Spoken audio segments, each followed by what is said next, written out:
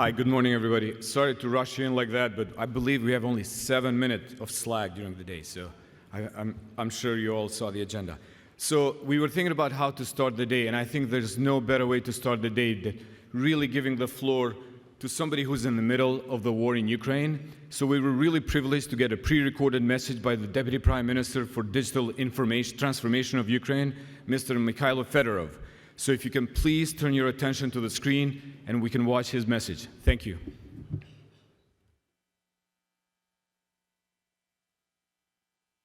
Greetings from the world's bravest country. I am the Minister of Digital Transformation of Ukraine. I do hope you are doing well and want me to remind you why it's important to support Ukraine and have pro-Ukrainian state of mind. First kind reminder, war is still here. Full-scale invasion, air raid alerts, explosions, temporary occupation of Ukrainians' territories. Kind reminder number 2. We are still fighting and protecting the whole democratic world. We are doing this both on the actual battlefield and in cyberspace. This is a first world's cyber war, and we are dealing with Russian cyber attacks on a daily basis. Also, war continues in the global media environment. I mean informational one. Please be aware of disinformation campaigns and fakes produced by Russian propaganda machine. I guess you are also wondering about the status of digital war. So let me update you on how cool and efficient we are doing our business. War is a time for quick decisions, breakthrough tech and the most creative solutions. And we use every possible way to fight back and win. Among our most bravest projects, First IT Army in the role to support cyber frontline, artificial intelligence to identify Russian soldiers, chatbot e-war for citizens to report on enemy's troops and hardware, the first NFT museum of war, crypto fund, Starlinks to support our telecom infrastructure, army of drones to deal with larger Russian manpower and massive artillery, launching of new public services in the mobile app Dia, so the state can really support Ukrainians in wartime. Tech is the future, and the future belongs to us. Ukraine has unique experience which will be useful to all Western countries to review their approaches. Approaches towards war. Cyber is a new reality and a real threat for governments. Cyber attacks can stop the operating of the state by disabling banking, tech services, logistics, energy sector, basically nothing. Take cybersecurity seriously. Approaches towards digital infrastructure and economy. Strong internet connection is a must. Strong databases and state register is a must. Digital economy is a must, resilient one. It can't be easily destroyed by cruise missiles. Invest in digital. Approaches towards cooperation. Most international institutes are not working well in the face of full-scale war. Western countries should be even stronger and united than ever. Only together we can win. This war is our common matter. Ukraine is protecting you and trying to win our joint bright future. Support us and don't forget about the war. Approaches towards Ukraine. We are cool, smart and brave. We are not barbarians. Our digital state transformation is Ukrainian best practice to share. And we are very open to do so. Contact us to schedule a call on buying a Dia app. Thank you for your interest and choosing the light side. Slava Ukraini!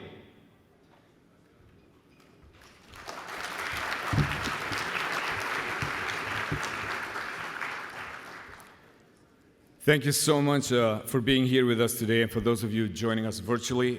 I'm Yuli Bayraktari. I'm the CEO of the Special Competitive Studies Project. Welcome to the Global Emerging Technology Summit. The purpose of today's summit is to bring together government and private sector leaders from the United States with our closest allies and partners to ensure that emerging technologies help advance freedom, strengthen democracies, and protect the rules-based order. Given the packed house this morning, it looks like we have a lot of friends committed to the cause.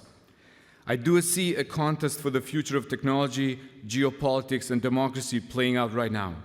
We want to build an agenda to win these futures, and we want everybody to help. Many of us here, including Bob Work, Eric Schmidt, and the team, previously worked at the National Security Commission on AI. We got to the end of that journey and realized we were only at the beginning of the beginning. We believe the steps our country needs to take to harness AI for national advantage require further work. And we realized AI was only one of the constellation of technologies that needed some dedicated focus through the lens of national security and national competitiveness. The Special Competitive Studies Project is our idea to carry the work forward. Our mission is to make recommendations for strengthening America's long-term competitiveness for a future where AI and other emerging technologies reshape our economy, society, and ultimately our national security. We were inspired by a project led by Dr. Henry Kissinger, led in the 1950s, called the Special Studies Project. Facing challenges of a similar magnitude in the midst of the Cold War and technological disruption, Nelson Rockefeller organized the SSP to be a bipartisan effort to help America build a new strategy. They warned that if America did not shape events with its own sense of purpose, it would be engulfed, shaped by events by others. SCSP believes the United States could benefit from building such a sense of purpose today. On Monday, we released our first initial report, Mid-Decade Challenges to National Competitiveness, and it's available on our website at scsp.ai. It's a 200-page document, and if you know our work from the AI Commission, that's short. The report provides our initial effort to outline a purpose and what we must do to win the technology competition. David Ignatius was right when he wrote earlier this week about the report that it paints a grim picture of a future where China, not democracies, control the technologies that shape our world. However, the report and our work is fundamentally optimistic. Many of the critical developments will happen between 2025 and 2030, which means if we act now, we shape the future, harness emerging technologies to strengthen democracies, improve our citizens' health and well-being, and build a safer world. I do see this window because we live in Washington through budget cycles. And we only have one between now and 2025 to set the conditions for the rest of the decade. Throughout my career, I was really fortunate to learn from some of the greatest leaders we have in our country on national security. And some of them are in the audience today. Bob Work, Nadia Shadlow, Mag Thornberry, Michelle Flournoy, and as well as my old boss, General McMaster. And most of all, I want to thank Eric for his vision and determination to help the United States recognize the stakes of technology competition and help the nation organize to win. Last week, I had an inspiring conversation with Dr. Kissinger preparing for a panel we're going to have later today. And he said, ideas about relaunching a special studies project have been around for many years, but it takes courage and vision to do it. And Eric has both, and I agree. Eric also just returned from Ukraine and will be providing closing remarks reflecting from his visit. And finally, I want to thank the SCSP staff. This is the best staff I've ever worked with. This event would have not been possible without the endless support from the team who have spent countless hours until midnight last night putting this event together. So please, a round of applause for the SCSP team.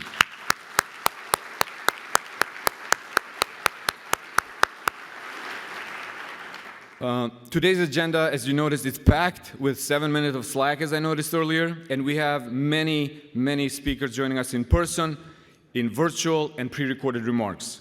So we're going to march forward with just one lunch break. So bear with us during the transition between panels, take note of all the emergency exits, silence your phone, and most importantly, let's have a great day.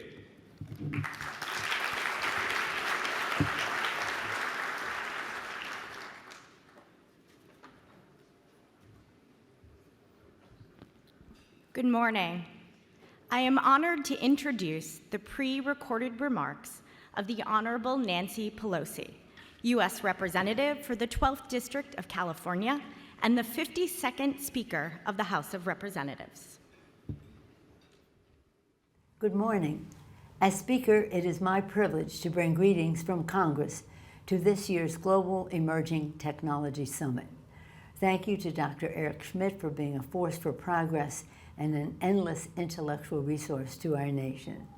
And thank you to the entire SCSP team for hosting this invaluable exchange of ideas and for building on the vital work of the National Security Commission on AI. Nearly 6 decades ago, President Kennedy declared the 20th century one of scientific conquest and scientific triumph. Leading the way, American ingenuity fueled unprecedented human achievement, from planting our flag on the moon to sparking a new digital age, from driving unprecedented prosperity to making the free world more secure. We won the 20th century, now we must be on the vanguard of the 21st. But other nations have followed America's blueprint, threatening our technological preeminence, our economic independence, and the security of both ourselves and our allies. We have reached a crossroads, one that offers both urgent challenges and enormous opportunity. It is with great pride that President Biden and the Democratic Congress are seizing this moment. In the House, our committee chairs work tirelessly to craft bipartisan legislation that spurs research through the National Science Foundation, fuels discovery through our national laboratories, turbocharges our production of semiconductors, and invests in our STEM workforce. These House proposals form the backbone of the newly enacted CHIPS and Science Act, a landmark investment in our nation's technology advantage. This historic legislation is bringing manufacturing back to American shores, bolstering our supply chains and our security against foreign interference. It is ensuring that American labs remain the envy of the world, and it is equipping America's next generation of scientific pioneers. The CHIPS and Science Act is a monumental step forward, but there is much more work to be done. Thank you for lending your insights and expertise to this important gathering. Guided by leaders like you, the House will never relent in our fight to ensure that our children and grandchildren grow up in an American century. Best wishes for a productive summit. Thank you.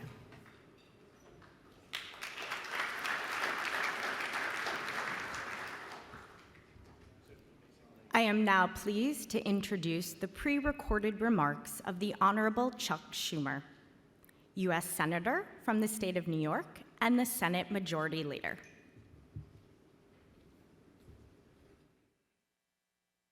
Hi, everyone. This is Senator Chuck Schumer, and I want to thank the Global Emerging Technology Summit for inviting me to share a quick message. And my message is simple. Thank you for everything you've done to work on one of the most central tasks of our time, preserving American democracy in a world of rapid technological change. This is a pivotal moment, not just for our country, but our planet. War in Europe, tensions simmering in Asia, anti-democratic forces alive and well almost everywhere. The technologies of tomorrow will play a crucial role in determining whether America meets these challenges or falls woefully short. While we all have a role to play, the fact is we cannot hope to succeed without the right policies from Congress. And on that front, I'm proud to say that Congress and the President have delivered. Last month, President Biden signed the CHIPS and Science Act into law, which I authored many years ago as the Endless Frontier Act, and which I helped lead through the Senate this summer. The CHIPS and Science Act will supercharge American manufacturing, help end our reliance on foreign countries for critical technologies, and most of all, on semiconductors, and will revive the federal government's proud tradition of supporting the sciences, just as like we did after World War II. We invested tens of billions to support the technologies that will shape this century, from AI to renewable energy to quantum computing, 5G, and so much more. And through all of it, we'll create countless new good-paying American jobs for years to come. And you know what else? It was a bipartisan effort from start to finish, something I'm proud of. But we're not done yet. At the end of the day, this isn't a fight for which countries have the best technologies. This is a fight for which countries' values will dominate the century. Together, we can make sure that AI, quantum computing, and other tools are used to promote democracy, not extinguish it, to liberate peoples, not subjugate them, and most of all, to keep America a beacon of hope and opportunity for all the world to share. Thank you very much for your work to make this a reality, and my best to you all.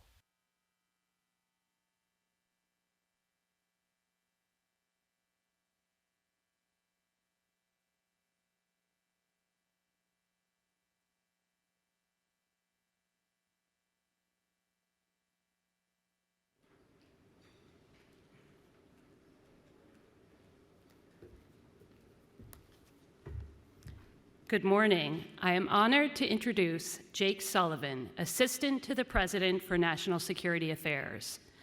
I had the distinct privilege of serving on Mr. Sullivan's staff last year. His leadership and public service, rendered quietly and out of the public eye, was an example of the strength of our democratic institutions. He is the epitome of a foreign policy professional. Following his remarks, SCSP Senior Policy Advisor Seth Center will join him for a discussion. Please welcome Mr. Jake Sullivan.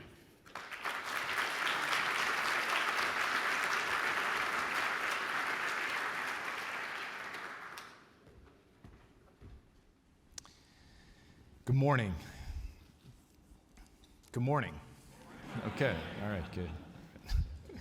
Thank you, Liza, very much for those kind words, and thanks to Illy and the entire team at SCSP, and I look forward to a brief conversation with Seth if I don't run out the clock with my remarks. So maybe I'll just stand up here and keep talking so I don't have to answer any hard questions. I also want to just say congratulations to the entire SCSP team on the release of the report. A little over a year ago, I actually had the opportunity at the National Security Commission on Artificial Intelligence's gathering to share a few thoughts on the digital revolution and what the implications were for U.S. national security and U.S. foreign policy. And I argued that after a first liberalizing wave of innovation in the early internet era, and then a wave of authoritarian counter-revolution in the 2000s when our competitors and adversaries took advantage of our complacency and inherent openness, we had to work on ushering in a new third wave of the digital revolution to ensure that emerging technologies work for, not against, our democracies and our security. I don't need to tell anybody in this room that advancements in science and technology are poised to define the geopolitical landscape of the 21st century. They will generate game changers in health and medicine, and food security, and clean energy, and computing. We'll see leap-ahead breakthroughs and new industries that drive economic growth and new prosperity. And of course, we'll see new military and intelligence capabilities that will shape our national security. Preserving our edge in science and technology is not a domestic issue or a national security issue. It's both.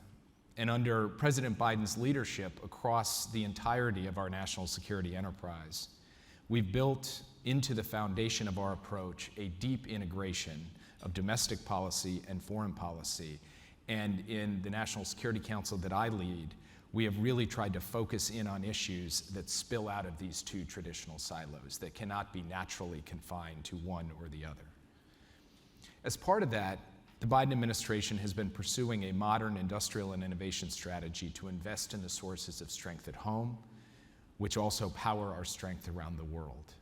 We know that nothing is inevitable about maintaining America's core strength and competitive advantage in the world, and we know that it has to be renewed, revitalized, and stewarded, and that is especially true when it comes to U.S. technological leadership.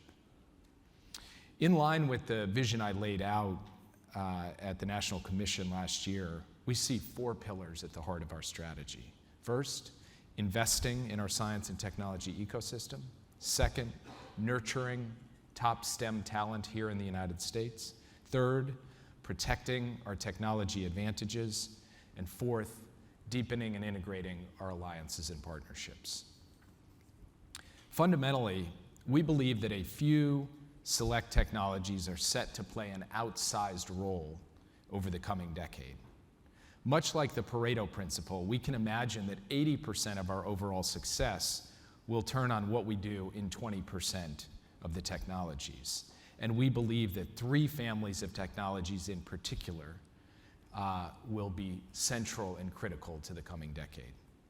First, computing-related technologies, including microelectronics, quantum information systems, and artificial intelligence.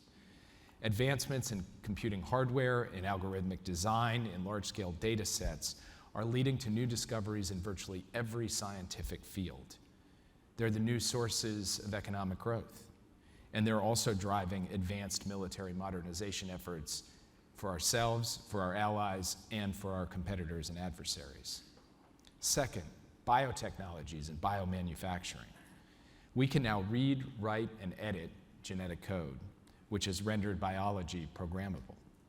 Together with advances in computing, we're poised for breakthroughs in everything from drug discovery to chemical and material manufacturing. And finally, clean energy technologies. The global transition to clean energy is not only necessary for the health of our planet, but it will also be a major source of economic and jobs growth over the coming decade and the decades beyond, and it will ensure long-term U.S. energy independence and the energy security of the United States and our allies. This is not to say that other technologies are inconsequential. Far from it. It's not to say that that 20% may not look different some years from now because of the speed and nature of change. It's just to say that these three areas that we want to focus in on, computing-related technologies, biotech, clean tech, are true force multipliers through the tech ecosystem, and leadership in each of these areas is a national security imperative. Lest you think, though, that we're just zeroing in on them and not paying attention to everything else, just this morning, the administration released important recommendations for actions to preserve U.S. leadership on digital assets. So our policy will cover the waterfront, even as we drive at the heart of what we see as being the most game-changing technological fields relevant to both our economic prosperity and our national security. So turning to these four pillars of our strategy, and starting with the first, recharging the engine of American technological dynamism and innovation, especially in these foundational sectors. The record over the course of the past 20 months is one of furious activity, I believe, leading to some incredibly powerful results that are transforming America's capacity to lead on science and technology. Over the last year, the Biden administration has made historic investments, and not just in basic research. We're investing in the industries of the future and strengthening the resilience and security of our supply chains. Over the past month alone, President Biden has signed the CHIPS and Science Act, has signed an executive order on advancing biotechnology and biomanufacturing innovation, and has signed the Inflation Reduction Act. The CHIPS Act invests $52 billion to restore U.S. leadership in semiconductor manufacturing and R&D that reduce our reliance, our over-reliance on foreign-produced chips. It's actually an investment larger than the real cost of the Manhattan Project. And on top of this, that bill authorizes the largest single-year percentage increase in overall federal funding of basic scientific research in 70 years. Now we just need Congress to appropriate that funding. The executive order on biotech and biomanufacturing ensures that we will not only be poised to design the next generation of medicines, materials, and fuels here in the United States, but also make them here in the United States, from lab to fab. And the Inflation Reduction Act hardly needs me to elaborate on its impact. It is the single largest investment in climate and clean energy solutions in American history. With each of these investments, our goal is to crowd in private investment, not replace it, and to attract patient capital to bring critical technologies to scale. Particularly for next-generation energy technologies like clean hydrogen and fusion, a proactive investment strategy now may save us billions of dollars later. We're also charting the way for large-scale technological infrastructure projects that will serve as national assets, like a potential national artificial intelligence research resource, which would make advanced AI and computing infrastructure available to any researcher in the United States. The second pillar of our strategy is developing, attracting, and retaining top talent, nurturing the technology ecosystem in the United States, both by growing more talent and by attracting more talent, and then doing all that we need to do to retain that talent through the years. The easiest way, of course, to achieve this goal, and not just the easiest, but a vital ingredient of achieving this goal, is to make sure that the United States remains the preferred destination for all premier STEM talent around the globe. That means investing in our domestic research and education pipelines, and it also means ensuring that top foreign talent can come to the United States and stay in the United States. China is doubling down on its STEM talent production and its STEM talent attraction, but attracting and retaining the world's best STEM talent is an advantage that is the United States' to lose, and we are determined not to lose it. We've made some important progress on this front. Early this year, we announced a series of measures to streamline the immigration process and open new pathways for international STEM students and researchers.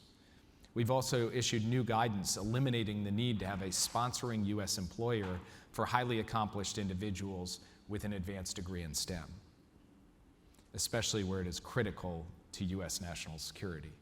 Such individuals can now apply for a national interest waiver and self-petition for an EB-2 visa. That may sound technical, but the practical results of that are already bearing fruit and will be a powerful signal that the United States is open for business for the world's top STEM talent now and into the future.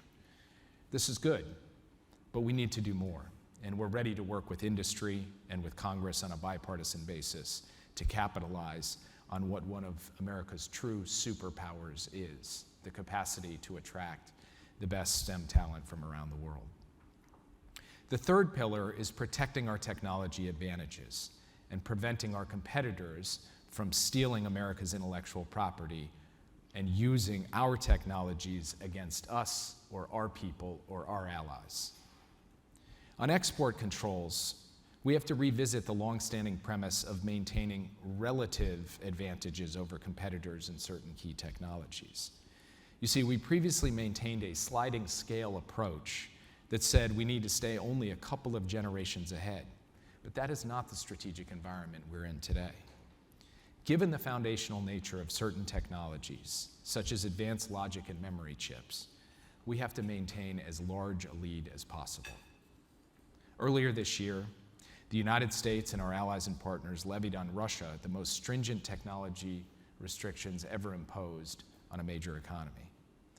These measures have inflicted tremendous costs, forcing Russia to use chips from dishwashers in its military equipment.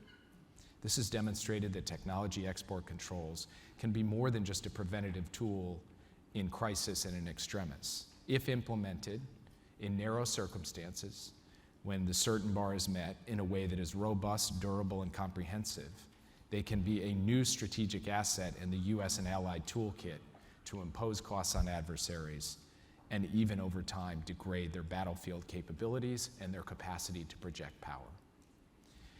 The administration also has taken a series of steps to modernize our investment screening system. Just yesterday, President Biden issued an executive order providing the first formal presidential guidance on CFIUS in the history of the committee.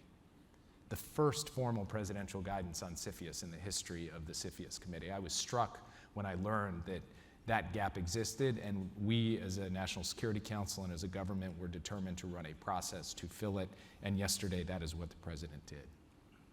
That order puts us back ahead of the game. It bolsters CFIUS's ability to defend against evolving risks, because the risks in this area are constantly changing as competitors adapt. By directing the committee to consider, in connection with countries of concern, a new set of specific risk factors, such as whether a transaction impacts U.S. leadership in technologies relevant to national security or presents risks to U.S. persons' data. And we'll continue to examine whether additional steps are necessary to best posture CFIUS to protect U.S. investors from predatory foreign investments. Looking forward, we're making progress in formulating an approach to address outbound investment in sensitive technologies, particularly investments that would not be captured by export controls and that could enhance the technological capabilities of our competitors in the most sensitive areas. And we're working closely with Congress to ensure that the CHIPS Act contains robust guardrails that prevent companies that receive taxpayer money from turning around and making investments in China that undermine our national security. In all cases, we fully intend for industry to have an opportunity to provide input at the right time, and we intend to proceed in ways that are clear for stakeholders and specifically tailored for our national security concerns, to focus with a scalpel on those things that are of most concern from the perspective of national security. Protecting our tech innovation from theft or abuse also requires strong cybersecurity protections. President Biden issued an executive order on improving the nation's cybersecurity last year, and subsequent directives have built on that. And through these efforts, we have taken a wide range of steps necessary to defend our nation from one of the most pressing threats to our economic and national security. Finally, we've instituted measures to ensure the intellectual property behind our most innovative technologies is protected. The U.S. Patent and Trademark Office now has a new pilot program that accelerates patent applications for innovations that reduce emissions, so these products can be deployed rapidly without risking their intellectual property. The fourth and final pillar is deepening our cooperation with allies and partners, which is perhaps the most core hallmark of the Biden administration's approach to foreign policy. From transforming the G7 into a sort of steering committee of the free world on issues like sanctions and energy security, to launching an innovative and far-reaching security partnership on advanced capabilities called AUKUS, we are deepening our unrivaled network of alliances and partnerships and driving a new strategic alignment and integration across the Atlantic and the Pacific. We created the US-EU Trade and Technology Council to help shape standards and rules of the road on emerging technology, including by working together effectively through the technical standards bodies that will set those rules of the roads in key areas that so many of you work in. We've established new initiatives on clean energy and on critical and emerging technologies within the Quad. In the G7, we've launched new efforts on cyber and quantum and are prepared to deploy tens of billions of dollars for tech infrastructure development globally through the Partnership for Global Infrastructure and Investment. Just last week, we hosted the first in-person ministerial meeting of the Indo-Pacific Economic Framework, which includes dedicated efforts on clean energy and digital cooperation. And we've started new senior bilateral initiatives on technology cooperation with close partners like Israel and India, the ROK and Japan. We announced technology initiatives at the Summit for Democracy, which included efforts to align international export control regulations with human rights objectives and to promote democracy-affirming and privacy-enhancing technologies. And we've scaled up our efforts with allies and partners, including through NATO, to share actionable cyber threat information and to hold bad cyber actors accountable for their malicious conduct. One area where working with allies and partners has been particularly relevant and useful has been in the area of 5G. We have worked with allies and partners through the US-EU Trade and Technology Council, through the Quad, through bilateral partnerships, and now through the Partnership on Global Investment and Infrastructure to try to help develop and deploy new Open RAN technology that is credible, scalable, sustainable, and can provide an alternative to the existing technologies in the 5G space that alternative fundamentally plays to the technology advantages of the United States and our allies and partners. These are all points on the board. And individually taken, you could just sort of plot them. You got US-EU Trade and Technology Council, you've got the Quad, you've got AUKUS, you've got the G7.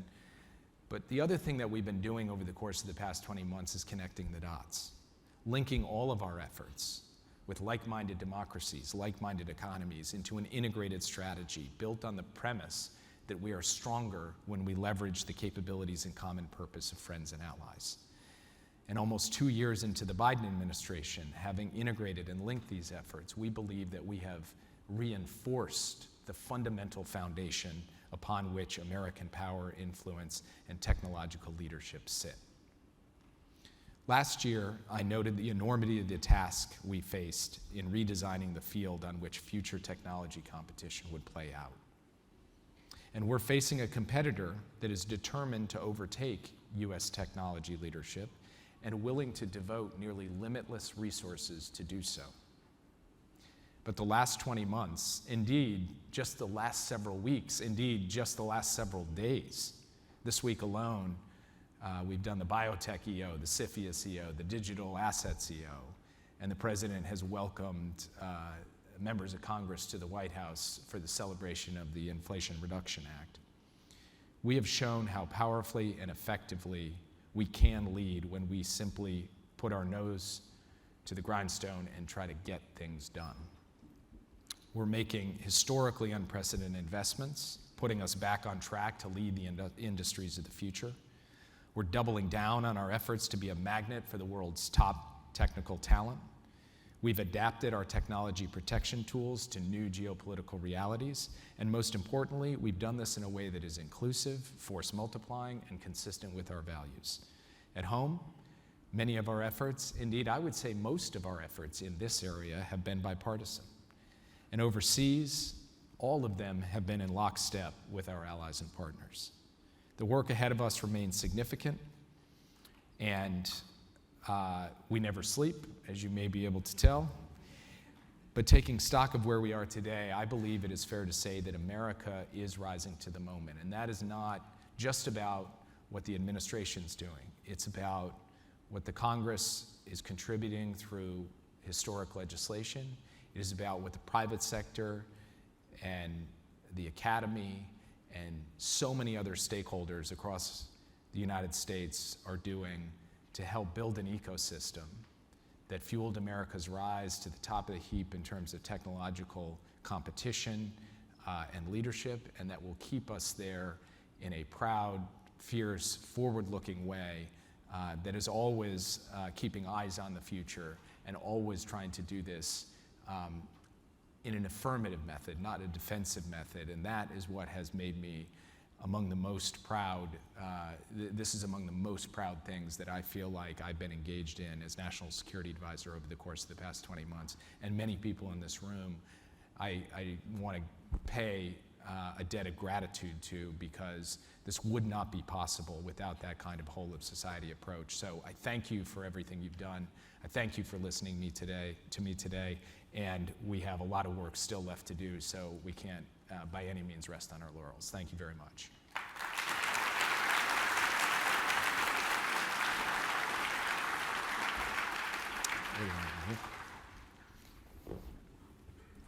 Well, as a good Yale-trained attorney, you've left me very little time for cross-examination.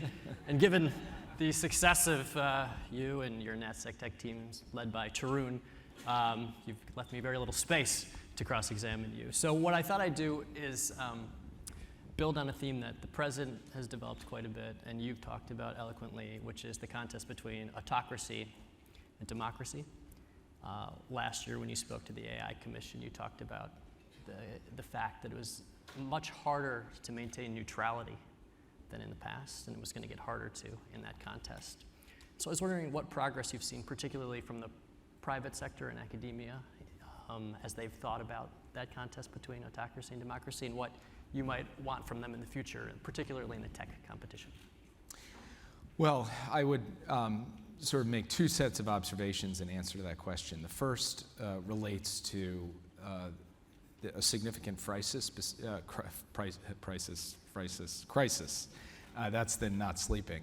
A significant crisis besetting the world today, which is the war in Ukraine. And in the days that followed Russia's brutal invasion of Ukraine, the United States, along with our European allies and partners in Asia, imposed a very far-reaching set of sanctions and export controls that are continuing to bite and squeeze the Russian economy. But something else happened too, which is without any policy imposition or any direction from the government, hundreds, now well more than 1,000 companies simply made the decision to pull out of Russia, that they would no longer continue operations in a country that had so brazenly and brutally violated the fundamental norms of the international order. And I think that was an indication that for the American private sector, the European private sector, values matter, people matter, and that the American business community was going to stand up and be counted. And I think that's also a lesson to would-be future aggressors, should they choose to do something so brazen and brutal and far-reaching. They would suffer consequences not just by dint of US policy, but consumers vote with their feet and business leaders vote with their conscience, as well as, obviously fulfilling their responsibilities to their company and to their employees. So that's just one very, I think, important episode from this year alone. That was in response to something. At the same time, I think the American private sector and stakeholders outside of government have been unbelievably central to helping build the kind of far-reaching investment agenda that I just laid out in my remarks today, and to which I referred at the end. If you think about the CHIPS and Science Act, or the Inflation Reduction Act, or many of the executive orders and actions that the administration has taken, those would not have happened without the advocacy, intellectual contribution and shaping, and coalition building of the private sector and the academy and advocates and other stakeholders who basically said, we do need to get back in the game of making the kinds of investments that have kept the United States on the leading edge of innovation.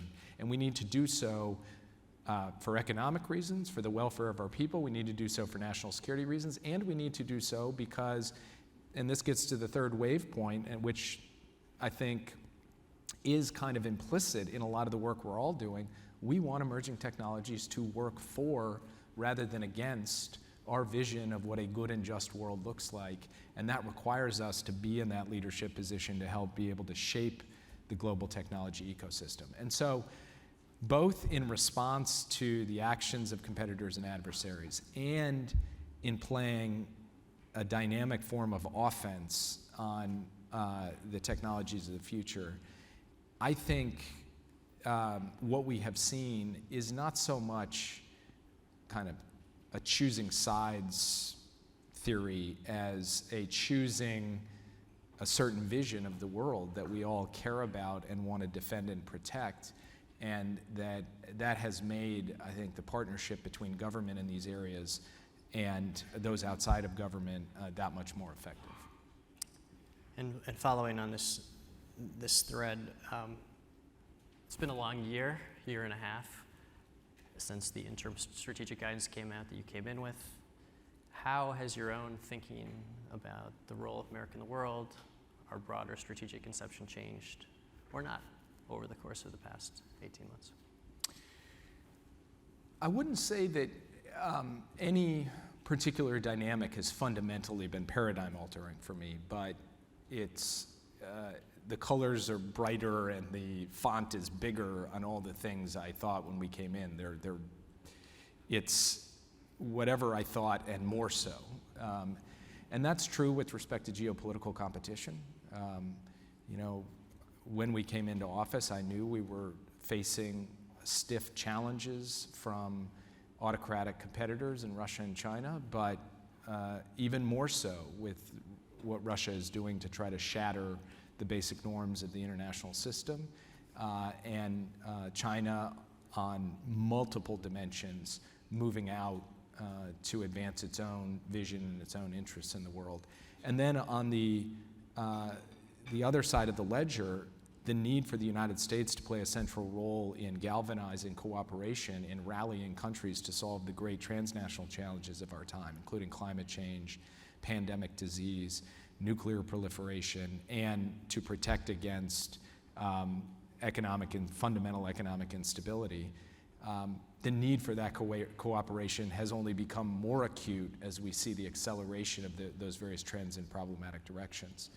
One thing that has been particularly interesting to me, though, over the last 20 months is we've gone through periods in our history where the dominant theme has been geopolitical competition and where the dominant theme has been, more of the transnational, where the great powers were more quiescent. In the last 20 years, it was much more about terrorism and other kind of international, transnational challenges, and much less about geopolitical competition. Now obviously during the Cold War, it was foursquare about geopolitical competition, and transnational challenges didn't matter that much. A national security strategy today must drive forward on both of these fundamental objectives simultaneously, and the challenge is that one makes the other somewhat harder, because we need to work with every country in the world on climate change.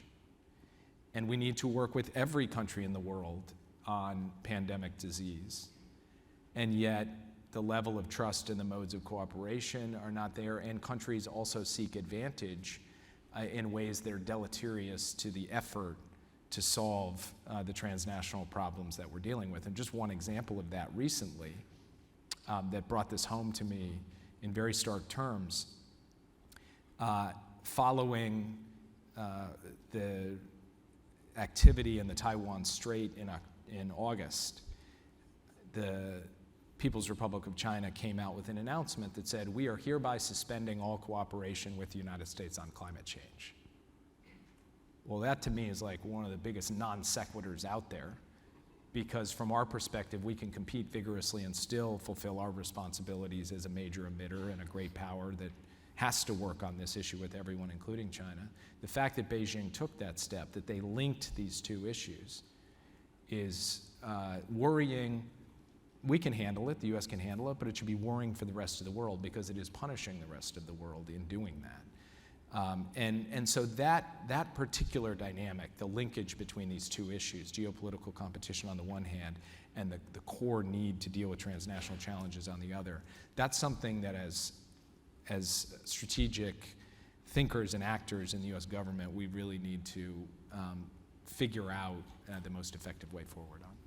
So I think you've given us a good intellectual agenda to work for. You've got a community of bipartisan national security professionals who are passionate about technology. What more would you like from them over the next year or two or three? So I think first, we've got a great base to build on, because I think we have extended and deepened habits of dialogue and cooperation that have produced real results. And so there are two or three things now that we've got to do, certainly in the remaining time I have, however long that is. The first is we've now passed these major pieces of legislation, mobilizing huge resources, and now we got to implement in a way that really works and proves it out. And that means the US government's got to get implementation right, but it also means we all need to work together extremely effectively on being relentlessly focused on implementation, especially with the CHIPS and Science Act and the Inflation Reduction Act. So that's one. The second is that we are still working through how exactly we want to shape and execute against certain of the protect side of the agenda. So what should an outbound investment set of protocols look like? What should a sharpened set of export controls for high-end national security technologies look like? We need input and guidance on this as we proceed, and I mentioned in my speech that we will not do anything that doesn't involve a transparent, forthcoming dialogue with the private sector, because you all are in the front lines. And then finally, I mentioned what I thought was most important, these three foundational areas of technology and rooted in the Pareto principle. But what we also need from the private sector is to tell us, hey, you guys are missing things we're seeing, and you're behind the curve, and here's how we can help you get ahead of the curve. And having those on the front lines of technological innovation and commercial enterprise coming to us as an early warning system to say, don't fall asleep at the switch on the next thing coming, that would be enormously valuable to us. And so our door is always open. Tarun Chabra, who's our Senior Director for Technology and National Security at the National Security Council, and is here with me today, has helped drive a lot of this work and wants to be a fantastic partner. Ann Neuberger, who's our Deputy National Security Advisor for Cyber and Emerging Technologies, similarly has built a real muscle memory around engagement. I personally, the President, Brian Deese, our Office of Science and Technology Policy, we really want to lean forward in saying we're looking for partnership, we're looking for the opportunity to work together, and we're looking to be told where we're wrong, where we're blind, where we're behind the curve, because that will help us see, get right, and get back ahead of the curve. And so that would be my plea to all of you today, and I thank you for the time that you've given me. Thank you, Jake. Appreciate it.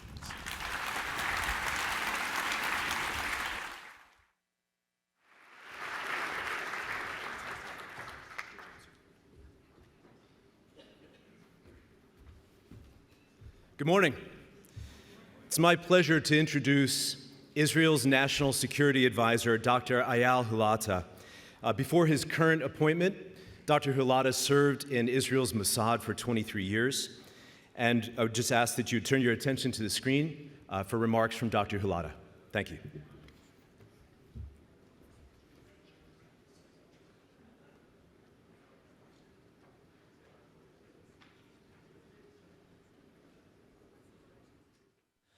Thank you very much for the invitation to speak at the Global Emerging Technology Summit Conference hosted by the Special Competitive Studies Project.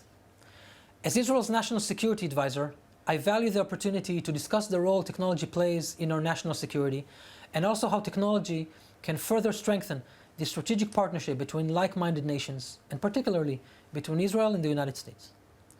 Israel finds itself in a unique reality.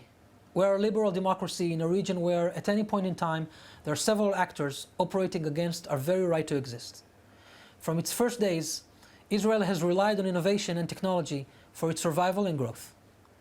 David Ben-Gurion, Israel's first prime minister, said that the fact that Israel does not possess any natural resources is nothing short than a miracle. Instead, we needed to invest in our human resources. When I say natural resources, I don't necessarily mean oil. I also mean water. We developed advanced irrigation systems to grow crops in the desert and became one of the leading countries in the world in this field. This is how our nation implemented Ben-Gurion's vision to make the desert bloom. As our country grew in population, economy, and infrastructure, so did the role of innovation and technology. The quality of our technology sector and its capacity to create long-lasting industries is key for our country's economic resilience. Our economic growth makes us capable of affording our defensive needs over time. Moreover, our economic resilience influences our relationships in the region and around the world. It opens doors and opportunities that one can argue are as valuable as our military might. How does that look in numbers? Israel's economy has grown almost 8% in the last year, while the OECD has grown less than 1% on average. Our inflation is about 5% compared to roughly 10% in OECD. According to Forbes magazine, our GDP per capita in 2020 was above $43,000, and we made it to the prestigious list of top 20 countries in GDP per capita. 15% of our GDP comes from our high-tech sector. 2020 saw a record year with a total investment of $10.7 billion. 534 new startups were founded, and 16 unicorns have emerged. At present, our goal is to harness the innovation culture and entrepreneurial spirit of our society. That way, we can tackle the challenges of emerging technologies and forge a link between the Israeli innovation ecosystem to the growing global demand for sustainability solutions. Think about the potential contribution this could make to humanity's capability to mitigate climate crisis. What if similar efforts to those invested in developing algorithms for, let's say, targeted ads on social media, or to be invested in capturing carbon from the air? Imagine where we could be. The opportunities are endless, which is why Israel and our greatest ally, the United States, are putting a big emphasis on this area. During President Biden's visit to Israel in July this year, the US and Israel reaffirmed their commitment to taking the strategic partnership between our countries to a new height. We did this by launching the new strategic high-level dialogue on technology. We established a partnership on critical and emerging technologies such as AI and quantum computing, as well as solutions to global challenges, pandemic preparedness, climate change, and trusted technology ecosystems. This statement reflects our shared values and mutual interest, as well as putting the need to address them at the forefront of today's growing global challenges. The US National Security Advisor Jake Sullivan, who addressed you earlier today, and myself will lead in 2 weeks' time the first senior forum of this unique dialogue between US and Israel. We intend to put an emphasis on formulating concrete deliverables and milestones so that the vast benefits of this process materialize as quickly and effectively as possible. Our vision is that Israel will be a leading partner of the US in emerging technologies. We believe it is an American interest as well as an Israeli one. Our joint pledge is to ensure that advanced technology continues to play a role in keeping our countries safe and our lives better. It is our commitment to ensure that cutting-edge technologies is not exploited to defeat the social fabric that was so essential to create it, but rather reinforce them. Freedom of thought and speech, the right to make mistakes and learn from them, the responsibility for the well-being of the other, and the sense of community. It is for us, in governments and administrations, to craft the policies needed for that. We will give tailwind to joint initiatives, create incentives for collaboration, and provide the resources as needed. We urge you, the scientists, entrepreneurs, and industrialists, to seize these opportunities and reach out to your counterparts. Together, we can achieve so much more. Thank you.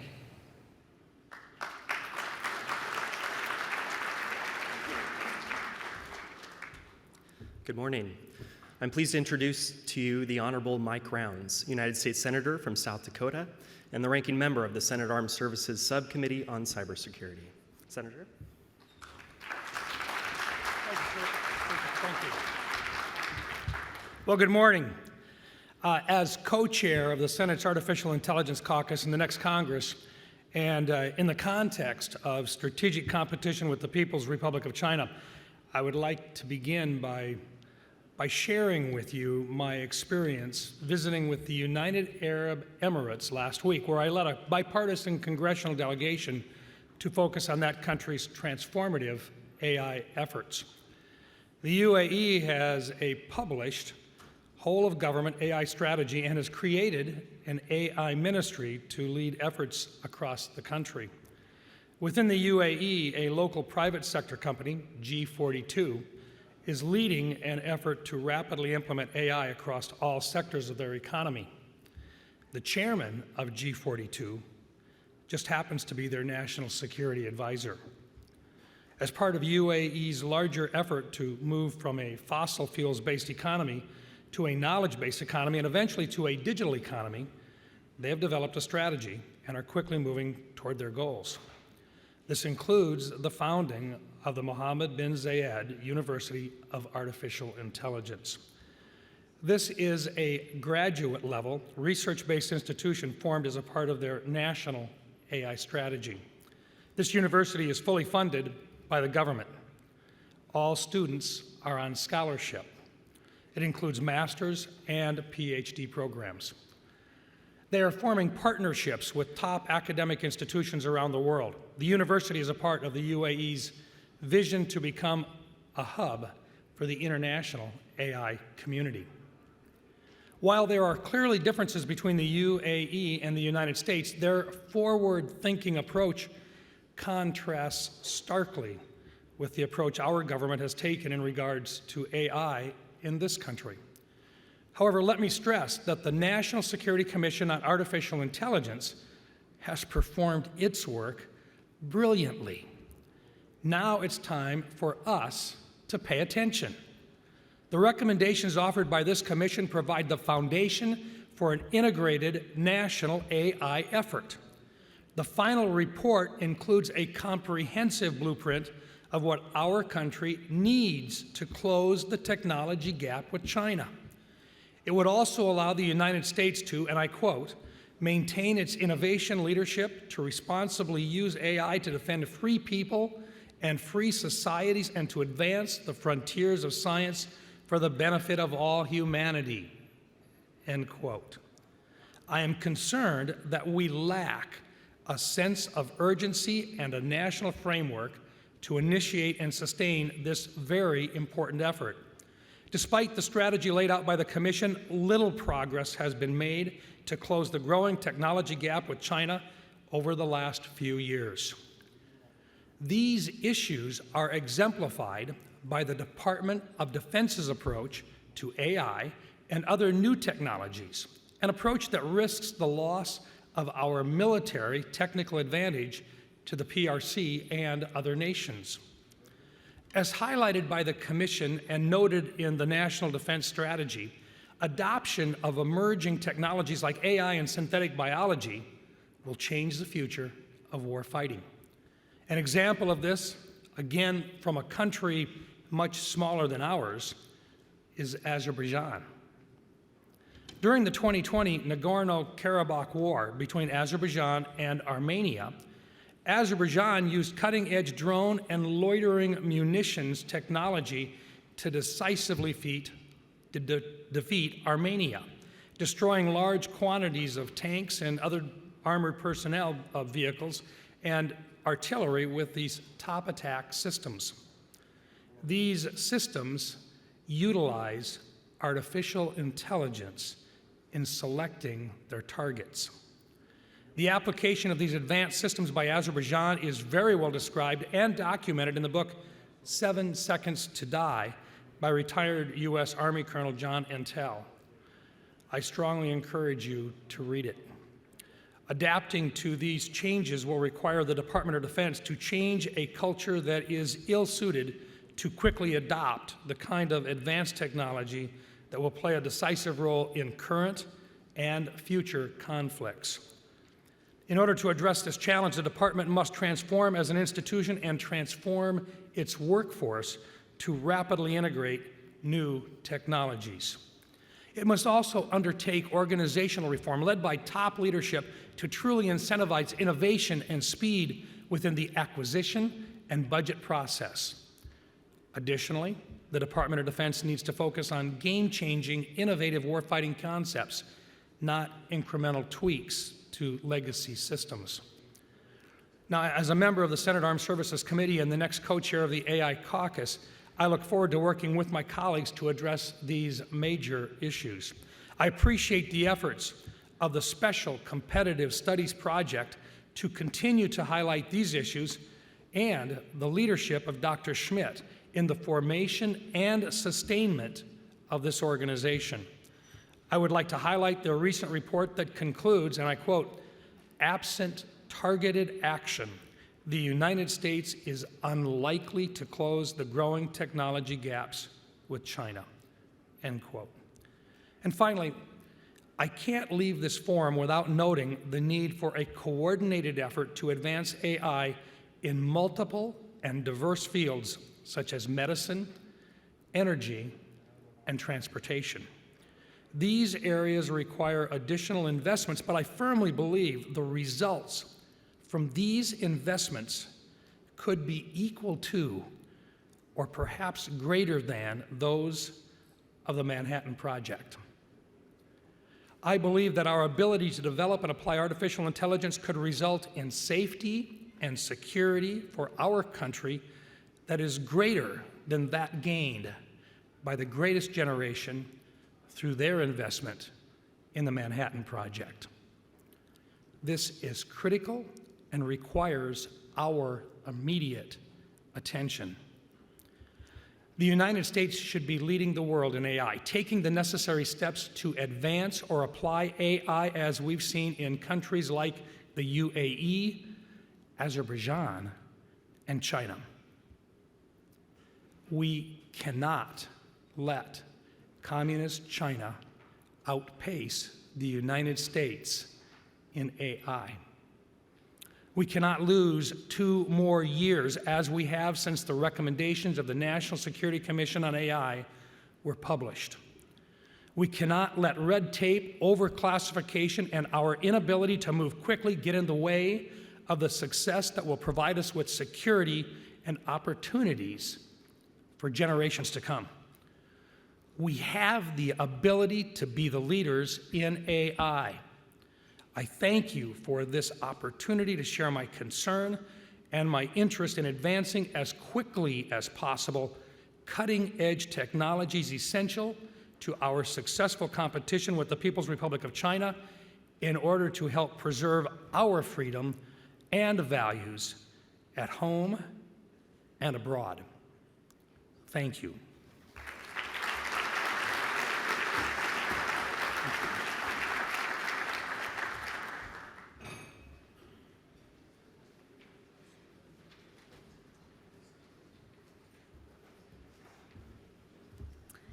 Good morning. Our first panel today is focused on the future of geopolitics. I am pleased to announce the panel's moderator, Jean Meserve, who will be the upcoming host of SCSP's podcast. She will moderate a discussion between Sir Alex Younger, former chief of the British Secret Intelligence Service, Justin Bassey, Executive Director of the Australian Strategic Policy Institute, and former National Security Advisor to former Australian Prime Minister Malcolm Turnbull, and H.R. McMaster, retired U.S. Army Lieutenant General and Senior Fellow at the Hoover Institution, and a former U.S. National Security Advisor. Thank you. Over to you, Jean. Thank you.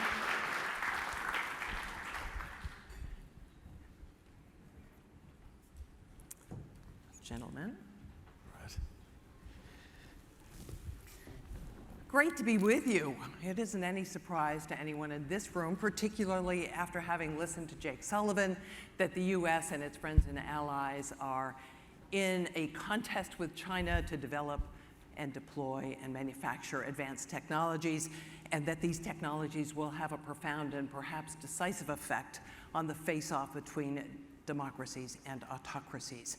They are already having an effect on geopolitics, and we have assembled this great panel today to talk about the landscape. You're going to have a chance to ask questions later, so be ready. We're going to get to you. But first, we have asked each of our panelists to make a few remarks revolving around these questions. What are some of the most significant geopolitical challenges you see, and what is at stake? How should democracies respond to these challenges, and what role technology is playing in all of this? Let's hear first from Sir Alex Younger. Go ahead. Well, Jean, thank you. And it's a privilege to be speaking to you all today. You've asked me just to set out how I come at this problem, but obviously I look forward to the discussion. I think I'd start by saying that with this audience, I can get straight to the point. I'm habituated to having to explain in detail to some audiences that we're not going to go back to the way we were before. That the last 30 years, far from being the new normal or a guide to the future, were actually an aberration, and that history didn't end. But the fact that we're all together in this place discussing this subject tells me that my work there is done. I should make it clear I don't claim any particular wisdom superior to anyone else's but after 30 years in MI6 and 6 years leading it, I'd say that in the hard national security space, these trends hit us earlier than most. The details of that will remain rightly obscure, but of course, in one respect, they weren't when the Russian GRU came to a country town in Salisbury and used a chemical weapon indiscriminately in a bungled assassination attempt. That was a point where I was truly radicalized, I suppose, that's the word. So history didn't end. We face a time of ideological divergence, plummeting trust, and the vanguard of that will be in the tech space, with two internets being the most visible manifestation of what I'm talking about. The title of this panel is Future of Geopolitics. In a nutshell, I think the future of geopolitics is that the North, so to speak, will cleave into two ideological blocks, Western liberal democracy and autocracy. And the South, crucially, will try and stay out of it. And insofar as comparisons are made with the Cold War, that's the big difference. We have, indeed, the majority of the planet fundamentally non-aligned and waiting to see how this turns out. Into the medium term, I think Russia will be thwarted in Ukraine and will sit dangerously isolated probably for the rest of our professional lifetimes. That wouldn't necessarily matter, but it does, given its status as a nuclear power, and we need to give that some thought, even if it must be seen to fail in Ukraine. And China will be intent on becoming essentially a self-sufficient technology superpower. And it's worth emphasizing how much this matters and how serious they are to that aim. Technology is the means by which you run an autocracy effectively in a way that has never been tried before, but where you can control and surveil your citizens with unparalleled power. More respectively, technology is the way that China seeks to overcome some of the profound economic headwinds that it is facing, most particularly as a result of the demographic crisis. And technology, they understand, is at the root of national security. If you have the rest of the world dependent on your products, if you have most of the world using your internet, and if your military benefit from your dominance of emerging technology, then you will be in a safe space. They know that a comparative superior rate of tech innovation is at the source of their future national security. It's written into Made in China 2025, and we need to know that too, which is why I am very supportive of what the SCSP are seeking to achieve. Alongside our values as liberal democracies, this is the thing that will determine whether our children have the same choices that we do. So what should we do? Very briefly, a few things. And the first is not to panic. We appear to be lurching from complacency to panic. We need to take a sober look at this. We need to recognize that this is a competition that matters, but it must be managed. We should be alarmed by the complete absence of high-level security, transparent arms control agreements that existed during the Cold War. And even from a low base, we need to try and get those in place, even if it's hard work. And then, while I'm sure fellow panelists and audience members will have many prescriptions as to what we should do, my recommendation is we start not with China or Russia, but with us. And we think with a combination of confidence and humility about what has made the West, for want of a better word, so strong. And we realize and we understand that those things won't look after themselves, and we double down on them. And just as a way of getting the conversation going, I would moot three things that lie at the heart of our strength. The first is the quality of our governance, our democratic institutions. There's a huge amount to say about this, but speaking to a tech audience, you have a responsibility in stewarding the future of democracy, along with other people. I think we need to recognize that the crisis of identity is one where tech is part of both the problem and the solution.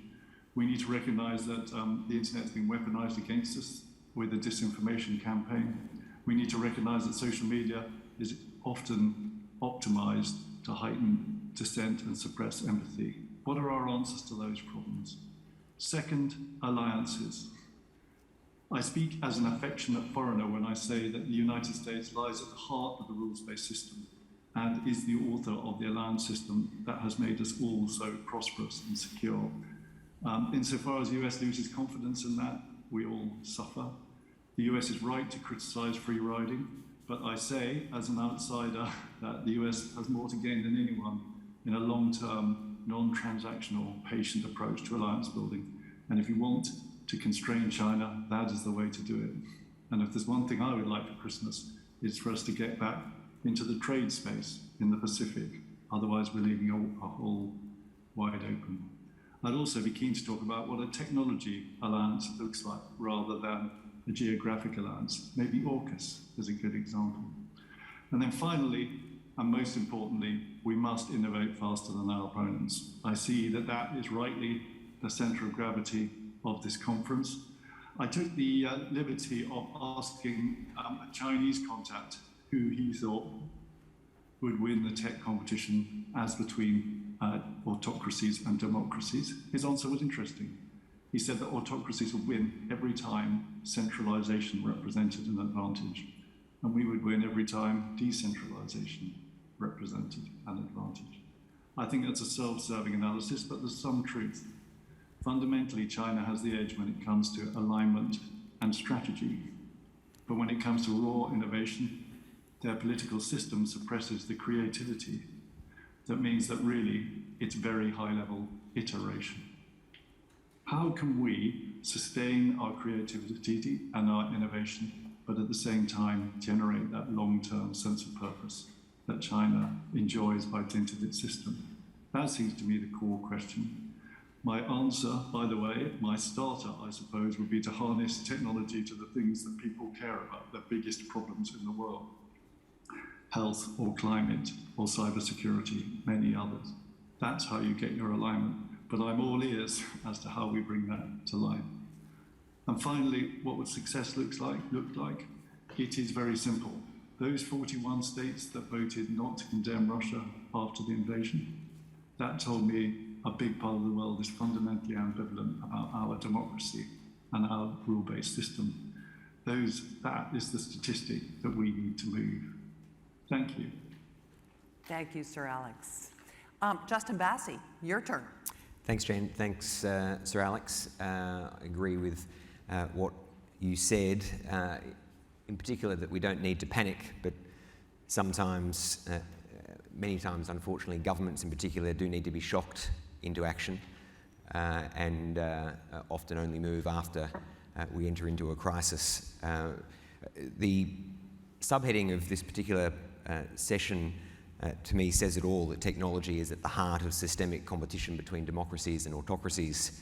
The problem is that for a couple of decades, only one side has actually been on the playing field, or at best, the two sides have been playing by different rules. Democracies have been acting, for the most part, like we were competing with non-state actors only, obviously terror groups, while our competitors and adversaries have been acting very differently. China's been engaging the biggest military build-up since World War II, and they've done so putting Chinese industry front and centre of that expansion. Our governments have not just been competing with the Chinese government, and our companies are not just competing with Chinese companies. Beijing has integrated the government, the private sector, and academia into a nation-state strategy, proudly incentivising companies as national champions. And the global expansion of these national champions, Huawei as an example, has been facilitated by foreign aid and large China Exim Bank loans. To Spruik, an ASPI product, an Australian Strategic Policy Institute product mapping China tech giants, that project showed that nation-state orientations resulted in the creation of enormous telecommunications, ICT, and public sector smart city projects over the last 15 years, which have been introduced new high-tech surveillance and data collection capabilities into Africa, South and Southeast Asia, Latin America, and the Pacific Islands. Simultaneously, what we're up against is that Beijing successfully began a narrative that it was the US and Western defence industry who were the warmongers. And interestingly, it coincided with a few analytic missteps by us over the years. The Arab Spring is an example. Firstly, our analysis was that social media would be too much for authoritarian regimes. Well, China and Russia were the ones to adapt and turned Western tech against us, including through taking advantage of the information environment and through disinformation operations. That the open marketplace would always win. 5G showed this simply wasn't the case. Jake Sullivan today referencing the importance of getting 5G right as one of the first areas of critical technology. From one generation of tech, from 4G to 5G, we lost supremacy. There were no Five Eyes companies who could offer an end-to-end viable model. There were only 2 European companies, and their home nations refused to openly support their companies on the basis of, in my view, a misguided ethical basis that would interfere with the free marketplace. Well, our competitors simply weren't playing by those rules. And as we've seen with Ukraine, thinking that Russia's war would be only about states, cyber warfare has been about non-state actors taking sides, and we've seen the importance of information warfare. In all these situations, use of technology by authoritarian states, use of cyberspace by governments and non-state actors and remaining technologically competitive in both innovative but secure ways requires partnerships and alliances, as Sir Alex honed in on. Government to government, obviously. AUKUS is a very good example, particularly from an Australian side. The focus has been on Australia requiring nuclear-powered submarines, but the area most in need of success is the advanced capability side, and it shouldn't be exclusive. Once bedded down, we need to identify relevant cohorts where the three countries can work with others, countries like Japan. The Quad is another example, presents an opportunity to provide viable alternative technologies to regional partners who at times, they feel like there's no actual option other than to go with the Chinese technology. And we shouldn't try and stop working with and locking in the European Union, or at least as many of its individual members as possible. They issued a strategic compass earlier this year. It was the first time the EU as a whole issued a statement in that form on security rather than just trade. But it also requires governments to know that they can't win the tech race alone. It needs the private sector, needs civil society. So what are the incentives required to convince the private sector in 2022, so many of them cynical of government and so different to the private sector patriotism that we saw through the Cold War, that it's in their interests to collaborate, and that they need to make business decisions with geopolitics, international security and human rights firmly in mind, even if that comes at a cost to their bottom line. Long gone should be the days of running operations in Xinjiang, for example, of building smartphone components with suppliers who use forced workers, or of working with Chinese defence universities which have been implicated in cyber attacks, espionage or export control violations. So we need a shift, but it's got to come from both ends. We need a whole of society enterprise. Companies don't have to support individual governments, but they can't be values free either. Otherwise our societies suffer. What's the point of solving and trying to solve climate change if it's done by facilitating forced labour? And we need to offer other countries alternatives. 5G is an example. Malaysia has gone down a path very similar to our own three countries.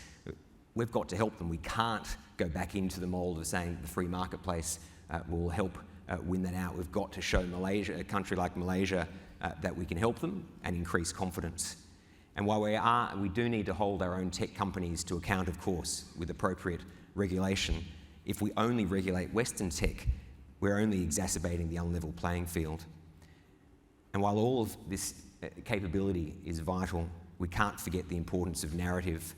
We are getting beaten online every day. Take my organisation, ASPI, for example.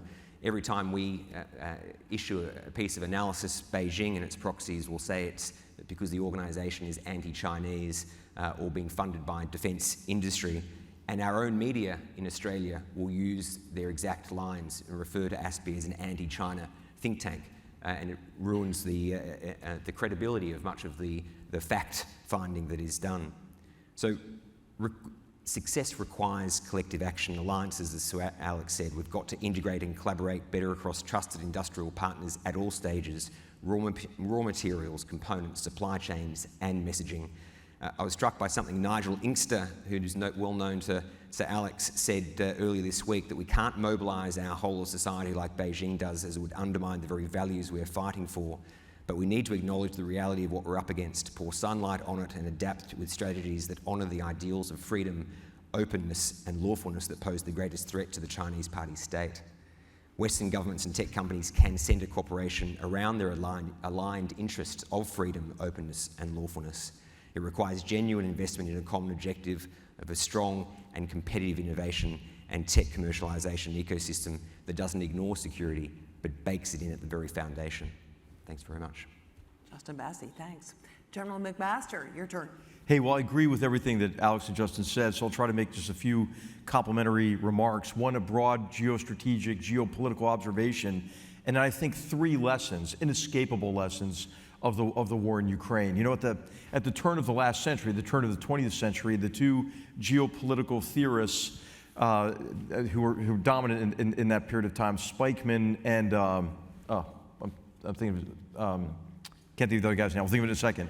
But the idea was that what we have to ensure is that no one power dominates the world island of the Eurasian landmass. And the thinking that really carried us through the Cold War is that, especially with the Soviet Union and China, we could try to divide them. And this was really the big initiative of Henry Kissinger and Richard Nixon in the 1970s, to have a closer relationship each with Beijing and Moscow than they had with one another.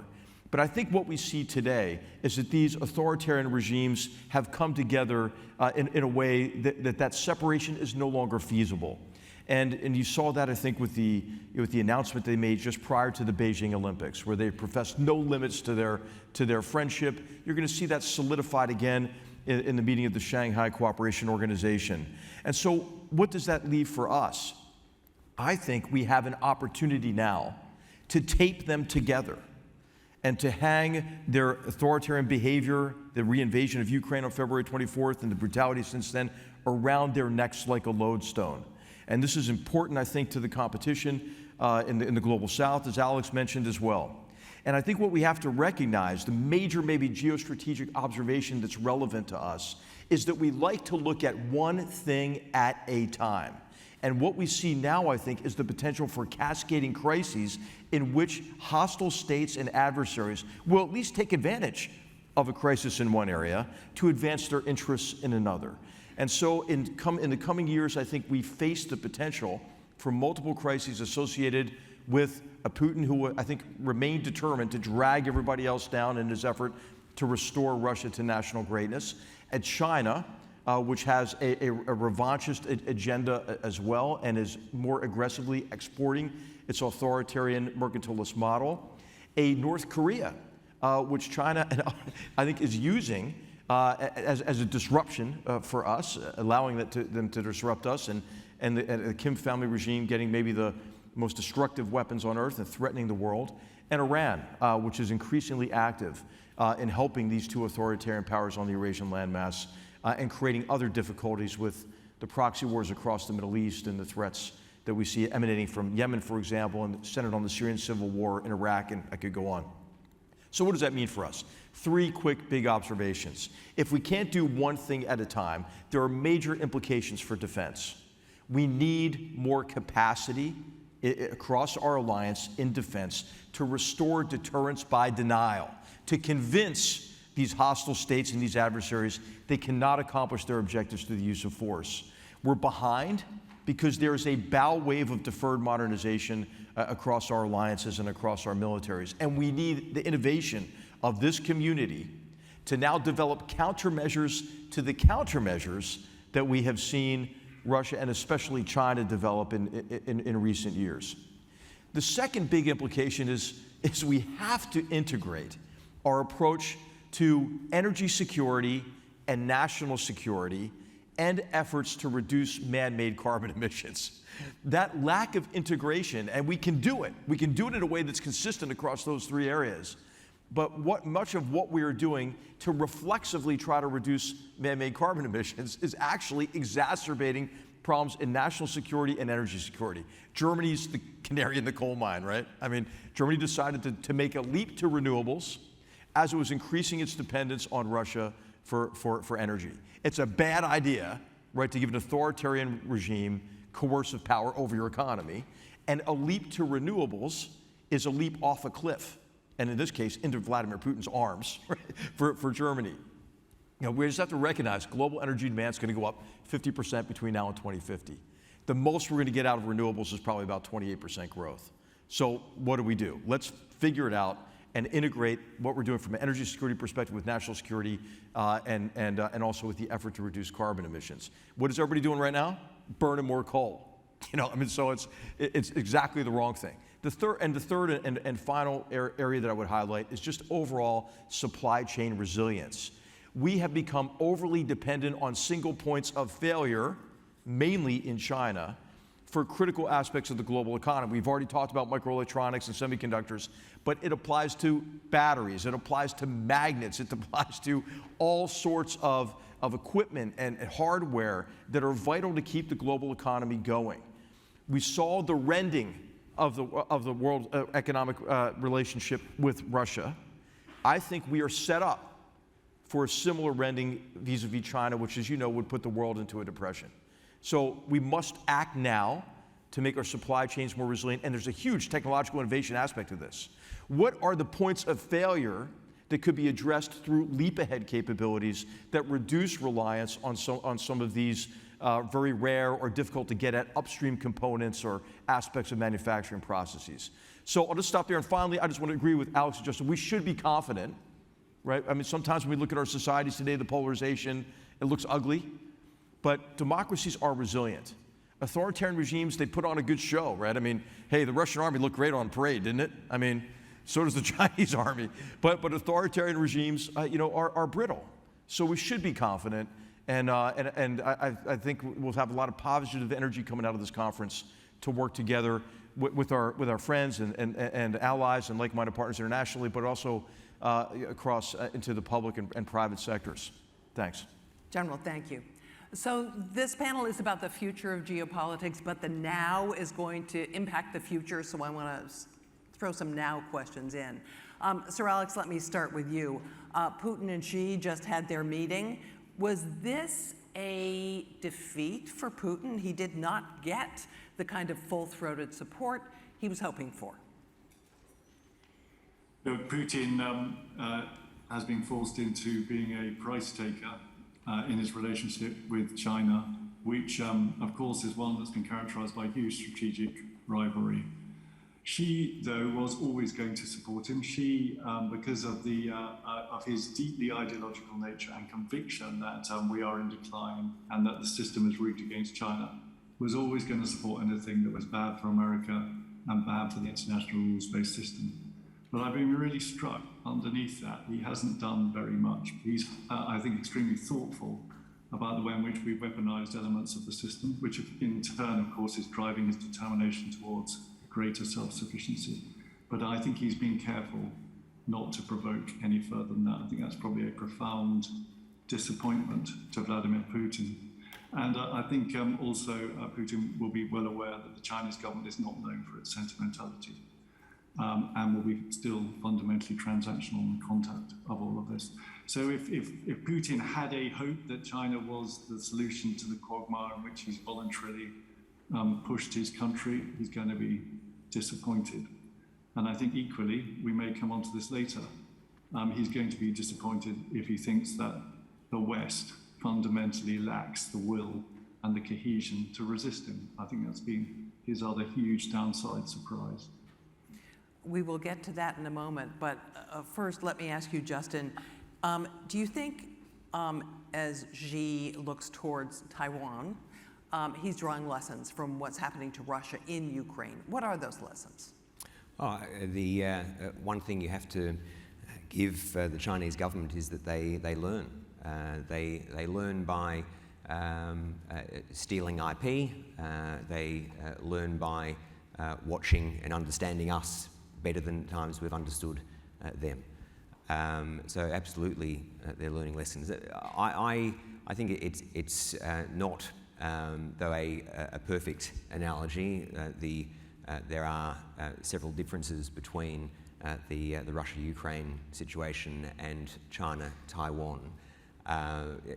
But what Xi will be looking at is a whole range of issues, both from a capabilities perspective, US and NATO, EU, broader support for Ukraine, how long the war goes on. I'm of the view that Xi would have, particularly as mentioned earlier, once he'd signed off on the No Limits Partnership, would have been fully expecting the war to be over very soon, as most of us were. That would have been his preference. Once it didn't finish quickly, then there is an advantage for Xi and the Chinese government in a real extended war. All the money that the US in particular is pumping into Ukraine, which I'm highly supportive of. Australia, obviously far away, but one of the largest non-NATO contributors as well. So that support is vital. But what will be interesting, I agree with Sir Alex that there is a resilience in the democratic and like-minded world. We are strong, but it will still be, I think, in Xi's mind and no doubt in Putin's mind, what happens if the war is going on in another 6 months, another 12 months, another 2 years? How long can Europe deal with their energy crisis? And so the impact of sanctions will be a lesson learned from Xi as well. And what lessons do you think Taiwan may be drawing from what's happening in Ukraine? Are they ready for 21st century warfare if it should erupt? I think HR might be in a better position to answer that than I, but my view is that I am of the view that Xi wants to take over Taiwan without using force. Of course, they always leave open the right to use force, which we need to be concerned about. But I would think that Xi would like the rest of us to fatigue and would like to take over Taiwan by Taiwan's will being reduced. So the lesson for Taiwan out of Ukraine is do not drop that will. And it goes to the point that Sir Alex made of alliances and partnerships. We need to support all our like-minded economies, like-minded democracies, to know that we are going to be there in support. I think that Taiwan would be different. I am of the view that the US would need to not simply provide material, but would need to engage. And then that would bring other countries like Australia in the region into play there as well. So I think there are some differences, but Taiwan is no doubt watching to see what they need to do. For me, and something I think that was mentioned earlier, why is preparation required? Of course, our defence forces need to prepare for war, Jean, but importantly, it's the preparation is done to deter war. So it's not just on Taiwan, it's not just on Ukraine, but it's on the rest of us to show that there is deterrence in the system that will prevent the likes of Putin and Xi from making those decisions to take action. So, General, your assessment of what's happening vis-a-vis Xi in Taiwan, but also you mentioned supply chain. This would be a great way for China to kneecap our technology sector. Yeah, absolutely. So, Gina, I think the way you framed it is perfect. I think you have to ask that question: what is Beijing learning, and what is Taipei learning, right? From from the experience in Ukraine. And I don't think it's clear to us yet, really, what Beijing has learned. I think you could see two alternatives. One of those alternatives is that, man, it's really not that easy. Maybe we ought to think again about an invasion of Taiwan. But the other might be, I think, of maybe a sense of desperation on Xi Jinping's part, especially when you place what's happening in Ukraine in context of what's happening internally in China now, with the real estate crisis, the zero COVID lockdowns, the crackdown on the tech sector, not making their economic growth incentives. And really what the party wants most of all is to extend and tighten its exclusive grip on power, and how the anxiety over all of these developments could impel maybe earlier action against Taiwan. So we don't know. I think we have to watch the indicators very quickly. But the indicators are very positive in Taiwan in terms of will, because I agree with Justin, what really China would love is annexation by invitation. And I think Taiwan has learned vicariously from the fate of Hong Kong, but also through the fate of the Ukrainians. And the polls are more and more Taiwanese identity, more and more willingness to fight, and so forth. So we're in a race, I think, to restore deterrence by denial. But as Justin said and Alex alluded to, it's not an easy military problem for the People's Liberation Army, for sure. And I'm sorry, the second question was, it was McKinder, by the way, is the other. It was the supply chain question. The supply chain question. Absolutely. Okay, so really, China is in a race to decouple on Xi Jinping's terms. And this is what Xi Jinping refers to as the dual circulation economy. And what he wants to do, and again, he's learning from the fate of Russia, is to insulate himself from very severe financial or economic consequences while he creates and perpetuates dependencies on our part so that he has coercive power over us. You see this, the way this is playing out is the effort to dominate supply chains, key resources, rare earths and other minerals, and the separation and refinement process associated with those, battery manufacturing, for example. But it also has a lot to do with One Belt, One Road, and the predatory lending and the setting of debt traps for countries. And this is really, and Alex made this point, and Jake Sullivan made this point, Justin made this point. A lot of our friends sometimes will say, hey, don't force me to choose, between Beijing and Washington. But I think what we should say is the choice you face is a choice between sovereignty and servitude. And I think that the CCP's activity is really helping us. I mean, I want to send Xi Jinping flowers, a box of chocolates. Thank you so much for clarifying the nature of the competition. It's incumbent on us, I completely agree. We have to then provide what the positive alternative is for the region. So many countries across Southeast Asia are leading the way in terms of the new non-aligned movement, and they don't want to choose. But as someone mentioned the other day, not choosing at the moment is choosing. And we have a situation where there is not just actual coercion happening, but preemptive coercion, because countries feel that they are so reliant on Beijing in the region. They are not doing things for fear that something could happen and that Beijing could turn off the tap. So they want Chinese technology. They benefit from the economic ties with Beijing. I don't think they do want Chinese technology. I think that if we can show that there is an alternative, they'll take. Well, have we done that?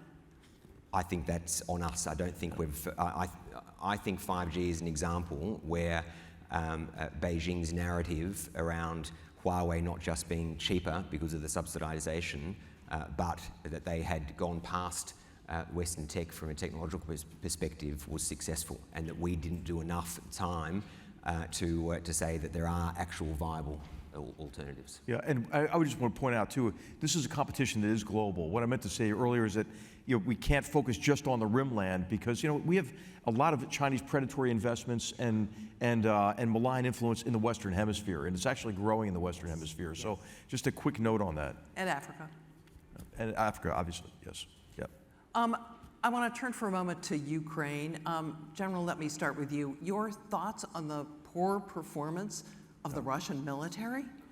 Archie, I was not surprised by it at all, and not to say, hey, I told you so, but But you told us so. But well, I mean, any army that really looks that good on parade, the British accepted, because you guys look so good on parade, but you're also a good fighting force. I mean, so, but I think, when you look at that military, it was a Potemkin military for a number of reasons. $68 billion budget, that sounds like a lot. 2/3 of that budget goes really right to defense companies. And so table scraps for things that actually turn out to be pretty darn important. Training, maintenance, leader development. And then you look at the structure of the organization. They don't have really what I think is the most beautiful word in the English language, sergeants. Who are the real strength of our military and allow us to operate effectively in close combat.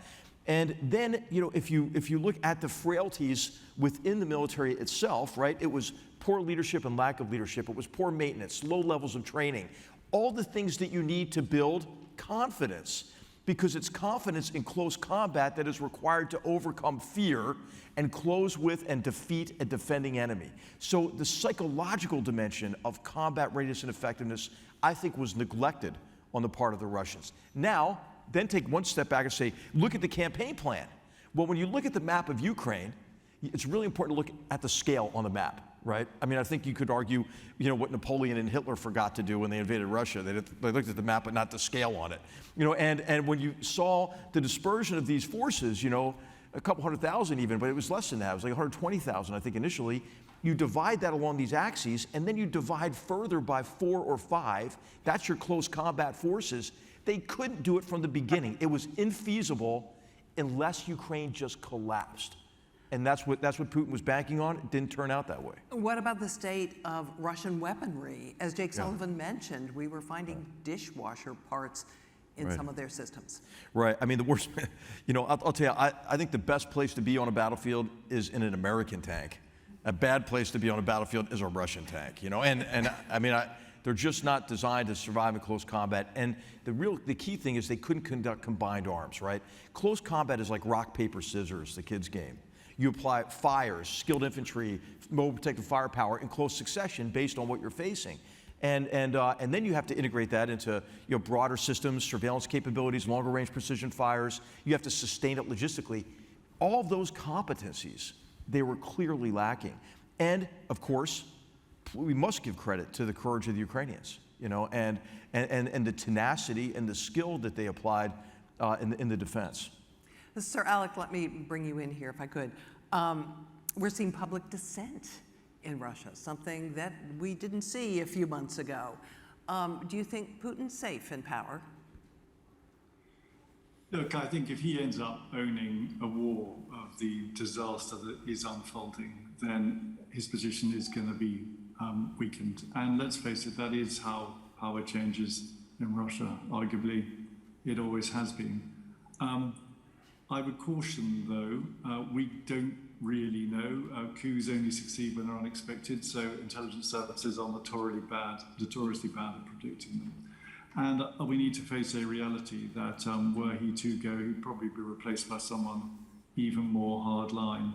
So I think as we plan a way forward here, we shouldn't have any real hope around Russia, the Russian people taking this into their own hands, at least in the short term, because of the brutal fact that he owns the guns and the information.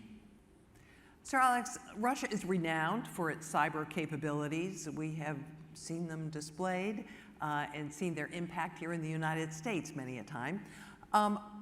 We haven't seen reported, anyway, many reports of Russian cyber exploits against Ukraine. Is that because they haven't unleashed their full power, or is that because there's been great defense by somebody? Or you can't tell us, maybe, Alex. I think that clearly it was a reasonable expectation. I mean, ever since 2014, we've kind of seen the future of cyber warfare. We saw Ukraine as a sort of test bed. That was their misfortune. We saw a lot of the stuff that hits us more broadly come out of Ukraine. There has been a vicious cyber war going on, and it has been extraordinary and inspirational to see the Ukrainians defend themselves. Of course, a bit like Israel, the sheer adversity of the situation over years has bred a tenacious and skilled capability, and that's good, and it's something for us to learn from. Look, but I would probably go out on a limb here. Of course, Putin's in a bind. It's going to get really tricky for him early next year when his army's properly on the back foot. He's going to be looking for a silver bullet to get himself out of this fix. We need to consider whether cyber might be one of those things. It is certainly true that insofar as our unity is his biggest problem, he will throw the works at his disinformation campaign to try and pick us apart. Will he go so far as to launch destructive cyber attacks against NATO critical national infrastructure? And my guess is probably not. I think, surprising though it may sound, he feels deterred by the quality of Five Eyes NATO capability in that space. And of course, there's an interesting ambiguity in his mind, because it is genuinely ambiguous about where Article 5 would click in. The colonial attack, for instance, could have been considered an act of war in other circumstances. And one thing that we should remember, and is a fundamental illustration of Putin's weakness, is he's not in the market for escalating this war at the moment. He's bitten off a great deal more than he can chew, and I think on this one, he'd be worried about us shooting back. One more question for you on Ukraine. We heard the general talk about Russia's threats to cut off energy supplies to Europe. As a European, what do you think? Is Europe going to hold together in the face of this? Well, look, thank you, Jean. And of course, you need to aim more for what I want to happen here, which is for Putin to understand, it to turn out that he has fundamentally underestimated our resilience. I think, by the way, that is the tragedy of this war. Many people underestimated Putin's determination to do this, not me, but that's only because I've made that mistake in the past. But he, in turn, underestimated the fact that he was putting us in the place where we just couldn't afford to disagree. That if he managed to move a border by force in Europe, given our history in the 20th century, then the genie would be out of the bottle. So what he saw, apart from the very unpleasant surprise that his army was rubbish and that the Ukrainians had the will to fight, was a remarkable coming together, albeit in a very European, highly debated, even fractious way. There was a coming together based on those facts. And that has held, I think, for a few reasons. I think those who have advocated a deal, the sort of realpolitik faction, so-called, have been persuaded that Putin has not resolved from his maximalist ambitions. He needs Ukraine effectively not to exist if he is to continue in power. And therefore, the idea that some kind of a deal over the head of Ukraine actually gets the gas back on and allows us to move on is just clearly wrong. A blackmailer always knocks twice. And I think that's how we got the tough language out of the G7 and NATO summits. Secondly, Europe has changed. The eastern and northern parts of the EU are far more powerful than they used to be, and they aren't going to go anywhere.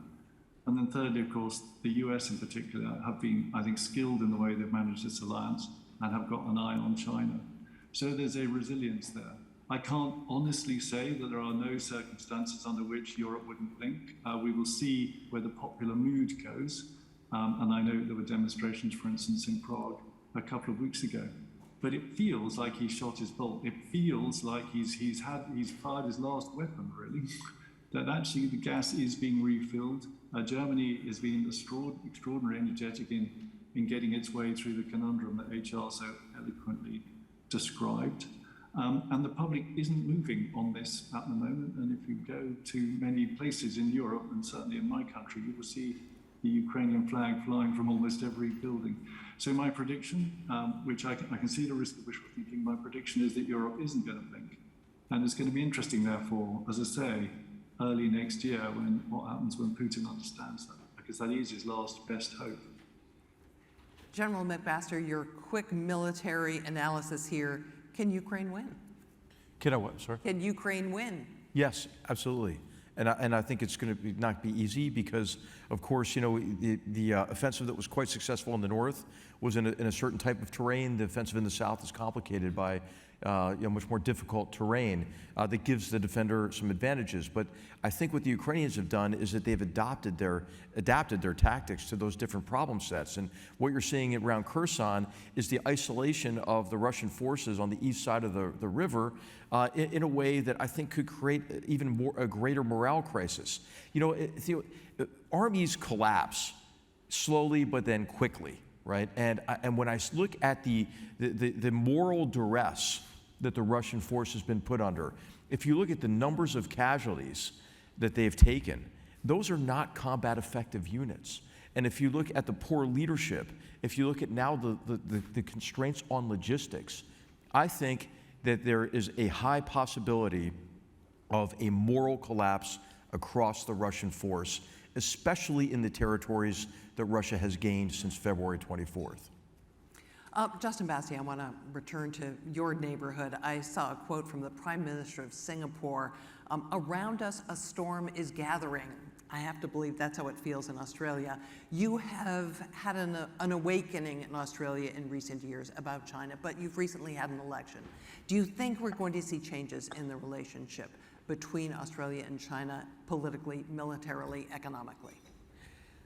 Substantively, I don't see change, Jean, to the policy that you talk about, an awakening, the shift that happened in Australia over the past 5 years, resulting in a number of policies, number of pieces of legislation.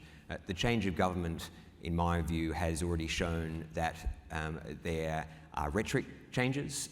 The new government has started very well in terms of being very methodical in its language and effectively allowing Beijing to kick own goals, intercepting an unarmed P-8 with a fighter jet, releasing chaff, forcing it to land, the inroads into the Pacific, the ongoing economic coercion.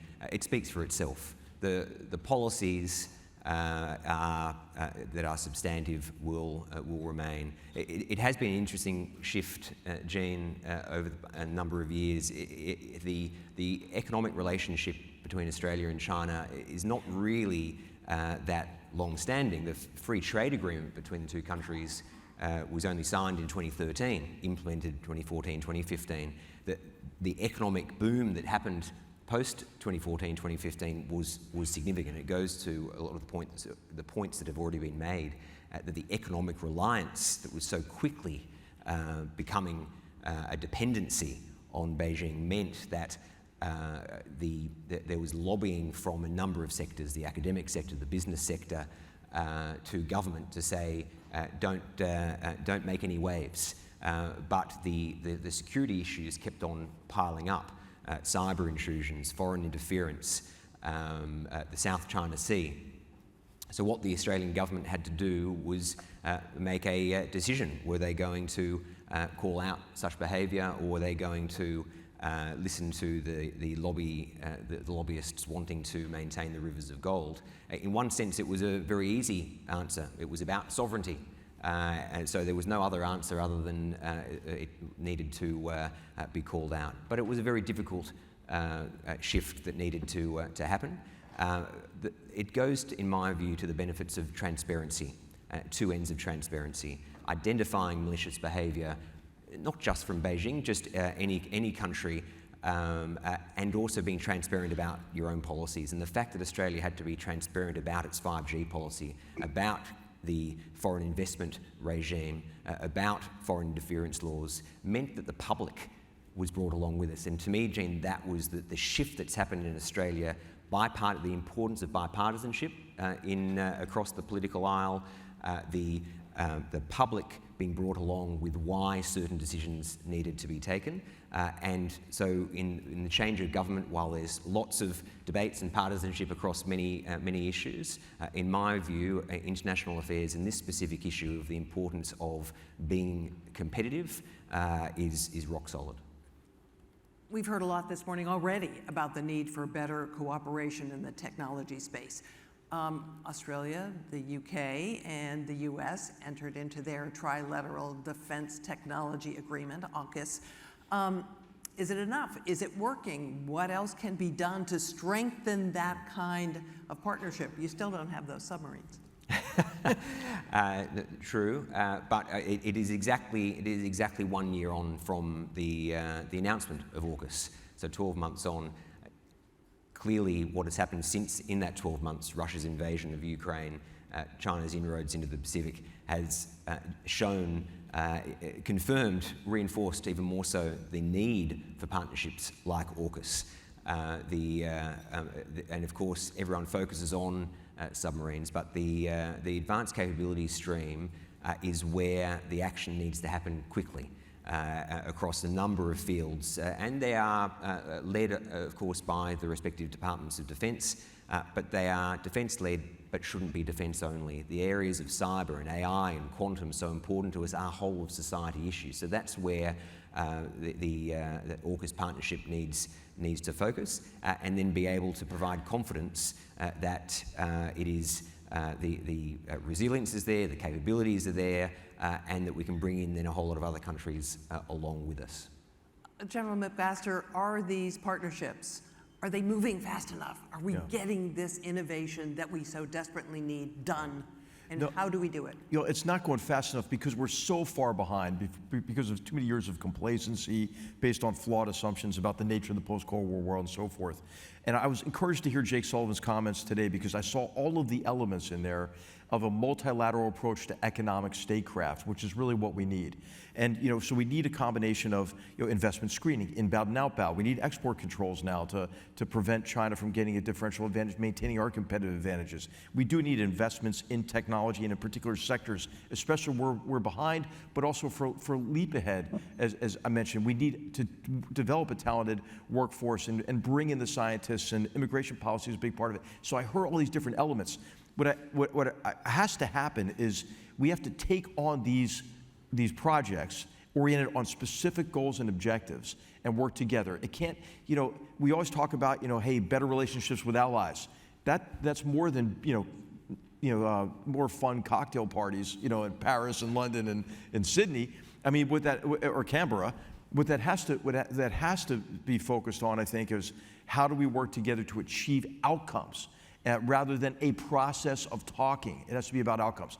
And what I didn't hear today, which I think we have to all focus on, is deregulation, permitting, and removing barriers to innovation. And I would put at the top of that list the U.S. Department of Defense's contracting and procurement system. And we have to look at these changes. We've talked about these things for years, But now, hopefully, we have to recognize that this competition demands those kind of reforms. And this is something we can do together, I think. Can I just mention the importance, actually, of the UK in AUKUS in our region? It goes to the points being made about Indo-Pacific region having a number of countries who are nervous about US-China major power rivalry. The power of having the UK involved shows those countries, okay, it's not just US and China. And it blunts Beijing's propaganda that this is just the US and what they refer to Australia as the deputy sheriff. So that's the power of the UK, and it's the power of other countries like the EU showing their support, and it's a confidence builder for other countries who are nervous from time to time. Sir Alex, let me bring you into this. We haven't really mentioned the private sector. They have got to be part of this too. How do we propel things forward in terms of relationship with governments?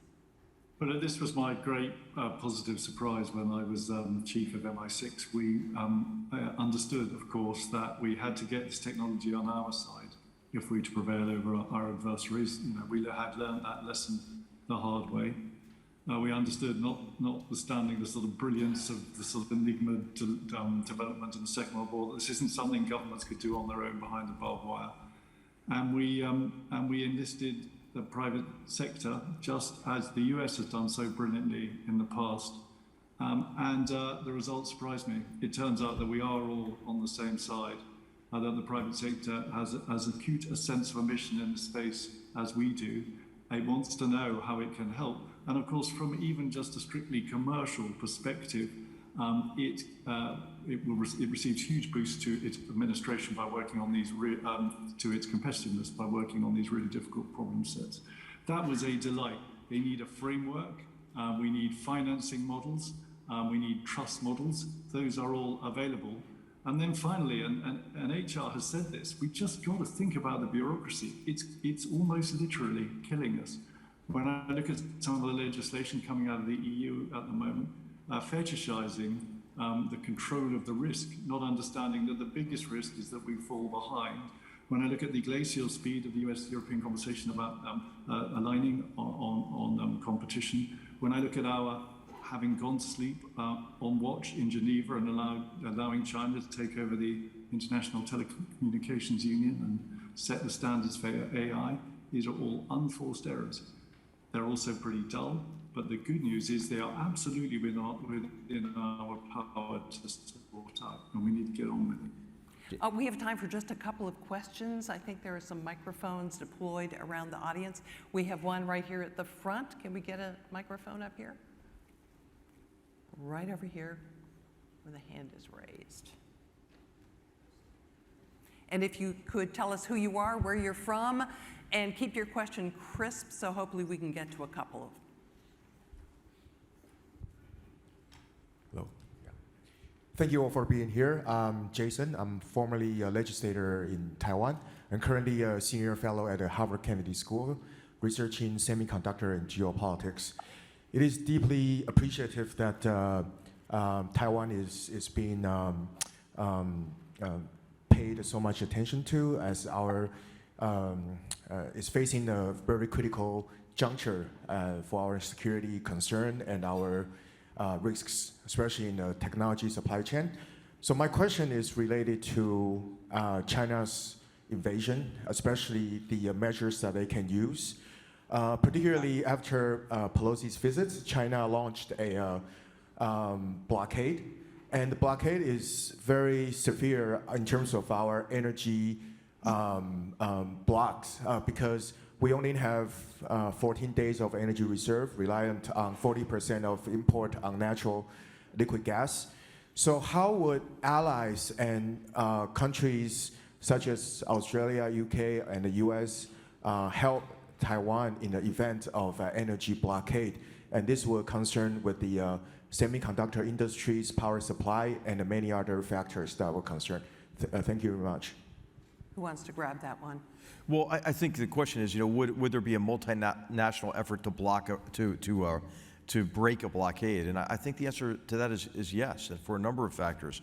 First, it would be important to counter Chinese aggression and to help the Taiwanese people, but the world would go into a depression because of the lack of semiconductors available out of Taiwan. I mean, until there is more resilience in that supply chain. So there are a number of reasons for it. And I would also just mention, this is kind of like an AUKUS panel, but AUKUS was never designed to be an exclusive club. It's really a hub and spoke, really, and complementary with other alliances. And I think when you see the UK, Australia, the EU, and Japan working together, and the combined economic might of those countries, that we can advance our interests effectively. I want to work in at least one more question right here.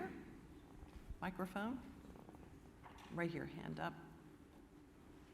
Thank you very much. André Lozuko-Pietri, chairing JEDI, which is building a sort of an equivalent to DARPA, but on climate and healthcare and digital. I loved the point, General McMaster, on outcome rather than process of discussion. I hope my European friends are listening to that very carefully. There is a lot of discussion among military circles in Europe about the fact that actually Ukraine is not about high technology, and that the battle is won with more traditional means. And then you both did, as well as Sir Alex, a great plea on advancing and even leapfrogging. How would you respond to these discussions? Because probably, unlike the US, we don't have unlimited means, so we need to know priorities. Is it about traditional stocks, artillery, or is it also focusing on chips, AI, and quantum? Thank you. General, I think that's yours. Well, I think the hard power matters, right? I mean, what you've seen is Russia fall back on rubbling residential areas with massive artillery. And so to counter that, you need counter battery fire. You need surveillance capabilities. You need the ability to collect data. You need to analyze that data and then transport that data and analysis down to weapon systems that can act on it. That system, Ukrainians have done a great job of putting that together with long-range precision fires in a way that complements their close combat defenses, integrating very lethal anti-tank weapon systems. But I think even more important now, I think what we should see is, I don't know why there aren't MQ-9s being provided to the Ukrainians, for example, that could help them see further into the Black Sea, why we aren't providing them with ATACMS. We should be, right?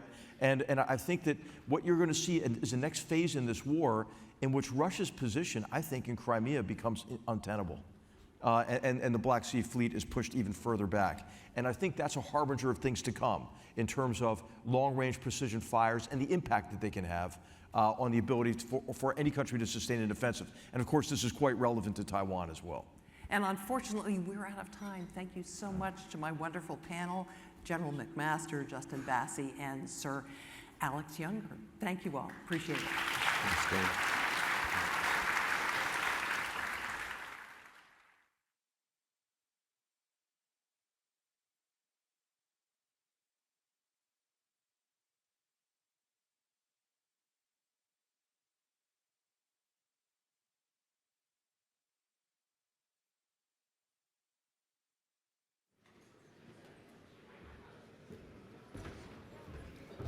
Good morning, everyone. It is with great pleasure that I would like to introduce Eva Kaili, the Vice President of the European Parliament, who is joining us live from Brussels. Her remarks will be followed by a discussion moderated by Michael Kratsios, Managing Director at Scale AI and the 4th Chief Technology Officer of the United States. Welcome, Vice President.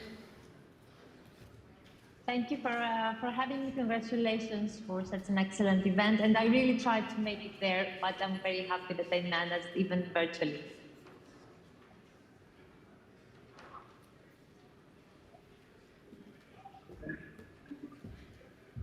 Vice President, if you wanted to provide some brief remarks, and then Michael Kratsios will moderate the discussion. Yes, thank you.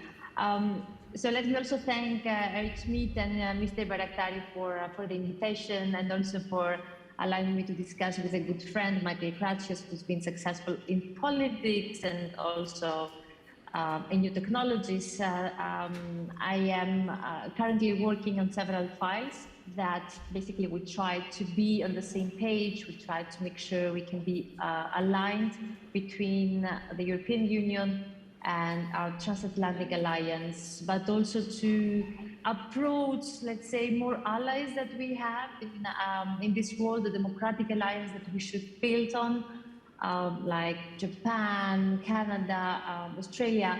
And this is an effort that in order to be achieved, we need to make sure that we will have a European approach for emerging technologies. And this is what we're working on these last years. It's extremely important during the 6 months now that we also are basically at war at our borders to realize our shortcomings and to try to achieve resilience and autonomy, as our interdependencies seem to be now overwhelming and adding an increase to the energy prices post-COVID, to inflation, and also interruptions of supply chains. Not just the technologies that we are already dealing with special, of course, highlight of the AI, but also under the light of biotech and big data and quantum technologies.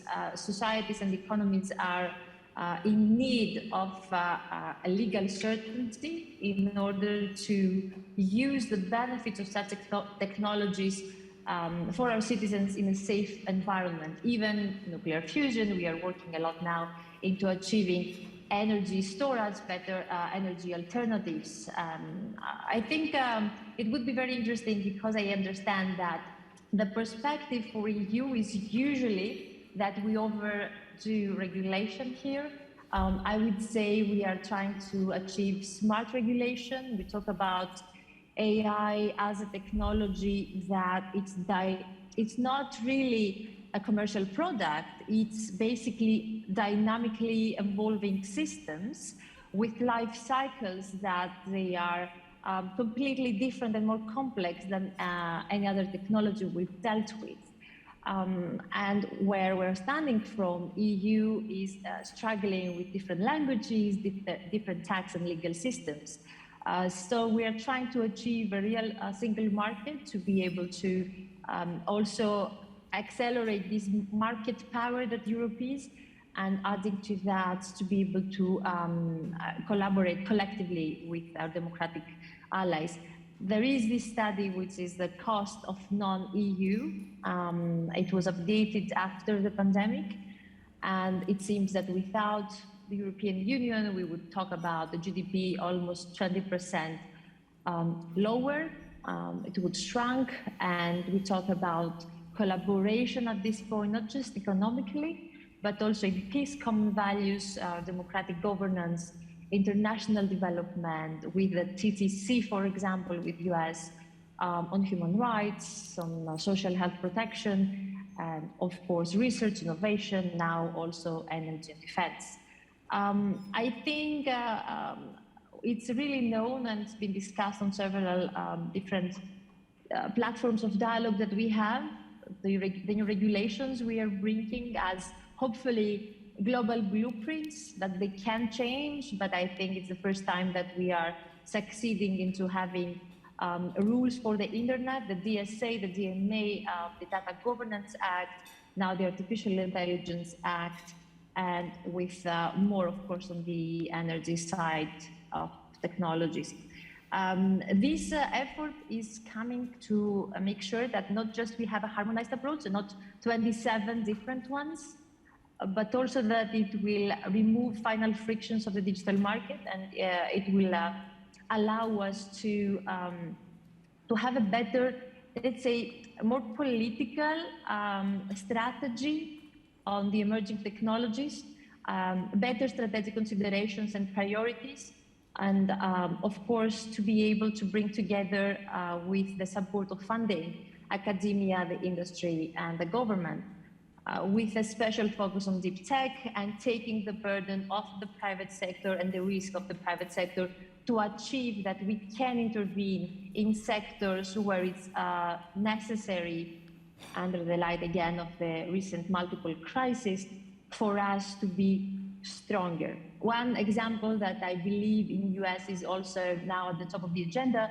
is our investment in the chips sector, the semiconductor sector, where we realize that EU has, let's say, 10% of the global market, US another 10%, and we have committed 43 billion of leveraging 1/4 of that by European funding to achieve 20% of the global production of semiconductors. The same, I know, is happening with the US.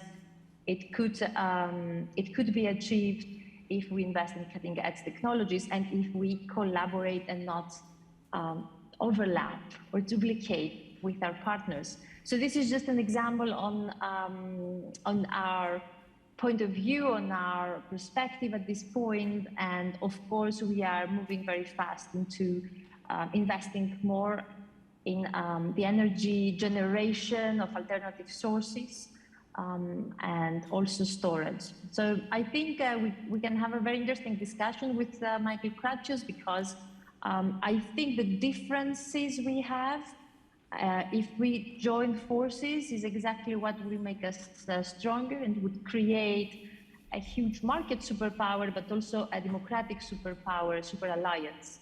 And I'm ready to discuss with him. I don't want to take more of your time.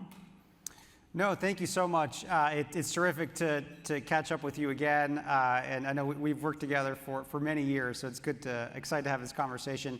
I think, one thing that I think is important to kind of double click on is the efforts underway in Europe around artificial intelligence. So over the last maybe 4 or 5 years, both the EU and the United States have been taking efforts to better understand and better appreciate how AI should be regulated. And in the US context, there's been some effort around using a sort of sector-specific approach to drive a lot of the regulatory framework going forward.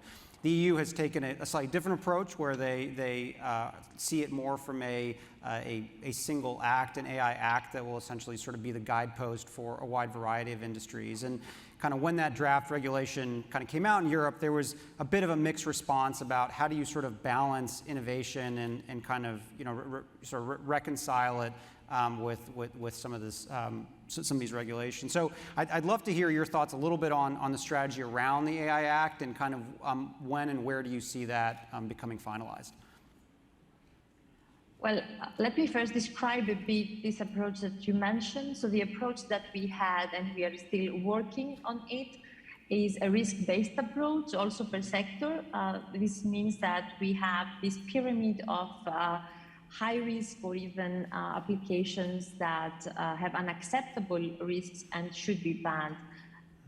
In Europe, for example, subliminal manipulation or real-time biometric identification and surveillance, even social scoring by public authorities. These are things that we don't just see at the Black Mirror series. It's the Black Mirror of AI, but we've seen that this technology is there, and non-democratic countries have been using to control citizens. So this is unacceptable as risk. Then for the high-risk applications, especially in health, transportation, in training and education, we want to have human oversight, and we also need to have ex-ante requirements for data training and validation and testing, and also to make sure that there will be a better risk management and transparency.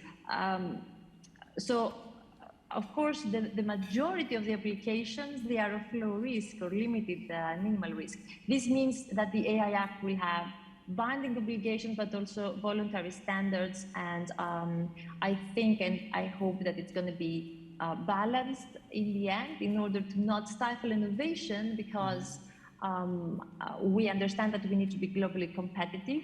But again, our principles and US principles, they are different than the mentality and the culture is allowing China to use new technologies for control of, let's say, citizens in a more centralized manner. So this is what we're trying to achieve. We are a few steps before the conclusion of this act, but it's just a piece of the puzzle of legislation for the digital economy. And of course, again, this is an evolving procedure. So if something needs to be adopted to the extent that the technology is also developing, then we will do that.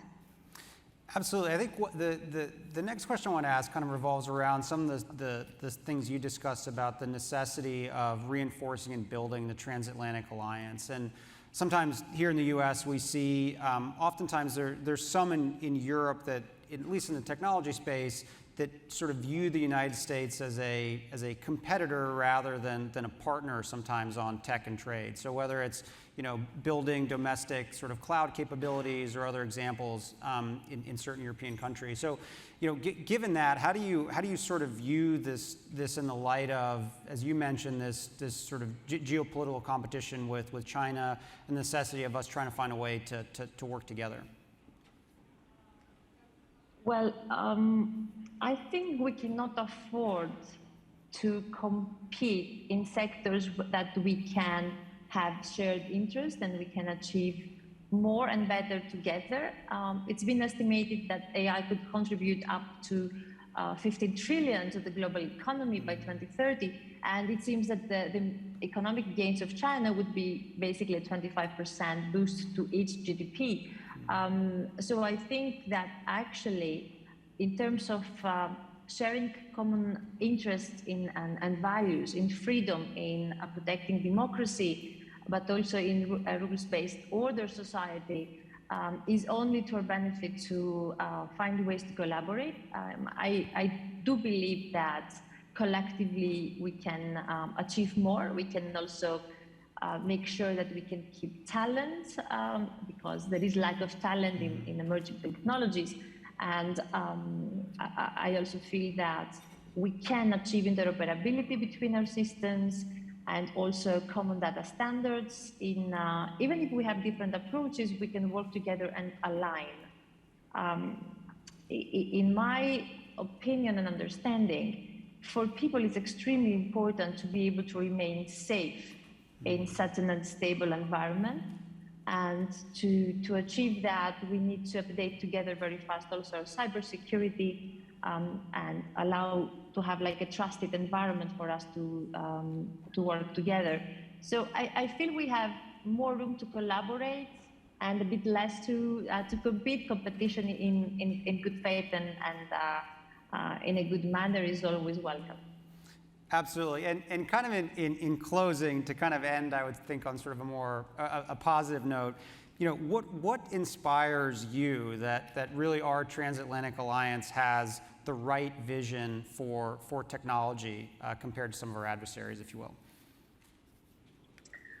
Well, I think, again, that it's not just the US and EU. It's not that by joining forces we can achieve more. I will take again the example of the Chips and Science Act that you have to increase manufacturing, production, and capacity, and also to achieve better security, not just for supply chains, but also in our defense sector, to safeguard our communications from spyware technologies, to be able to safeguard also the energy grids from any hybrid attacks, and of course, again, to strengthen our market and industry. But the approach that EU has, it's a bit different, is that we need to invest, and we do invest more into R&D. Maybe the US allows more freedoms to the market.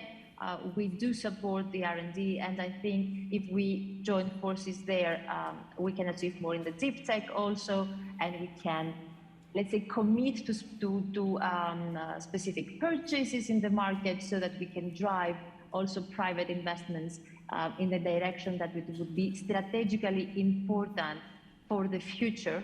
Again, because if you see the underlying tech war that could be taking place during this crisis, everything directs us into working together and strengthening the transatlantic collaboration. TTC is extremely important. It has several sectors of collaboration on data, artificial intelligence, from not just automation, but to autonomous systems and with technologies that we can, of course, if we want them to be interoperable, we need to collaborate.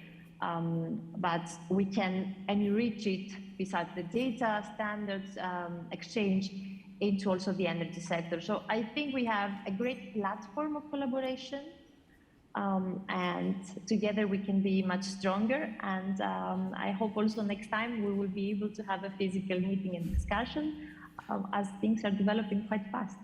Absolutely. We would love that. Thank you so much for your time, and thank you for joining us. Thank you.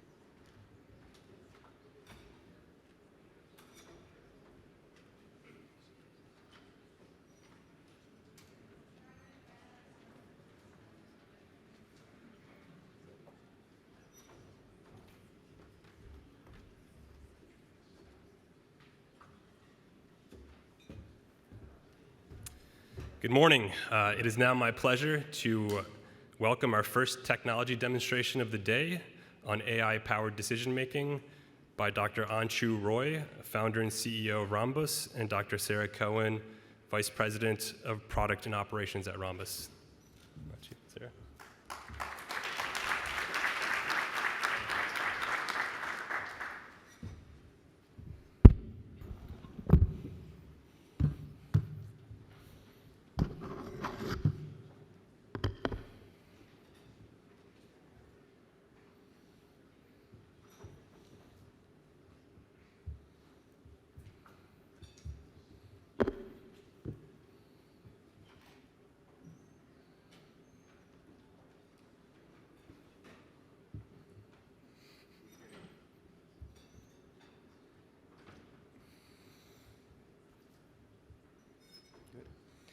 Good morning, everybody. Thank you so much for having me here. You have possibly all heard of the phrase, the zeal of a convert. As someone who chose to be an American, I am the dictionary definition of a zealous convert. To me, America is and always will be that shining city on the hill. That ever elusive idea that is always in the process of becoming. And I'm here to tell you that together we need to decide what the world's democracies are going to do with the knowledge we have, with the technology in our hands, and with the moment that history has given us. What will America become? I get up every day and I try to answer that question, and in a slightly different way, what will we make it together? That's why I want to introduce you to Guardian, a digital nervous system powered by AI and gaming, in which all democracies around the world can participate and collaborate to become stronger as a collective force. You see, threats continue to evolve, but time is the one resource that's never renewable. With Guardian, we can together predict threats with all-domain, real-time data at scale and speed, thousands of streams of data from land, air, sea, space, cyber, surface web, dark web, you name it. With Guardian, we can together sense, understand, predict, decide, act, if we have the courage to do so, and learn continuously to prevail. Let me bring you inside to see for yourself how we can use the power of Guardian to figure out where to look for emerging and evolving threats. With this capability, we can give you back your time and your freedom of action to help each other and to help you prevail in the face of tech-enabled autocracies. So let's start the demo, Sarah. Look, I can't show you everything today. There are even more revealing conversations we could have in other settings. But I want to give you a glimpse of Guardian, and to give you that glimpse, let me share a few stories. So my very first story will be about Sri Lanka. What you're looking at is the absence of internet right now. Hold on. But as she takes care of that, my first story is about Sri Lanka. I'm honestly telling you that.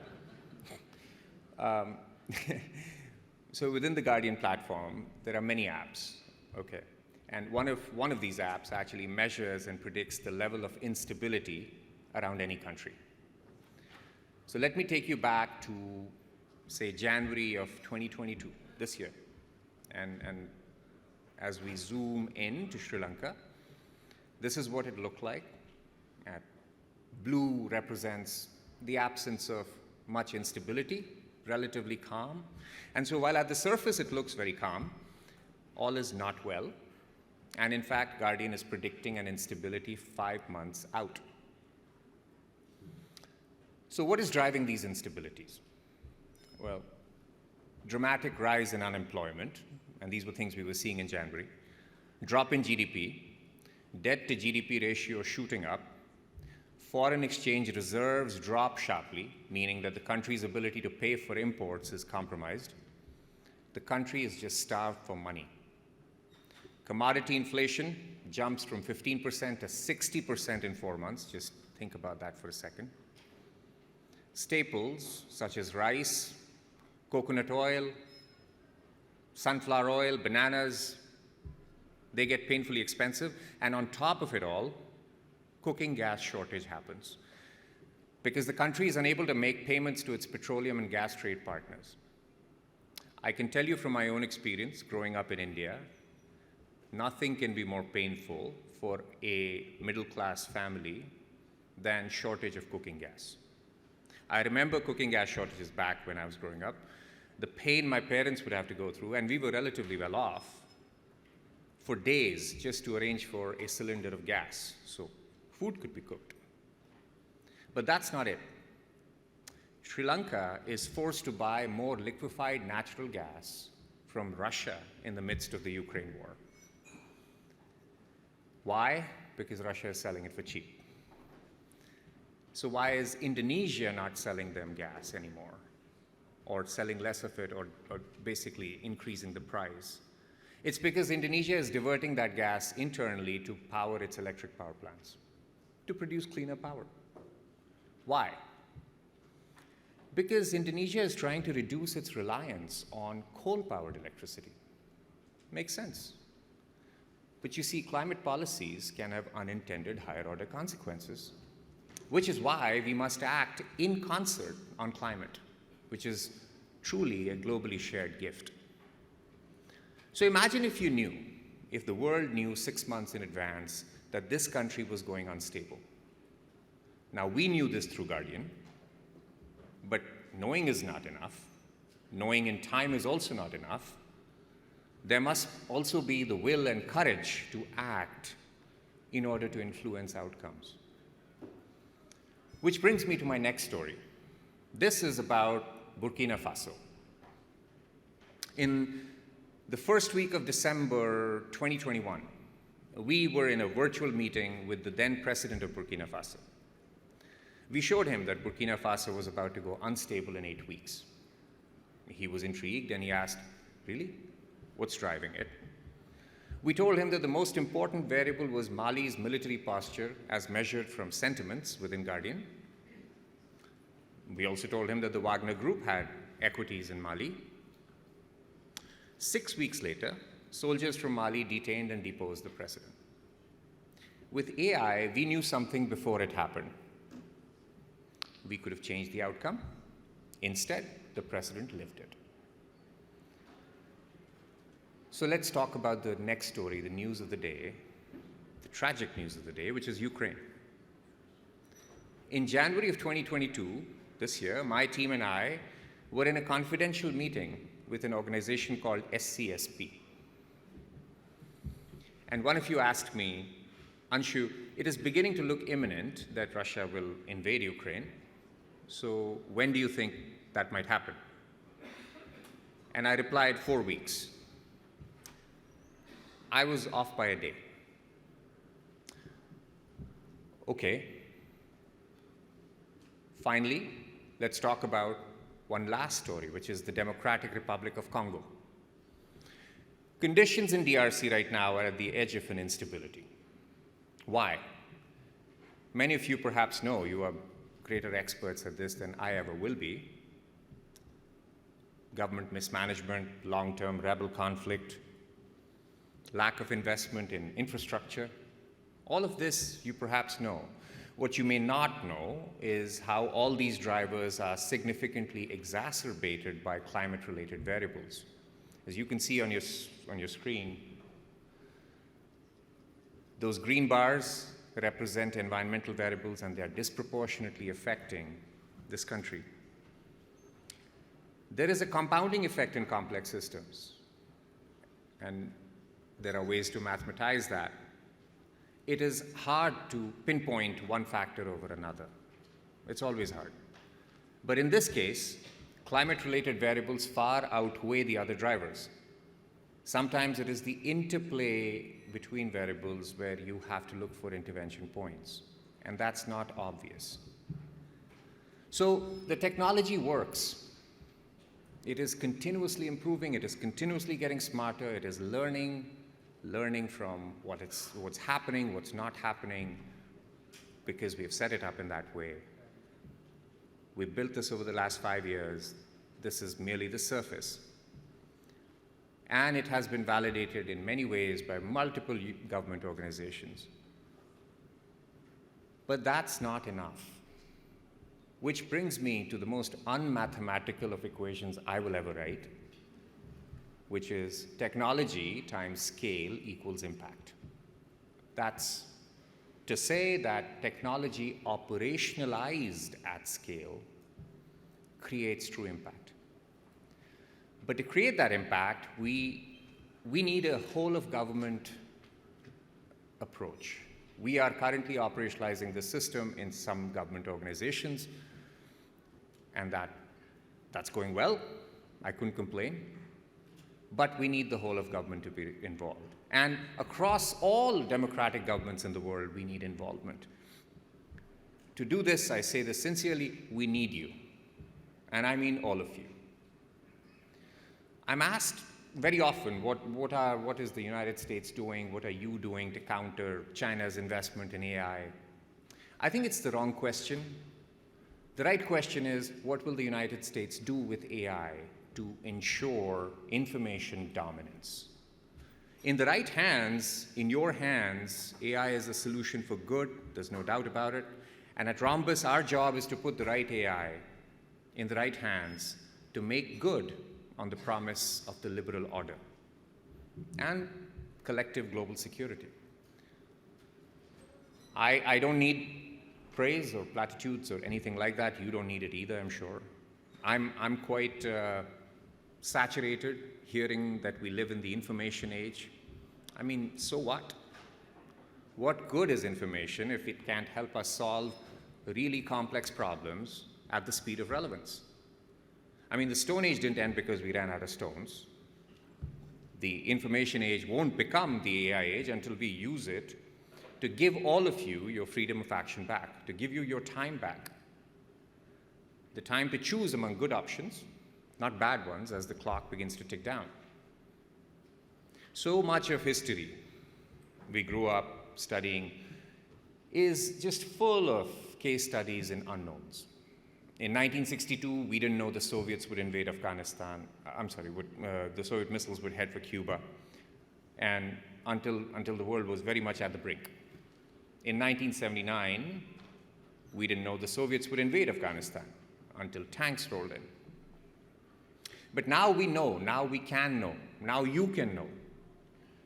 Just think for a second how scary that is. And with knowing, especially the future where through ways that have to do with math and computing, one can reduce the cone of uncertainty with knowing the excuses for inaction begin to dwindle. I'm sure you've all read The Art of War, where Sun Tzu very articulately said, if you know the enemy and know yourself, you need not fear the result of 100 battles. And as my good friend Stan McChrystal would say, that's harder than you think, especially knowing yourself. And I agree, but I contend we can now, with AI and data, we can know ourselves far better than we ever have. Think of it at an enterprise level for a second. But the question is, are we ready? Are we ready to know ourselves fully? Are we ready to know our adversary fully? Join us to put the right tools in the right hands at the right time. For all of you in this audience, the future is actually more in your hands than it is in mine. So let's build it together. Thank you.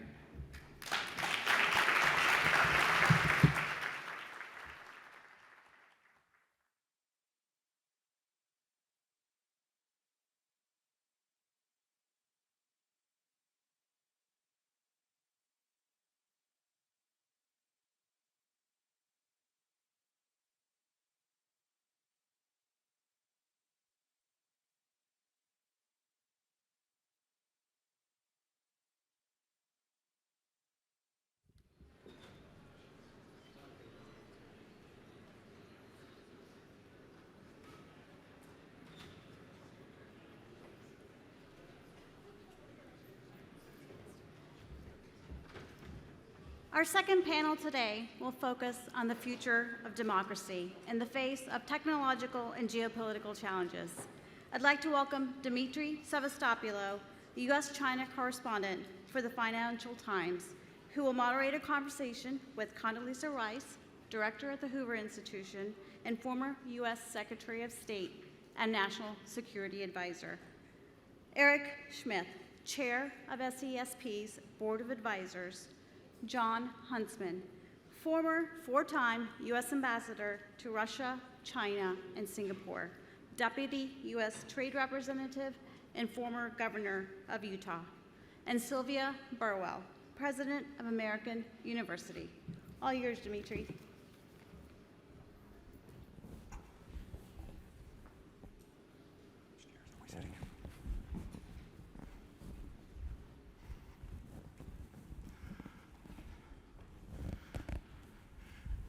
Set order? Wherever you want. Put you on the end,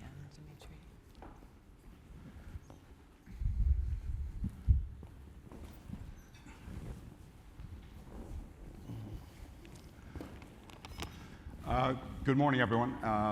As introduced, my name is Dimitri Sevastopoulos from the Financial Times.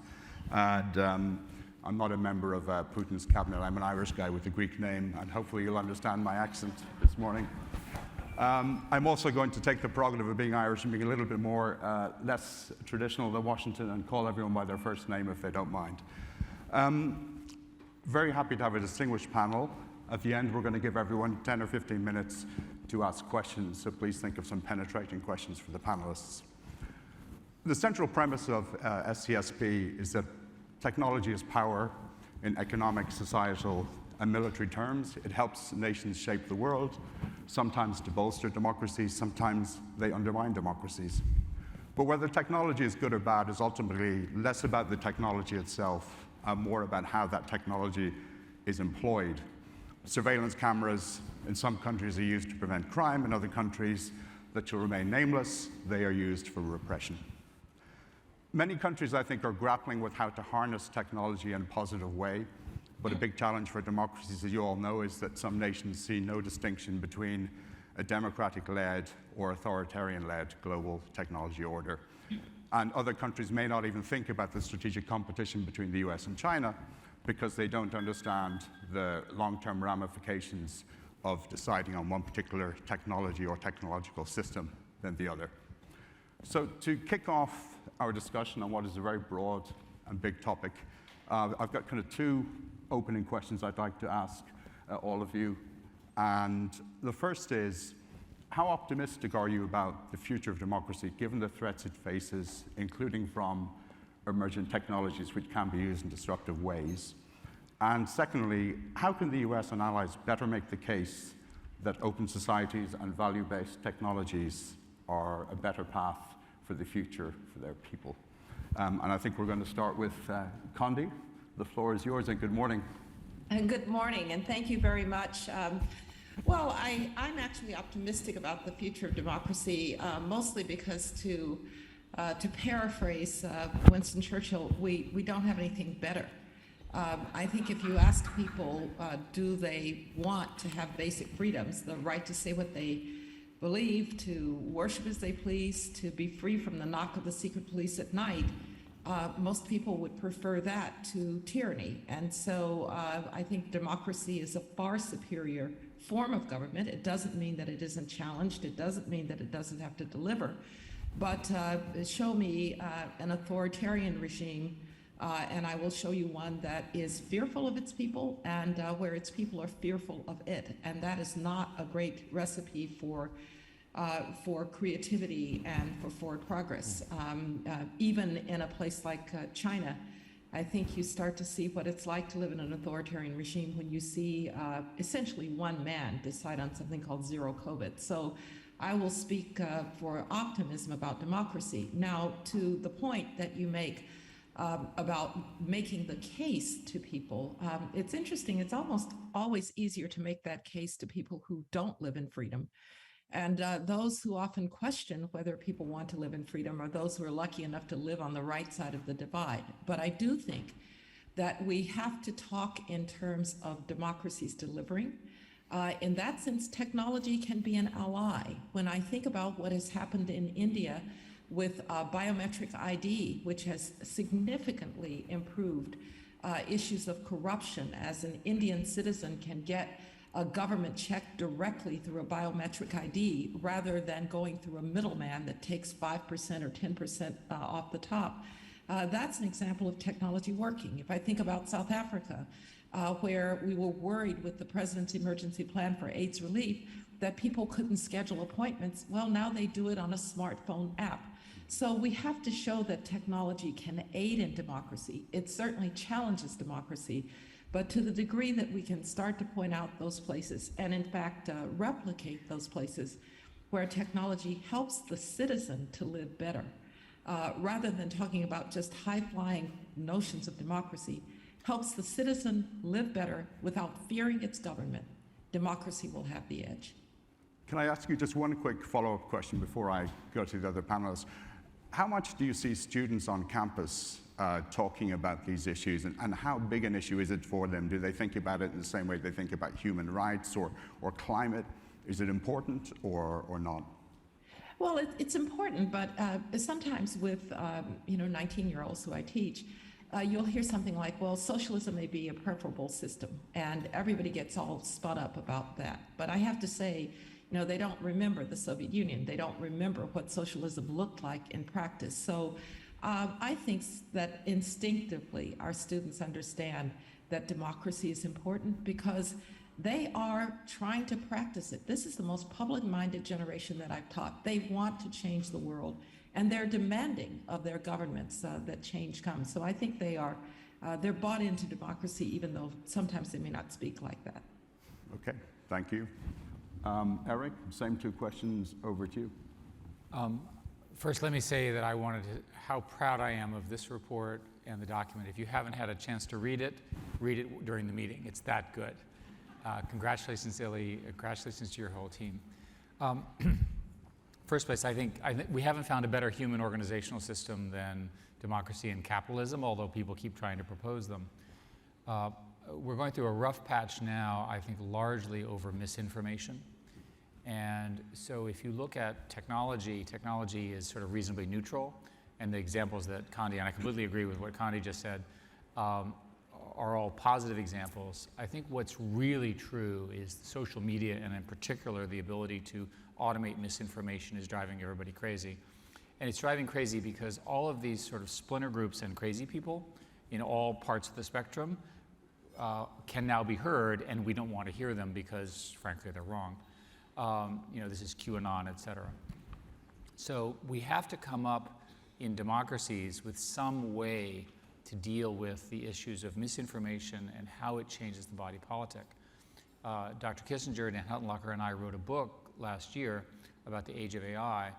And in the book, we say at some length that this misinformation problem is going to get significantly worse because of targeting and the ability for AI systems to use their optimization functions to target specific individuals. So the sort of, in my entire career, I've been essentially a techno-optimist, and I remain a techno-optimist, but a bit bloodied, because the technologies that we collectively built, which we collectively built largely in our own image and for ourselves, are being misused in the ways that we didn't expect. A simple explanation for that is that we didn't take those classes in college. We were too busy in engineering. We didn't understand how society really worked. And so I think that there needs to be some kind of reckoning around this. With that reckoning, I'm quite sure we will be in good shape. If I can ask you one follow-up. If you look, the US has been a technology leader for decades. China is emerging as a technology leader in some areas. I don't know how many of you are dancing on TikTok and sharing your videos, but TikTok is essentially originally a Chinese company. How do you tackle some of these challenges when actually the technology is not being developed in somewhere in the US, but actually it's being developed in Chengdu or Shenzhen? Well, again, my whole career has been US dominance in technology and watching what we did to other countries. So if you think about Europe, Europe became very concerned about data localization. And I remember spending 15 years in Brussels dealing with this. Well, now we're concerned about data localization of Chinese products, right? So what's good for the goose is good for the gander, et cetera. We need to, I think the key message here is we need to make sure that what happened to us in 5G does not happen again. I cannot say that more clearly. You do not want to work on platform technologies that you use every day that are dominated by non-democratic, non-open systems. So one way to understand the Chinese situation, of course we have real experts here, is China has its own set of problems, but for China, most of the problems that they have seem to be solved by the technologies that they're investing in at a global level and at scale. So they're not, no matter what the narrative of China is and their issues and so forth, they're going to double down on competing in the areas that we care about, AI, quantum, synthetic biology, and others. Because that's at the core of their revenue mission, their growth mission. They already controlled 90% of new energy, for example, right? So for all of the good liberals who want to drive electric cars, you're driving an electric car with a whole bunch of Chinese components. I recently started doing a whole bunch of programming. All the computer stuff that I'm now doing is based on Chinese computers. When I did this 40 years ago, it was all American made, right? It's really changed. And we have to address that. In the report, we talk specifically about what it takes to do this, but we've got to take it. My concern is I think America is slow to understand the threat because of the disaggregation of information in America and all the special interests. But the fact of the matter is we have a national bipartisan priority to win in establishing technology platforms for the globe that we invent, that we drive, that we make money from. We all benefit from that outcome. Okay. John, you've lived in some of the most, champions of democracy in the world, Russia, China. I'm being ironic. You lived in Taiwan and saw the transition from authoritarianism to democracy. So how do you view the same two questions? Well, I've never had anyone come up to me in my postings overseas, either in government service or business, and say, I wish we had the Chinese system, or I wish we had the Russian system. Never. They yearn for what we have because it speaks to individual opportunity and freedom and making big dreams come true. I hate to oversimplify it, but anywhere you go in the world, you will find human yearnings roughly the same. So we need to look sort of inward at our own system because this is where we have the opportunity, but today this is where the problems reside. So we're blessed with the greatest system ever devised, in my opinion, supported by founding documents that today are still as relevant as ever. We're also blessed with the greatest, most impenetrable borders of any country in the world, the Atlantic and the Pacific, with neighbors north and south who we generally get along with. But the impenetrable boundaries, the Atlantic and the Pacific, make us tone deaf to what's happening elsewhere. And when Eric talks about the march of technology in China, I have to put a big red line underneath that, because I don't think we understand the half of it. I don't think we understand how far ahead they are in key technologies. So I'm working in the EV world with Ford Motor Company. I'm vice chair of Ford Motor Company. And the race that we're running to electrify vehicles with LFP technology chemistry, which is dominated by the Chinese, by the way, in an ecosystem that has dozens of EV players who are perfecting every day the products that they're taking to market. You know, when you tell people that China has probably a 5-year head start on us, it surprises them. So I think we need to kind of tune in and become a little bit more aware of what's happening among our key competitors, namely China. But meanwhile, and I've had this discussion with my daughter, 16, who's on TikTok constantly. And she's informed and gets all of her news from TikTok, and it drives me crazy. But so what are the underlying pillars of democracy that we as people need to replenish and restore so that we don't lose it? Because I think we're at a very fragile moment. I'm so delighted that this conference is taking place and we're able to raise a little bit of awareness. I'm so delighted that people across the country are talking about the fragility of democracy and what we need to do to fortify it, because eternal vigilance is the price of liberty. Eternal vigilance. We take our eye off the ball, we lose something very special to us. So what about our pluralistic system?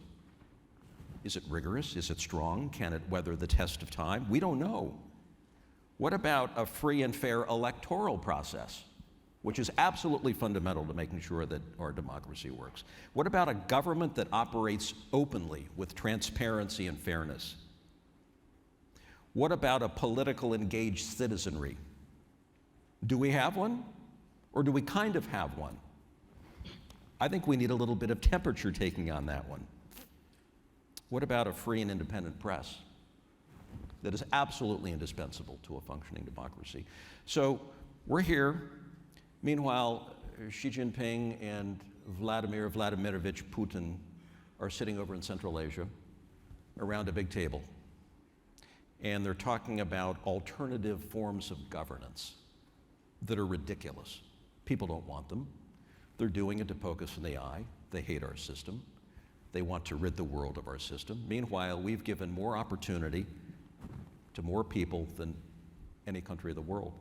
So we need to focus on what we do well, how we can refurbish and restore the pillars of democracy, which is what I think the next few years are going to be about, and how the march of technology can help facilitate that, because AI can restore much in terms of access to information, how we vote, the ease with which we vote, how kids are taught in schools, access to healthcare. There's so much left to be done, so much we've talked about for too long without taking action. And unfortunately, I think that is the weakness of this country. We talk. Some of these conversations we've had for 20 years now, and we don't act, and we don't organize, and we don't make national priorities that all of us can get around as Americans. As a quick follow-up, as someone who has, speaks Chinese, has invested a lot of time in China, Taiwan, are you worried that the combination of the restrictions in China on movement, the lockdowns from COVID, the maybe Cold War is too harsh of a term, but the cooling of relations between the US and China makes it more difficult for maybe Americans and others to go and visit China and really see what's happening? There are fewer exchanges, that actually the US understanding of China is in danger of not growing as quickly as it should, given that China is the biggest challenge the US faces. Decoupling our people is not a good thing. We'll wind up with China right where we are with Russia if we do that. That's not a good thing. So my first trip to China back in the early 1980s, after I'd lived in Taiwan in the late 70s, the changes that have occurred over these decades is enormous, in part driven by their exposure and interaction to the United States. Our companies, our students, our academics, our people. I think it's had a profoundly important impact on China's trajectory. Does China become a democracy? No, they don't become a democracy. I don't think that was ever the intent. But are you able to give people a freer sense of purpose where opportunities abound and human rights, basic human rights, are respected? That's the objective in part. But I fear this decoupling talk. We will decouple naturally. That's already occurring. And Xi Jinping started the process with his indigenous innovation programs 15 years ago. He already started decoupling by picking winners domestically, which was a horrible choice on his part. And I think he's out of economic policy choices for the most part going into the 20th Party Congress. But decoupling is only going to create estrangement, misunderstandings, and instability globally on the security side. Okay, thank you. Sylvia, the last word on those two questions, and I'd also like to throw in the question I asked Condi. How are students on your campus thinking about both technology and democracy, and how are they thinking about China, given they're living in a very, obviously the most political city in the country? What kind of discussions are you hearing? Do they mirror the discussions in broader Washington, or do they have a different perspective on China? Thank you, and to refresh the bidding, the question, this first question, I'm not going to repeat a lot of what's been said by our colleagues, but this question of optimism, and we've kind of brought together three things in terms of this question of optimism. Are we optimistic about the democracy, the interrelationship with technology, in terms of that in China? Kind of brought all those in as we've kind of gone around. And I won't repeat, the threats I think are extremely real. And so I want to start with whether that's the question, Eric, what you raised in terms of, I don't think it bears, we need to repeat. I think we do just need to focus on what does it mean and what actions we need to take. The internal threats to democracy, John, you touched on some of that as we think through it, and the threats that China present in the context of both of those things. So I'm not going to repeat that part. I'm still an optimist. And I'm an optimist partially because I am at a university every day, which is a microcosm. It gets a little bit to the second part of your question. At a university, you are a microcosm of all of these problems, whether it is the misuse of technology and misinformation. I can tell you how quickly things can spread through social media that are not true. And then what it takes, and the division and divisiveness in terms of undermining the democracy and how that works. At the same time, you see all of those pieces and parts, but you also see the antidotes in action. And that's why I'm an optimist. And whether that's, I think Audrey Cronin is here, who is leading our Center for Innovation, Technology, and Security at the university and works, I see her work with students in mentoring them, I see her work in scholarship, and I see her work in supporting the US government in its work. Diana Burley, another one of our faculty, who is doubling our research to this point of how are we going to get to the place that you're talking about where we don't let that 5G thing happen again. And so I see the solutions in the solution space. On the other part of it, the issue of these divisions in democracy, some of the things, John, you were talking about. I get to see how it actually works. At American University, we tell our students three things. Get your facts, take it off social, and get it in a room.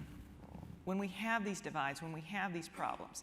And what works for the students in terms of trying to teach that, the work we do on civil discourse, and whether that's the work that I'm talking about student by student on these issues. And American University, by Princeton Review's standing, we are the most politically active campus in the nation's capital as well. So you can imagine what it's like on a daily basis in terms of what we experience and what we see. And that's a great thing, because it gives us the opportunity to see what tools work.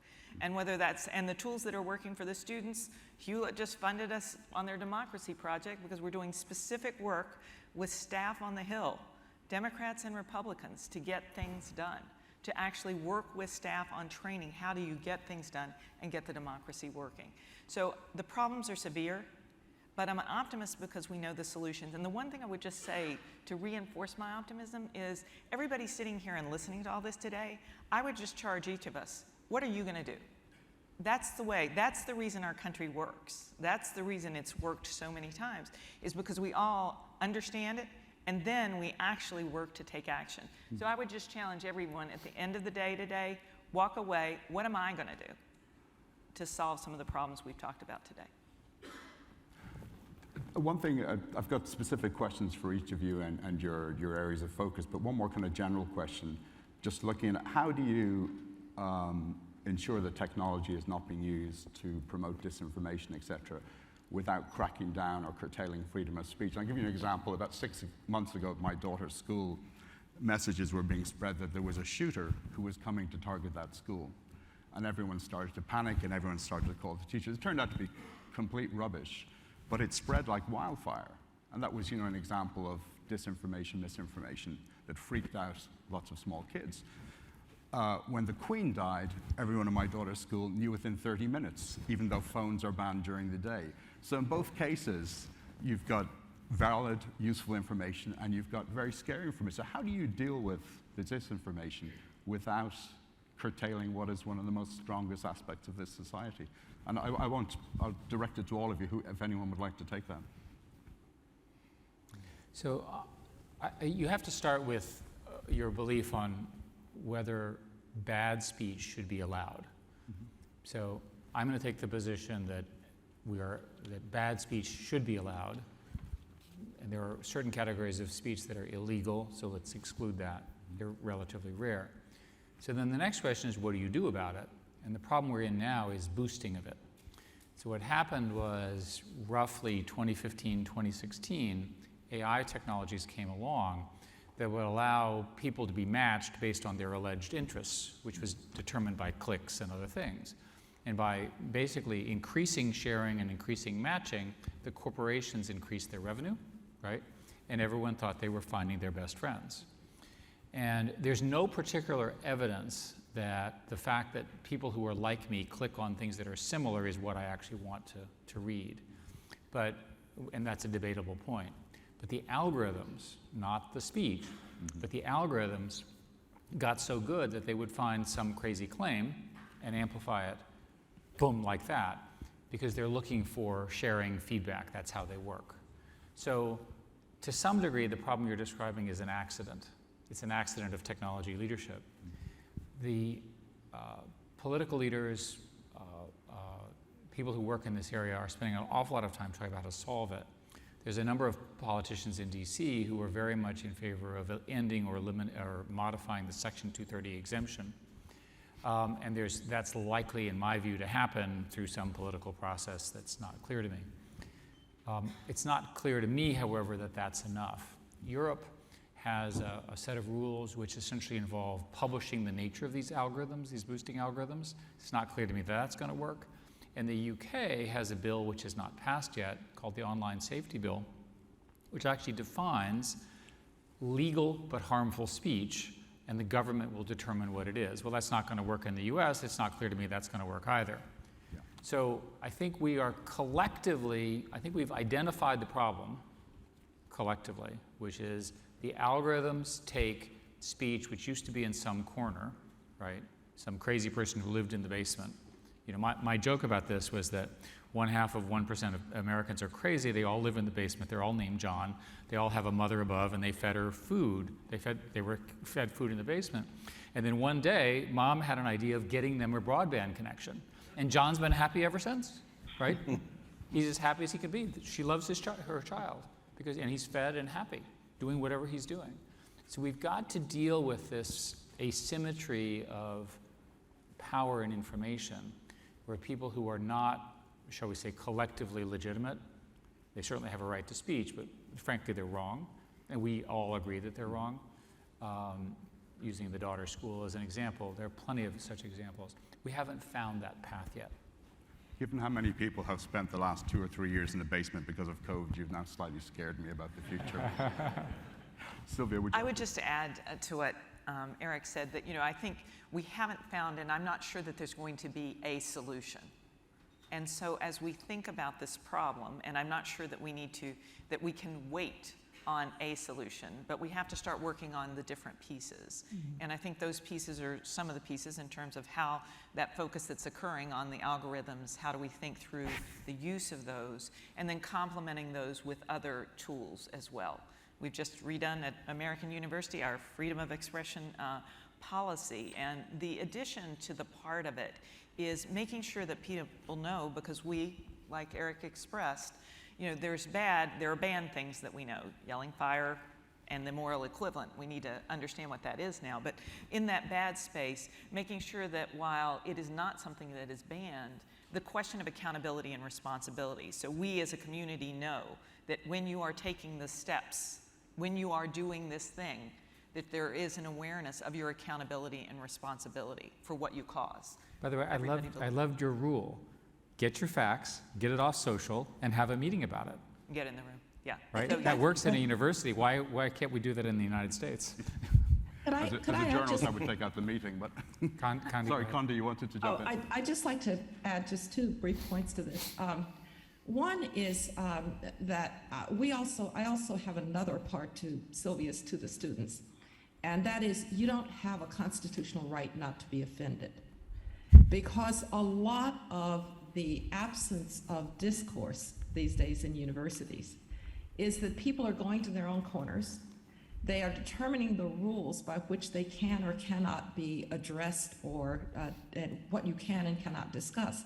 And that is causing a kind of freeze, and I think that is bad for democracy. So, I think students need to get their facts, they need to get off social, they need to get in a room, and they need to realize that they may in fact have to listen to some things that are hard to hear. So I just wanted to add to Sylvia's list.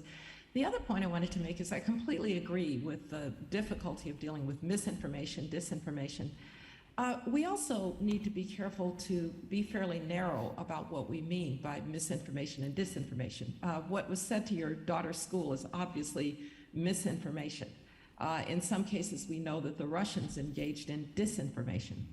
But sometimes when facts are not clear, those in politics will say, oh, well, it's misinformation. We had a lot of this during COVID, where the facts actually weren't that clear. And now people have egg on their face because they said, well, that was absolutely obvious or absolutely true. And so it's a really complicated thing to know when something has entered the realm of truth. This makes it even more complicated. It would have been misinformation at one point to say that the Earth revolves around the sun, just to give an example. I mean, if I can just add that it's not just on campuses as this is happening. I write about only China, and if I quote someone who's seen as being way too dovish or way too hawkish, the other side will text me and say, why did you quote that person? And I will write back and say, I think you can all agree you don't want me to censor like Xi Jinping. There's a danger in Washington as well.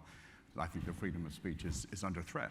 But Connie, if I can stick with you and draw on some of your experience from looking at the Soviet Union and Russia for a long time, what lessons do you see from the Cold War that can apply to the current competition with China, particularly surrounding the nexus of technology and ideology? Well, I think the problem is that this time around, we're dealing with a competitor that has all of the tickets. The Soviet Union was a military giant, but it was a technological midget. It was an economic midget. At no point in time was more than 1% of Soviet GDP accounted for by international trade. That's how isolated it was. We have a very different situation with China. As Eric and John were relating, this is certainly a technological giant that is becoming a military giant and has the economic resources to fuel it. And so the first thing that I say to people about the Cold War is it won't tell you very much about how to deal with China. It will tell you two things, though. The first is it's better if you can do things with allies. And one of the good things about the Chinese foreign policy over the last couple years is that it's actually pushed a number of countries to fear China and to move closer to the United States. That's the story of the Quad. That's why you have Japan and Australia and India in deeper cooperation with the United States. So allies matter. It mattered in the Cold War with the Soviet Union, and it matters now. Secondly, getting your own house in order is what really matters. We didn't really defeat the Soviet Union because of our military prowess. It was because they couldn't keep up technologically. And so when I hear people who know, like Eric, talking about the race with China on the technological side, we'd better get our act together, because this time we have a determined and much more effective and capable adversary on the technological front. I think if we understand that, and I just want to say something that's maybe a little bit provocative, we have to win this technological race along all of these frontier technologies. Because if you go back to the nuclear age, Just imagine if the Soviet Union, or even before that, Germany, had won the nuclear race. We would be living in a very different world. We don't want to live in a world in which the United States and its allies, its democratic allies, are not setting the rules, doing the work, and leading on these technologies. And it's everything from making sure that we're making the investments to even really pretty technical things that I watched as Secretary of State. The Chinese are sending really important people to UN conventions, to committees that are setting standards, and we're not paying attention. So we have a lot of work to do. The Soviet, in some ways, the Cold War may have been the easier of the tasks. A quick follow-up. As someone who's looking at China now and obviously knows Russia extremely well, do you think there's a chance that the US could pry China and Russia apart and break up this new no-limits partnership? Or do you think that would be wishful thinking? I think Vladimir Putin's doing quite a good job of that, actually. The partnership without limits, suddenly Xi Jinping finds himself in bed with a homicidal maniac who's bringing sanctions down across the world. And the Chinese, I think, are, I was a figure skater, and a figure skating blade is a 1/4 inch. The Chinese are on a 1/4 inch blade right now, trying to keep their rhetorical support for the Russians alive, while not falling afoul of the United States and others on things like sanctions relief. And so I think, that what they have in common is that they believe in authoritarianism. They believed in the decadence and the ineffectiveness of the West. But to my mind, the best thing that can happen to that bromance is if Vladimir Putin loses. And then Xi Jinping is going to have to ask himself if that's really the partnership without limits that he wants. Okay, thank you. Eric, can I ask you, you've just come back from Ukraine, looking at a real battlefield. In terms of technology, what did you observe? What kind of technologies are helping Ukraine, giving it the edge, and what technologies are benefiting Russia? And what were your observations in general? So I had never been to Ukraine before, and and of course, as an American, you become an instant expert on everything when you visit a country for 2 days. So please take this as a sort of a limit of my knowledge. In Ireland, we do that in 1 day, by the way. Just the first thing to say is we went to Kyiv and we went to the suburbs where various bad things happen. The city is quite functional.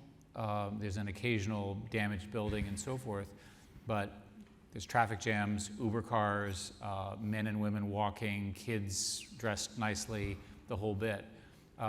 You would never know that you were at the capital of a real hard war with national conscription until you went to the defense buildings, which are a completely different scenario. Mm-hmm. President Zelensky is impressive. Short, muscular, aggressive, the perfect person, if you will, to lead a civil war, sorry, not a civil war, but a national war against an outside oppressor.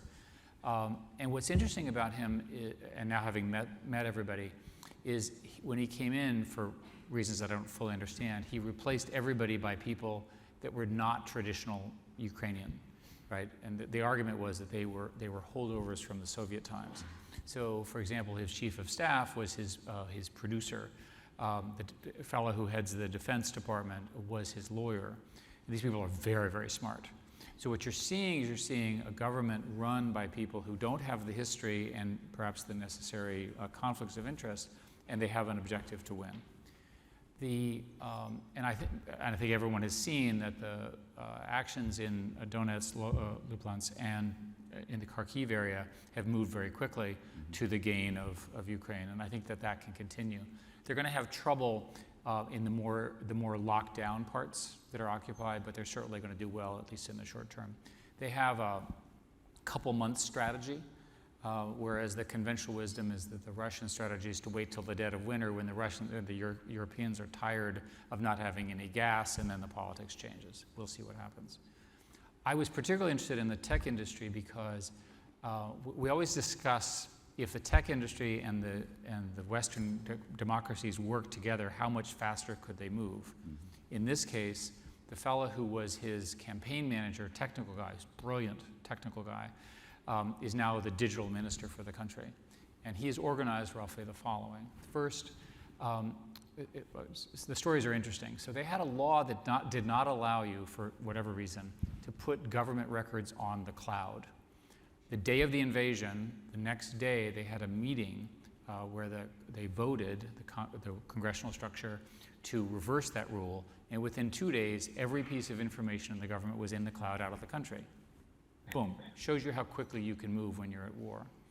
The next thing that happened was that working with Elon, who's a real hero in this story, they got a whole bunch of Starlinks, which allowed them to avoid the attacks that Russia had done on the internet.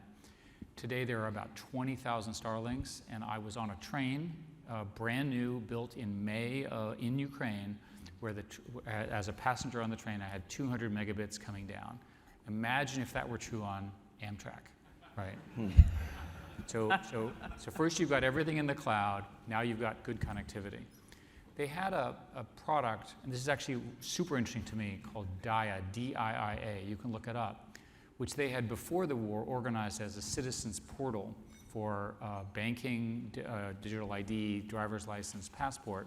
Roughly half of the country was using it. There were about 44 million people, roughly half were using it. They added the following feature, that it would call if you saw something you didn't like and you wanted to report something that was going on in the war. They would use a third-party service. The one they use is called Threema, which is similar to Signal. And it would go completely anonymously to a government service, which is very opaque, which uses AI to do a scan of what you took a picture of. And based on that, then humans make a targeting decision. So all of a sudden, you went from not knowing what was going on to having complete digital surveillance from the citizens who are being attacked. And so the way the war actually worked was they would take pictures, upload a picture of a tank or what have you. The classification would immediately tell you whether it was important with an accurate GPS coordinate. And because they had spent so many years being attacked in disinformation and hacking from Russia, they knew how to build a system that was not open source in the sense that the Russians couldn't infiltrate it. The combination of those three steps gave them a kind of visibility that no middle-sized country in a war ever has, right? Now, today, there are many, many more things they're doing. Part of their, another interesting thing about the war is they're very heavy users of drones. And what they've done is they bought drones from everywhere because they need them, and they reprogram them. And so the first thing they do is take out all those helpful limits, right, that are in the drones. So now they have a drone that they can work with. They have many, many other programs, and they're building it quickly. The reason this is important is the war will end, and at that point, Ukraine is going to have one heck of a tech industry, right? Because it's war-hardened, smart, they understand how this stuff works. I was really impressed. That's fascinating. Sylvia, as someone who dealt with Ebola and Zika as Secretary of Health and Human Services in the Obama administration, as a president of a university during the most recent pandemic, what lessons have you learned in terms of the intersection of health and technology, and what lessons should the US government more broadly be learning from these things? So with regard to lessons and learning, I will say it, some days during COVID, I used my OMB director during COVID at a university as much as HHS. But as I think through that question, learning from experiences, and it's interesting because I think Condi actually touched on this point in her answer to her question about the Cold War. I think looking at, when you're thinking about how do I use the experiences I had to learn and go forward, there's the issue of what is similar and what is different. And quickly establishing that so that you do the right learnings. And let me be clear about what I mean. In the case of COVID and thinking about running a university, transmissibility and the fact that there was asymptomatic transmission, so you didn't know, it changed how you should think about the issue of testing and the importance of testing and that sort of thing. That's an example of something that was different than Ebola and COVID in terms of the vector and the spread. And so thinking about, okay, so I got to think about that differently in terms of that, and that does get to technology, which I'll come to. But on the similar side, it's an interesting one because it's a theme that's run through this conversation.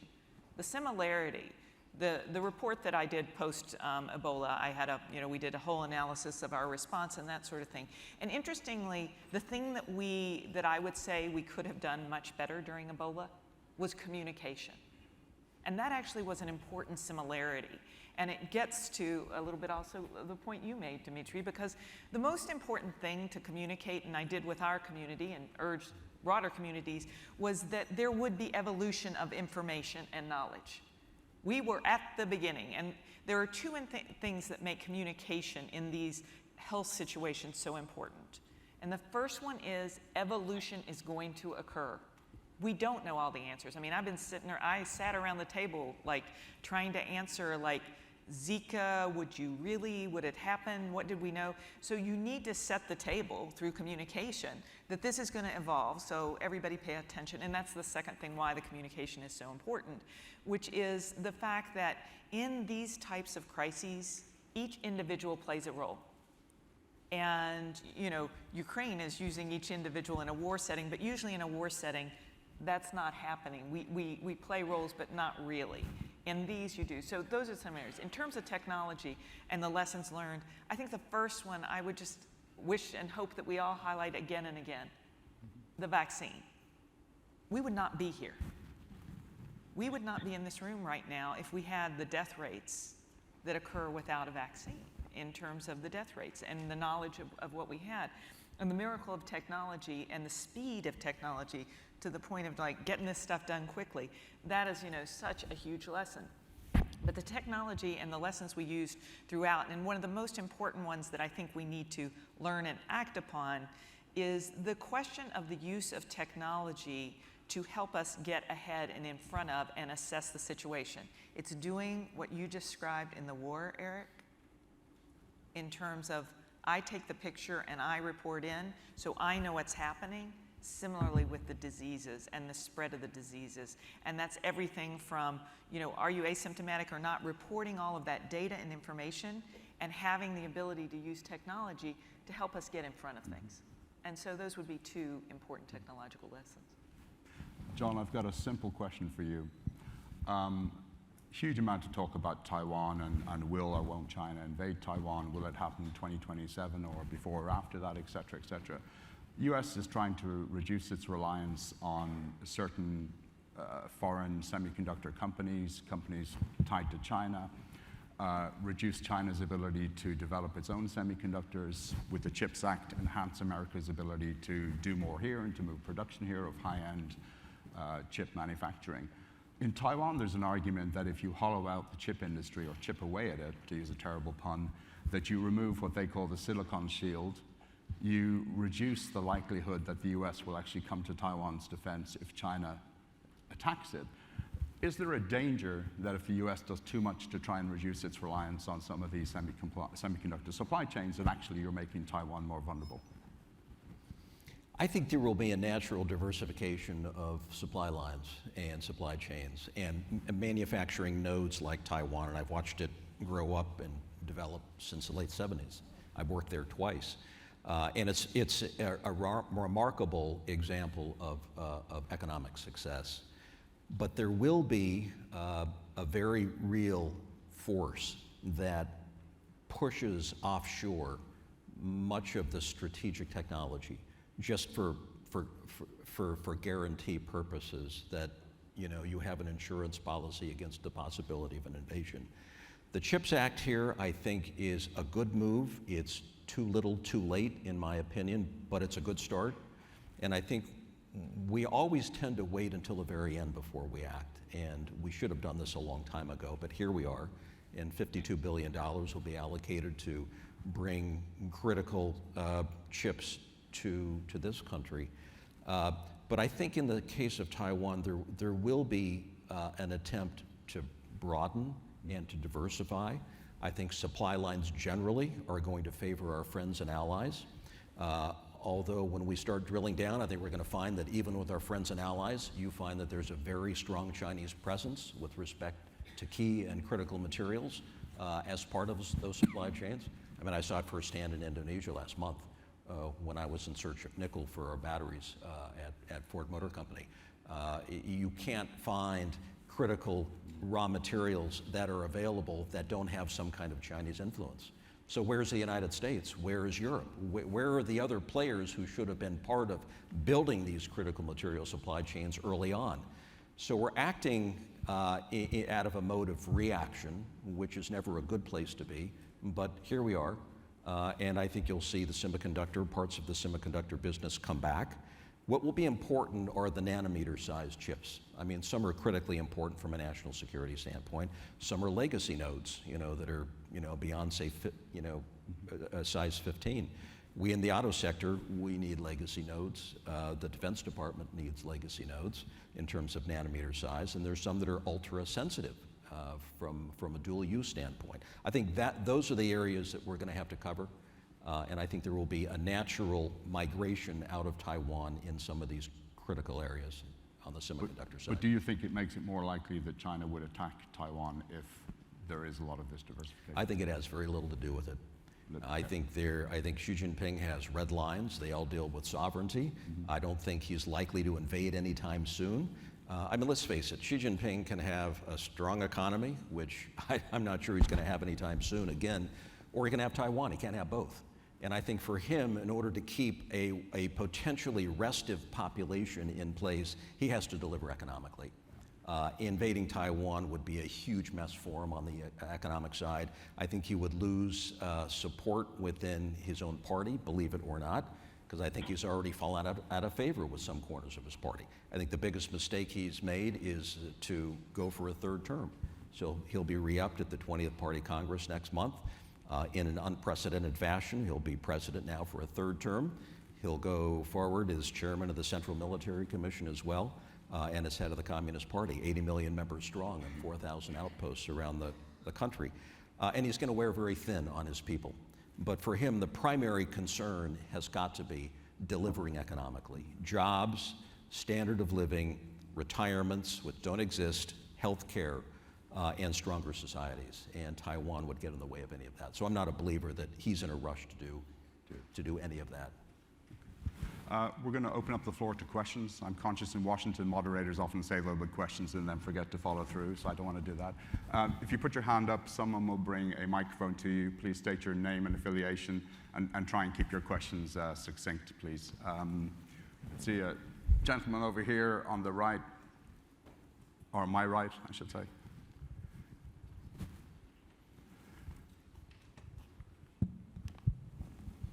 Hi there, Gavin Wild from the Carnegie Endowment for International Peace. I have a question for Ambassador Huntsman. Given your experience with China, a lot of what we're talking about here today centers around industrial policy.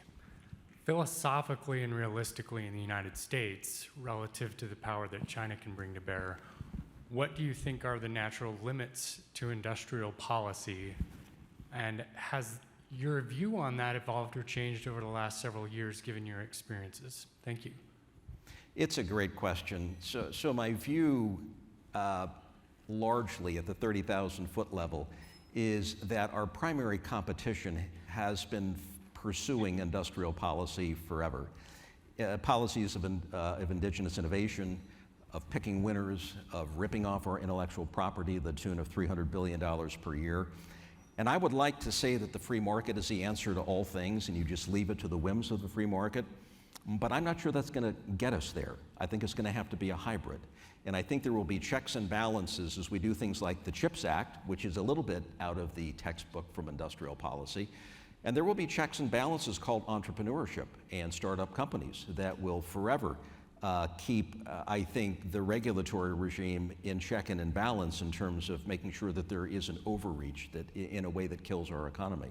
But I do think that we have to look at our primary economic competition differently. We have to organize differently around it. We have to come together as universities, government, and business and formulate some must-haves in terms of our economic foundation. What must we have in order to succeed longer term, without which we begin to sputter and die. And believe me, a strong democracy is absolutely critical in undergirding all of this. That's why I'm so interested and compelled by the idea that critical to everything we're talking about today, whether the march of technology, economic performance, warfare, is a strong underlying democratic society. That's the only way we get there. But I think, as we go forward, we're likely to come up more with a hybrid economic model in terms of how we deal with the competition from Taiwan than what we've seen in the past. Okay. I think we have a question right at the very back. Sorry, it's quite hard to see with the lights, so if you could put your hands up high. I think the secretary wants to talk. Oh, okay. Yeah. Sorry, Gandhi.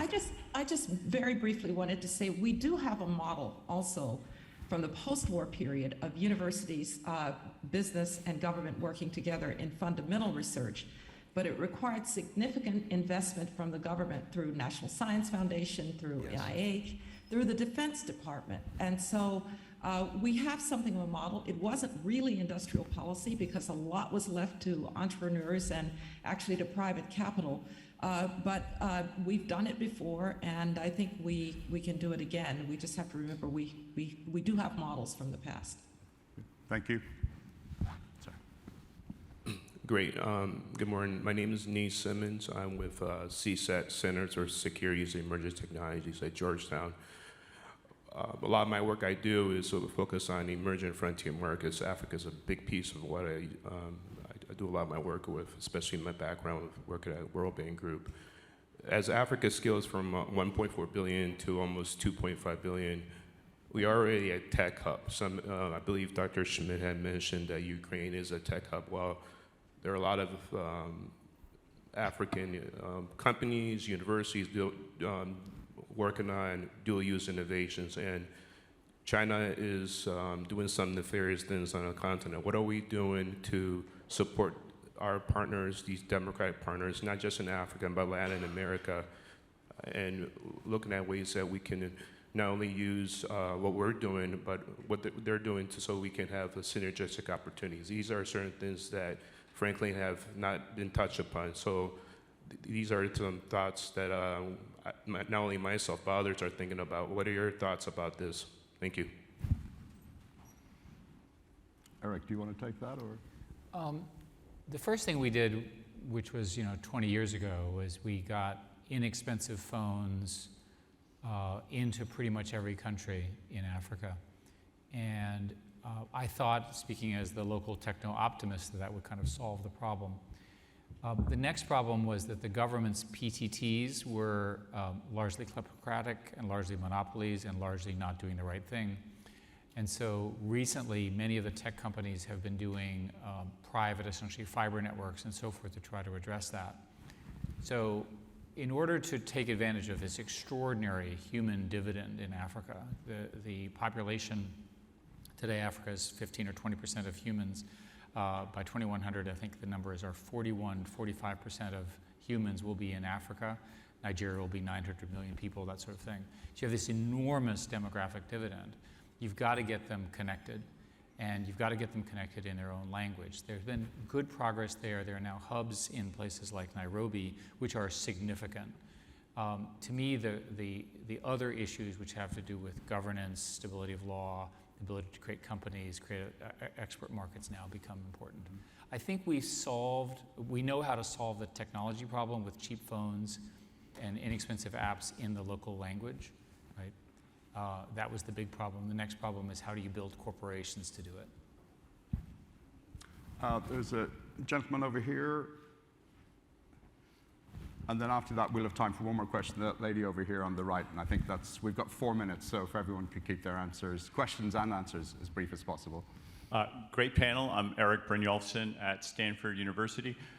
Eric, in your trip report, you described relatively normal life in Kyiv. I'd be interested in understanding more why that is. Is it a matter of effective defense or deterrence? We've seen other cities been hit very hard. And relatedly, on cyber, I would have, before the war, maybe expected more devastating cyber attacks, not only in Ukraine, but in Europe, the United States. We haven't seen as much of that.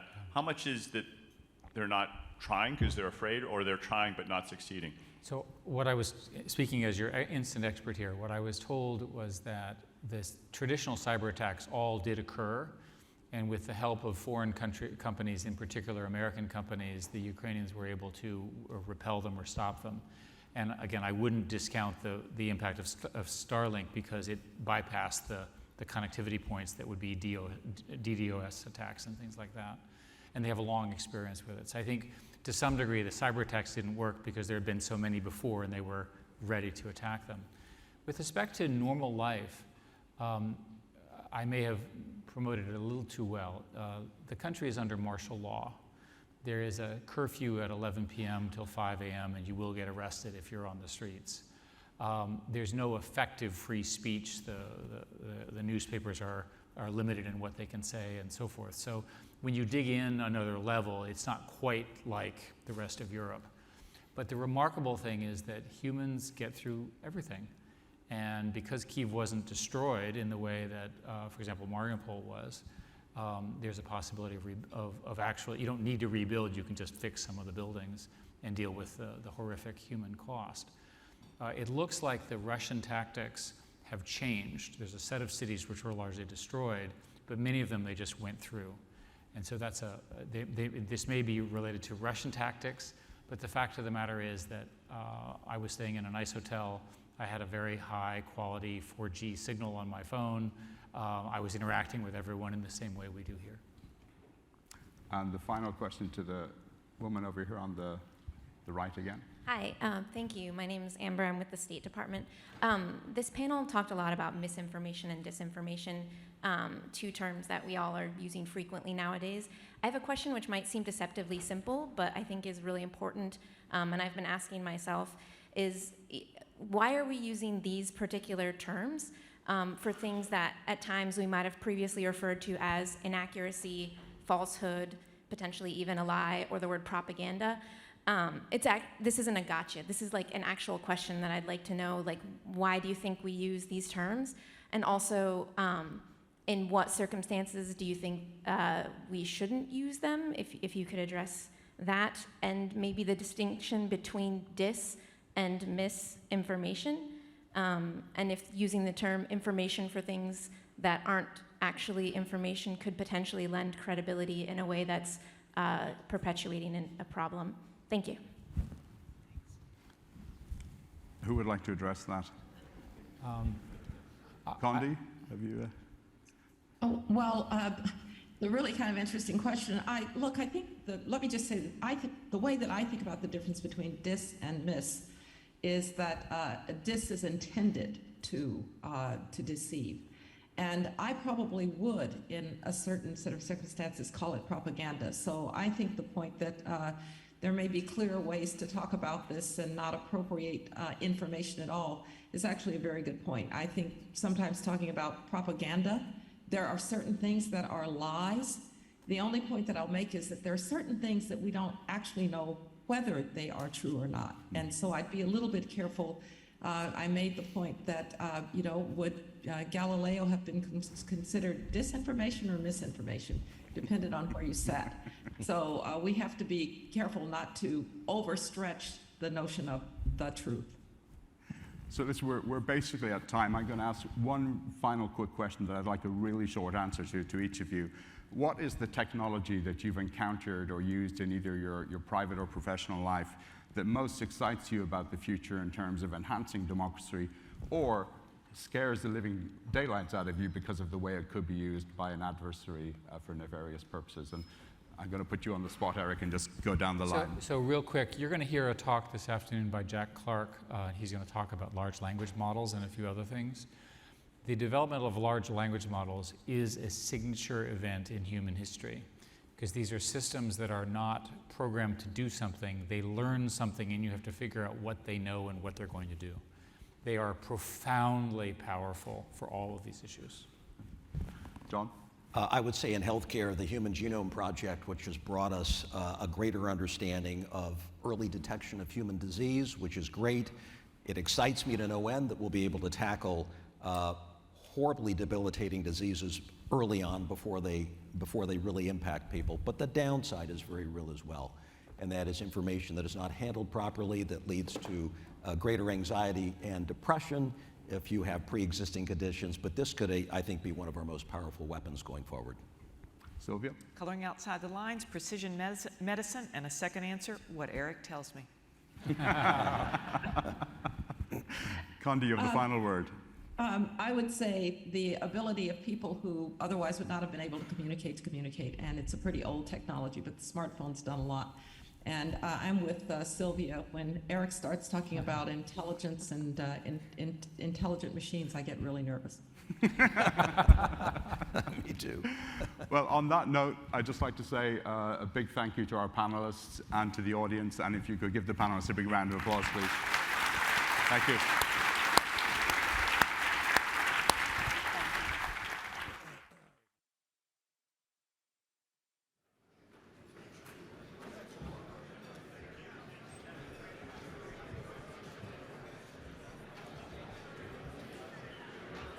So just quickly, 2 quick announcements. If you guys want to read Eric's amazing Ukraine report, please subscribe to a newsletter on our website. You'll find more details.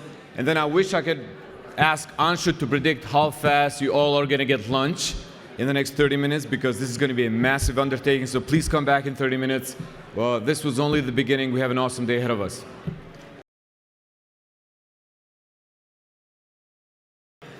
We're going to look at the future of innovation.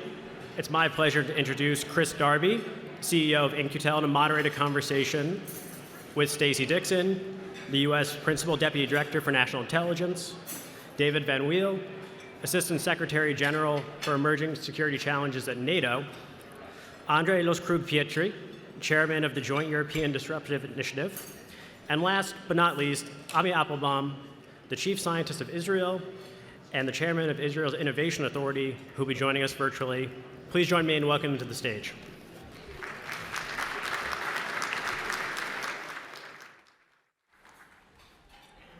Stacy, you're there. Thank you. Thanks.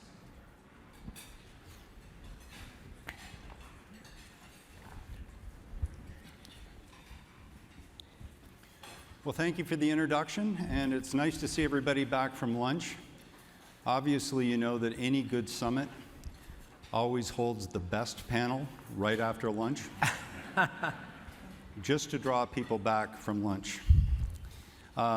We're here to talk about the future of innovation, and it's a real pleasure for me to be here with the panel today. I think you're going to find it to be a fascinating conversation around not just innovation, but more importantly, I think the process of aligning the interests between public and private sectors. And I think some nations and some regions do that better than others, but I think there are lessons to be learned all the way along.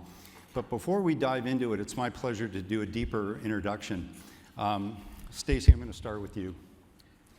You may not remember, but we met 16 years ago. And at the time, you were a staffer with the HPSI, and I was CEO of In-Q-Tel. And then you became IARPA director. You were deputy director at the NGA, and now you are the principal deputy director of national intelligence for the United States. So one of us has had a really good career over the last 16 years.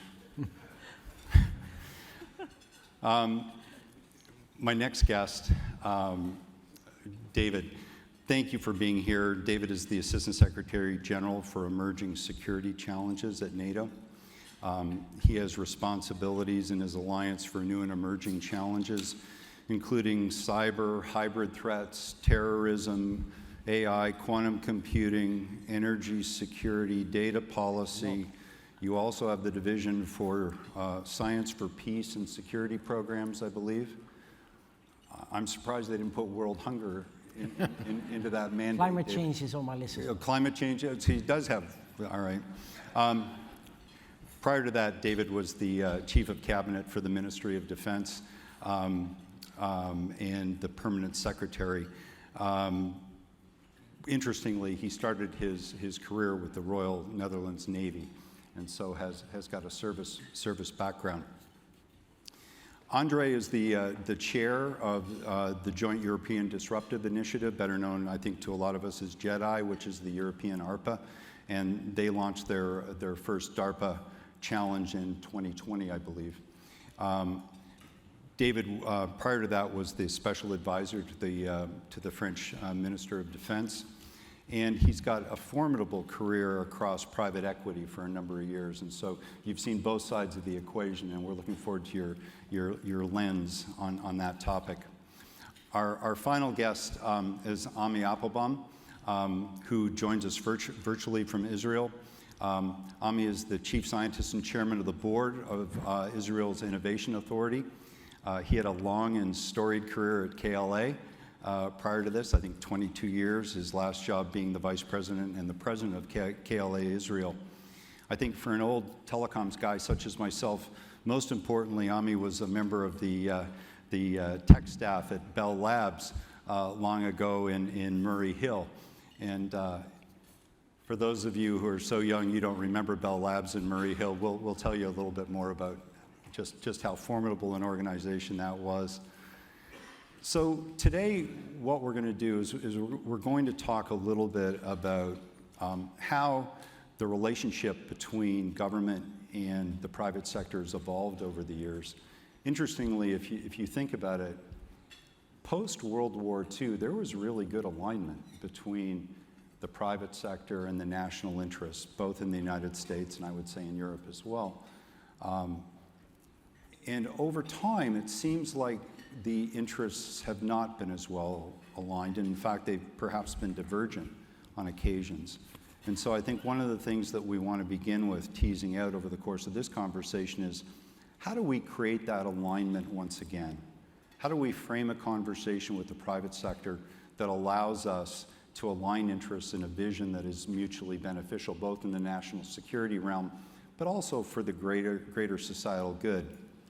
So with that as an introduction, though, I'm going to start, Stacy, with you, and obviously we go way back, so I'm going to lob a softball at you to start with.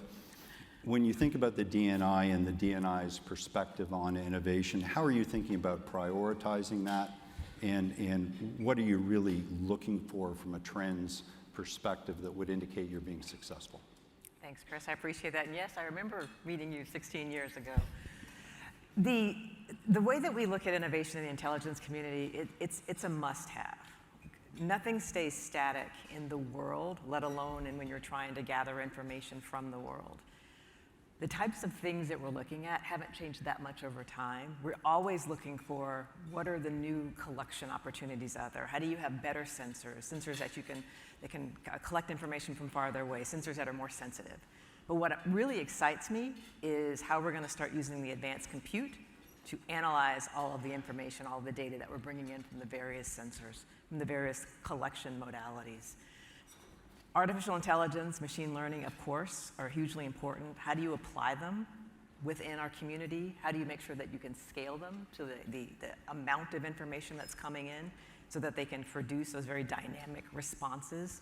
Being able to go from data to intelligence to the policymaker in shorter and shorter timelines, data wherever it's needed, anywhere in the world, in more secure and faster timelines.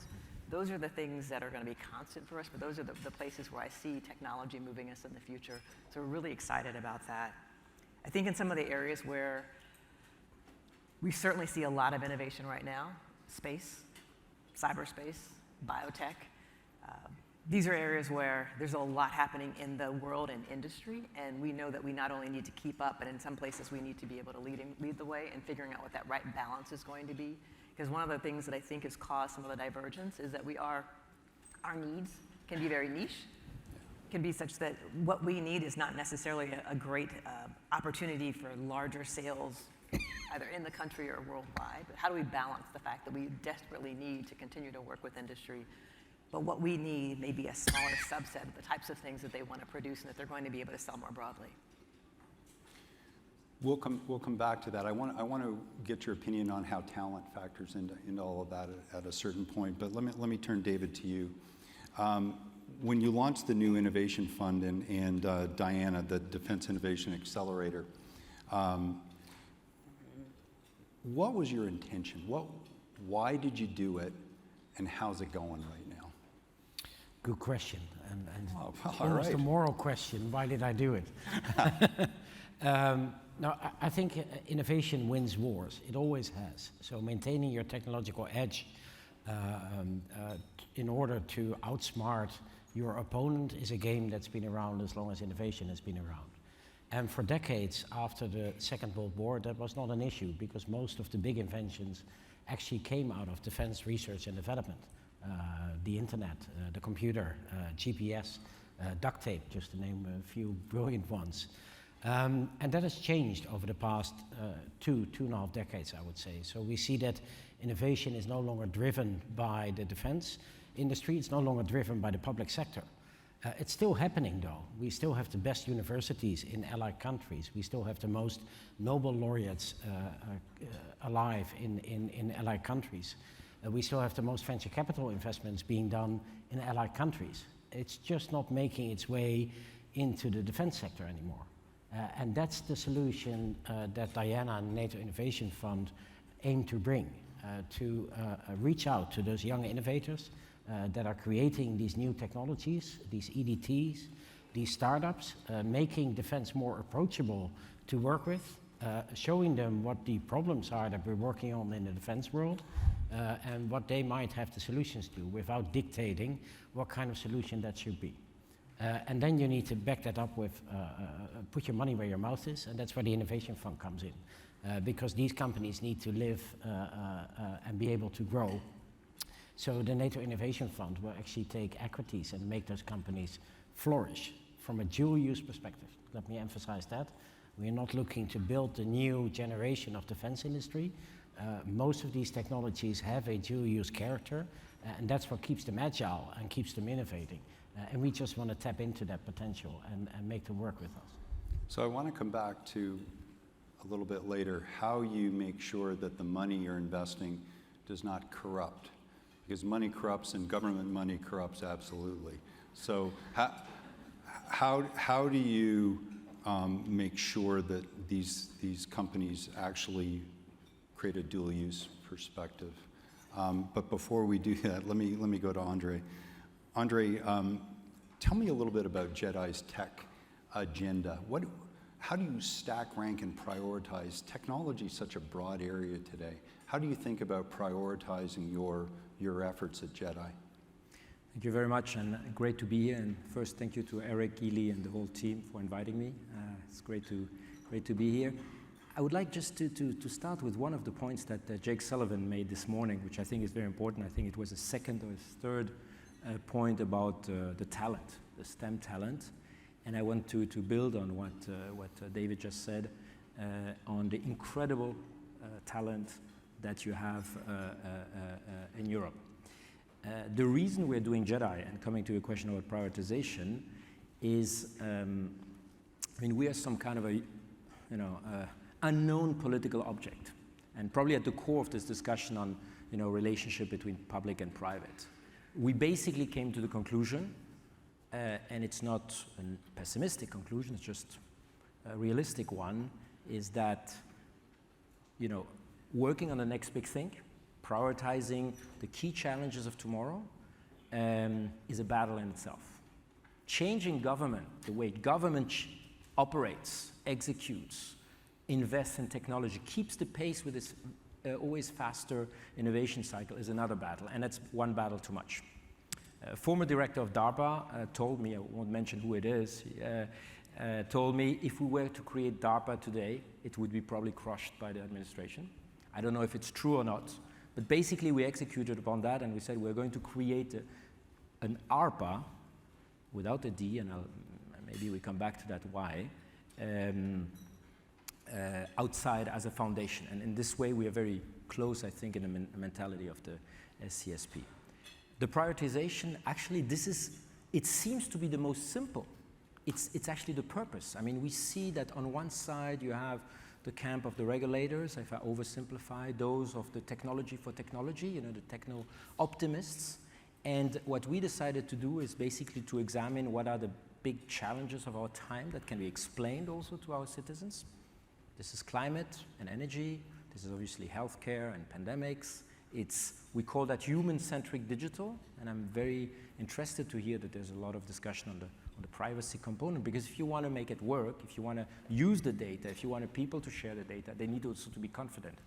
And within these missions, then we try to identify what are the topics with the biggest societal, geopolitical, and economic impact. So we have a competitive component in that. And if you allow me a minute more, I mean, the Vice President of the European Parliament, who happens to be also a good friend, Eva, gave you a little bit the setting. Let me give you probably a less politically correct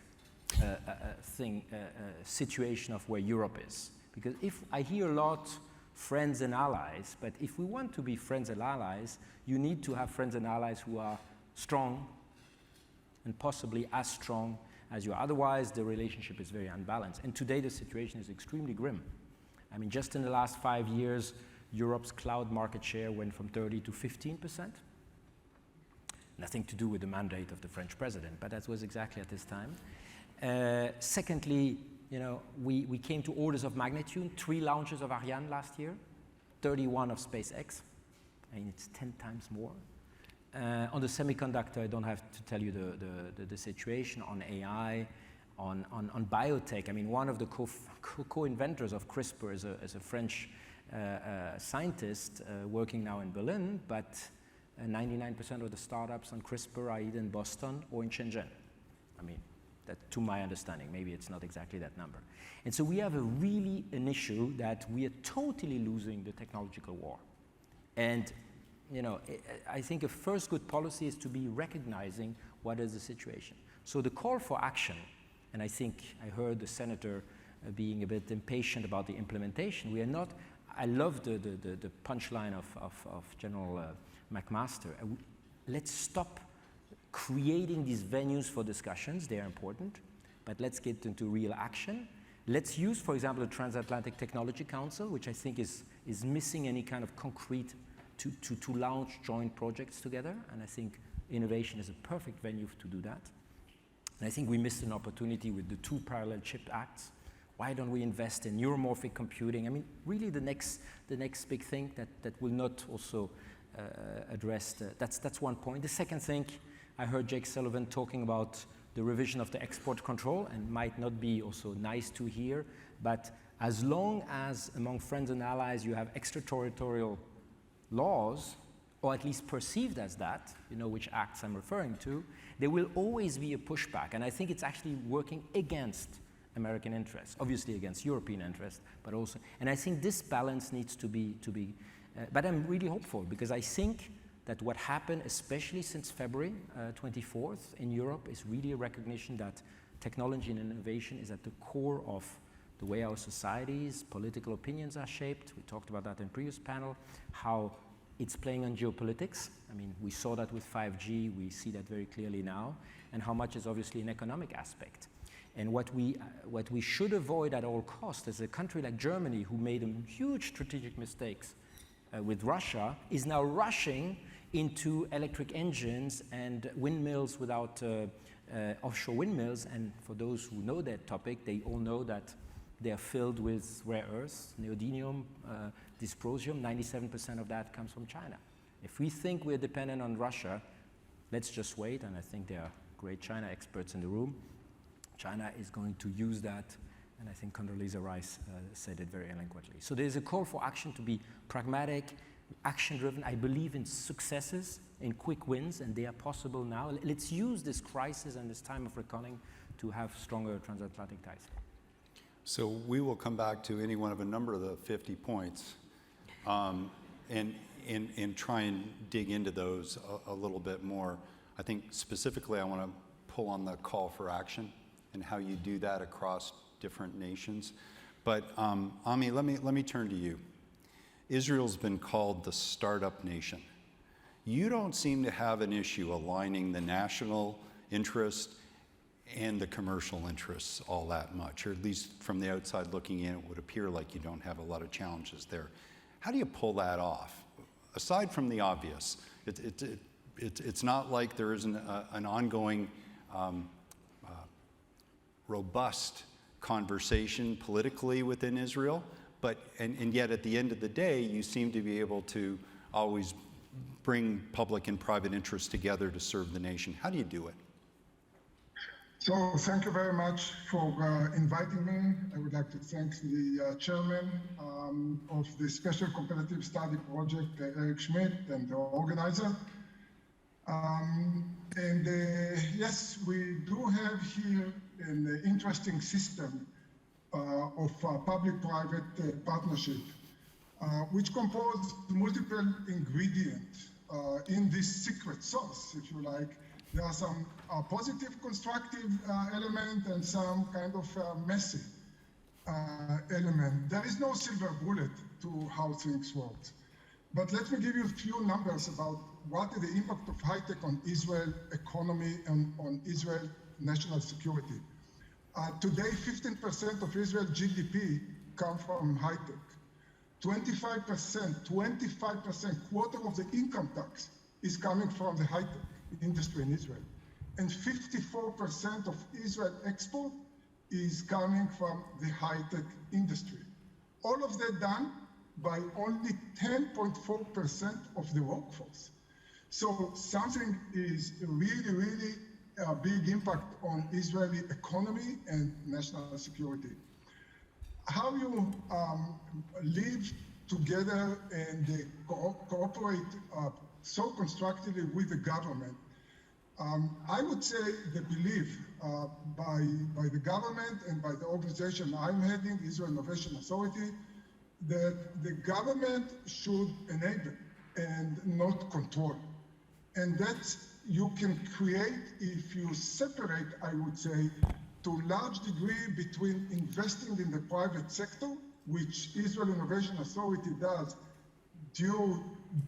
based on budget, about $500 million that we get annually, but the decision is made by a board of directors, which is 5 government representatives and 3 public representatives, and they are independent of how they make decisions. Politicians cannot dictate, minister that or other minister, how the money will be distributed.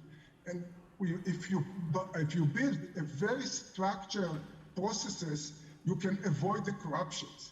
$500 million, that institution of chief scientists in Israel is 50 years old, but it keeps changing its structure and function as the global economy changes, as Israel is changing. The second element that the government must invest in is education. You cannot expect your high tech to be ahead of the rest of the world if your education system in elementary school, high school, academia is not one of the best in the world. You need to be very careful and very minded on heading into investing in future technology. Future technology, the private sector still will not invest, but academia, researchers, Israel Innovation Authority, meaning industry, will tell you today is the time to invest in infrastructure, in quantum computing, quantum communication. Don't let anyone else to be ahead of you in those areas. When I say anyone else, of course, Israel and US are partners. There are other else that I mean to them. Bioconvergence, climate. And then the last point that you need to come from the private sector, but you need to channel it into the government, is enabling regulation, not a stopping and aggressive negative regulation, but enabling regulation using a sandbox and creating sandbox that enable the private sector to go back to the government, test a new component, a new autonomous car, a new drone systems, and go and implement it globally. Now, there is also element of what I call the country culture. If you look on the overall secret sauce of Israel's success, I would say creativity, not to become followers, the debate culture that come from Jewish heritage and the Talmud, for those of you who know what it is. Some of you know the Israeli chutzpah, but there is a lot of positive in it, but a lot of negative. It's come together. You cannot try to stand in Israel on the bus line, see where you get to. But that's what creating innovation, very, very vibrant society and high tech. We have also another element is the multinational companies. Israel has more than 400 multinational companies. You cannot find today any Silicon Valley or other large companies that don't have research and development in Israel. And we welcome, I worked for many years, 22 years in one of them, KLA. And then the whole area of necessity. Necessity is how we set up this Israel, refugees from the Holocaust, surrounded by very friendly countries for many, many years. Only recently with Abraham Accord, we truly have, without quote unquote friendly, but real friendly countries. So let's drive the whole Israel society into to be the best. If you are not the best, everyone else, investors, high-tech companies have other options. They need to come to the best, they're looking for the best, and that's what drives all of us. Two more points that I want to make that the government enabled here in Israel is the fund of VC. So fund of VC, we have more than 700 different institutions, funding institution in Israel, and the organization I'm chairing, which is Israel Innovation Authority, as I said, investing government fund, but defined by a group of experts into research and development in the private sector with high opportunity, high risk, disruptive technology where private companies still don't want to invest. And last and not least is the way that we live and our surrounding. We have a compulsory military service. Military service makes a big impact because you take 18 years old kid, instead of going to college and have fun, he goes to the army. He get a gun, he have to make a life and death decisions. He works in a platoon, he works in a team, and he getting exposed into top technology. When he out of the army after 3 or 5 years, going to school, he is all vibrant and already very, very mature and ready to take his study on a fast process and go into the market.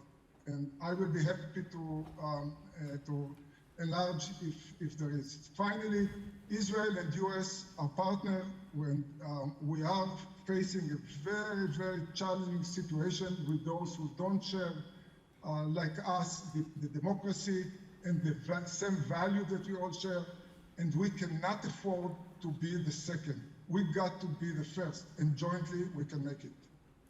So there were a number of things there that we will want to come back to, and it's my understanding this panel is now a 5-hour panel. So buckle in. I think Ami mentioned a word, Stacy, that I want to unpack a little bit with respect to talent. Someone once said, okay, maybe it was me, that innovation without creativity is just iteration. How do we think about developing talent and the flow of talent in and out of public service? Because to me, that underpins, as Ami pointed out, everything else we do. If we don't have the right talent supporting us, we won't succeed.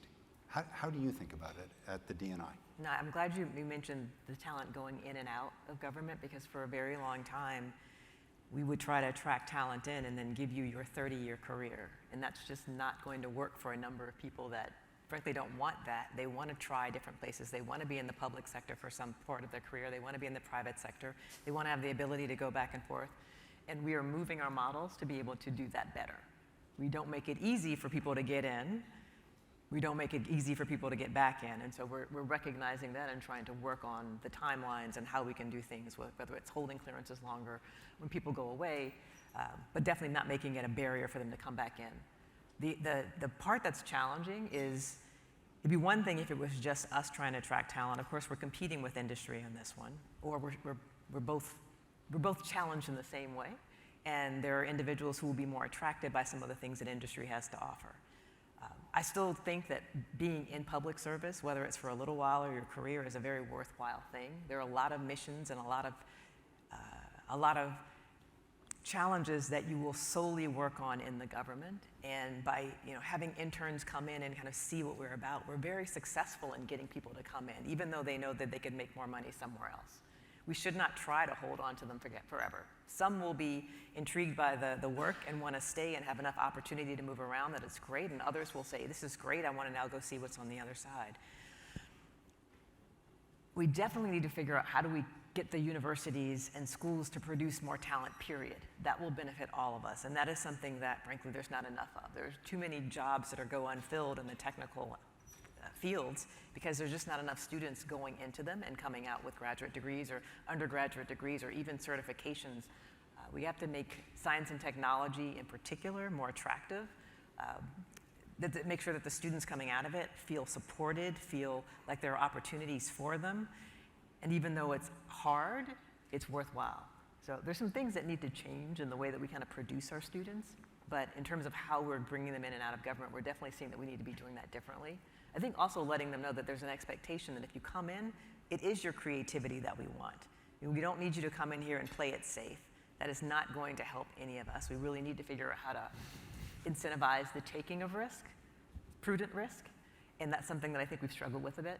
There are too many no-fail missions or too many very high security, high counterintelligence threats that make us put things and do things in a certain way that don't necessarily support that creative aspect. We need to figure out how to make it all work together, and we're trying. So I'm going to make Ely's blood pressure go up and go off script. Stacy, you've got an undergrad from Stanford and, as I recall, a PhD from Georgia Tech. Why did you go into government service? It wasn't part of the plan initially. Frankly, a recession caused me to open the aperture of places I would consider working because industry and even academia had slowed down hiring. But the government, to its credit, still hires during a recession. And I came back home to DC after working on my postdoc, realized that even though I was from here and was surrounded by government, surrounded by the intelligence community, surrounded by national security, I really hadn't paid attention when I was younger to that being a possible place that I wanted to work. Sort of got reacclimated here, realized that I had all sorts of family friends who were in this community. And one of those questions that someone asked, are you hiring? The answer was yes. And so when I started learning more about the community, I got excited by it. They couldn't tell me what they were doing, but they were so excited to talk about what they could. And I went ahead and applied. So it was sort of accidental. I was on an academic path until I wasn't, and found my way in, and it'll be 20 years next year.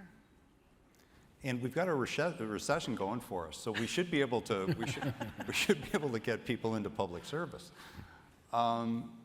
David, coming back to this notion of dual-use technologies and so on,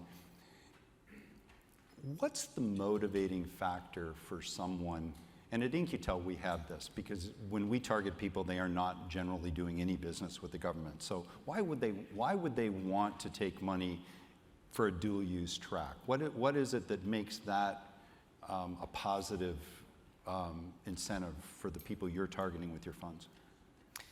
It's a good question, and I think it's a very changing landscape.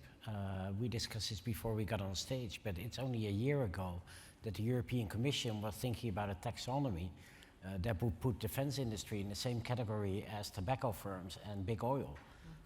So it would make them difficult for them to even have a bank account. I think that's shifted a lot.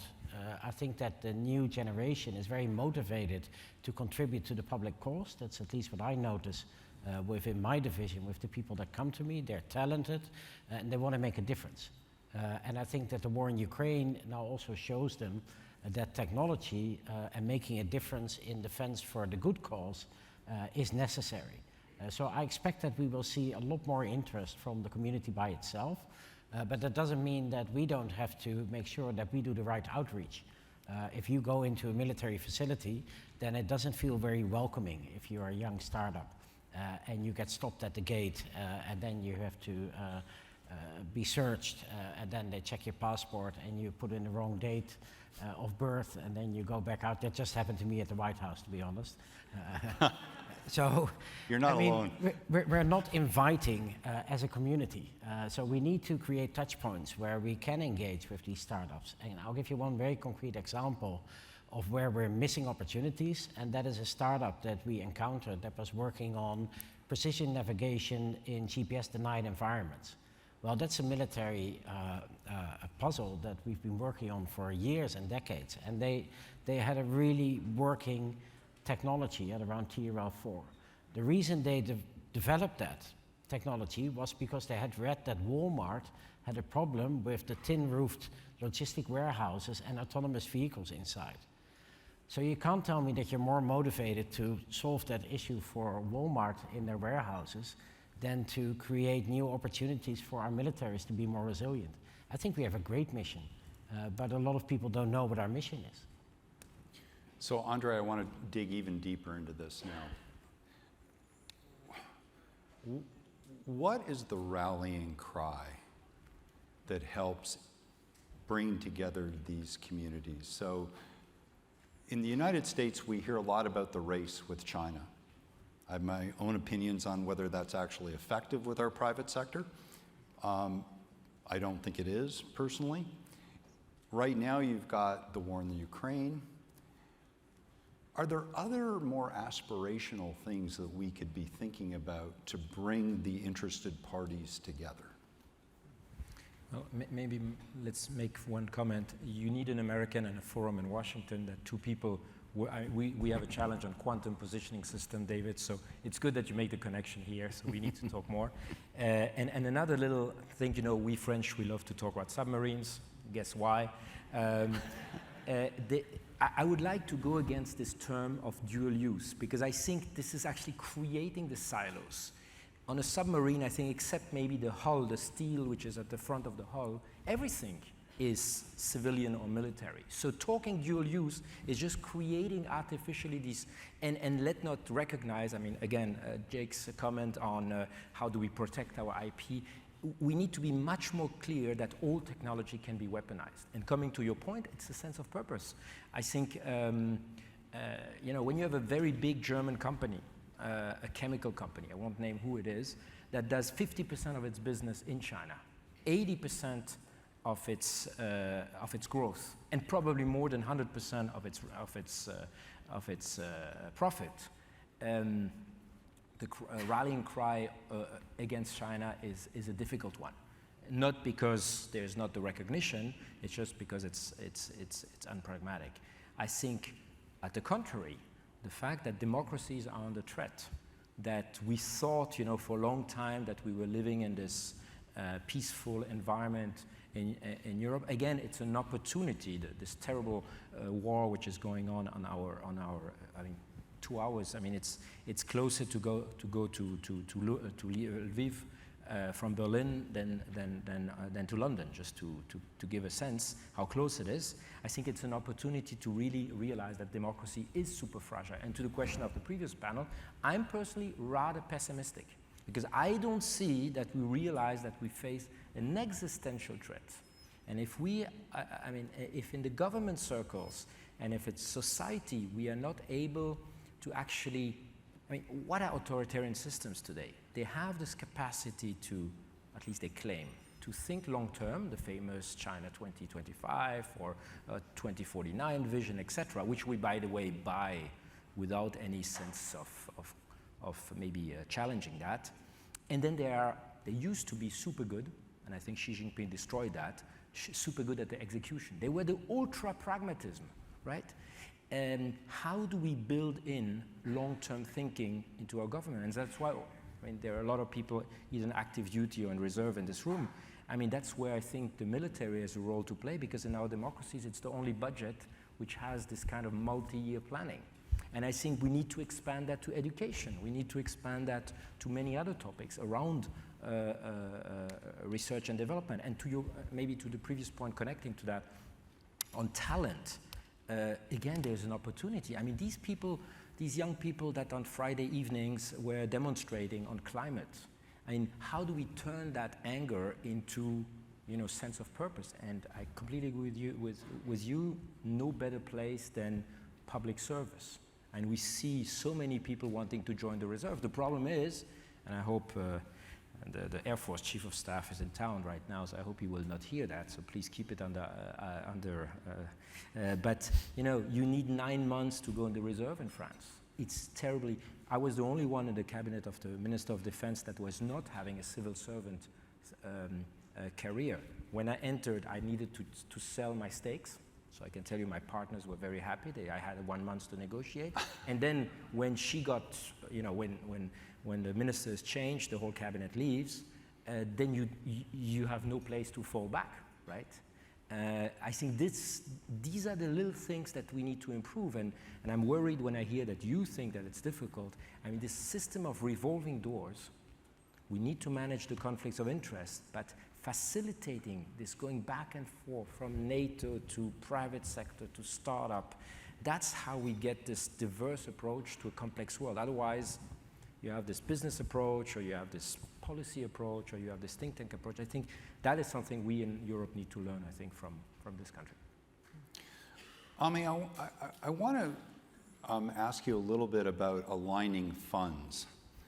As a couple of, I'll be kind, seasoned telecoms engineers, you and I probably think of things from an architectural perspective, a systems engineering perspective, if you will.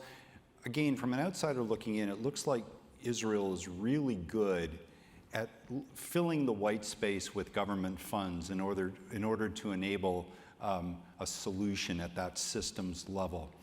How does Israel look for the gaps, and how does it think about applying its funds strategically to augment something at that solutions level over a long period of time?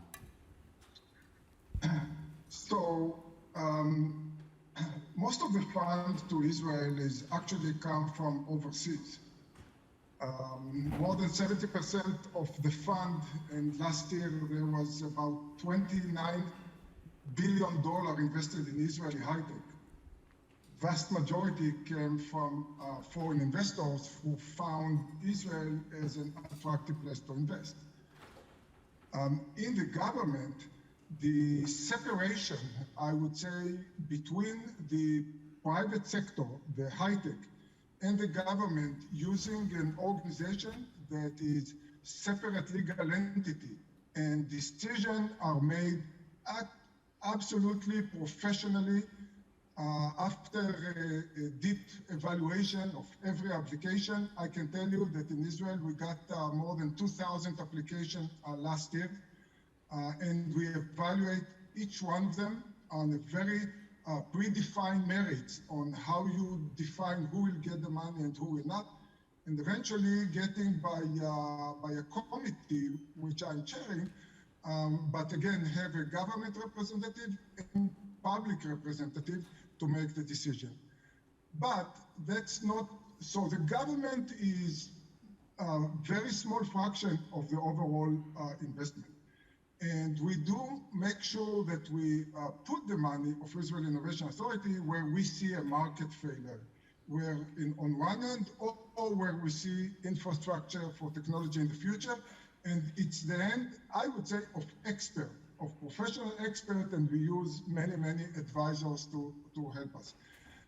The other element is how do you create other funds like institutions that will come and invest in the Israeli high-tech. Foreign institution, which came, as I said before, with a large number.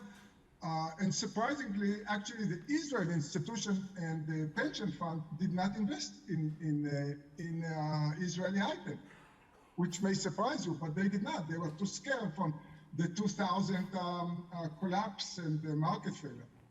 So the government, we came to the government and say, how about we give some security to the Israeli institution that if they invest for like 8 years, if they will lose some money, the government will compensate or give them some security for partial of their investment. I don't want to elaborate too much on the details, but a lot of creative thinking on how to, what I call, increase the pie of the fund that's coming.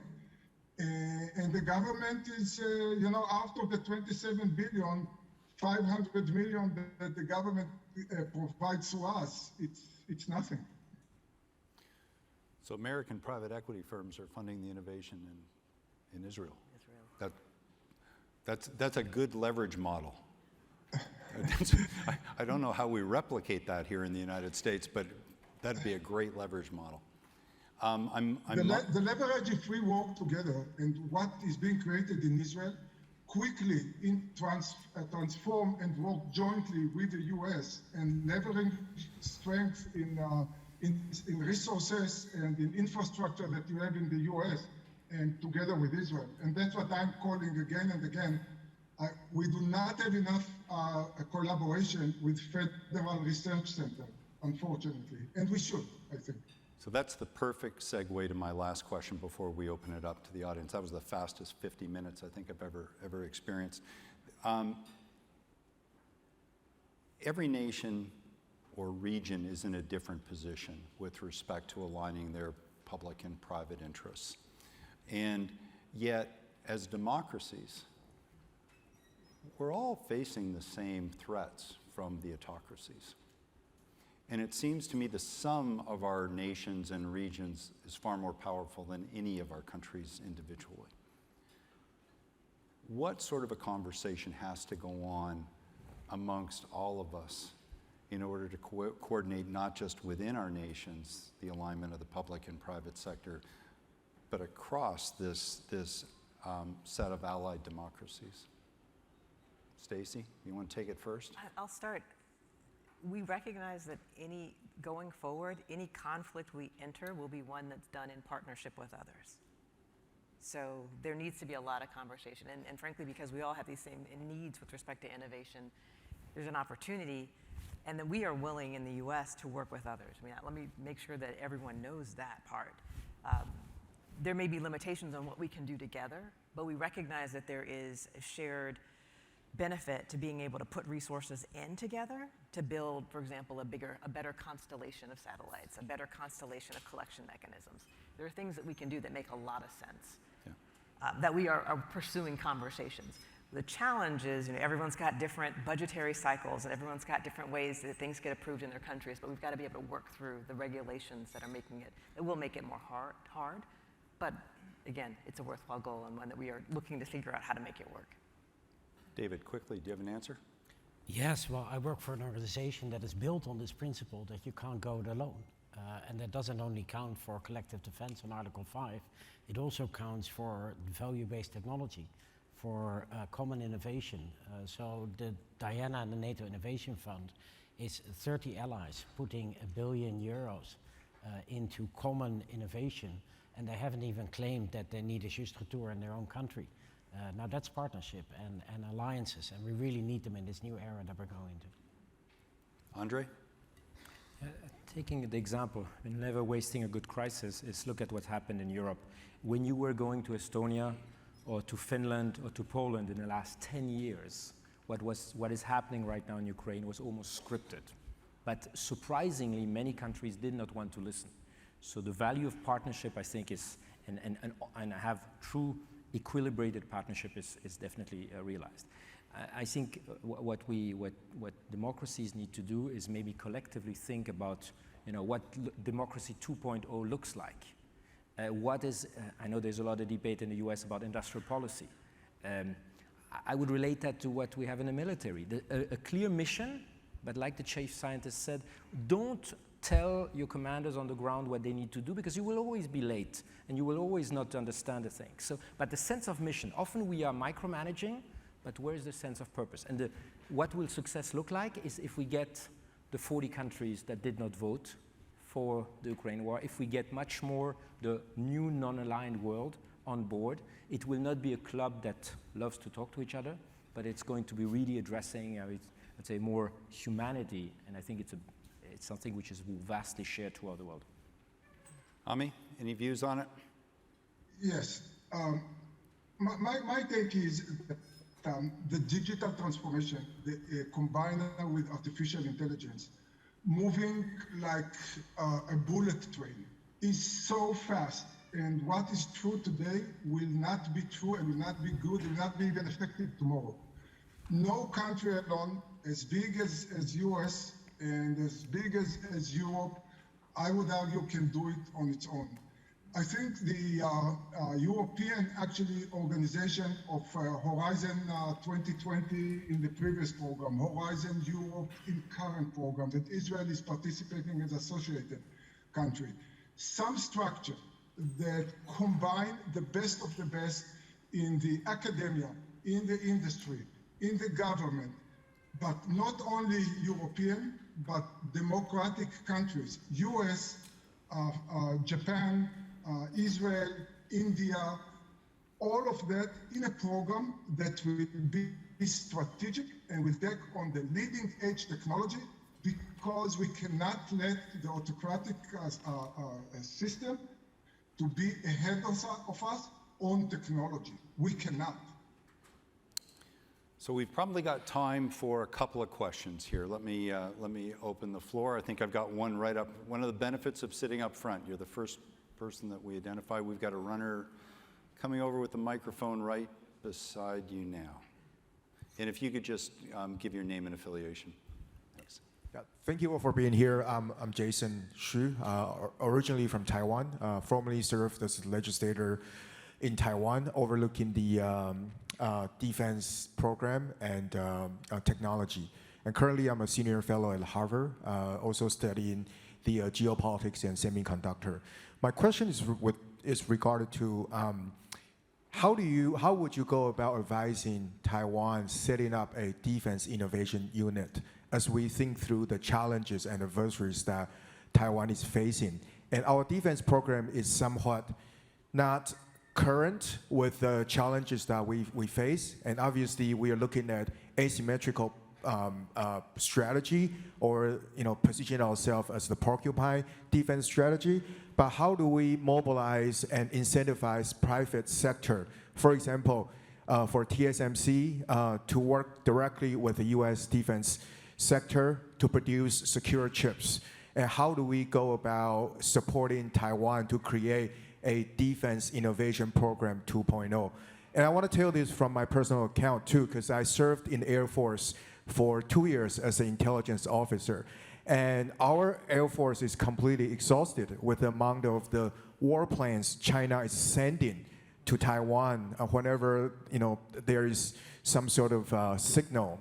And completely we are just undernumbered and underpowered by the scale and the budget of China. So we need to think more creatively and innovatively about it, mobilizing private sector, the chip maker, innovation companies to that. So just wanted to throw this question to you all and see if we can come up with some ideas together. Thank you. Well, it's not the first time I've been asked how you build a DIU. I think Bob Work asked me that a long time ago. David, why don't you take that one? Thanks. I'll give you the Charter of Diana as a start after this. Now, I think that modern warfare is a whole of society effort. And I think if we look at Ukraine, then we see some great examples there where the whole of society, the whole business community, all sectors of government are working towards a singular aim. How do we create success on the ground for the armed forces of Ukraine? Now, what we should try to do is to replicate that effort, harnessing all that talent, but in a pre-war scenario. The efforts that we're taking at NATO are aimed at that. How do we get the engagement of the brains that we have, of the creativity that's in society, and funnel some of it towards the efforts for defense? And there's a lot of ways to do that, but it starts with motivation. And I think at this moment in time in Taiwan, that the urgency that is felt among the population is at a level that will enable the government to address this talent and put it to good use, because you have a tremendous creative and industrial industry and talent and population at your service. Yeah, I think that the proximity to TSMC gives you an inherent advantage for fabless semi companies to be developed.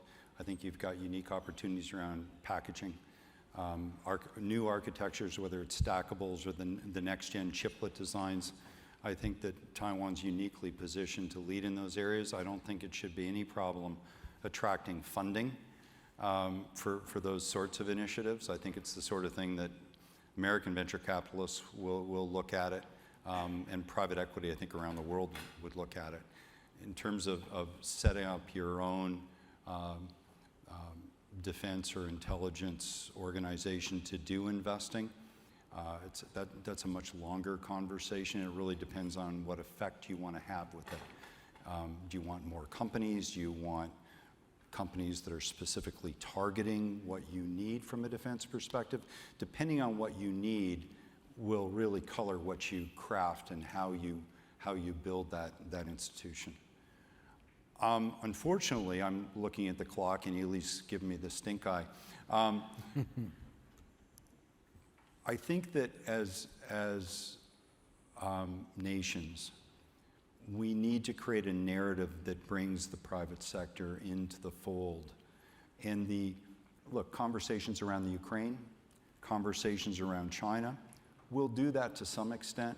I continue to believe that a longer-term vision for society is a more compelling message for the private sector. Solve for health. Yep. Solve for food security, solve for energy. That's what the private sector will, I think, rally around. And if we can do that, by the way, those are the same technologies as we've been talking about up here that you need to have defense and, heaven forbid, offensive capabilities. I think it's the same set of technologies. But I think packaging the messaging for the private sector is very important. And so with that, please join me in thanking this esteemed panel. That was a wonderful conversation. Thank you.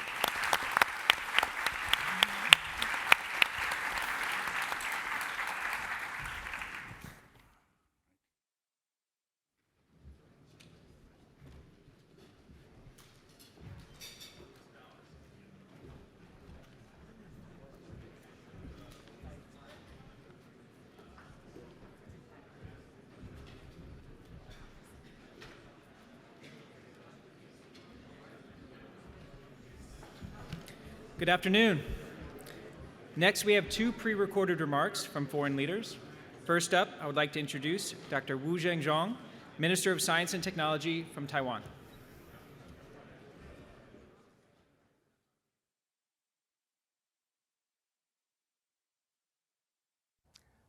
Ladies and gentlemen, it is my honor to take part in the Global Emerging Technology Summit by video today. I would like to thank the Spatial Competitive Studies Project for giving me this opportunity to address everyone on technology's critical role in shaping future peace and prosperity. Amidst an ever-changing geopolitical climate, Taiwan has become well known around the world as an island of resilience. Taiwan's current strengths are far from accidental. Year after year, we have intentionally forged our resilience as well as technology development by choosing to support humanistic values, democracy, and freedom. This July, Taiwan became even more resilient when we reorganized the MOST, Ministry of Science and Technology, into the National Science Technology Council. From now on, the NSTC will coordinate science and technology effectively from economic affairs, public health, to energy and agriculture. This responsive and agile governance system will advantage our emerging technology build-up. Now, as the Minister of the National Science and Technology Council of Taiwan, I would like to share Taiwan's experience on becoming a partner in global technological development. During the 50s and 60s, Taiwan was fortunate enough to receive economic aid from the US and the other like-minded countries. Despite facing numerous economic difficulties, this period of time laid the foundation for Taiwan's economic miracle. More importantly, as our economy grew, Taiwan started making headway towards becoming a full-fledged democracy. Taiwan is still extremely grateful for the help our partners have given us over the past 70 years. Taiwan is now able to use its economic strengths and technological prowess to help its partners around the globe. In recent past, Taiwan has worked with its allies to develop agricultural technology in Africa and foster digital governance in the Caribbean and Central America. Moreover, at the outbreak of the COVID-19 pandemic, Taiwan has provided disease prevention supplies to our friends around the world. We are proud to now be in a position where Taiwan can help. Taiwan's story of economic transformation comes down to one word: trust. It proves that, based on common interest and cooperation, can help lift up our friends in need, while making the international community even stronger. It also has shown the world that Taiwan will always respect international law, support democracy, and strengthen the free market. Taiwan continues to use its vibrant technology ecosystem, world-class talent, reliable infrastructure, and a responsive government to become the world's most trustworthy partner for international investment in emerging technologies such as AI, cybersecurity, space industries, and even future 6G telecommunications. In recent years, we have taken advantage of Taiwan's strengths in the semiconductor and ICT industries to secure a central role in global supply chains and make Taiwan a major base for the development of next-generation technologies. We have expanded semiconductor investment to facilitate different domains to improve the quality of life for all Taiwanese. For example, we utilize AI to our advanced healthcare system to further advance precision health. Also, digital techs not only transform Taiwan's industries, but also promoted smart living and disaster management.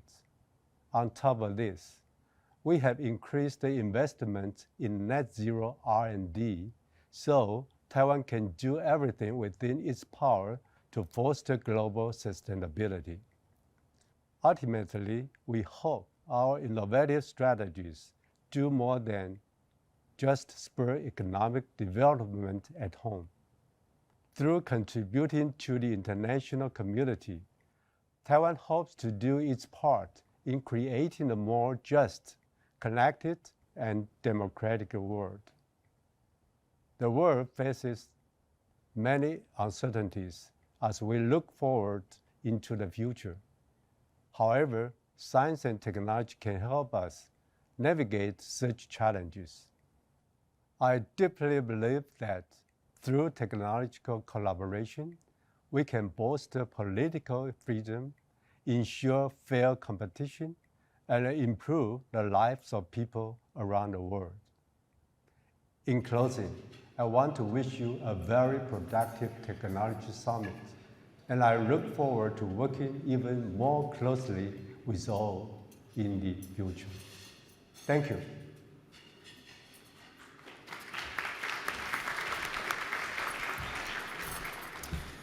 Up next, I'd like to introduce Dr. Ju Young Chung, Vice Minister for Science, Technology, and Innovation from the Republic of Korea. Distinguished guests, ladies and gentlemen, I am Ju Young Chung, Vice Minister for Science, Technology, and Innovation at the Ministry of Science and ICT. I am responsible for overseeing national R&D investment in Korea. Dear Eric Schmidt, Chair of the Special Competitive Studies Project, National Security Advisor Jack Sullivan, and all of the participants here, I'm very pleased to join you today. It is my great honor to attend the Global Emerging Technology Summit. We are living in a world where technology determines how we live.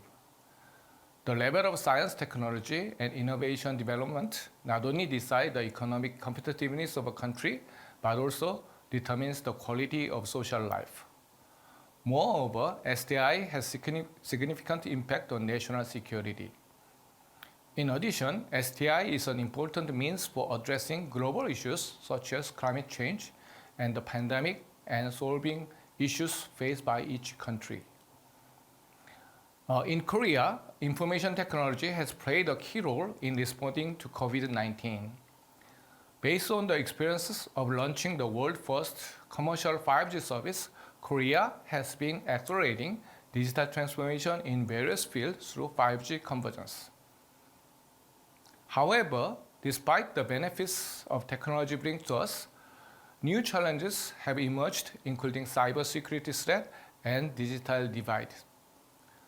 The recent supply chain disruption and energy crisis show that emerging technology can cause a major economic shock affecting the survival of a country and its people as the world economy is closely connected. In other words, it is almost impossible to achieve economic not only through the effect of an individual country. Therefore, international collaboration is crucial for sharing information and establishing stable global supply chain.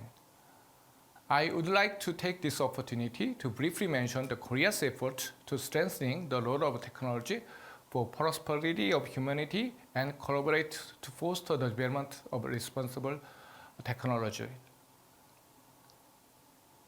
The recent series of non-economic and geopolitical events have changed the external economic environment. In this context, the answer for protecting Korea's economic security lies in technology. Based on such a perception, Korean government plans to announce critical and emerging technologies that the country should foster and protect within the year. CETs such as AI, next-generation communication, quantum, and cutting-edge biotechnology has been selected by considering the industrial barriers and their democratic and security importance. Furthermore, specific critical technologies will be announced to set clear goals for each sector. Korea will implement comprehensive policies, laws, and systems for developing and protecting CETs to nurture key talents and enhance research security. Moreover, in the face of global transformation, it is imperative to carry out national R&D in a way different from before. Korea's national R&D target used to be economic growth led by technology. However, Korea plans to innovate R&D system so that it is possible to improve efficiency in resolving issues faced by a country and international community, such as carbon neutrality and national security. Korea also plans to speed up the process of discussions for working together with partners to promote and protect technologies with a focus on technological selected this time. As the ministry in charge of the leading SDI policies of Korea, we recognize the need for a stronger international collaboration. Korea will continue to seek ways for deploying technologies, including AI and synthetic biology, in sustainable and inclusive manner by actively taking part in multilateral and regional discussions on emerging technology.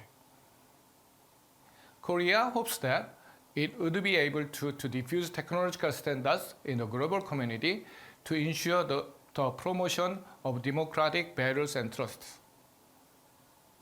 I wish today's event can be a variable for the global community to actively discuss the way forward for collaboration on developing and utilizing the emerging technology. It is my great privilege to deliver a keynote address to the representative of each country on behalf of the Korean government. I wish the best of health and happiness to those who attend the summit. Thank you.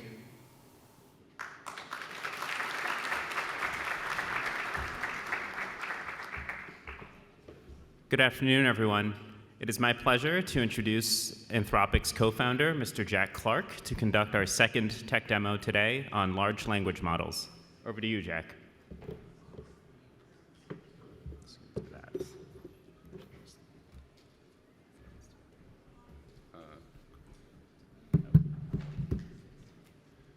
As we all know, if you want a relaxing life, do live demos attached to a large complicated technology system.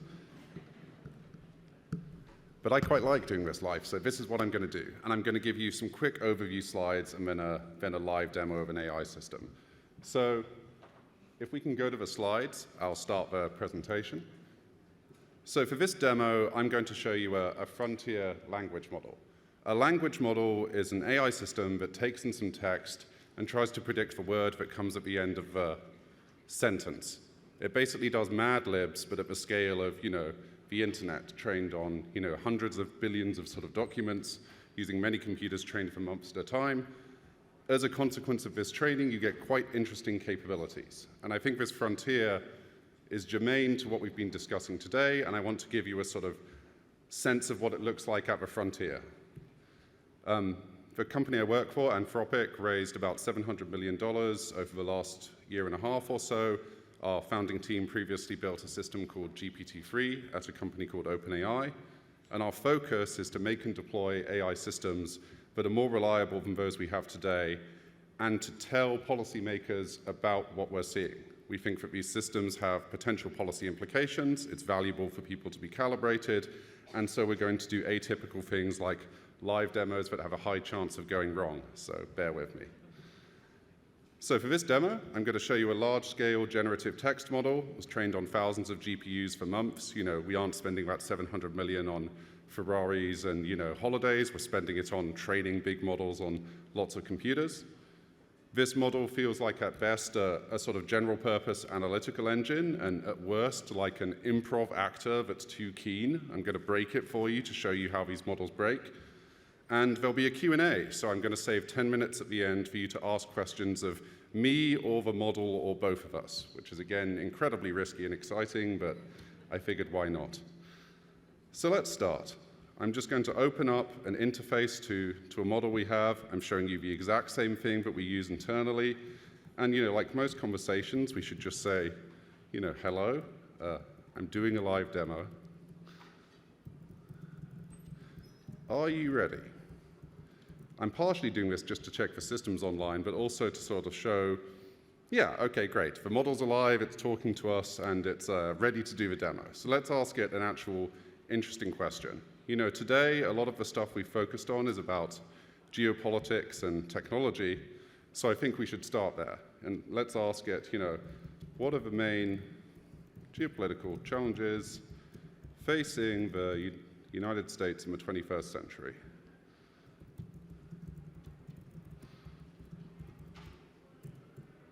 So we'll see what it says.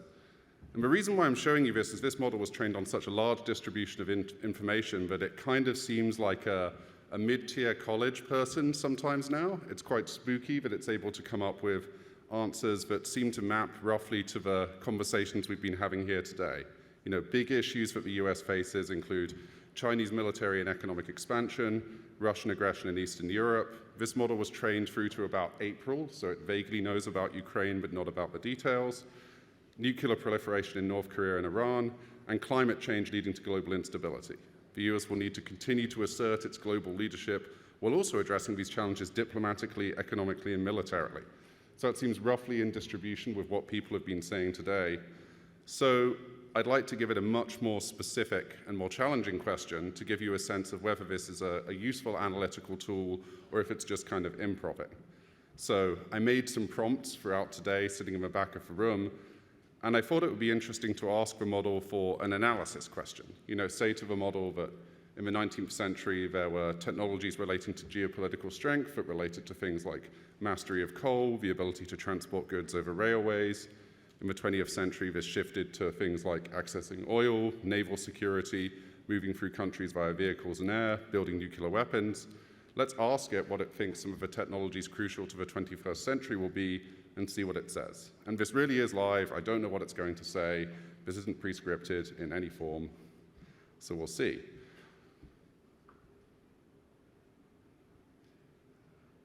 Okay, good. We're on a good track so far. It says artificial intelligence is important. Otherwise, I think Illy would throw something at me right now.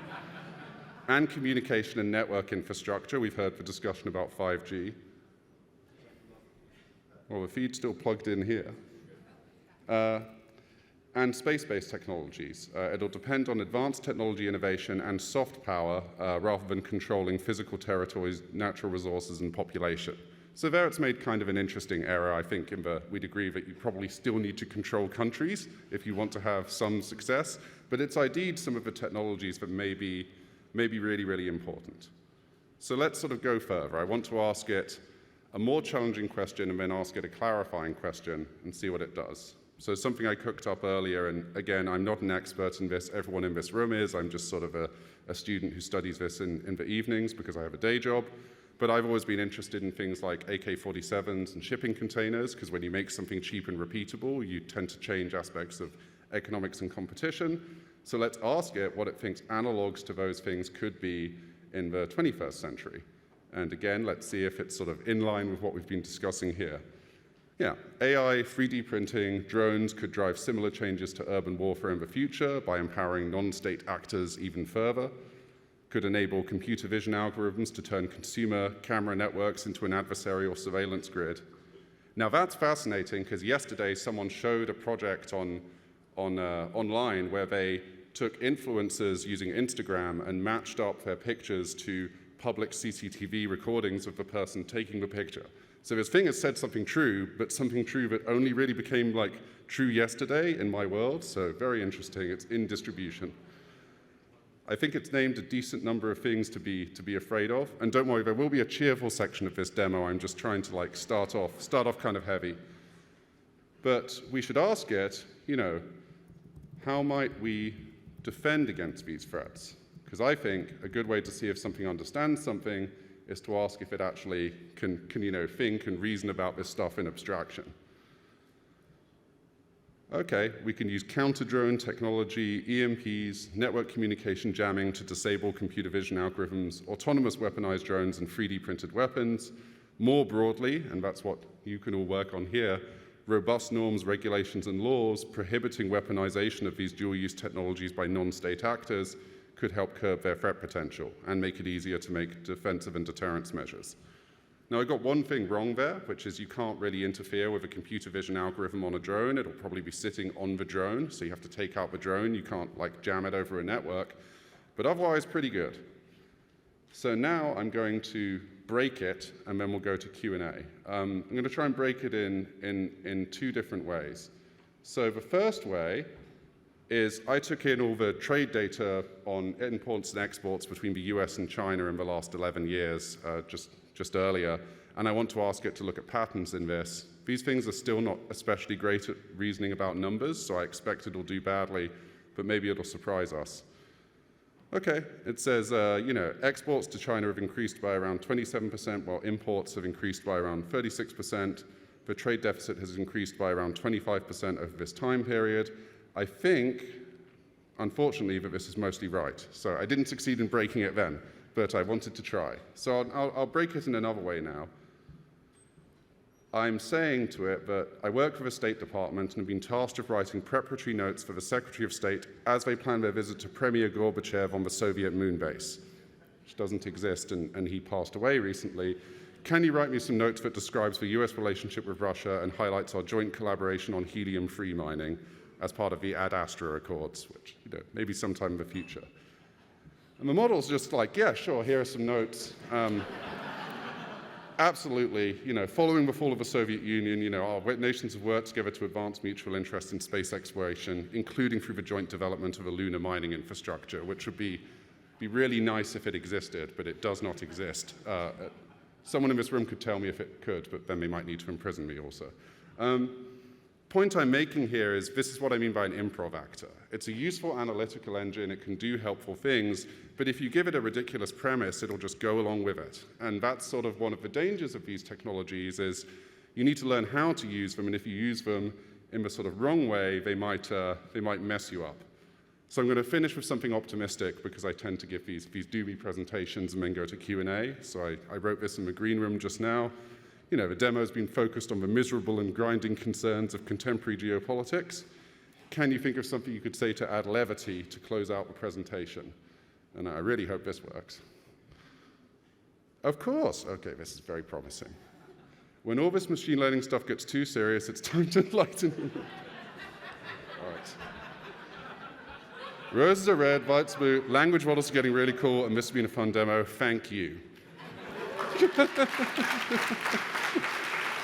So, you know, we have some mics in the crowd. I'm available to answer questions. We can also ask questions to the model. And if anyone wants to be brave enough to suggest a question, that'd be good. I have a question over there. Please go ahead. Hello? Okay.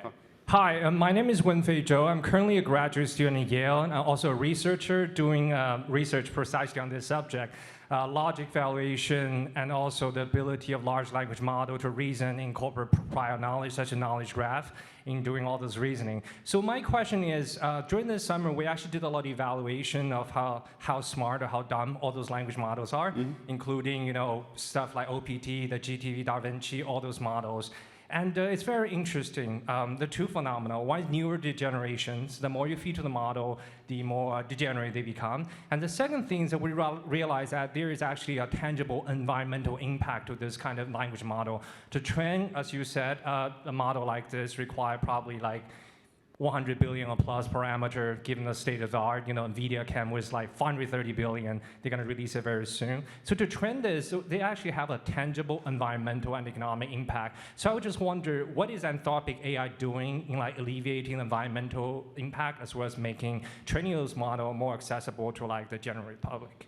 Yeah, it's a good question. These models take up a huge amount of computational power. They cost a huge amount of money to train. But the nice thing is, once you train them, you have a kind of train once, run anywhere thing. We train one model every few months, and then we do a load of research on it.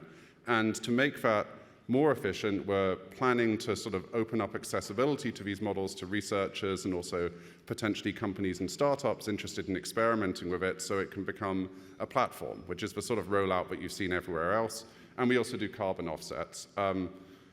One nice thing is that our incentive as technologists is to dramatically increase the efficiency of which we train these models over time, because these models are expensive. So I think the incentives point us to making cheaper models. Thank you for the question. You, sir, at number 2. Sorry, table number 2. I don't know your name. Hi, I'm Michael McQuaid from Carnegie Mellon. Can I ask you a question? Yes. Can you ask you the question, how should I know when I should trust you? Oh, good question. Uh-oh.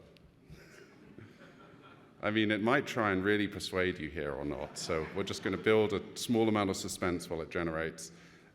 You should trust me when I'm providing you with objective information, such as math calculations, facts from reliable sources, or straightforward explanations based on well-accepted principles.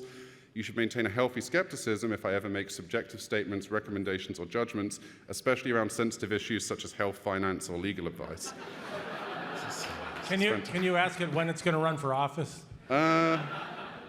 Yeah, I'm going to, and again, Illy has the right to throw something at me at any point, so just it's his fault if it says something bad here. When will you run for office? I don't think this would be a particularly great politician, as it doesn't have a body, but, you know, we'll see. This is also exactly what people planning to run for office say, though, so I don't know the extent to which we can really trust it on this one. Probably have time for one more question. Okay, over there, yes, please. Thank you. My name's Ben Hammersley. I also work with these sorts of large language models, and I was very pleased that you had the example at the end with the moon base and so on. There's a risk when demoing these sorts of things that people in the audience will think there's some actual reasoning intelligence there, rather than it just being a very clever language trick based on a very large corpus. Because when you run these sorts of things, it does appear like there's a person. There does appear to be a general intelligence there that has opinions and knows things about the world and so on, but they don't. So can you address that risk that there may be, the majority of this room may think that that AI is an AI and not just a very, very clever language trick? Yes, thank you for the question. I really always try to break these models on stage for this exact reason. These models are just doing curve fitting. They're doing function approximation, where they're like, let's try and approximate language that we've seen in a vast, vast array of circumstances, and something that looks useful comes out. They can do useful things like summarization, classification, sentiment analysis, pattern analysis, all of this, but there isn't an id, like an I in there. It's hard to show that, like, because these models are getting increasingly good at convincing you that, like the politician example, they're not going to run for office, but it sounds oddly human when they do so. I think one intervention that technologists are working on, not just us, but broadly, is being able to give people the ability to chain these language models to trusted databases of information. And the language model will go to the database for the facts that it tries to cite, and will also try and start citing them, which is probably a different way of interacting. I do think there's a long-term risk that people give these things more of a sense of consciousness than they probably have. But I wouldn't bet against these things developing really sophisticated reasoning over the next few years, so that's the tightrope we walk. I think I'm out of time now, otherwise I'd love to hang out and do more of this, but thank you everyone, I hope this was useful.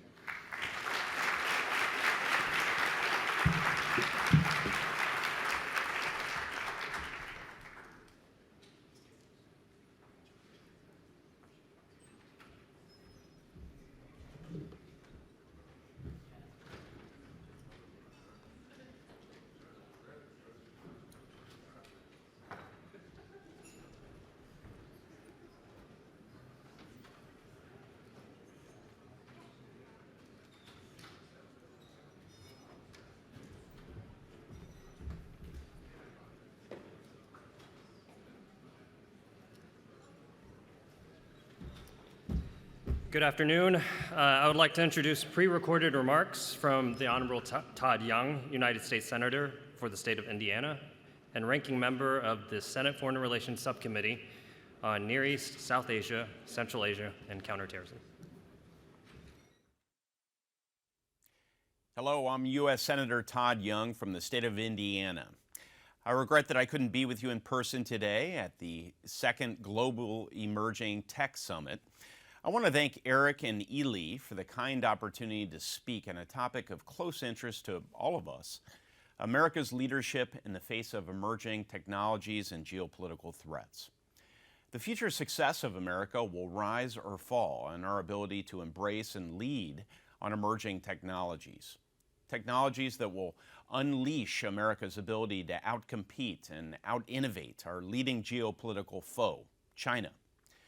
Right now, we're in the middle of a great power competition with an authoritarian regime in Beijing that rejects democracy.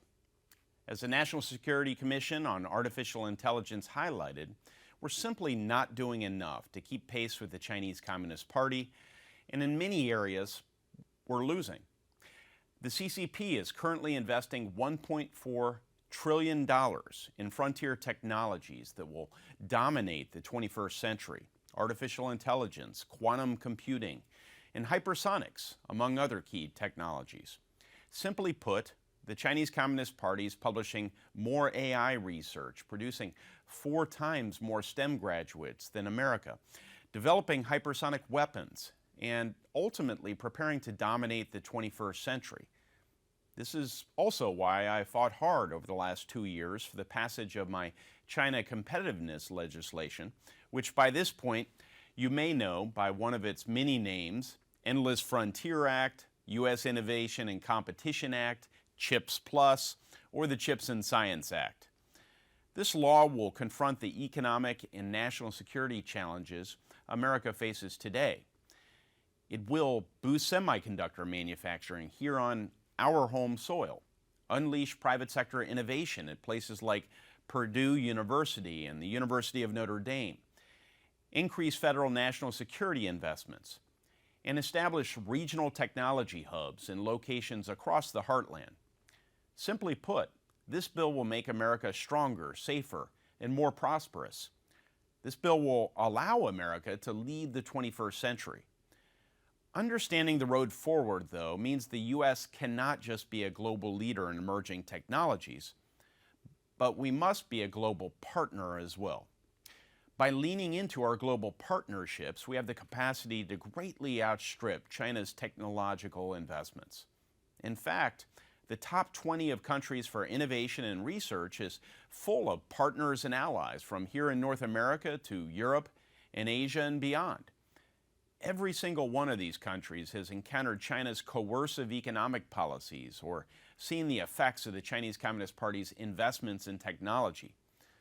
They understand the stakes involved in losing the race for the technologies of the future. That's why we must embrace our shared innovative spirit and lean on our partners of the world. I'm grateful for the repeated and outspoken support and validation that Eric, Ely, Bob Work, and many others provided for this bill. Your emphasis on the national security benefits of this legislation were instrumental in getting it over the finish line.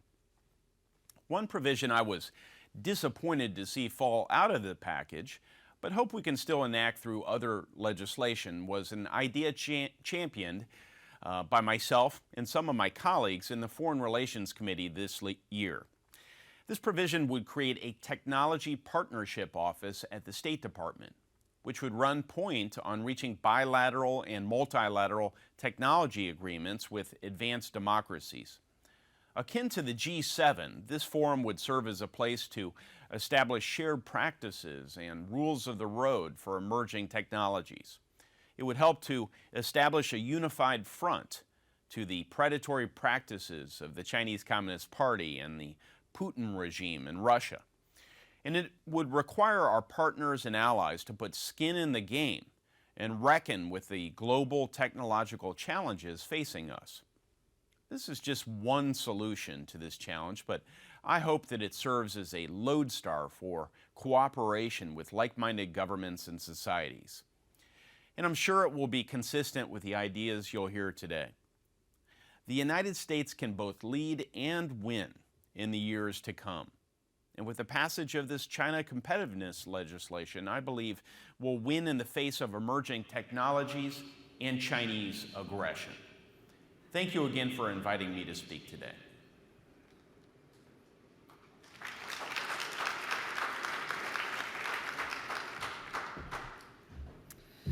I would now like to introduce pre-recorded remarks from the Honorable Kirsten Gillibrand, United States Senator from the state of New York and Chair for the Senate Armed Services Subcommittee on Personnel. Hello, everybody. I'm Senator Kirsten Gillibrand, and it's a pleasure to join you for the second Global Emerging Technology Summit. I want to thank Chairman Eric Schmidt, CEO Yuli Bayraktari, the Board of Advisors, the staff, and everyone involved in the Special Competitive Studies Project for holding today's event. I also want to thank all of the government and private sector leaders, allies, and partners who have come together today to talk about how we can leverage the power of emerging technologies to advance freedom, strengthen democracies, and protect the rules-based international order. As we have seen in recent years with the advancement in artificial intelligence, cyberspace, blockchain technology, and sustainable energy solutions, emerging technologies have an enormous potential to spur innovation and bring about positive social, political, and economic change. But with every new advancement in technology comes potential new, unexpected forms of injustice. So as legislators and leaders, it is paramount that we think about how we use new technologies and what we need to do to keep these tools equitable, safe, and secure. Unfortunately, government is not always very good at adopting new technologies or quickly addressing the challenges posed by them. That's why I've made it one of my top priorities to establish a National Cyber Academy, which would bolster the nation's cyber workforce by offering students the chance to earn an education in cyber and graduate debt-free in exchange for government service. I was also very proud to vote in favor of the CHIPS Act to bolster our nation's domestic chip industry. And as a member of the Senate Intelligence and Armed Services Committees, I'm also working on solutions to address challenges in the cybersecurity and cryptocurrency arenas.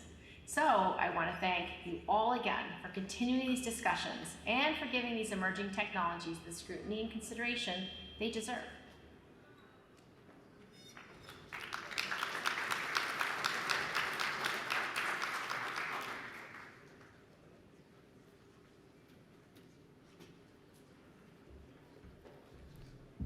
Good afternoon. Before our next speaker, we can take a quick stretch break, 3-4 minutes, but don't go too far from your seats.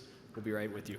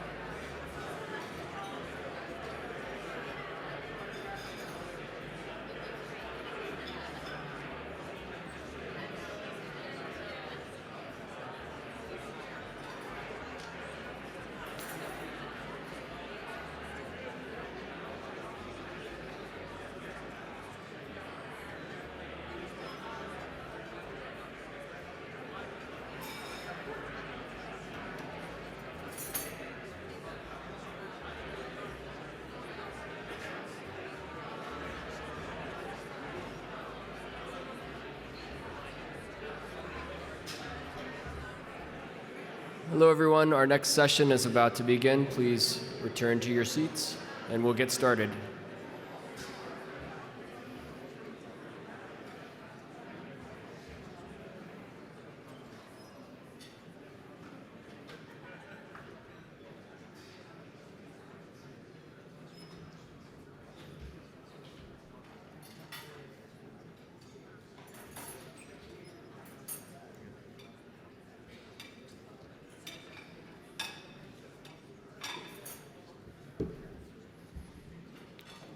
Good afternoon again. Our next speaker, Deputy Secretary of State Wendy Sherman, has worked to solve some of the toughest challenges in U.S. foreign policy of our time. In her current post, Deputy Secretary Sherman has elevated the focus on emerging technologies in U.S. diplomacy, standing up the new Bureau of Cyberspace and Digital Policy in the State Department. She will deliver remarks remotely live from the State Department, followed by a short discussion moderated by Joe Wang, SCSP's Senior Director for Foreign Policy. And with that, let's extend a warm welcome to Deputy Secretary Wendy Sherman. Thank you all very much, and good afternoon. I apologize for not being able to come in person. It's just one of those days. It's such a pleasure to join with you all today. I want to begin by thanking Eric Schmidt, Ili Bajratari, and everyone involved in the Special Competitive Studies Project for organizing a really fantastic program today, and for all the important work you do to shape how all of us think about technology in foreign policy. I also want to thank Warren Wilson for that very kind introduction. Warren, we know you're doing great work at SCSP, but I have to take the opportunity to remind you to be sure to come back to the Department of State because we need your talents.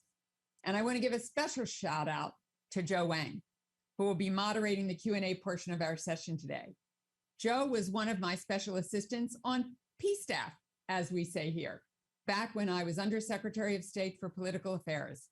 Joe, it was great to work with you then, great to work with you again. And as you all know better than just about anyone, we are living in a time of extraordinary technological and scientific change. New technologies are reshaping how we live, how we work, and how we learn. Advances in clean energy are changing how we power our economies. Biotechnology is uncovering new medical advances and new methods of manufacturing them. The internet is enabling new ways of doing business, of advancing research, of sharing knowledge, even of conducting diplomacy. But we've also seen these advances turn to darker purposes as well. Ransomware attacks extorting money from individuals, from companies, even from governments. Surveillance technologies used by authoritarian leaders to crack down on dissent. The awesome power of the internet, exploited to spread disinformation and lies, to sow distrust and division, to recruit terrorists and encourage acts of violence. We're also living in a time of incredible technological competition. This competition cuts across the public and private sectors, across civilian and military uses, across hardware and software, design and manufacturing, computing and biotechnology. But it's not only about the technologies themselves. It's also about the norms, rules, and standards governing how those technologies are used. And that is one of the reasons why technology must be an enduring part of our work as diplomats. The United States has a vested national security interest in making sure technological advances benefit the American people, our allies and partners, and people around the world. To do that, we must make the investments we must here at home in digital connectivity, in semiconductors and other critical components of the supply chain, in biotechnology and artificial intelligence and advanced manufacturing, to not only strengthen our economy and protect our national security, but to help support a global innovation ecosystem of trusted technology. And at the same time, we must work with our allies and partners to make sure that this revolution in digital and emerging technologies serves to strengthen the rules-based international order, not to undercut it. And there are those who are actively working to undercut it. As Secretary Blinken said earlier this year, the People's Republic of China wants to use its position as a leader in technology and manufacturing to make other countries dependent on them, and then leverage those relationships to impose their own policy preferences. We've seen the lengths to which the PRC is willing to go in this sphere, perfecting mass surveillance in their own country and exporting that technology around the world, forcing Western companies to transfer technological know-how to the government in Beijing if they want to operate in the Chinese market, and even taking advantage of the open nature of the internet to hack our companies and steal trade secrets to advance their domestic industries. So, as Eric Schmidt has so spoken about and written, this is a crucial moment to invest in our industrial base, to encourage our allies and partners to do the same, so that we're strengthening our competitive edge, not losing ground, to shape the standards that govern new technology so that they respect human rights, not oppress them, to work with the private sector to fight against disinformation so that technology works for democracy, not against it, to protect the integrity of the global technology ecosystem so that we can prevent our competitors from using our technology against us or against their own people.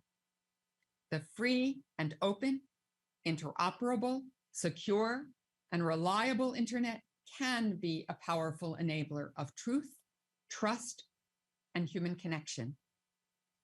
Consider the difference between how the internet works in Ukraine today and how it's being managed in Russia. In Ukraine, we've seen President Vladimir Zelensky harness the internet to rally his people to fight back against a brutal, unprovoked, and illegal war of aggression. We've seen ordinary Ukrainians risk everything to use their cell phones to document atrocities and share information. We've seen mental health professionals use video conferencing tools to offer treatment to survivors of Russian occupation. And we've seen tech companies in the United States and elsewhere stepping up as well, providing cloud services to protect Ukraine's government data, supporting cybersecurity and internet access, helping connect refugees with resources. Across the border in Russia, on the other hand, we've seen the Kremlin take extraordinary steps to crack down on internet freedom in their own country. The Kremlin first throttled access to certain social media platforms and then blocked them entirely. They barred news outlets from using words like war and invasion and have arrested people for posting the truth about the war. That's all on top of massive cyber attacks launched against Ukraine in the early days of the invasion, which we were able to trace to Russian intelligence services. So the Kremlin is attempting to simultaneously weaponize the internet against their own people and against the Ukrainian people. We need to work together with our allies and partners, with the private sector, with academic researchers, and with civil society to uphold and strengthen a global framework for how nations behave in cyberspace in order to promote lasting peace and prevent further conflict, to hold malicious cyber actors, whether state-sponsored or private, accountable for their actions, because cyber attacks are not victimless crimes, to help other countries build their own capacity to withstand cyber attacks that could damage their security, their economies, and their citizens' trust, to redouble our efforts with trusted vendors in the private sector to build digital infrastructure that users around the world can rely on to keep their personal data secure and protect their privacy. To invest in innovation in the United States and in other like-minded countries so the tools and technologies of the future are built to expand opportunity, not to diminish freedom.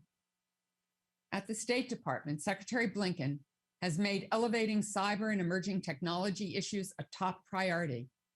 That work is well underway, After announcing plans last fall to create a new Bureau for Cyberspace and Digital Policy and a new special envoy for critical and emerging technology, we cut the ribbon to open the new Bureau in April. And I am absolutely thrilled to be able to say that our new Ambassador at Large for Cyberspace and Digital Policy, the leader of that new Bureau, Nate Fick, was confirmed just yesterday by voice vote. I know Nate is ready to hit the ground running, and we are so excited to welcome him to the department. We're also working to ensure the United States maintains and strengthens our position as a global leader across the entire constellation of technologies that will shape our future, from artificial intelligence to semiconductors to biotechnology. We recognize that advances in artificial intelligence will have profound implications for international security and stability, and are working with our partners and allies to develop a shared understanding of how to responsibly develop, deploy, and use AI technologies, including in defense systems. The recent CHIPS and Science Act not only made an unprecedented investment in our domestic capacity to develop and manufacture semiconductors, it also included $500 million for an International Technology Security Innovation Fund at the State Department. This fund will support international projects on semiconductors and security of information and communications technologies, and is part of our broader effort to build a strong innovation ecosystem with allies and partners around the world. And earlier this week, President Biden signed 2 new executive orders that will help drive our efforts. First, a wide-ranging executive order on biotechnology and the bioeconomy, which charges the Department of State and other foreign policy agencies with deepening our international cooperation on biotechnology, regulatory best practices, data sharing, supply chains, and national security challenges, among other areas. And second, an executive order providing guidance to the Committee on Foreign Investment on the United States, directing CFIUS to consider the impact of foreign investments on U.S. leadership in critical and emerging technologies and supply chain resiliency when assessing the national security risks of a given transaction. This approach means that not only are we investing in technological innovation and in our industrial base at home, we are encouraging and working with our allies and partners to do the same, to invest, to innovate, to work alongside us to shape the future of these technologies, what they are, where they're built, why they're used, and how they're governed. So the State Department's work on technology is about much more than a reorganization. It's about significantly increasing our capacity and expertise to understand and address the challenges and opportunities of new technologies. It's about recruiting and retaining the talent we need right now, and creating career paths to build a strong team to lead this work in the long term. And it's about deepening our diplomatic bench for engagement with like-minded partners, with business, with academic researchers, and with civil society to build the futures we want to see.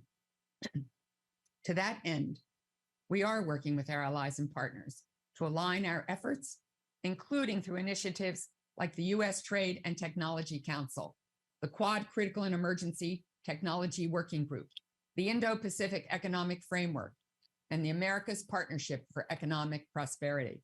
Hold on one sec. We are working together to promote a holistic, positive, high standards vision for the digital economy, to build and secure reliable supply chains for the technology components we all need, to enhance our coordination on critical and emerging technologies, and to preserve a level, transparent playing field for our industries. And we are campaigning very hard on behalf of our candidate to lead the International Telecommunication Union, Doreen Bogdan-Martin. For those who aren't familiar with it, the ITU plays a vital role in setting global telecommunication standards and allocating spectrum so that everything from the phone in your pocket to satellites in orbit can connect and communicate. The ITU also supports sustainable development by marshaling public and private financing and technical expertise to expand digital infrastructure. Doreen has more than 3 decades of experience, including at the ITU, and she's incredibly well qualified for the job and passionate about the ITU's mission. She has spearheaded initiatives to improve connectivity for people all around the world. She has built innovative partnerships with stakeholders to help the ITU expand its work. And she approaches her work with the ITU member states with integrity, honesty, and transparency.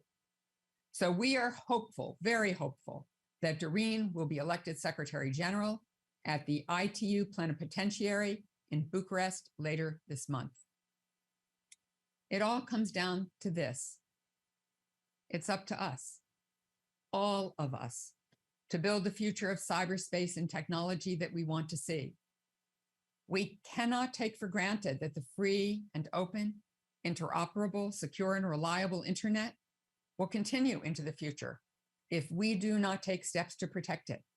We cannot take for granted that the private sector will be able to continue to enjoy the competitive benefits of their investments and innovations if we do not act to prevent the theft of trade secrets and to keep the global playing field level. This is not just a job for the State Department or the federal government or governments around the world. It's a job for the public sector and the private sector, civil society and academic researchers, technologists and human rights advocates, engineers and educators, military leaders and civilians. All of us bringing our expertise to the table, all of us listening to and learning from each other, and all of us working together to make sure that technology works for the good. I can assure you America's diplomats will do our part. Thank you. And I look forward to your questions.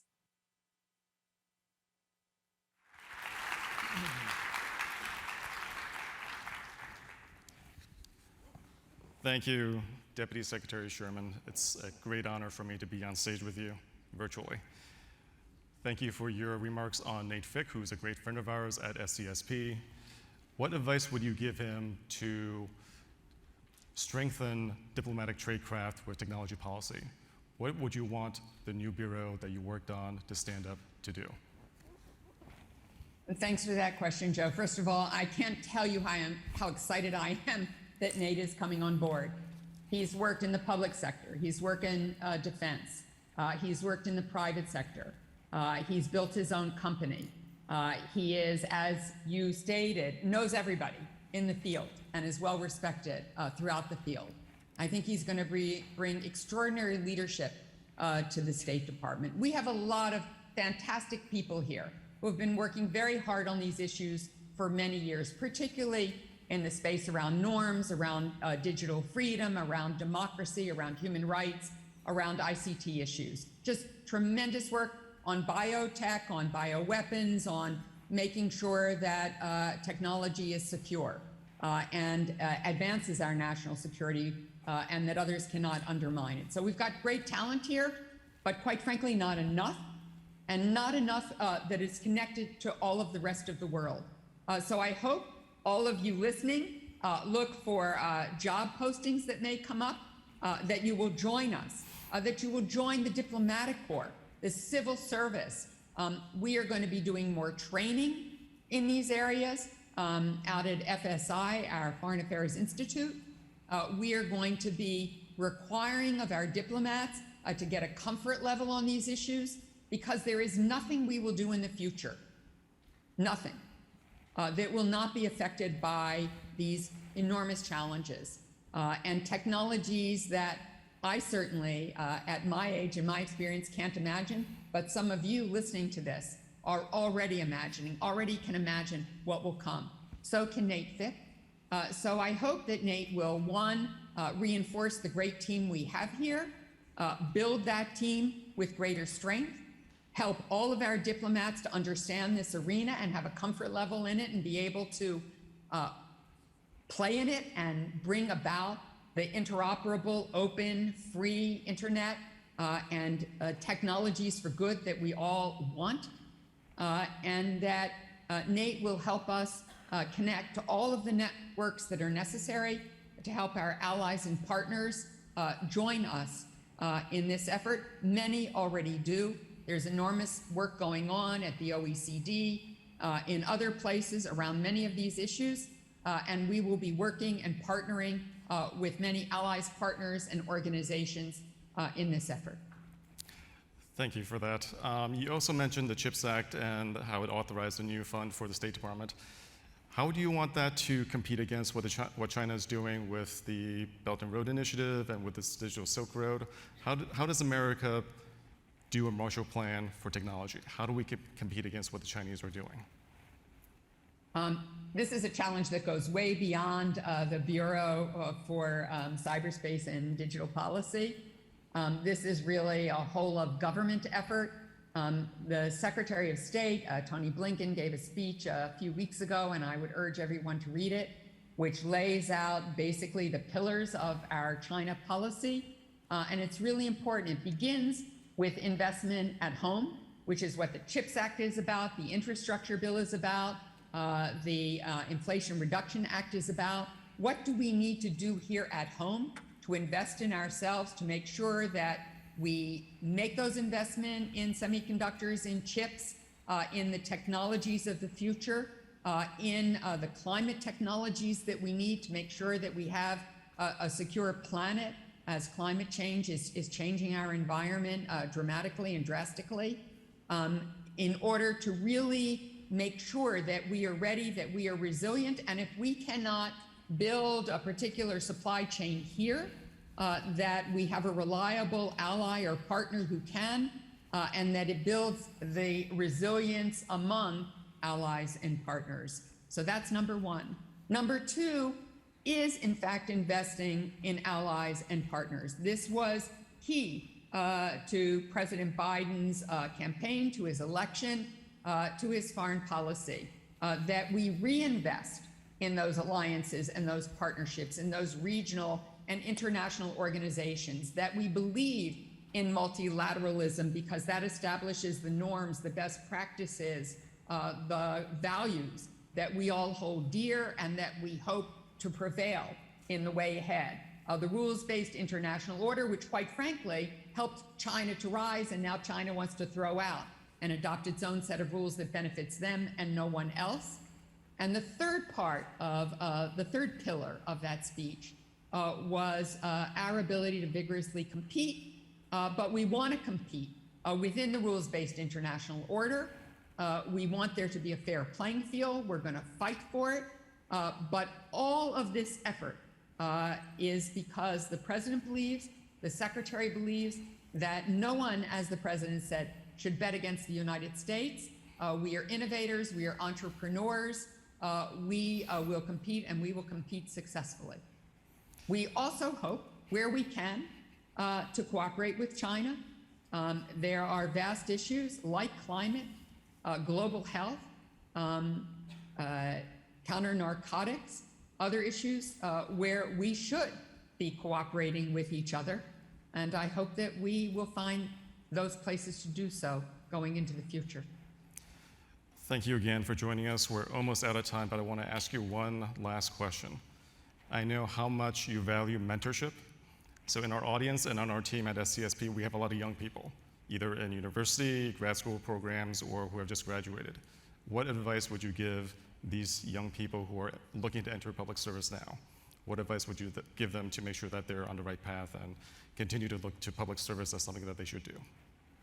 First of all, thank you for the question, and thank you all for those of you who are going into public service.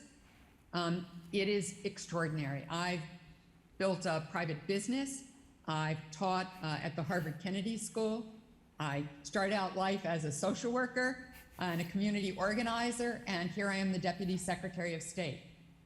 So what I would urge you all is don't have a 5-year plan. go with the extraordinary opportunities. My greatest satisfaction in life has come from public service. It may not pay as well as the private sector, but every day I get up and work with extraordinary colleagues who are trying to make a difference in the world.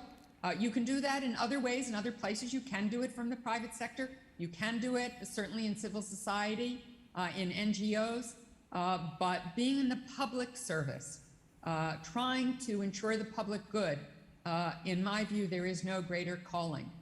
So don't have a 5-year plan. Really invest in the future of our country and where we are headed and what we are trying to do, and take risks. Don't put your head down. Keep it up. Try new things. Help us build the future, particularly in cyberspace, digital freedom, in emerging technologies, in biotechnology. This is the future. It is here at the Department of State, it's throughout our government, and we need every single one of you. We're looking forward to working with you. Thank you, Joe. Thank you all very much. For your time. Thank you for laying out that vision for how we want democracy in the world. Thank you for all of your remarks today. Thank you.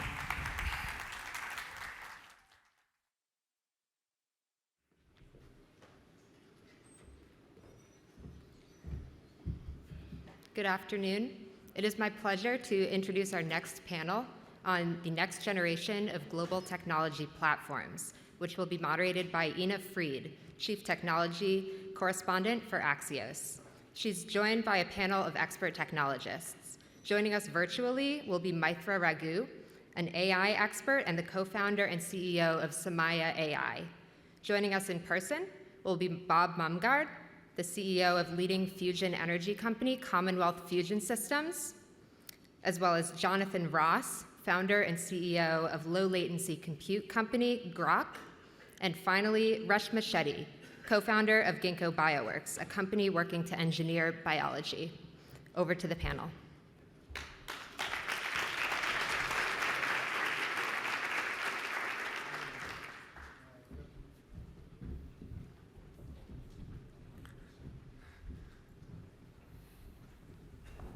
Well, thanks, everyone. We've been talking today about a lot of these issues in both very generic terms and very specific terms, and I'm excited to do a little bit of both. Obviously, this panel has a very diverse range of industries, but they also interrelate in some interesting ways. And as we look to these competition areas, we obviously have to look at competition issues as one vector, but then in each of these industries, and I'm excited to dive into it, there's other things that you have to look at if you really want to understand the competitive dynamics, as well as other things that need to be taken into account, everything from safety to ethics, et cetera. I thought it might be nice, since you're joining us virtually, Maithra, if we start with you. We've talked a ton about AI today, and we're going to talk about it more. When you look at the last little bit, what are the developments? There's so much talk about AI. What are the advances over the last couple months, year or so, that people should really be paying attention to? Yeah, so firstly, thank you very much for having me. And, I'm sorry to not be able to join in person. So, AI has been a really exciting field. We've actually been talking about it for some time now, I'd say, probably the last 10 years or so, which has really coincided with the rise of these deep neural network-based methods. And so, there's been a huge wave of advances. I'd say initially, for the first 8 or 9 years or so, the focus was a lot on developing these very specific neural networks, specific to tasks, specific to the kind of data they're working with. So there were convolutional neural networks to work with images, there were recurrent neural networks, LSTMs, to work with sequences. And then, really 2019, 2020 onwards is when we saw a huge unification in the kinds of AI systems that could be built. So these AI systems could deal with a lot more versatility in the kinds of data they're dealing with, in the kinds of output they're able to produce. So I think earlier in this conference, you saw actually a demo of some of these new systems. So a big development has been this convergence around these transformer-based neural networks, which have just taken AI over by storm. So they're now the type of system to go to for language, for vision, and sort of expanding broadly into a whole bunch of new applications. And the remarkable thing about these transformer neural networks is that they've also coincided very well in being able to scale easily. So you can really scale up not only the transformer neural network itself, but the amount of data it gets to see. And so that has meant we have been able to leverage this technique of transfer learning in a very powerful way. So transfer learning is when you endow your AI system with a lot of prior knowledge about the world, and you go from there to see what it can do for you. And what we've realized in this past couple of years and the past couple of months have seen these incredible applications of transfer learning. So what we've seen is that transfer learning is a very, very powerful way for AI systems to learn a huge number of very rich concepts about the world. So, one of the remarkable things about learning-based approaches is it's very hard to teach a computer all the different kinds of concepts that people just automatically pick up and know how to combine all together. And now, in the past couple of months, we've seen AI systems that can do exactly this kind of thing in a very human-like way. Like I can now say to our AI system, hey, draw me a picture of a Tesla in the New York City skyline in the style of Leonardo da Vinci. And, it will come up with something that's quite reasonable, being able to put all of these concepts together. And that has just been absolutely incredible to see. Thanks. So Bob, you're working in fusion energy. Fusion energy is one of those technologies that I feel like, when I was in elementary school, it was a decade or two away. In college, it was a decade or two away. For the first years of my professional career, it was a decade or two away. We sit here today, it's a decade or two away. Where are we, and what's changed that actually makes it feel like we might not be saying that a decade from now? Yeah, so first level set. So what fusion is fusion is the power of the stars, right? So why is that attractive right now? Well, right now we have a problem with carbon, we have a problem with energy access, we have a problem with security, and that's all because we're consuming energy. We consume it like a resource, right? So you go out and you find it, you harvest it, you wait for it. But with fusion, if you are doing what the stars are doing, what is the star consuming? It just sits there. Right? It doesn't really consume anything. It's basically unlimited energy. So if you were to build that in a machine on Earth, you would have fusion that wasn't, you would have energy that wasn't a resource. You have energy that's a machine. You have energy that's a technology, which means if you know how to build it, then you have energy. And so that's been extremely attractive for basically since we realized how the stars work. And we've built a whole series of science on that, based mostly driven by the United States, the Soviet Union, by Europe. And that's built, systematically understanding of what it would take to build such a machine.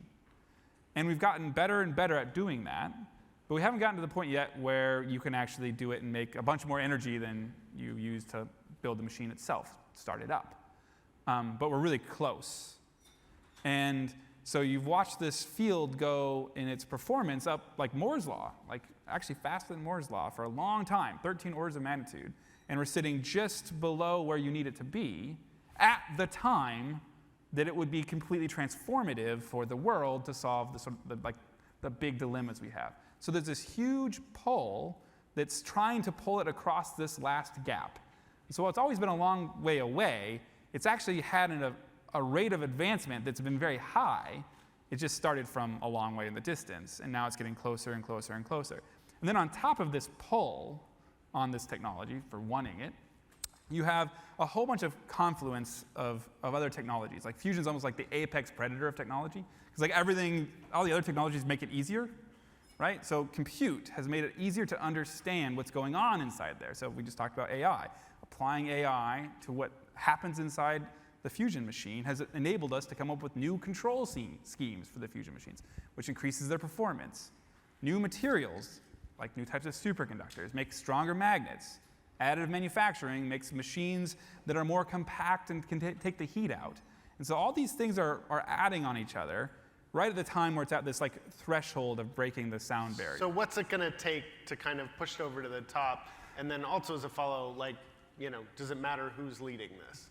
Yeah, so you're seeing right now, for the first time, companies, private companies, in this space. So there's about almost $5 billion invested in this space. So that's like more than in like advanced nuclear reactors. And they're building machines today that you can go and you can see, we have one outside Boston, that is steel in the ground that are anticipated to make more power out than in for the first time. And so you're starting to see the horizon shrink to, in the next couple of years, we'll know whether or not this is possible, like show up and push a button. So that stage has now been set.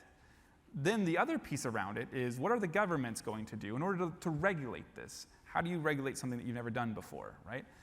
And also, who's going to build an ecosystem to pull it through, not just from demonstration, but to something that is scalable and can be deployed? And so you're seeing governments build new types of milestone-based reimbursement programs, new research programs, and set out ambitious plans for the next decade to have fusion power on the grid. And we never had the confidence to actually put those plans in place. You have big ambitions, but now you actually see roadmaps from China, from the UK, from the EU, and now actually from the United States. And who's leading in that? And is the right investment happening in the U.S., since that's obviously a big part of what we're discussing? Who's leading today, and where is the biggest investment coming from? Right. So historically, the U.S. has led. It's been very much an innovation piece of the puzzle historically. U.S. and the EU, and Japan. And what we're seeing now is we're seeing a lot of action in China. So, big, they just announced yesterday that they're building a really big machine that's double the size of the biggest machine of its class in the United States, double the power. And so they're putting a lot of effort in. That's new. The UK is really doubled down and put a lot of effort in. And the United States is sort of still figuring out what it wants to do. And so the Congress has authorized some large new programs. They're not yet appropriated. And it's sort of maybe following in this gap of deploy on solar and renewables, which we need to do. But we can't forget that the history of sort of all human evolution has been always finding the next energy source that's better, all the way back to harnessing donkeys, right? And fusion could be that next one. You have to pull that one forward. And Jonathan, obviously, a ton of talk about chips, ton of talk about how that enables other things. Fusion to biotech to AI has all advanced much quicker because of chips. Where are we today in terms of is it one of those things where we're on a great pace, we just have to keep executing, or are we in a place where new investment is needed because of X, Y, and Z hurdles that have to be overcome? So I think historically the approach to chips has been very much manufacturing based. And there's a big distinction between companies that do manufacturing and companies that do design. When you're doing manufacturing, your job is actually to build the exact same thing as many times as you can in exactly the same way. And when you're doing design, if you build the same thing twice, you would get fired because you've done nothing. And so we've been very focused on the manufacturing side, and this affects the culture of the way that chips are built, the way that people approach it. It's very much sort of a risk-averse way of approaching things as opposed to let's try a bunch of things.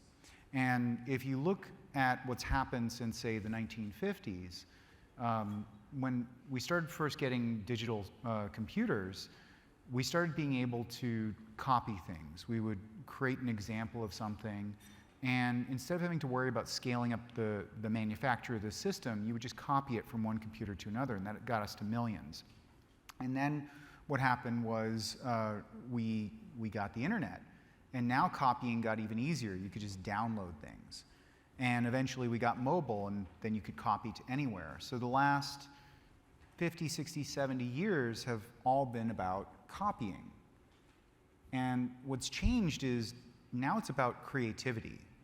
So you've heard that word a lot today, and in particular, when it comes to AI, you're seeing creativity.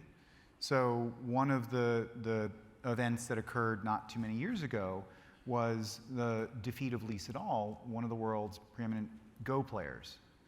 And that was a bit of a Sputnik moment for China, where they realized literally 30 million people were watching this game in Korea, China, and Japan.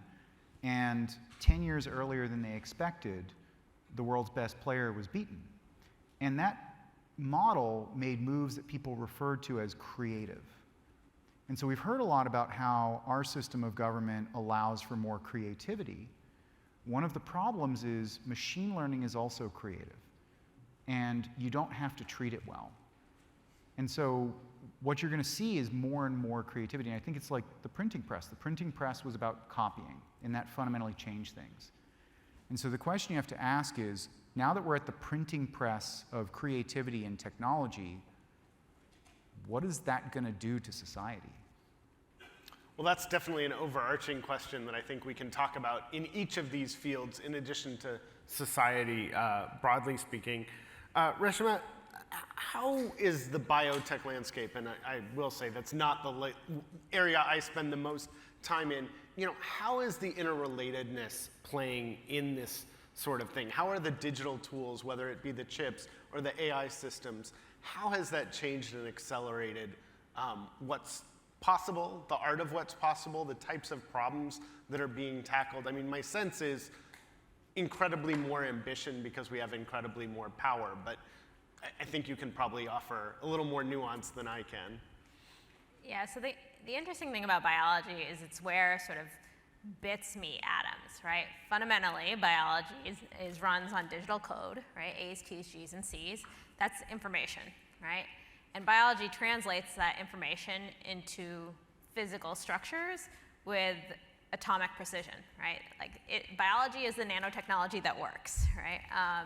And so as our tools for the information side get better, right, for how to process information, for how to extract learnings from data that we get, it just expands your ability to engineer biology and what you can make on the physical side.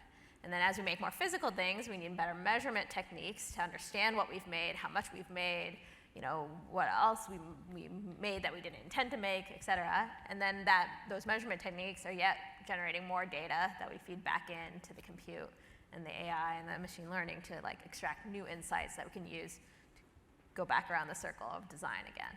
And so that's how they end up being interleaved, is because it's where bits meet atoms.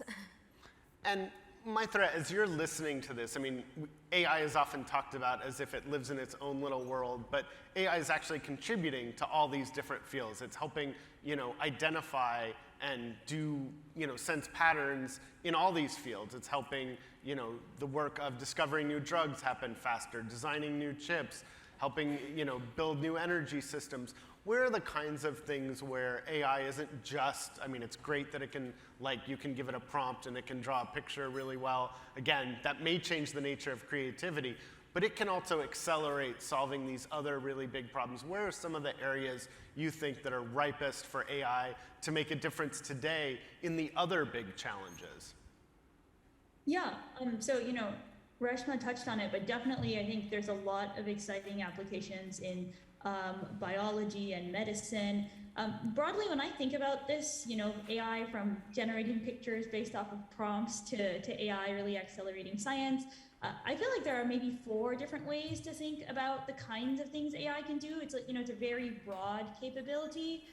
So there's one piece which is all about the abstractions and concepts it's learning, and as an AI researcher, also that's very exciting to me to see how far we've come from back, from 10 years ago, back in 2012, when we were doing the ImageNet challenge. It sort of had 1,000 different classes the AI was trying to differentiate between. So maybe 1,000 different concepts it's learning, and now there are just an innumerable amount of things that it's learned through these larger scale methods and so on.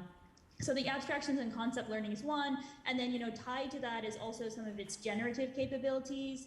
And then related to that are these optimization capabilities it has. So, given a set of constraints, it can really help you find an optimal solution for those constraints. And we're seeing applications of things like that also in certain supply chain settings, where the constraints people are having to deal with are getting more and more complicated. And so while before there might have been, a hard-coded way to try and find a solution, now people are turning to some of these learning-based approaches to help them with this problem. And then there's a more sort of predictive aspect, which also has interesting scientific implications where, again, suppose in a scientific setting, you are really looking at designing some kind of a simulator, maybe for a biological system or a physical system or anything like that. And you use your simulator to like generate data to prove your theories and so on. But your simulator is hard to create, it's expensive, and maybe slow to run. Instead, you could look at taking all of that data you collected and then giving it to this AI system, which without simulation at all would help you help provide predictions for what it thinks is going to happen and how it's going to evolve. So I think all of those kinds of things could be very, very useful across, like far beyond prompt generation and across, many different sciences and engineering applications. And Reshma, I'm going to ask this to you, but I'd actually like to hear everyone talk about how it interplays in their field. But there's been a lot of talk about, obviously, competition with China. There's a lot of different angles to that, from what that means commercially to what it means for democracy and society. I want to focus on that last piece. Like, paint us a picture. What does it mean? Why is it important for the US and other democracies to have the lead? And what would it mean for democratic norms and values to see a country that doesn't share those values in the lead in your field?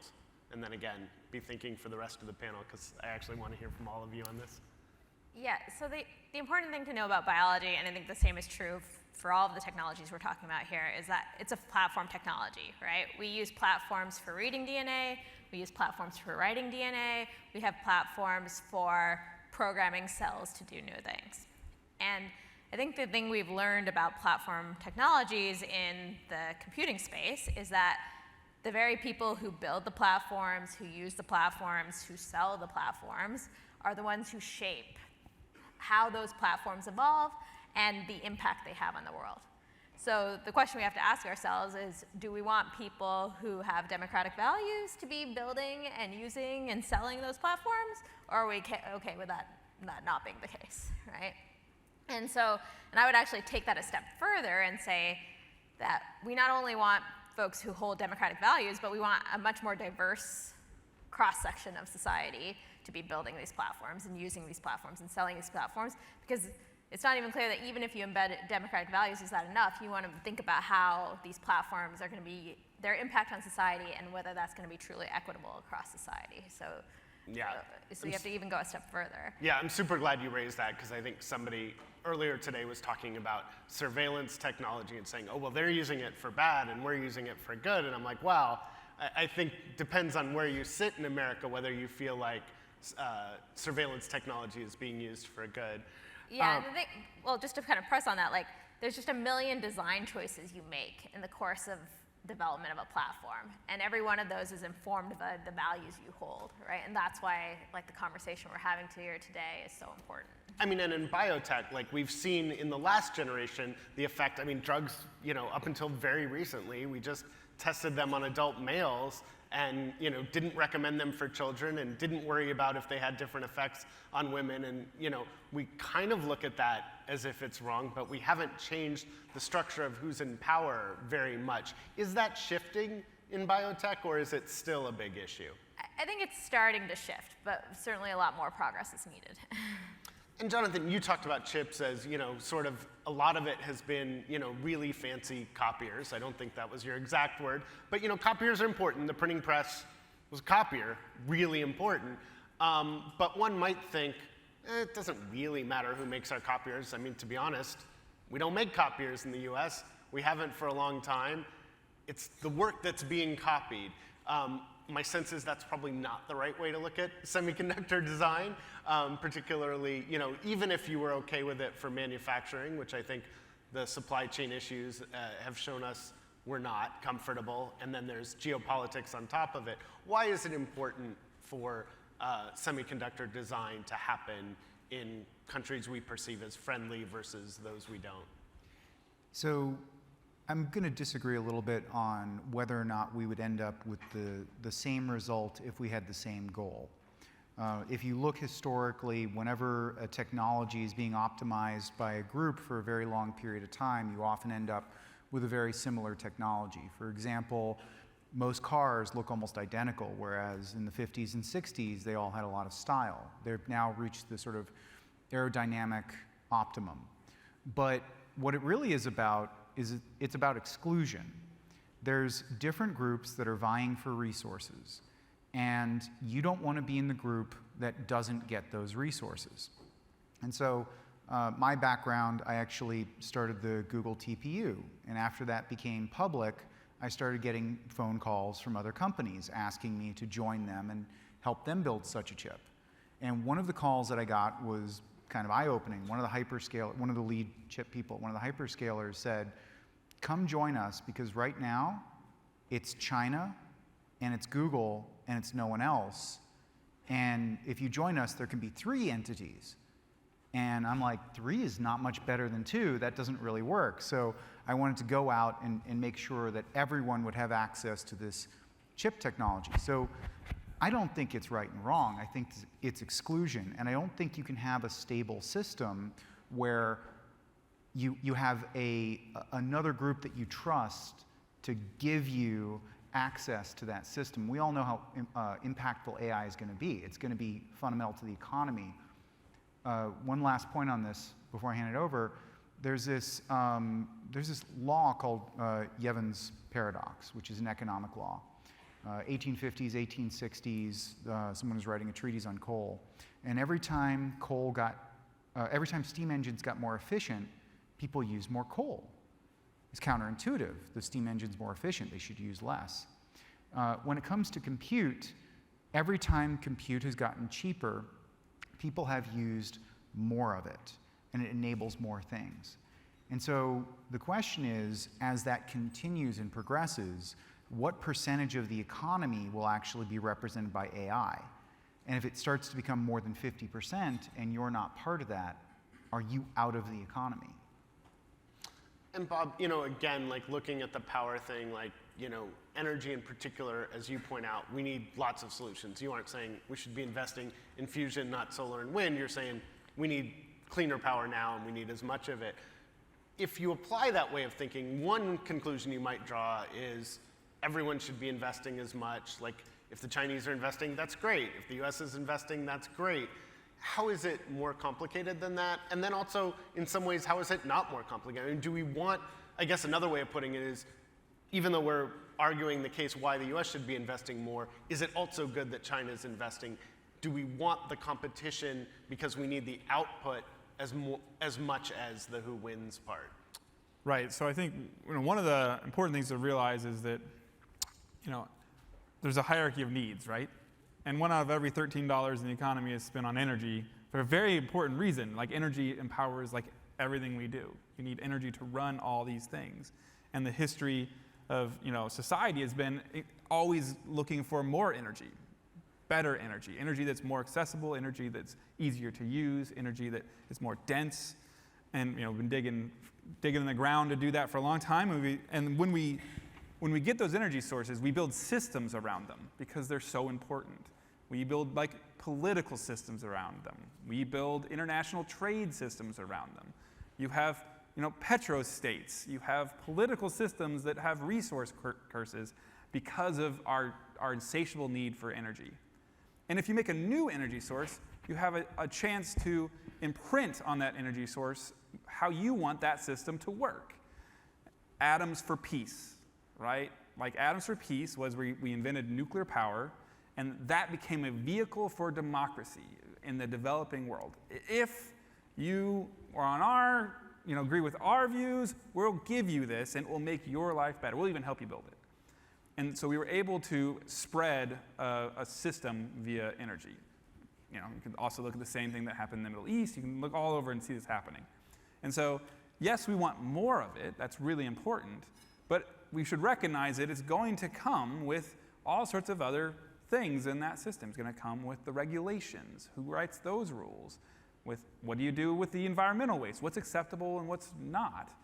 What communities do you put it into? How do you deploy it? Do you put it everywhere? Or do you put it in the hands of only a few communities? Or do you centralize it in ways that might make it detrimental in those places? Those are all examples that we have seen in the energy system. And so while it's true that we definitely need to build out more energy, and it all needs to be carbon-free, we shouldn't ignore the fact that it's not isolated. And there are areas that we should definitely work together on, the good things, the things that we want in the system, but there's other areas that we're going to need to compete in. And that competition, I think, is going to be good because it's going to push people to go faster, to try things, and hopefully to build more efficient systems that can scale faster. And Maitra, there's some elements of this discussion of like, why is it important, that are kind of obvious in AI. Like in this whole, like everyone, it seems like, I don't know if like the whole tech industry got together in AI, but like everyone has their system for drawing something from a prompt. And we just saw China has the system, but of course you can't have it draw Tiananmen Square. Like it just won't, you know. So there it's really clear what the difference looks like. But talk about the ways that are less obvious and more subtle and more fundamental in which it matters who controls the AI technology, who develops it. So I think this is a big debate that's actually happening in the AI community. It touches on some of the points that have been brought up, this tension between maybe safety and equity. So you know, I think a big tension, and we don't have the answer to it yet, is just how much do we want to, you know, control who has access to these systems, because then they can, you know, introduce various kinds of safeguards. You gave the China example. You know, the sort of more safety-focused example that you see in the US is things such as making sure the AI system isn't used to, you know, generate misinformation or generate explicit content and all of those kinds of things. Those are all sort of safeguards that people can put into place if they have control of the system. But then the downside is that fewer people actually have full access to the system. There are fewer ways to get feedback. There are fewer ways to iterate, things like that. And then the alternate is a more open approach where everyone has access to the system. And so again, lots more channels to get feedback. It probably is going to have a much larger, a much more diverse set of people with access, just because of how quickly it can kind of spread and be broadly used. But then the flip side is, of course, you no longer have this kind of control, this ability to set these safeguards, which we would ideally want. And so, you know, there's that active tension going on. And I think the big challenge is that we don't fully know the kinds of, you know, challenging effects that these systems might have as they, you know, percolate and become much more commonplace. I don't think we predicted exactly how the internet would evolve or exactly how social media would evolve and some of the, you know, the challenges and negative consequences it might have. And it's similar for AI. It's hard to predict these.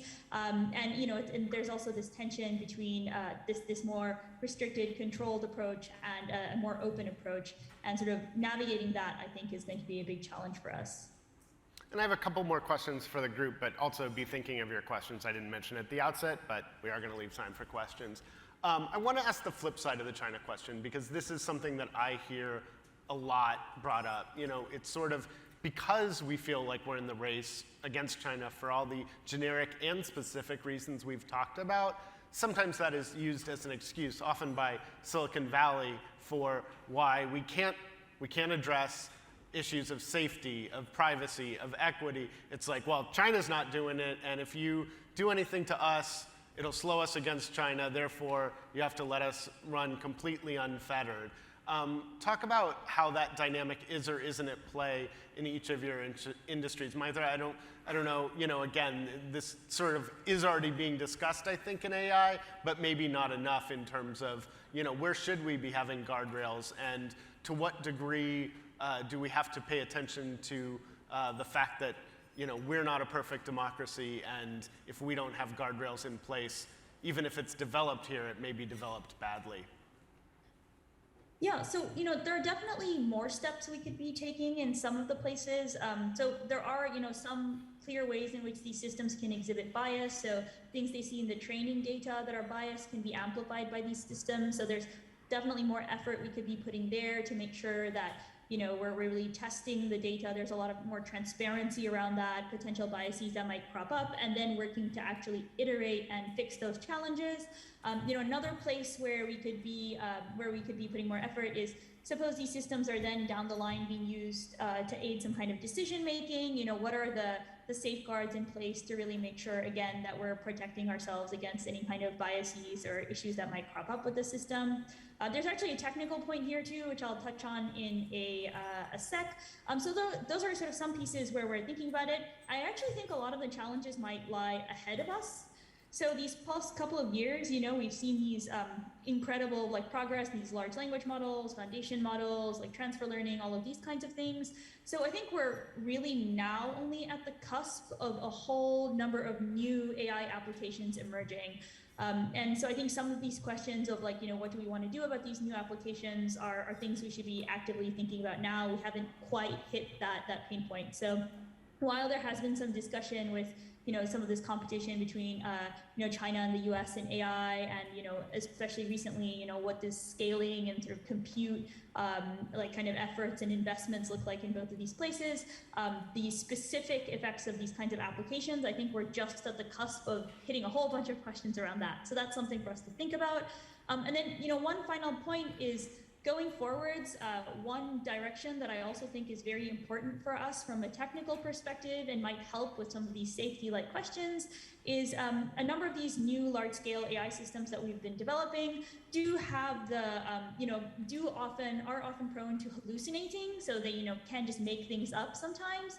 And that's just because the AI system is sort of acting by itself without, referencing external sources, without grounding things a little more. So I am excited to see us as a field make progress on that. That's definitely top of mind for many people. And as we make progress on that, I think we'll also be able to help some of these, help address some of these questions on safety, having better control of our AI systems, and also putting in better safeguards, things like that. Thanks. And Reshma, I'm curious, because biotech, it seems like there was a little more attention paid to this early on probably because it's so important. I mean, Dolly the sheep raised a bunch of questions, and so, there was sort of early on, we need some guardrails here, we're not gonna do human cloning, we're not gonna do this. But again, part of that is because the implications are so broad. Are we doing enough? How much attention are we paying to the ethics? And are you concerned at all that the race to beat China could be used as an excuse to let down our guard on some of these issues? We talked about the importance of diversity, but it's not just diversity, it's privacy, it's safety, it's ethics. Yeah, so I would say with biology, biosafety and biosecurity in particular take on a very, very big importance, right? With biology, you're dealing with something that can self-replicate in the living world, right? And I think nothing drove that home that point home further than the COVID-19 pandemic, right? This was an example of us 30,000 nucleotides basically bringing the entire world to a halt, right? And so I think it's very much top of mind for a lot of companies working in this space, thinking about the biosecurity and biosafety implications. We ourselves have, in response to the COVID-19 pandemic, started up a whole wing of our business focused around biosecurity, because I think if we're gonna go and realize the benefits of biotechnology innovation, biomanufacturing, that goes hand in hand with the biosecurity aspects. You can't do one without the other. And that's even reflected, President Biden just a couple of days ago issued a new executive order around biotechnology innovation and biomanufacturing. And in it, he specifically calls out biosafety and biosecurity as being areas that we need to invest in alongside innovation. And so I think, at least within our community, there's a recognition that those are not separate efforts, those are really intertwined. And sort of at the flip side of this, Jonathan, it doesn't seem as related to, chips empower a ton of things, but I haven't heard a lot of discussion. It doesn't seem, there's a lot of economic reasons why it matters where chips are designed and built, but it doesn't seem like necessarily the race with China is gonna lead us, to, unethical chip design or chip making processes. It seems like as long as you have decent labor laws. But am I missing something? Is there a chip specific issue relative to China being used as the boogeyman? The only one thing I have seen is the economic piece, the idea that somehow if we spend $50 billion, that'll be the end of it, versus, well, if we spend 50, so will, we've seen Europe pour money in, and, to some way we'll all benefit. But to another way, it's also going to be a zero-sum game. They're not going to build that many more chip-making things. But talk about the degree to which competition issues can blind ourselves to others in chips, if there are any. So I think that's exactly right. And I was going to start off by saying, I can answer this, but I don't have to suffer the consequences either way. So rather than having a position, I'll just say, there's an observation, which is that technologies that are deployed widely and that end up having a negative consequence often have the brakes pumped on them. And so you want to be a little bit careful in how you roll this stuff out. We've already had some stumbles with AI and ML models.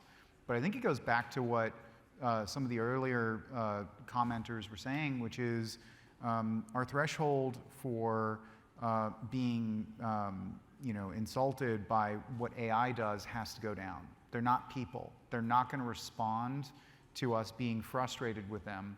And they are important to society. So on the one hand, we want to be careful that we don't slow down the progress. And on the other hand, we have to remember that it's a tool, it's not a person. And Bob, we've talked a little bit about some of that question, but we haven't really talked with anyone, and I'll start with you, and then if anyone has quick thoughts before we get to questions. We haven't talked a lot about regulation, and your field is highly regulated. Some of these other fields are much less so, in part because I think regulators are still trying to get their heads around, well, I think sometimes they're trying to get their heads around how their printers work, but certainly, sorry, I know I'm offending people in this room. Some of these other fields are hard to understand. Energy, we've kind of always regulated. What is the role of regulators here? What do you need from them, and what do you wish they'd keep their hands off?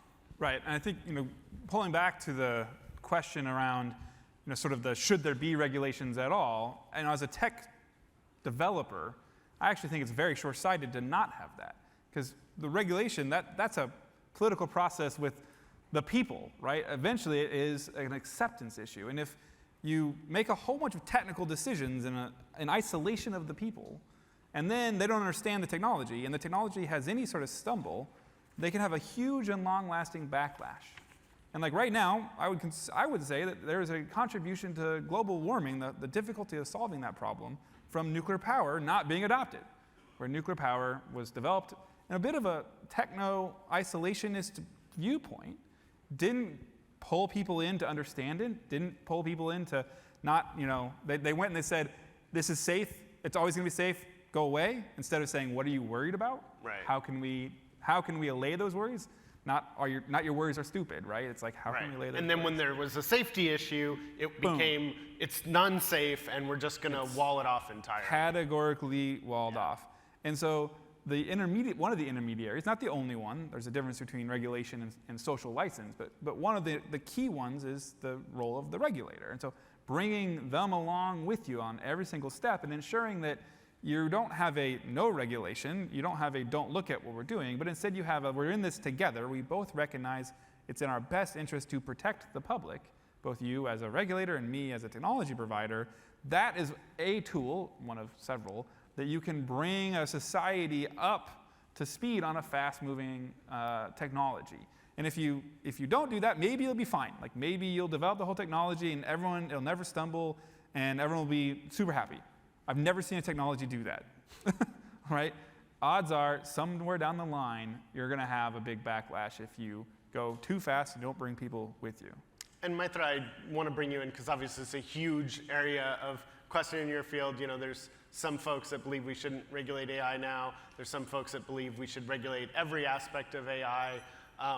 Where do you kind of land on it? Where is the appropriate role for regulation? Should be requiring, for example, algorithms to be both transparent and have a role for governments to say what's in the algorithm? Where is the role for regulation? Gosh, that's a hard question. And I think I'm sitting with an audience of people with a lot more experience in this. But I'd say, I would say the challenge with AI right now is it is relatively early. And I know sometimes people are like, well, that's just a stance you're taking because you don't want to see regulation. But it's also a genuine belief that we are still understanding the capabilities of some of these systems, and we don't actually fully understand what all the effects and particularly what all the applications are even going to be. Right now it's definitely a process of exploration going on. I did mention some of the places where I think, well, I don't know if it's regulation we need, but certainly, more insight into what's going on there. So say like the data, for example, like, what's really in there, like, are there things that'll happen? I think places where there's maybe critical decision-making happening based off of the AI output, if that's like a very autonomous process, that's something to think about, and think about like, well, do we understand the different sort of pieces that are going into this decision making?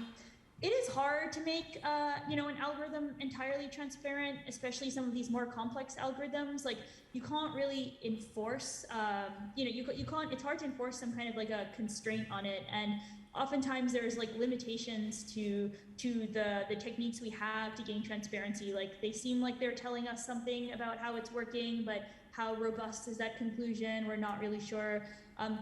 So I think just having thoughtful processes around any AI-related decision-making, I think is like the best we can do right now, and maybe also sort of having thoughtful processes around some of the data that's used to develop these AI systems is also something we can do, because these AI systems are known to, pick up a whole bunch of things from the data. Obviously, we could have a whole panel just on what should and shouldn't be in AI. If you guys have a burning point to make, Rafema or Don, I'm more than happy, but if not, I did promise some time for audience questions, so if folks have questions, please let me know. Yeah, I see someone there. They're going to bring you a mic, so there's someone right there at the table 1 in the white. Thanks. I have a super quick question. I'm Nadia Shadlow, part of the advisory committee of this organization. To Bob, so the Biden administration just put in, I think, something like $250, $300 million into the Inflation Reduction Act specifically for fusion. So what's the best use of that money? Great question. So fusion's at this place where it's going from traditional government-funded research to commercialization. So that's a really important point in technology's evolution, where you have to work together, right? You can't just throw it over the fence.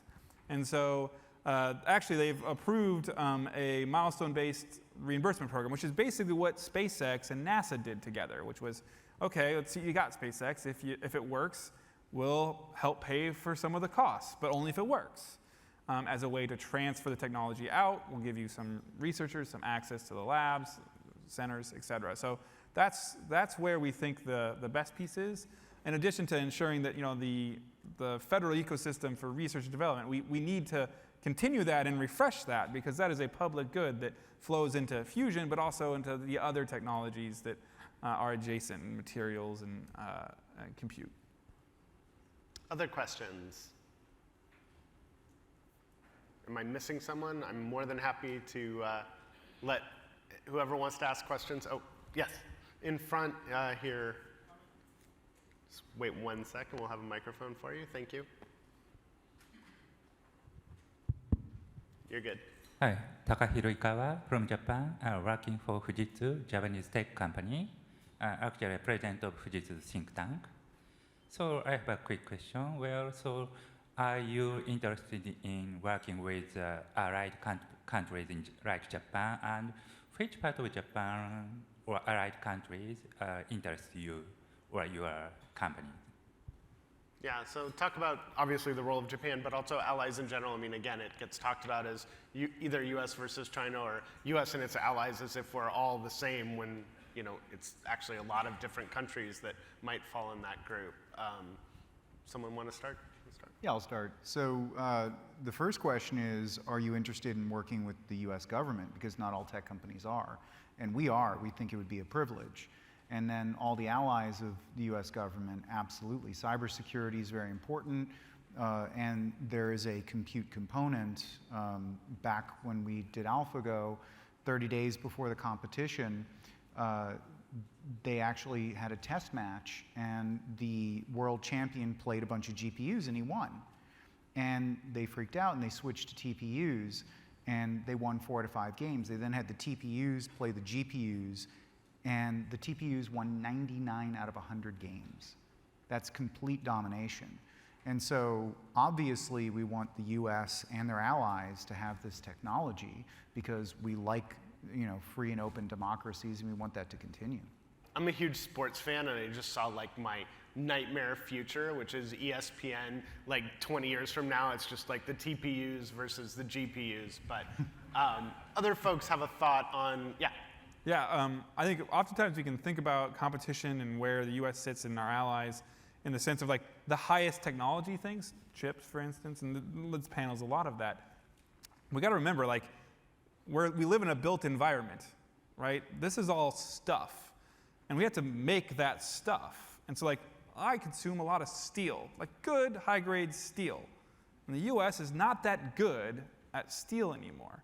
But Japan is very good at steel anymore. And, so, and Germany. And so we look sort of at the US and its allies as people have figured out different areas, and you need to make sure that orbit is complete for the thing that you need to do the whole thing, whether that's pouring rebar and concrete to the chips that run it. Well, I agree with you, but I think he's interested in collaborating more than just sending steel. Other folks on the role of like international collaboration. I mean, in the biotechnology space, it's very much an ecosystem, right? So you have the kind of foundational tools and technologies players, instrument companies, life science tools companies. You have, folks like us who are sort of working at the kind of horizontal platform layer for cell engineering in particular in our case. And then you have a whole set of applications companies who whether it's food or agriculture or pharma and medicine, personal care, there's a whole broad ecosystem that can make use of biology, and we already work with multiple Japanese companies. Yeah. Maitha? Yeah, so likewise, I think with AI, this kind of broader international cooperation is, very in the culture of the field. Everything has been developed in a very open sourced and sort of research focused way, so all the results are shared with the community.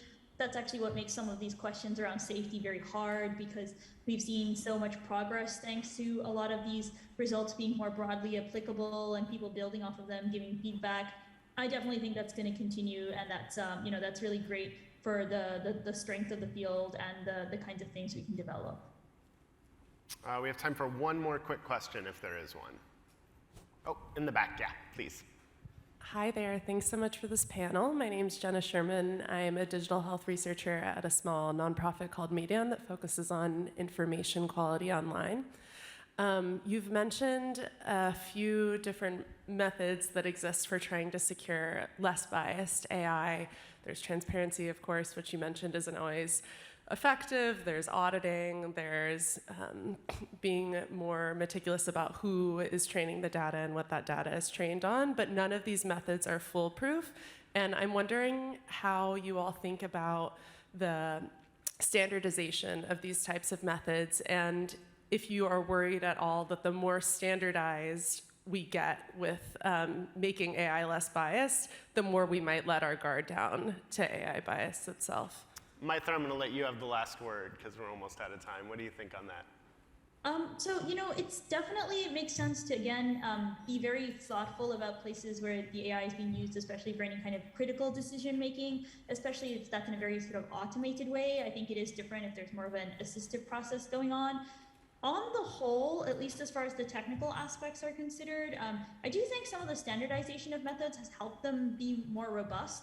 Basically, the way standardization happens is that people are trying all kinds of different things, and then one thing seems more promising, and then people build on that, and then they get feedback about all the way that it's broken, and then people iterate on that, and that happens again and again, and then you end up with something that's a little bit more robust. So I would think that the standardization might actually be helpful in aspects of making sure that things are less biased. That's not to say that we don't have to be thoughtful for some time yet about exactly how these are going to be used and applied, and making sure we're not letting our guard down in any critical situations. But I do think the convergence of things is helpful. It stops us from having to deal with like a whole variety of things which might have all kinds of hidden failures that we understand less well. Great. Well, I hope this has been a good discussion on some very diverse fields. Thank you for your great questions and attention. If you enjoyed the discussion, I do a daily tech newsletter for Axios, which you're getting a link to, but only for today. If you want to sign up, just either hit subscribe or go to getlogin.axios.com. And join me in thanking the panel.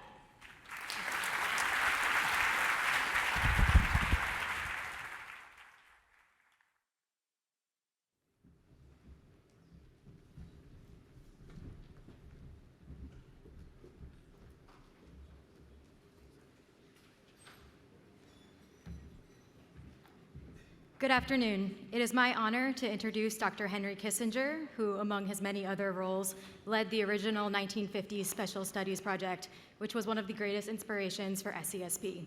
He is joining us virtually for a fireside chat with our CEO, Ilya Bayraktari. Dr. Kissinger, Ilya, over to you.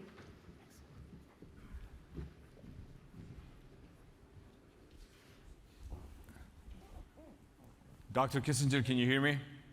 Yes, I can. How are you? I'm good.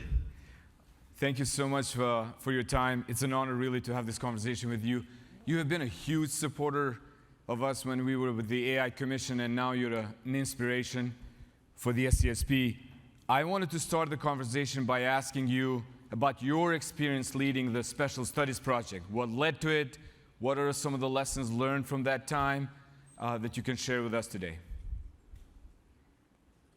Well, the Special Studies Project was at the very beginning of my involvement in governmental thinking. I was invited by Nelson Rockefeller, who was special assistant of the president for psychological strategy, a post that no longer exists.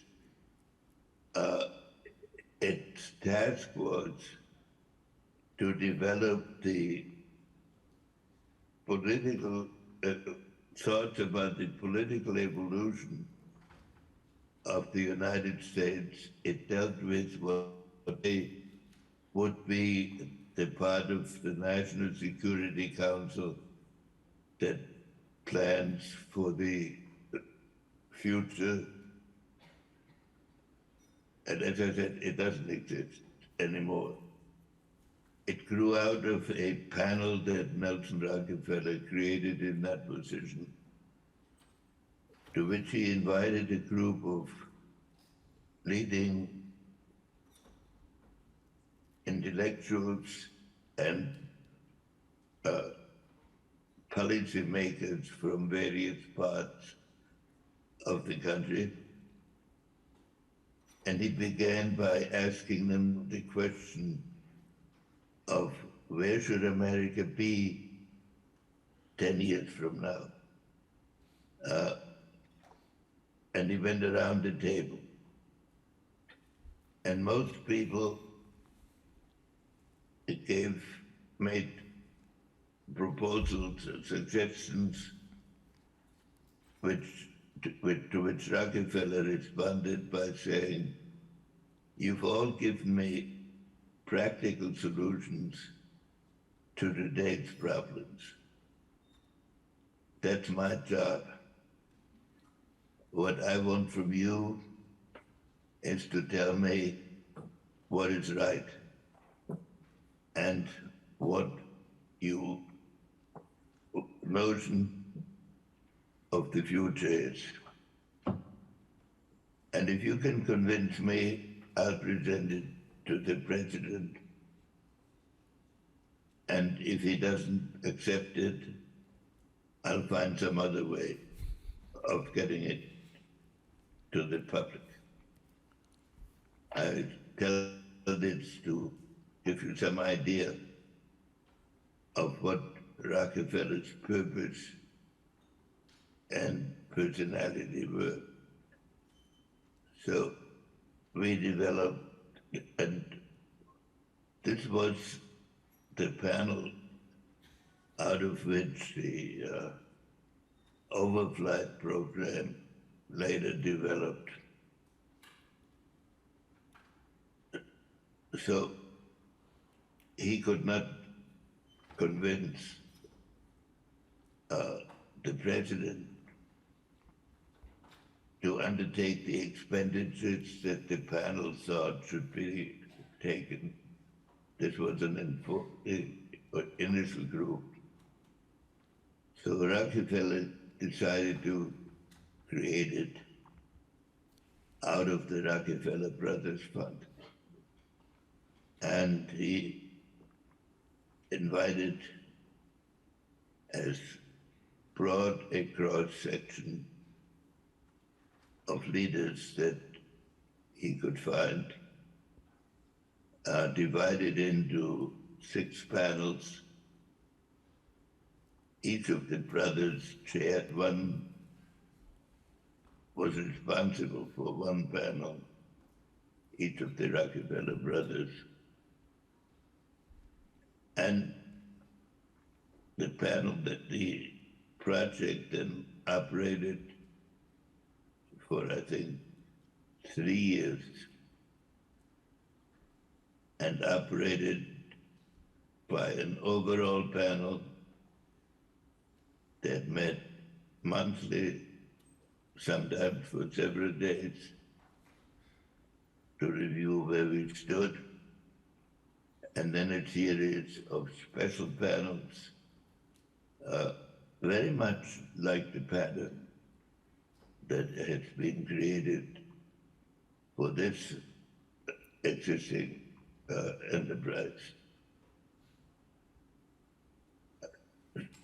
At that time, my role was as a sort of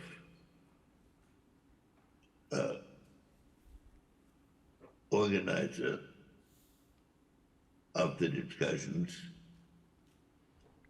a definer of topics in cooperation with the chairman of each group. And then I personally was involved in writing the foreign policy and security aspects.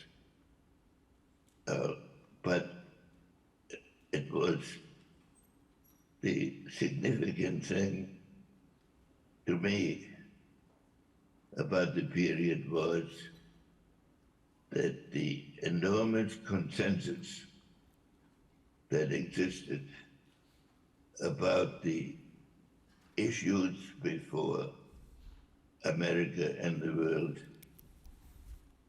and the basic conviction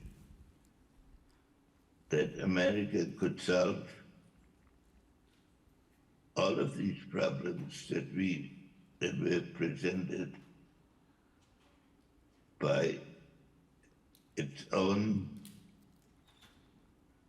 efforts together with allies. The notion of extended negotiation with the adversary did not yet really exist. And the adversary was the Soviet Union. And the Soviet Union was believed to be in a situation of growing capacity, and America was thought to be in great danger from the Soviet Union, not just in its emerging military capacity, but in its overall performance, including even its economic performance, a judgment which has turned out to be wrong. But when you read the strategic analyses that were made at the time, they have great validity, except now they would be applied primarily to China. And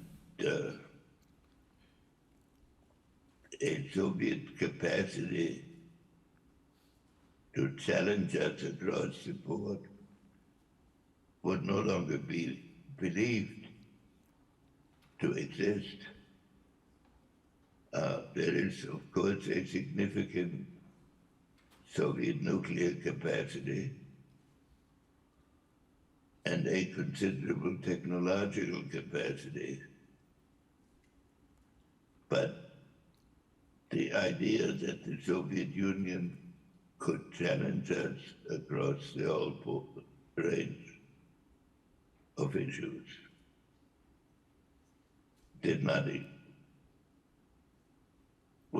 would not be prevalent today.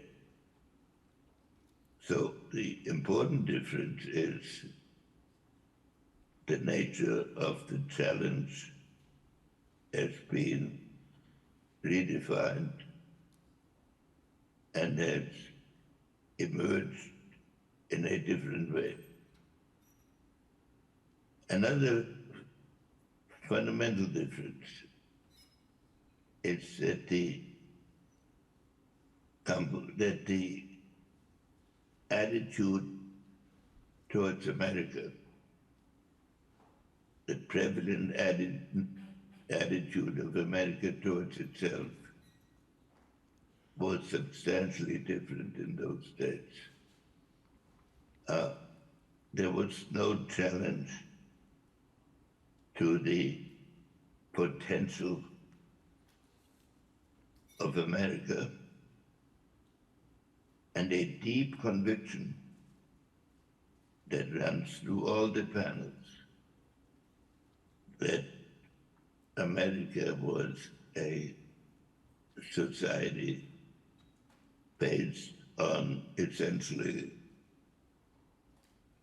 comparable and essentially similar domestic values. And the impetus of the enterprise was to inspire America to do what no one really challenged that it was doing. So the division in America through which we now live was not part of the panel's experience. It was, I would assume it was taken for granted that if we worked out the correct solution, that we could make great progress towards it. So the idea of America as a sinful country that had to be reconstituted, which is an important part of current academic discussions, was non-existent. And while there were in many of the panels proposals for improving, they represented basically the same conviction. So in the field of strategy, the fundamental view was that the Soviet Union had developed nuclear weapons, that they were still far behind, considerably behind us, but that they were developing capacities that could threaten American security and challenge NATO, which was treated as the fundamental security structure for the United States. And it's turned out to be a correct judgment for that immediate period. But as foreign policy has evolved, and as the technology has grown around the world, it is China that has become the overriding American strategic preoccupation. We are now in a war with Russia, similar to what was predicted as the typical war with Russia, but it is conducted as a non-war, technically, between the United States and Russia, but it's fought by conventional forces which are being overshadowed by a nuclear presence, in which the nuclear presence is, however, not involved, in which both sides are not yet employing their full arsenal,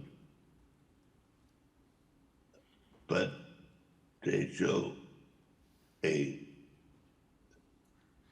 serious decline of the Soviet capacity. So our current challenge is how to deal with China over an extended period of time. And while I'm proud of what was accomplished in the Special Studies Project, which had a big impact on public opinion at the time, hundreds of thousands of copies of each report became part of the public debate. The issue with respect to China, of course, China was not discussed at all, and the Soviet Union has emerged somewhat feebler than was thought in the Special Studies Project. But the fundamental challenge is the same, namely how one can project a vision of American purposes that protects the security of the country and at the same time leaves open a vision of the future, and to do all of that without destroying humanity. To me, the experience of World War I has always seemed like a model that must be considered. One could argue that World War I started out of the decisions of major countries to protect themselves through a series of alliances and a perception of security, which then became a momentum, operated by a momentum of its own. And when it started, no one thought that it would last more than a year. But it lasted 4 years, and the participants never found a way to end it. And so I thought last summer, and the summer we are going through now, we saw two armies reinforcing themselves, two parties reinforcing themselves for offensives. In World War I, these offensives never led to a final conclusion. until a degree of destruction had been reached that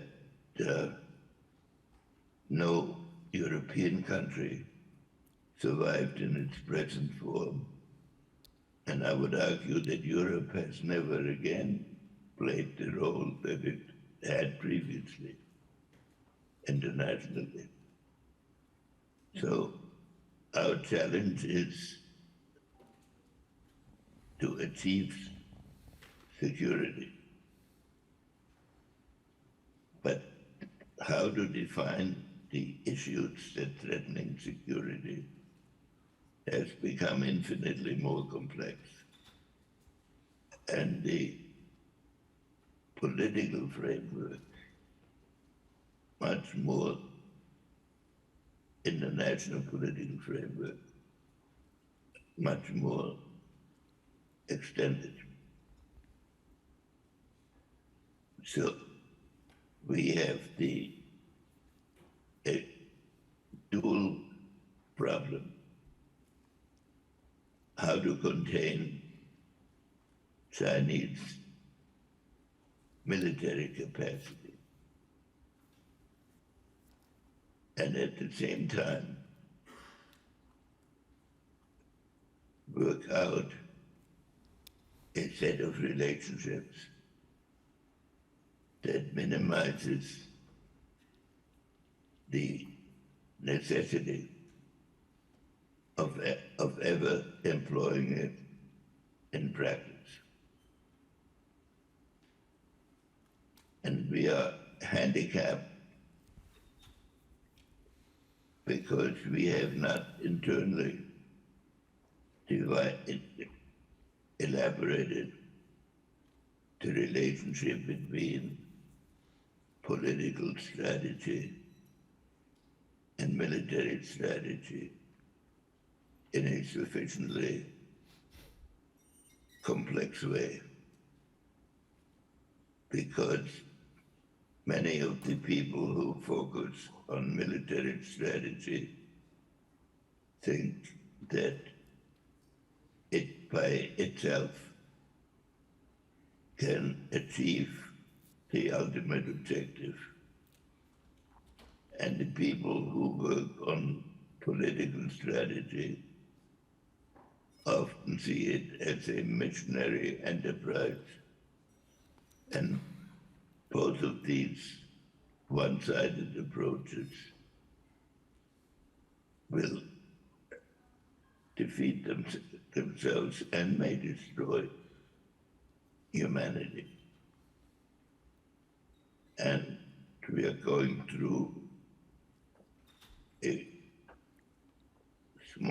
relatively small exercise of how this operates, because China isn't yet directly involved in the Ukrainian war. So I welcome this effort that you're all engaged in. And I told Eric how important it is that he has assembled a distinguished group that is reflecting about these issues at a moment when changes in technology have occurred that were not envisioned at that time, and in which every society has to learn through the process of its adaptation to existing technology.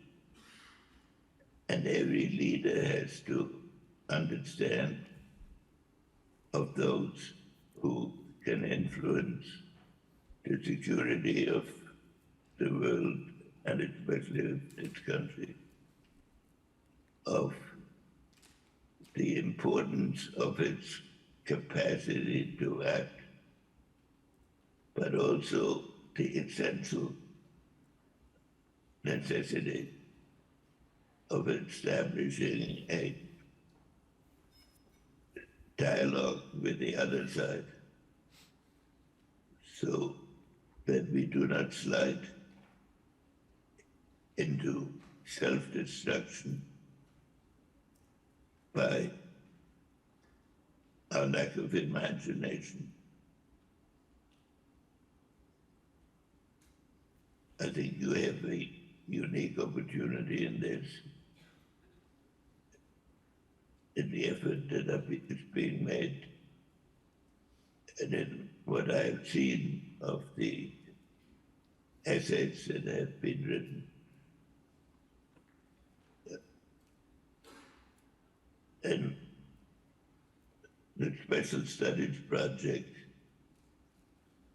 we were convinced that if the United States developed an adequate deterrence strategy, it could overcome the crisis of that period.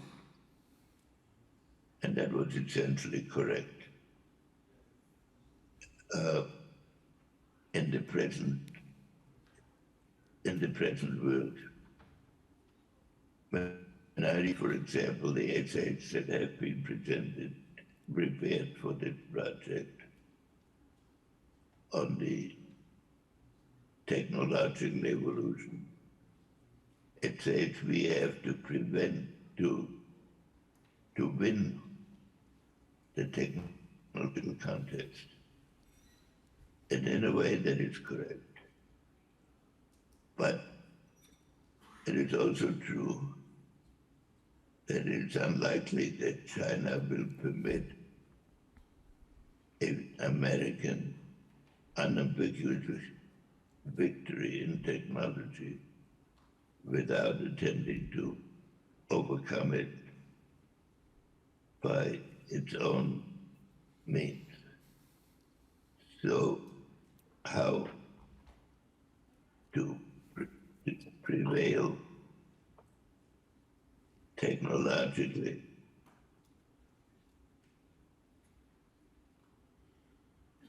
and coexist without military confrontation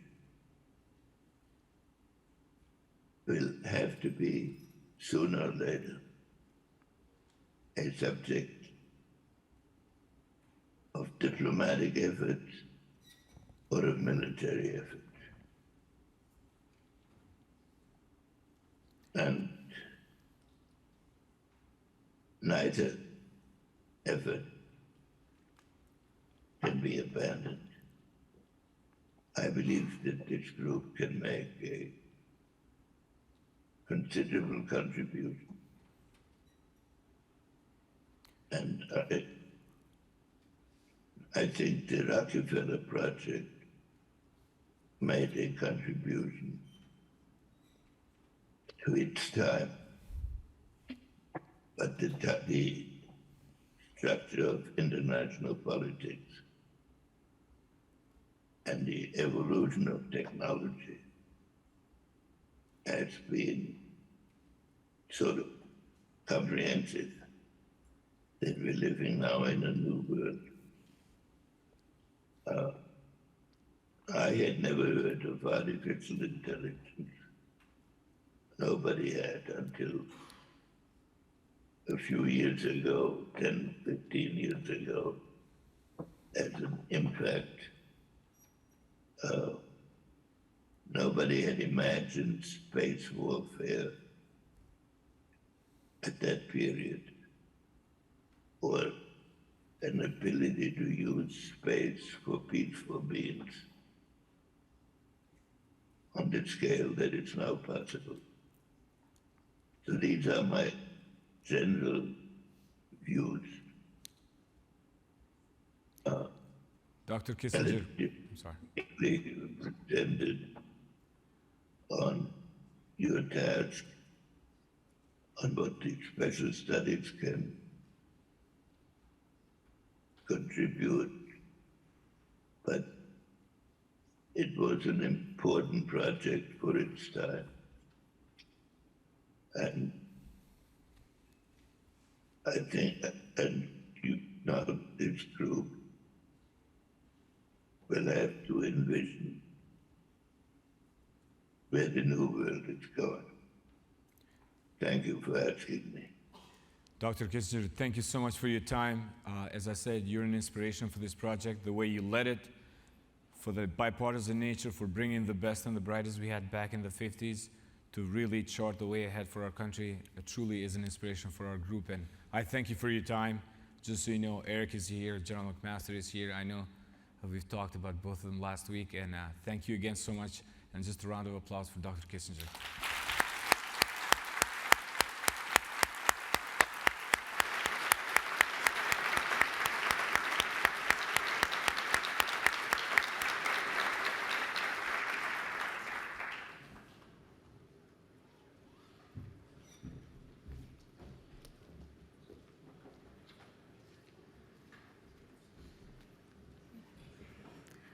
It's my distinct honor to introduce our next speaker, Dr. Kathleen Hicks, the U.S. Deputy Secretary of Defense.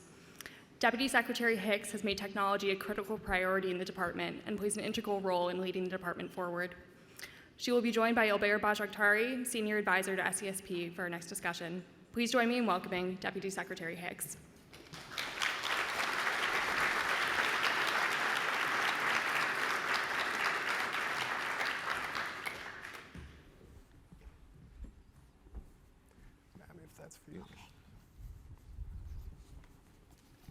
Okay. Good afternoon, everyone. Good afternoon, Dr. Hicks. Thank you very much for joining us. It's great to have you here. I know you have a very busy schedule, so I appreciate you taking the time to come and talk to us. This is your third time at the Pentagon for an impressive career of nearly 20 years in public service, so appreciate your service. You came to the Pentagon this time, I think, very focused on what the National Defense Strategy has called the pacing challenge, which is China. But then about a year into your tenure, this February, we had the Russian aggression of Ukraine.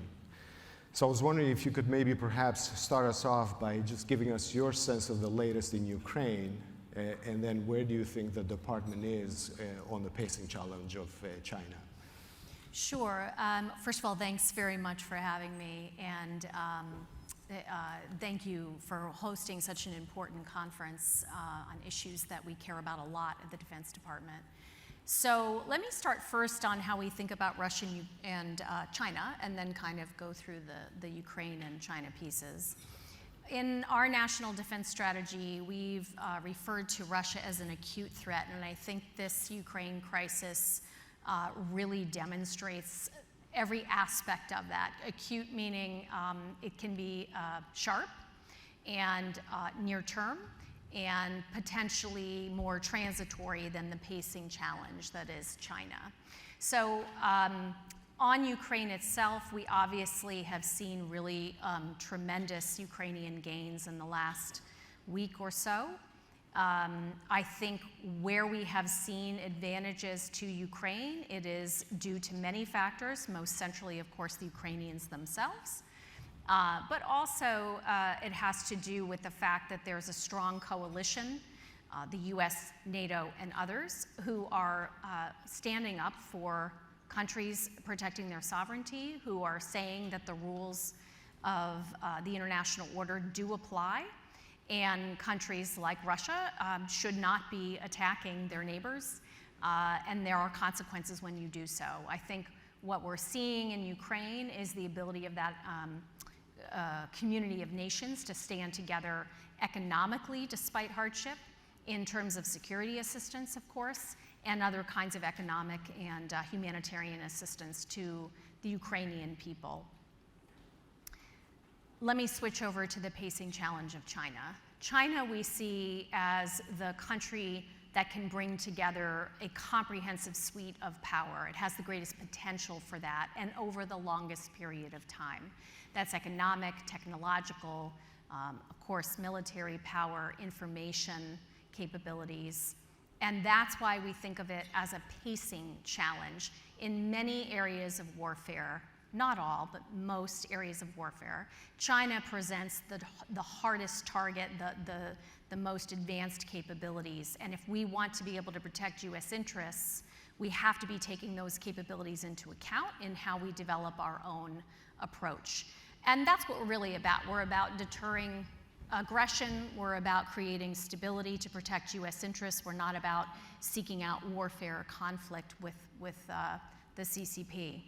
But what we see today is, and we have seen over decades really, is the growth of Chinese military capability. And now we see that really combined with some activity that is very worrisome to the US. That's the pacing challenge issue. How are we doing on that? We are laser focused on it. We've always had to look at multiple challenges at the same time. So it's not unusual for us to both have this focus area around, in this case, China and the PRC. We have, at the same time, of course, in Ukraine, the necessity, importance, and intent, capability to look at those issues as well. So we're able to do both of those at the same time, and happy to talk a little more about our approach on China as you like. Okay, great. Thank you, Dr. Hicks. You've placed a heavy emphasis on tying resources to strategies, and as you laid out the strategic environment and the competition that you have between Russia and China, how is that being reflected in the decisions you're having to make within the department in terms of resources and where you best allocate them? Sure. So in our base budget, and right now it's the President's budget request for 2023, we are very much focused on that pacing challenge of China. We do pay attention to, as I mentioned before, there are some areas where Russia is a pacer. Undersea warfare would be a really obvious one. In our nuclear triad recapitalization, we of course are thinking about Russia as well as China, so there are some exceptions. But our budget is really built out against those pacing challenges.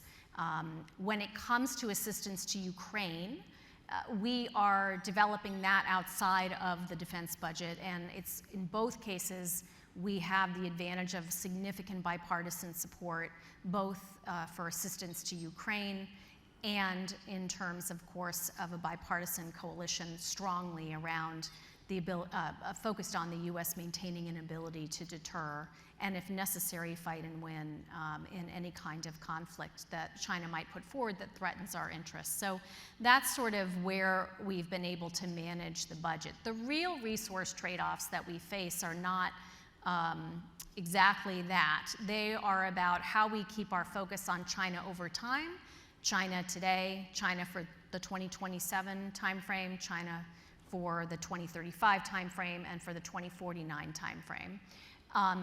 And as we have to follow that arc and look at that arc of our own capabilities, force design in the far term, force development in the midterm, and being ready to fight today, it does mean trade-offs in other kinds of capabilities. So where we are making those resource trade-offs, they're in areas like fourth-generation aircraft. They're in areas like any kinds of, let's say, surface combatants that aren't survivable. Those are places where we have to take more risk, even in, say, our ISR capabilities that aren't particularly well suited to non-permissive environments. Those are the kinds of trade-offs that we're making.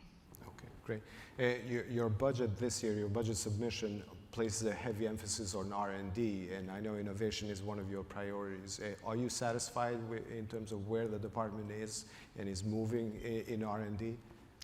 We have the largest, in the 23 budget request, the largest R&D request we've ever had. And I am satisfied that we have selected the right areas to go after based on the strategy. Generally speaking, I'm quite confident that we've done a very rigorous job of tying the resource requests that we've put forward to Congress to the strategy, and we're in the midst of the build for the 24 budget right now. We're doing the same thing.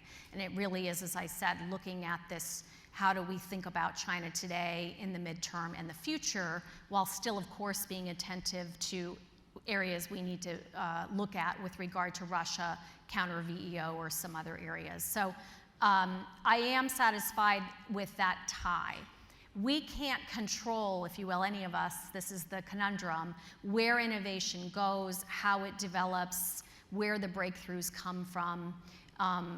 And so what we have to do in the Defense Department is make sure we have an ecosystem for innovation that's as vibrant as possible. That means we have to look very much outside the department as well. So those federal R&D dollars, they're going into all kinds of partnerships and collaborations and connections, allies and partners, the nonprofit and research community, the commercial sector, and we want to really make sure we're opening up all those avenues so that we can have the best shot at those federal dollars actually returning outcomes for the warfighter. If I can just add one more piece to that, part of that innovation ecosystem that's so important for us is making sure we are experimenting and then shifting into production capability. So it's not just the R&D dollars in the right tech sectors, it's about going after the right operational problems and making sure we have a culture of innovation that brings together operators,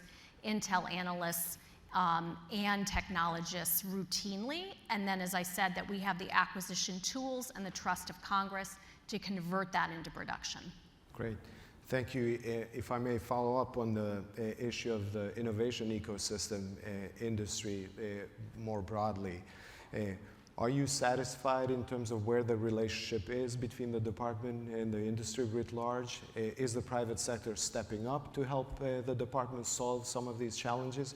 And is the department, on the other hand, making it easier for the private sector to work with the department? I think the private sector is absolutely stepping up. I think if I, snapshot where we are today, I'm very fortunate to be at the department at a time when, as I travel around the country or again internationally, the doors appear quite open to working with the department. There is a desire to protect a democratic way of life. We have a values-based approach to how we think through the use of technology and the other tools of warfare. We've led in areas like responsible AI, et cetera. And I think we also have demonstrated that we understand the need to pull the commercial sector in and, the research sector in. So I think those are all really good signs. On our side, we're really hard to work with, and that's been true for a very long time. And multiple teams of people have come through to try to make that better. Do I think we're better today than, again, maybe 5 years ago? Absolutely. I think we have more tools. I think the culture changes have been important. Do I think we are where we need to be? No. And a lot of that, again, is cultural change. It just is going to take a substantial amount of leadership and drive and the incentives in the right place to keep pushing the system to really fire that ecosystem. The United States has so many advantages for us to use. I find sometimes people seem quite forlorn. They seem to long for civ-mil fusion in the Chinese sense. That's not the right model. We've got the right model. The question is, can we fire up that model? And that's where I think there's a lot of opportunity. We got to excite that opportunity. We got to access it. And we need to get our partners over on Capitol Hill to have faith that we know how to do this so that we can move forward. Okay, great.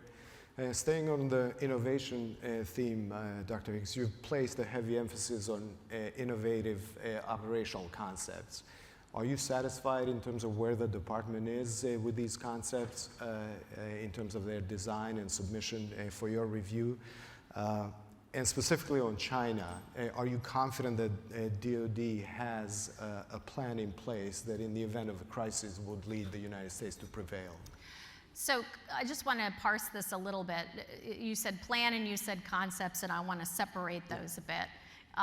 We do a lot of really good planning. I think our planning is progressing very well. I give a lot of credit to the Indo-PACOM commander for doing some great work along with a lot of other combatant commands that are linked up together to think through planning. Operational concepts. We do have the joint warfighting concept. I came in the door when we were at 1.0. We have passed through 2.0, and we are rapidly approaching 3.0. I think we have taken a smart evolutionary approach to ensure that we've really teased out a lot of the challenge sets we want to. We have to ask some hard questions to make sure that we get out of a groupthink mindset. A lot of gaming and simulation, et cetera, goes into that. So I do think we have a pretty strong set of principles and approaches, which I will not get into, as you might imagine. Now the question is, how do we take that, as I said before, and translate it from the paper of concept development into experimentation and exercise, all the way through to the .mil-PF, for those who live our world, into the doctrine and the people and the material and everything we need to execute on those concepts. I do think we are down a strong path on that, and it was one of the areas I was most worried about coming in. We have to continue to incent good concept work over time. We will learn things, technology will evolve, our approaches will evolve, and we have to be ready to seize those opportunities. So I don't see it as a fixed point in time on operational concepts, quite the opposite. I think we have to have some good, strong principles, understand what the operational challenges are, which themselves will change over time, that an adversary can pose, and make sure we're taking advantage of our asymmetries and shoring up, mitigating our risks wherever we can. Okay, great. In February, Dr. Hicks, you directed the establishment of the Office of Digital and Artificial Intelligence Officer, the CDAO. I was curious if you can tell us where you are in terms of the progress that CDAO has made so far, and where do you see, what do you see as the next milestones in this process? I know you've elevated now those responsibilities at your level in Secretary Austin's, and you've also consolidated some of the previous functions. So I was just curious if you could give us a sense of progress to date and then milestones coming up. Sure. So CDAO is a new organization, but it's an organization built on, they're building blocks that preceded it. One of the things we wanted to do when we came in as we took stock is figure out where the state of the art was on the commercial side for many of the things we were trying to do. We saw that the department was really struggling with data. We saw, which is itself a whole conversation we can have.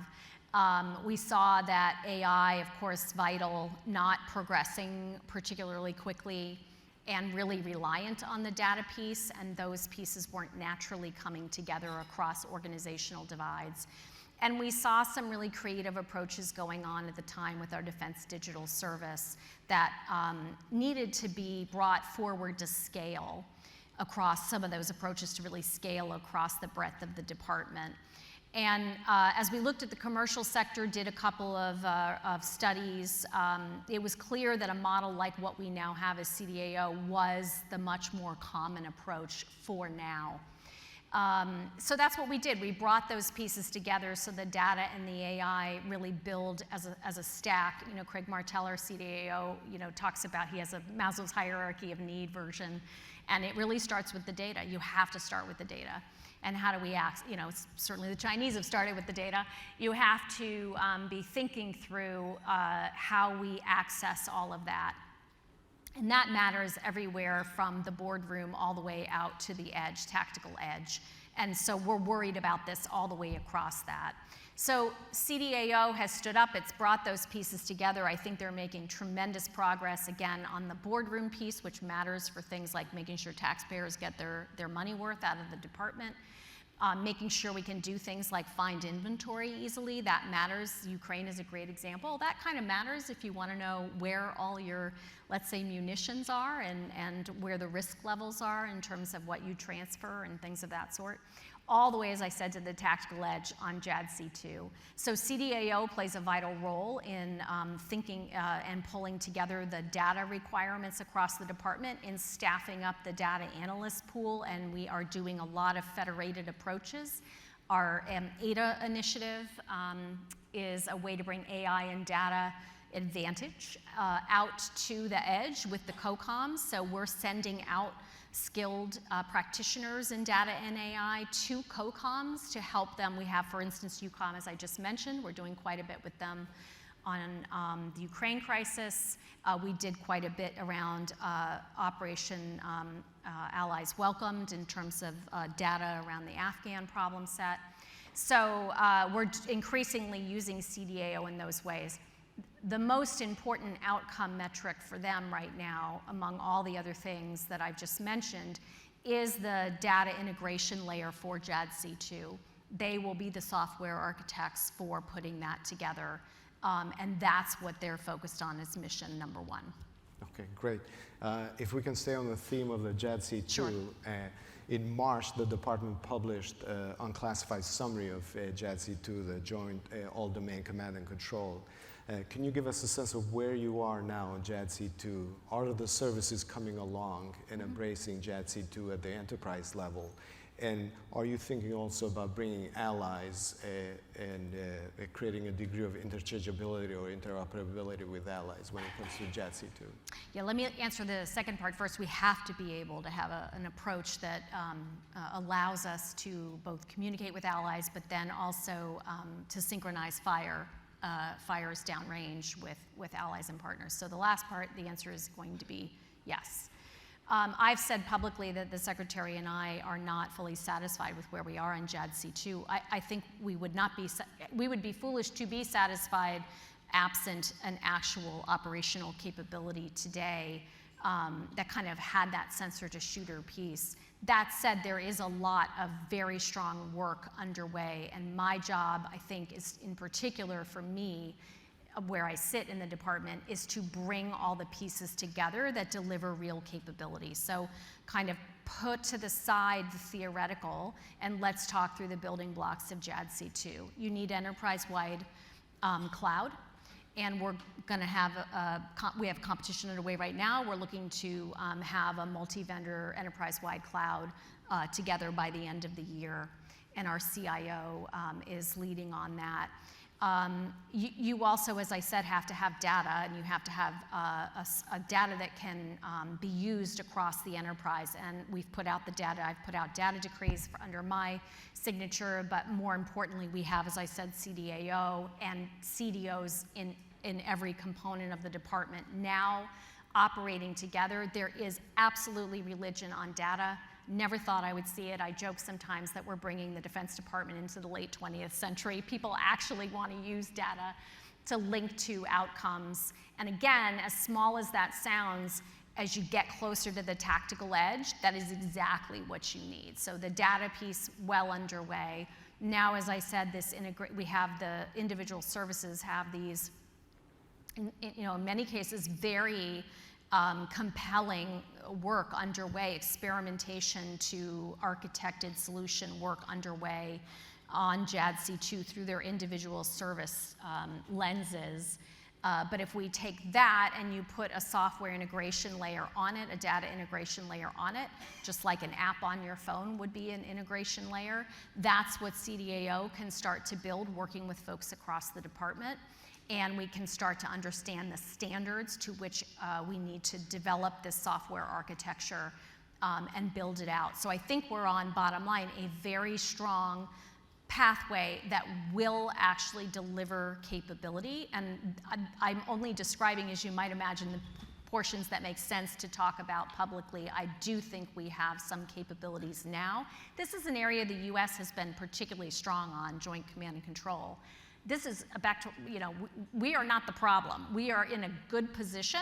We're going to get even better. And having even more asymmetry in this space will help us in any competition with an adversary. Okay, great. Dr. Hicks, we have about 3 minutes left. If you don't mind, I was hoping to turn it over to the audience for a couple of questions. So if you have a question, please raise your hand and we'll bring the mic over.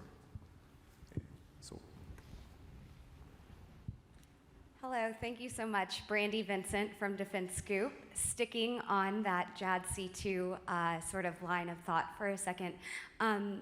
Deputy Secretary Hicks, we talked about it on your last trip to all those different tech facilities in the Midwest, and you mentioned sort of a need for maybe more oversight leadership from maybe CDAO, maybe overall Pentagon, to kind of bring the services together on their different and their own efforts and contributions to JADC2.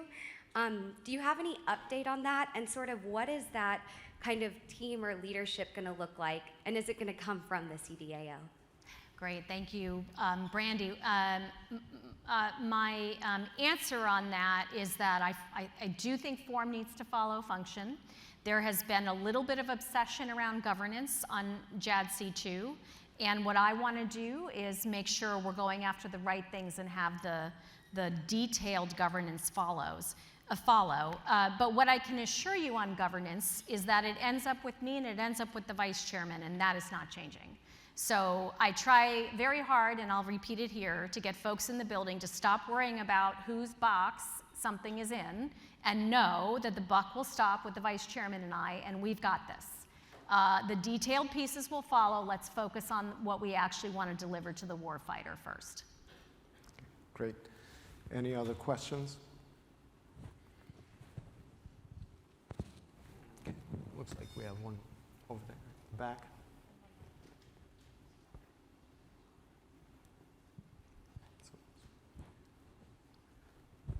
Last question, please.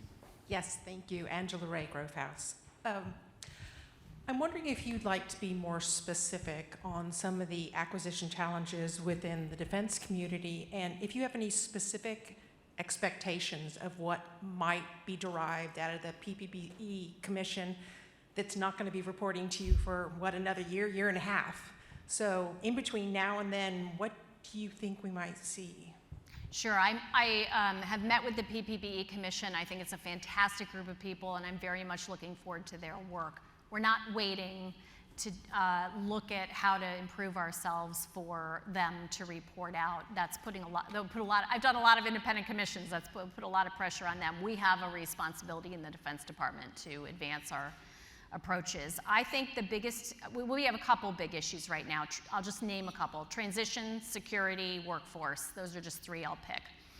And we're doing a pain point analysis right now of where all the pieces of challenge are across our innovation ecosystem for those who are trying to work with the department and for those inside the department trying to get capabilities across the line. But just picking up on those, we have some new authorities and a new fund. We actually have a funded authority, which is very exciting, that allows us to transition. We've put 10 projects out under that, under our Undersecretary for R&E, Research and Engineering. We really want to make sure those are successful. Nothing succeeds like success. Nothing builds confidence in Congress as much as us actually using the authority they gave us well. So we're going to make sure we can make those transitions go well. We want to look at color of money challenges, of course, at the same time. So if you look at middle tier acquisition, again, an area where we've been given a lot of authority from Congress, with great thanks to Ellen Lord for pushing that through with Congress. We want to build on those successes as well. They still face color of money problems. So I think we want to work with Congress on what are tractable ways to go after that. On security, we want to make sure we make facility clearance processes easier as well as individual clearance processes easier in order to help in particular small and non-traditional companies who want to work with us. Workforce, there's so much to do in workforce. We're in a very challenging labor market, of course, across the entire economy, very low unemployment. Defense Department, no exception to that. For our acquisition workforce, we're trying to think through how do we look in the near term to bring and then train appropriately folks into the acquisition workforce. Again, incent them to think about a lot of these new tools that they actually have available to them. That's a culture change issue. But also attract them into the field. And then we have some tools for the deeper bench, looking a little longer term at our workforce to try to make sure we bring STEM talent and acquisition talent in at the same time. We also want to make sure our organic defense industrial base has the talent it needs. And then finally, I would say it's the commercial sector piece. How do we work with either the formal, if you will, defense industrial base, which is about 600,000 companies, and beyond that, the broader American and international system of companies and others who want to work with us. How do we make sure the talent is there that we can access it might be a war for talent, but I don't think the war is necessarily between DoD and the private sector. We need a really vibrant private sector. We need a vibrant research sector and academic sector. And of course, we need a federal workforce that's good. So we need a way to lift all those boats. And I think things like the CHIPS and Science Act that just passed are going to be huge advantages to us. We need more of those kinds of bipartisan efforts that help us all get after talent. Great. Dr. Hicks, really appreciate you having here, sharing your insights with us and your time. If I could ask the audience just in joining me in thanking Dr. Hicks for being with us today. Thank you. Appreciate it. Really appreciate it. And we'll be transitioning now to our next panel, so stay for another exciting discussion on the future of warfare. Thank you.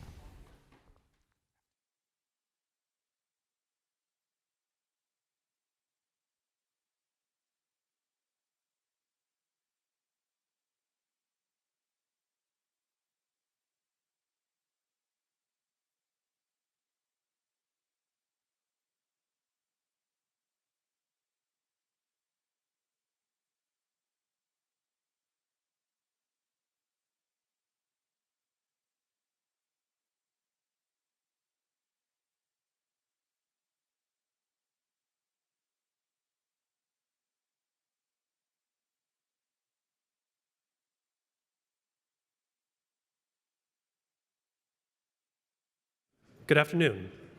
We're now moving to our last panel of the day on the future of warfare. The discussion will be moderated by author and managing partner of Useful Fiction, August Cole.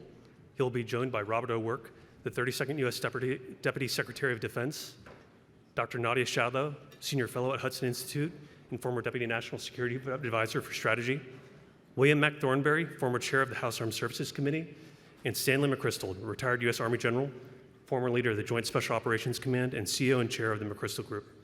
August, the floor is yours. Thank you, Justin, and thank you all again for tuning in to this panel. As someone whose last 10 years plus have been spent thinking about the future of conflict, it's a real privilege and honor to share the stage with you all, and I hope this will be insightful. I think this is one of the most important chapters in the most recent SCSB report. It really lays bare the stakes, and it's unflinching, I think, in talking about the consequences of getting some of these big technology bets, these big policy bets wrong. But before we begin, I'll introduce quickly the panel, many of whom, of course, you know, but it's worth, I think, repeating their accolades and accomplishments. To my right is Secretary Robert Work. He served as the 32nd Deputy Secretary of Defense. He's widely and rightly credited for his leadership in coming up with Third Offset Strategy, which aimed to restore U.S. military overmatch of its strategic rivals and adversaries. He's also served as the CEO of the Center for New American Security and Undersecretary of the Navy. We also have Dr. Nadia Shadlow, who was the first Deputy National Security Advisor for Strategy at the White House, where she was the leading architect behind the 2017 National Security Strategy, which was the most consequential geostrategic reorientation of the U.S. foreign policy towards strategic competition with China and Russia. She serves on several boards and commissions, including the National Endowment for Democracy and the Secretary of Energy's Advisory Board, the Working Group on Innovation. Dr. Shadlow is also a senior fellow at the Hudson Institute. We also have Mr. William Mac Thornberry. He is a former chairman of the Armed Services Committee in the House of Representatives, where he represented the 13th District of Texas for 26 years. The 2021 National Defense Authorization Act was named in honor of Mr. Thornberry for his momentous actions on the HASC, where he served as both chair and ranking member. Specifically, he worked to prepare the military to defend the nation in new domains of warfare, such as space and cyber, but also improve the DoD's innovation and acquisition efforts. He was also a member of the House Intelligence Committee for more than a decade. And lastly, we have General Stanley McChrystal, retired, who was the commander of the U.S. and coalition forces in Afghanistan, but was also the commander of the nation's premier special operations entity, Joint Special Operations Command, from 2003 to 2008, where he spent the bulk of his time forward deployed at Balad Air Base in Iraq. After retiring from the Army, he went on to found the McChrystal Group, where he is currently CEO and is the author of numerous books, including Risk, a User's Guide. Thank you all for joining us. We're going to go by first names today. And I'd like to start with an opening question. And Bob, we'll begin with you on the right here. What do you think are some of the lessons learned about technology from the conflict in Ukraine? And also, as a corollary, what might the PLA be learning from that too? Well, it's always dangerous to try to pull lessons learned out this early in the war. But there's enough, we've seen enough to at least give us a glimpse of what's happening and how warfare may be changing. The second, for sure, there is an offshoot of what the late, great Andrew Marshall said, the existing means of war today can be defined as the long-range precision strike regime. And what we have seen is an offshoot of that, and that's drone warfare. And the reason why that came about is because as the accuracy of our guided munitions has improved to the point where it generally is, within feet and sometimes inches of the target, the size of the warhead you need to service the target is very small. And therefore, that opens up a whole new way to deliver those type of effects using commercial quadcopters. In fact, there was just recently at the National Training Center, which is where the Army sends all of its Armored Brigade combat teams to train in high-intensity warfare against a very highly trained opposing force. NTC-6, the commander of the National Training Center, just sent out a tweet 2 days ago that said this morning the Armored Cavalry Regiment started their attack on the 1st Armored Division's prepared defenses with 40 civilian quadcopters, all of them equipped with MILES, which is the system which is used for force-on-force training, tells you whether, were you hit? If somebody shot at you, were you hit? And where were you hit? Would you be killed or wounded? They all had lethal effects that they could drop. And he ended the tweet by saying, in the future, drones will be as important as artillery is today. And I think that's one thing that I would confidently take from the operations in Ukraine and say this is a whole new offshoot in the precision strike regime. Now, the second thing is in the third offset strategy, one of the reasons why we went after autonomy is we believed very strongly that we had an asymmetric advantage over authoritarian regimes. And we made the hypothesis that young men and women who grow up in a democratic society in which their input is valued and sought and are trained to exercise initiative without worrying about what their seniors might say, they were going to be much better in a war in which AI and autonomy was ubiquitous, because authoritarian regimes generally do not expect their young men and women to exercise independent judgment and initiative. And I think that's what we saw in the first phase of the Ukrainian war. The young Ukrainian soldiers were just, they were just going crazy. They said, but let's try this. No, let's try this. Okay, let's try that. And you could just see the young soldiers on the Russian side freeze up. They simply could not handle that type of stuff. So that is one. I'm not certain I'm ready to push the I believe button yet. There's a lot of people who push back and say, no, the United States is going the way of authoritarian regimes and centralized command and control. I hope to heck that's not true. But there are some concerning, trends that you see. But, drones, the fact that you combine drones with long-range precision fires, I think those are things that you can pretty much count on. Nadia, how might you respond to that, but also I think add in this element of deterrence and how technology is changing that in light of what we're seeing with Ukraine?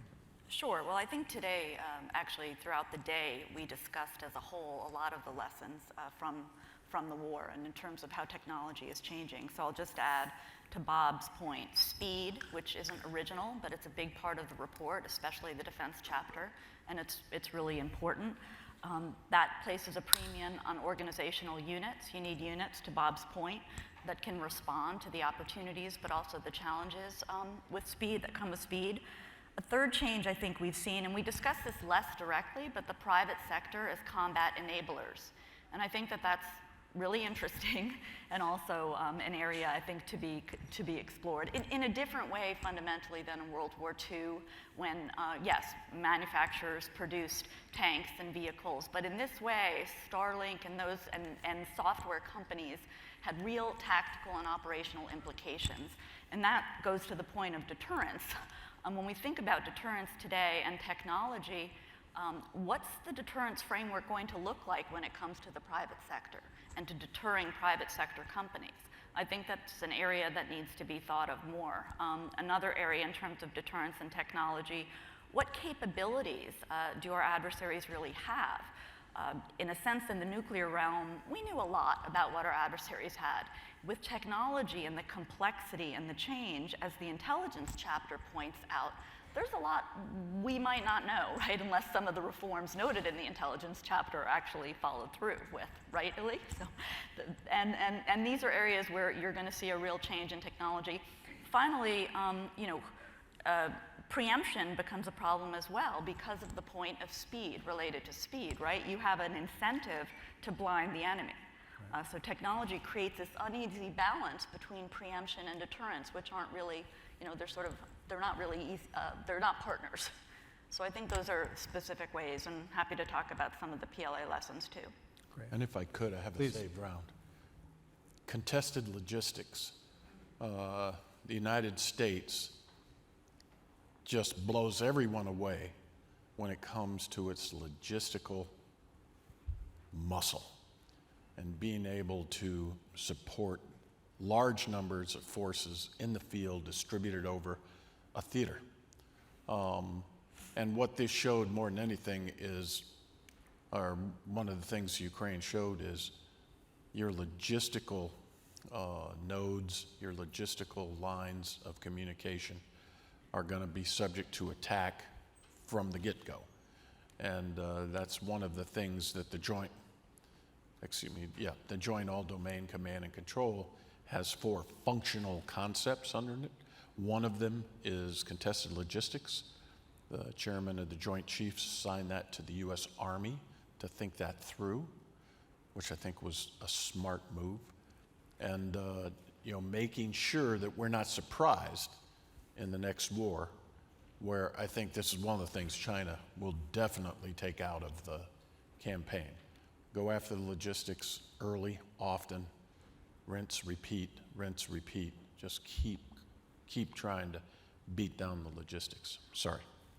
Well, one other lesson, which I'm not quite sure if I'm right about this, but I think it's something that Bob and General McChrystal might have some thoughts about, is whether or not we've learned that the A2AD bubble that we've been very worried about, understandably are worried about, that maybe it's more penetrable than we thought. Because essentially, Ukraine has been able to operate quite effectively within this A2AD bubble, right? Russia's. So what does that tell us actually about some of our planning for other situations around the world? So I think that would also be worth talking about. Mac, in terms of your takeaways from tracking the conflict in Ukraine, and especially I think that's a really interesting point you raised, Nadia, about the porousness, right, of A2AD bubbles. We look at the Pacific, the China threat, sometimes as being monolithic in that technological capability. Any insights that you've picked up that you could share? Well, I think one of the most important points in this report that was released on Monday is that we are in a period of constant conflict.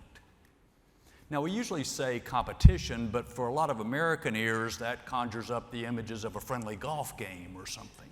That's not what's going on with us in China.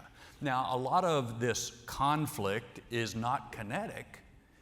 Many instruments of state are being used, and technology increases the number of instruments that could be used, cyber and a whole variety of things. But if you think about Ukraine, it did not start on February 24th. Putin was working on this even before 2014. In my mind, I imagine a dial. He chose to ratchet up the dial in 2014 and occupy Crimea. Then he kind of ratcheted down a little bit, and he has some surrogates. He puts various kinds of pressure on Ukraine, trying to see if he can get his way. But then in February, he ratcheted way back up. And that kind of up and down, using a variety of methods, I think is really important for us to understand about the period we're in, because Americans don't think that way. We think more like a switch. You're either in war or you're in peace. And if you're in war, you're going to be real serious and you're going to convert your automobile factories to make planes and tanks and stuff. But if you're not, don't interfere with the private markets. You don't have to be too serious. You'll have time to recover. And the period that we're in, thus, especially for us and democracies, does not develop that sense of urgency in the population or in political leaders that I think is called for. And if there's a message that comes through today, it's a lot of people agree on what needs to be done, but it's having the urgency to go out and actually do it that a lot of folks would think is missing. I guess I'd say one other point about Ukraine. I was fascinated by Eric's description earlier about what he saw when he was there. Maybe this gives us an example of a hierarchical command and control military versus a military and a nation that has by necessity had to be flexible, adaptable, take commercial technology wherever you can find it, make it work. I think that's interesting. It has implications for us too. And if we're going to be use the kind of distributed network-based operations that this report calls for, it has all sorts of implications about what we buy, how fast we buy it, and also leadership, how we recruit and train our people. There are all sorts of things that flow from that.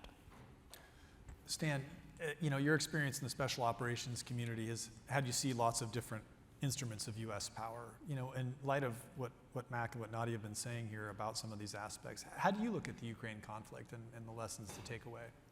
Yeah, what jumps out at me, and I agree with what all the previous panelists have said, is the word transparency. There is a level of transparency at the tactical level. Every Ukrainian with a cell phone became a forward observer. And because you could link back to fire assets and you could cause things with precision weapons to come, that created a real vulnerability for the blitzkrieg-like effort that the Russians wanted to do. And they just didn't have that same level of flexibility. Back in the 70s, General Depew came up as we were rebuilding the Army. And if you weren't alive in the 70s, I don't want to hear from you. But he said, if you can be seen, you can be hit. If you can be hit, you can be killed. And the reality is that was right now, but now you can be seen so much easier and you can be hit so much further. That's got huge implications for what the battlefield is like. So at the tactical level, it's a much more lethal place on a short environment, and it really rewards that autonomous initiative that we've seen on the part of the Ukrainians and whatnot. But we need to look in the mirror because in most cases, we're a lot more like the Russians in terms of our big structures and the vulnerabilities that Bob talked about. I would say up at the higher levels, this is really interesting because we have the ability to gather so much more data now and look at that. The challenge, though, is can we make sense of it and can we make decisions based on that? I think one of the best things I saw was the publication of the massing of Russian forces before the invasion. And I think what that did is it really took away Putin's opportunity to do a sudden strike, surprise certain nations who would say, boy, we hate that, but there's no time to do anything now. What we were able to do is by putting the light of day on it, you made a lot of people who may not have been as active in support of Ukraine actually step up. And I think we've got to look at when we get the data, when we get conclusions that we couldn't have had before, AI enabled in many cases, are we going to have the decision processes to make tough decisions, some for deterrence and some for action? I'd like to ask a follow-up to that too. The notion of using transparency for advantage, both tactical and strategic. Again, in the worlds that you've worked within, secrecy is paramount, and often information has value even within bureaucracies like our own. How do you see that evolving, given that there is so much technologically enabled, whether it's surveillance and everyday tech, whether it's more bespoke government programs? Are we still going to be kind of fighting the human nature to hold stuff close that we don't want to share? Or do you see like a breakthrough moment, where people are like, okay, we understand for the good of the nation, we have to, break the past? I think we've got a long way to go because our systems, our culture, our habits are all, you don't have a need to know, so I'm not going to share it. When did we last punish somebody for not sharing information? Right. More often, if somebody shares information, we call them up on it. So I think we're going to have to change, because if you look at the war in Ukraine, this tremendous transparency that we seem to have on the side of the Ukrainians has been the best information warfare campaign I've ever seen. And we're the target. We know that. We're a willing target. But the Ukrainians are the defenders of the Alamo, and we are cheering them on every day. And so I think that the ability, you're not going to keep many things unreported or unseen now, so we're going to have a different mindset and say we're going to have to leverage what is already out there to create the perceptions that we want and need. How do you incentivize people to share? Yeah, I spent several years of my life trying to make people do that. And we made a lot of progress. The key thing is show them the big picture all the time. We call it now shared consciousness. If people see the scoreboard of the game and they understand the only thing that matters is the end scoreboard, their batting average doesn't count. Right. We don't care. Then you start to give people the idea that you are enterprise focused, not your narrow part of the mission. And this is possible now with information technology we couldn't do before, but it's also necessary to break through the cultural hesitation, I'd say. Bob, I'd like to turn to you, as the driver behind the third offset strategy, which was arguably one of the most ambitious and consequential shifts away from coin operations. How do you evaluate the department's current approach to some of those same issues around technological edge and resiliency? And similarly, what is your read on the idea of an offset X that the SCSP has surfaced in this report? Well, one of the things I regret most about discussions about the third offset strategy is the third offset has to be put within the context of the Defense Innovation Initiative, the DII, which was announced by Secretary Chuck Hagel in November of 2014. And the DII was the engine by which Secretary Hagel said, we are going to supercharge innovation in the department, and we're going to do different ways of doing business. And the DII had 7 lines of effort. Line of effort 3 was called a competitive strategy to achieve and maintain military technical superiority. It was a competitive strategy in the business sense. We were the dominant market leader. We had the dominant market share in those means of warfare. We had competitors who wanted to knock us off of our perch as the dominant market leader, and we're doing everything they could to gain market share. And that the code third offset strategy was the shorthand for line of effort 3. And what made it even worse is it then became the shorthand for the whole DII. So you missed out, there was a line of effort on strategy, which ended up with the 2018 National Defense Strategy. There was a line of effort on operational concepts, which you see today. Expeditionary Advanced Base Operations in the Marine Corps, Distributed Maritime Operations in the Navy, Agile Combat Employment in the Air Force, Convergence in the Army, and multi-domain operations. Then we had the technical side, that was line of effort 3. Line of effort 4 was wargaming. So when people ask me, hey, whatever happened to the third offset strategy? I said, well, it's still going, but what you got to do is look at the DII, and you can tick down every one of the lines of effort in the DII, and you can say, wow, we have done a lot.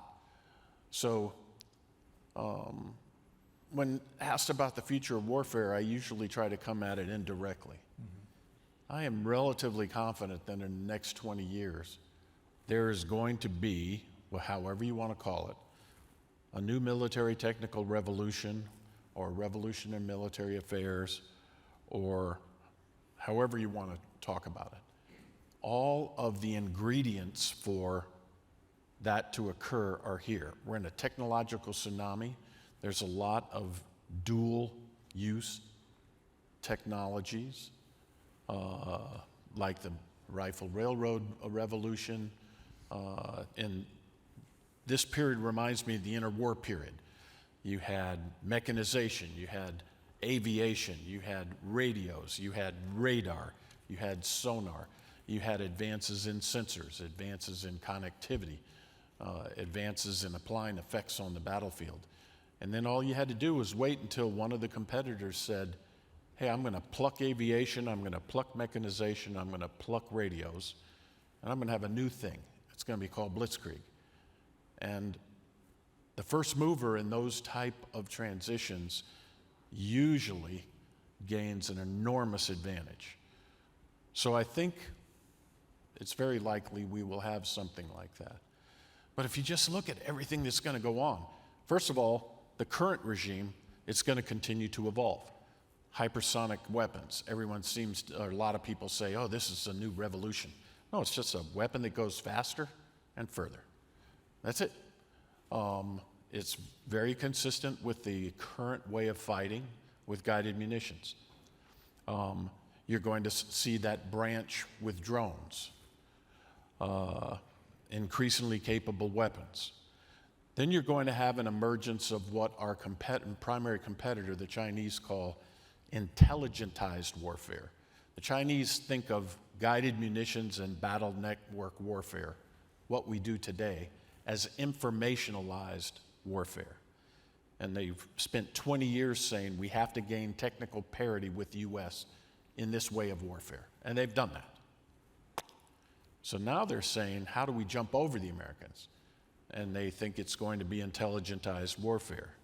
Combat operations conducted with intelligent weapons and equipment platforms using artificial intelligence as the core and technical support from info networks, big data, cloud computing, the Internet of Things, and intelligent control. The third offset strategy referred to this as algorithmic warfare, but they're exactly the same thing. And essentially what you're going to see are new means of human-machine collaboration, which if you go back to Anshu Roy's presentation, using machines to assist humans make better decisions, faster and more relevant decisions, and then human-machine combat teaming, where humans and manned platforms and unmanned platforms work together to achieve battlefield effects that we haven't been able to do in the past. So it's going to be combinations of these happening. We just don't know who's going to go first. Now, when you have all of this power at the conventional level of warfare between the big competitors, something happens. Warfare starts to migrate up and migrate down. So it migrates up to the supra-conventional level, where people might resort to atomic weapons or nuclear weapons, or they might resort to cyber strikes or space warfare. So you're going up from the conventional realm. And at the same time, you see the sub-conventional level, what I'll call an regular warfare with high technology characteristics. And so at the you might see low yield nukes at the super level. And as I said, you can see these.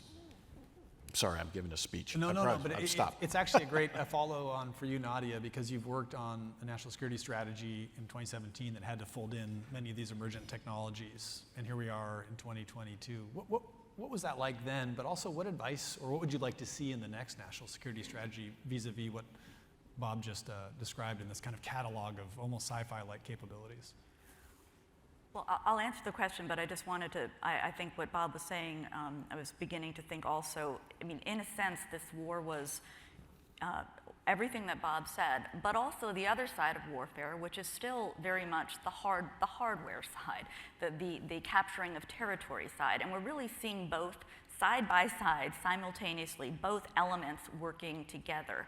I think this is relevant to the report because one of my favorite parts of the Defense Panel report is focuses on the need to produce attritable systems, cheap, quickly attritable systems, the ability to get stuff that we need quickly. And that's kind of the manufacturing side, right? That's I think of that as the traditional defense industrial base side. In the National Security Strategy, we also discussed the concept, the 2017 one discussed the concept of the National Security Innovation Base, which is more of what Bob was talking about, but really more about everyone here in this room, right? You are the National Security Innovation Base, all of you in this room. It was the idea to remind people that they were stakeholders in this competition that we're facing. Whether or not you want to be, you are. And who's you? Investors, academic researchers, the labs, small companies, innovative companies, entrepreneurs. It was just to remind people of that, similar to the DII, as Bob said. One thing I found in government, it's sort of like Shakespeare, who's written everything. I mean, in government, everything's sort of already been written somewhere. We just never read each other's writing. So basically, it's an element of the DII just to remind people that there was something at stake here that they needed to be a part of. And we're still, part of the reason for this group really is to still convince lots of people who are not yet convinced for all different reasons. But I think the key feature of the 2017 strategy, which we've talked about a lot, so I'm not going to belabor it, but in going back to the previous strategies, as I was trying to think about, the one fundamental difference is that technology was overtly made to be a competitive space in that strategy. Bob's Defense Department had done that, but at the national level, the earlier strategies, often from 2002 forward, saw technology really in the realm of an area of global cooperation, to work together to create a better global good. And that might be the case in certain areas that was discussed in different panels. But this strategy did not, the 2017 one did not talk about technology in that way. It said it was clearly a realm of competition and we needed to get better at competing. So. I would just like to say Bob's Defense Department is kind of like Al Haig moment. I meant all of the work that Bob did with Offset, but also the work that you actually started in terms of, you and Ash Carter really put forth, what was happening with China, but it wasn't, I think it's fair to say, captured in the NSS at the time. It was at the DoD, Mac, I was going to ask, one of the things that comes up out of that line, I think, Nadia, of thinking is how do you get the broader country to engage on the China threat? How do you get the broader country to kind of activate, to prioritize some of the policy initiatives that we're talking about here, or even, one of the concluding points, I think, in this chapter on the future of warfare is quite severe to me, which says, our likelihood of conflict between 2025 and 2030 is perhaps the greatest in generations. Yeah. How do you get that message out? Well, actually, I think General McChrystal's point is the answer. You have to remind people the context, the bigger picture, and why it matters. And with all of this information buzzing in our pockets all the time, we need to be reminded of that context more often than maybe in the past where we weren't so distracted by all this buzzing that's going on in our pockets. I think one of the criticisms I would have of our national leadership, and I don't mean just the president, I mean me when I was in Congress and Congress in general, is we have not done a very good job of explaining to the American people what's at stake, why being strong militarily is important, why it's important to be engaged in the world, and how it relates to their daily lives. We talk about geostrategic this and, kind of these terms that don't really affect people who are just trying to get their kids to school and figure out how they're going to buy groceries and things like that. Before COVID hit, I tried to rectify this a little bit by getting outside of Washington, going and talk to business and community leaders in different communities around the country to try to tie the economy of that city to the larger effort, why it's important to have freedom of the seas, why it's important to have space that's unencumbered, cyber, et cetera.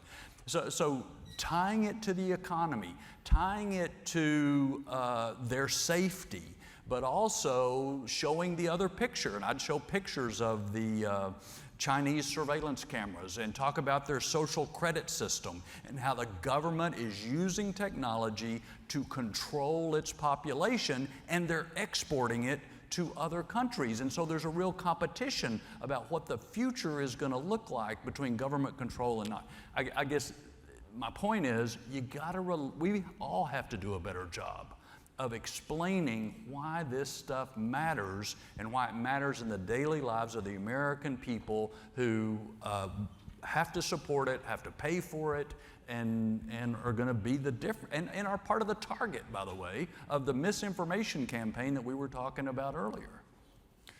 Stan, this idea of getting a group of people coalesced around a common objective was something you mentioned earlier. Many of the ways a report like this is made manifest is by doing just that. People from industry, from government, et cetera. What is some of the advice that you would give to those in the audience here who are just very much trying to do that? Because it's often easier said than done, right, to create that awareness, that common sense of purpose. Particularly, as you point out, Mac, our cognitive space is contested commercially, but also the adversary is playing in that domain too, as the report points out. Yeah. Well, first, I got to thank you for learning something today, because I came out of several years deployed, and I went into a job on the Joint Staff, and as you guys who know the Joint Staff, had to get to work ridiculously early. And every morning I walked in the building, I cursed the people that created the place. And if I'd known it was Bob Works, DOD, I wouldn't have been able to personify it at that point. But no, you hit on what I found probably the biggest challenge that I ever faced in my career. And I really felt it first in the counterterrorist force, although in some ways I'd seen it in others. And that was, in reality, our government is siloed, and we sort of all know that. Our military organizations are by habit siloed, they're by culture siloed. We speak different languages. And then when you go to the wider interagency and you go to partners, suddenly you get really good people, all with good intentions, that are not pulling in the same direction because they're almost bungee cords back to their organizations. The things we did to try to ameliorate that situation, some of which worked really well and some of it was a work in progress. The first was to create a common narrative and bring everybody, this is what we are doing. That seems sort of basic, but a common narrative on what the outcome of the effort's got to be. The second is you've got to give everybody the sense that they are a part of that team. Joint Special Operations Command was the heart of a counterterrorist task force, but the reality was we had extensive participation from the CIA, NSA, and all. And so instead of making them feel like they were supporting us, we tried to make it feel like a task force that was everybody was equal. And we went through a number of socialization things when people came to be a part of it, so that we didn't have a tiering, a social tiering of that. You have to share information like you never did before. And it gets down to, as soon as people feel that they've got to protect their organizations, there's resentment. We created a joint interagency task force in Afghanistan very early in the war, and we got different members of the interagency there. And the CIA came in and they took police tape, you know that tape you put around crime scenes? And they put it around the corner of the tent where their computers were. And they said, nobody can come in here. And it was just amazing. And then, of course, about a week later, when the FBI agreed to join the JIADF, the CIA came to me and said, we're out of here. We quit. And I said, why? They said, well, we can't be a part of something with the FBI. And, of course, every organization is guilty of things like that. I use the the CIA because they punch me enough, I'm going to punch back. But it is the work that leaders almost have to spend most of their time on. We got plenty of smart people to actually do stuff. When I took over JSOC, the commanding general was approving all the operations, but that wasn't my value add. I had smarter people who could do that. What I had to do was do it. So I think that as we try to break down the false walls and Nadia talked about it really well. We have these walls between the organizations that develop and build the weapons we have and then the actual warfighters. And they're not helpful. I know there are legal reasons and all that, but they really create an inability for the person who's creating what you need to fight the war to completely understand your problem. And every time I've seen leaders break those down, they've just made a huge improvement in our efforts. Nadia, what Stan is raising there also, I think, speaks to the challenge, as the report highlights, of the defense industrial base and its resiliency or really lack thereof, and the potential large-scale risk we court by not being more aware of what that cost can entail. How did you think about that in working on national security strategy, and how do you think about that now as our defense industrial base becomes more software-driven?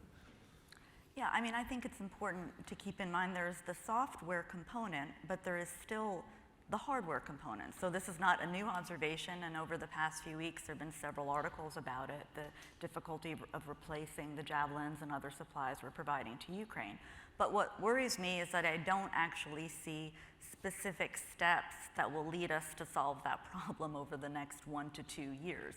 I'm just not seeing the specificity of a lot of these manufacturing facilities are not commercially viable, right? If you're producing energetics and other dangerous chemical compounds, for instance, that go into munitions, there's not a lot of use for that in the private sector commercially, but you really need them for everything that we're talking about here.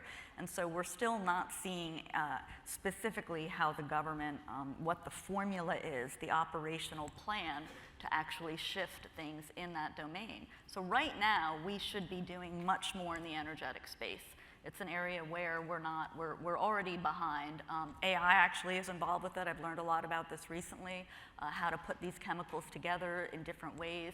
So it's a specific example. We know we're gonna need this combination of materials, and I think it's gonna be really hard to start factories to have them produce it. We haven't figured out that formula yet. Maybe the Defense Production Act can be used, but I think we need more than that. Everyone refers to the Defense Production Act really for everything, and no one really knows how it works exactly. Well, maybe a few people in this room, but very few. So we need to do much better. And I think the 2017 strategy, with its emphasis on needing to bring manufacturing back home, kind of captured some of that. And then also an effort, as I mentioned before, to talk about technology, to discuss technology in that very competitive space, and the need to recognize it as its own domain. I think that's one of the takeaways from the Ukraine conflict too, is that there are elements that look to be 80 to 90 years old of that conflict, and some that seem like they're drawn from the 2030s.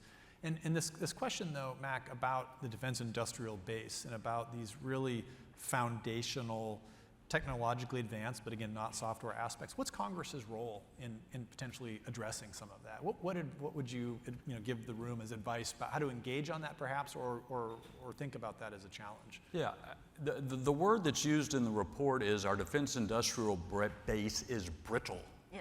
And I think that's a really good word to describe where we are. If any of us need to be reminded about the consequences of a brittle supply chain, COVID kind of brought all that home to us.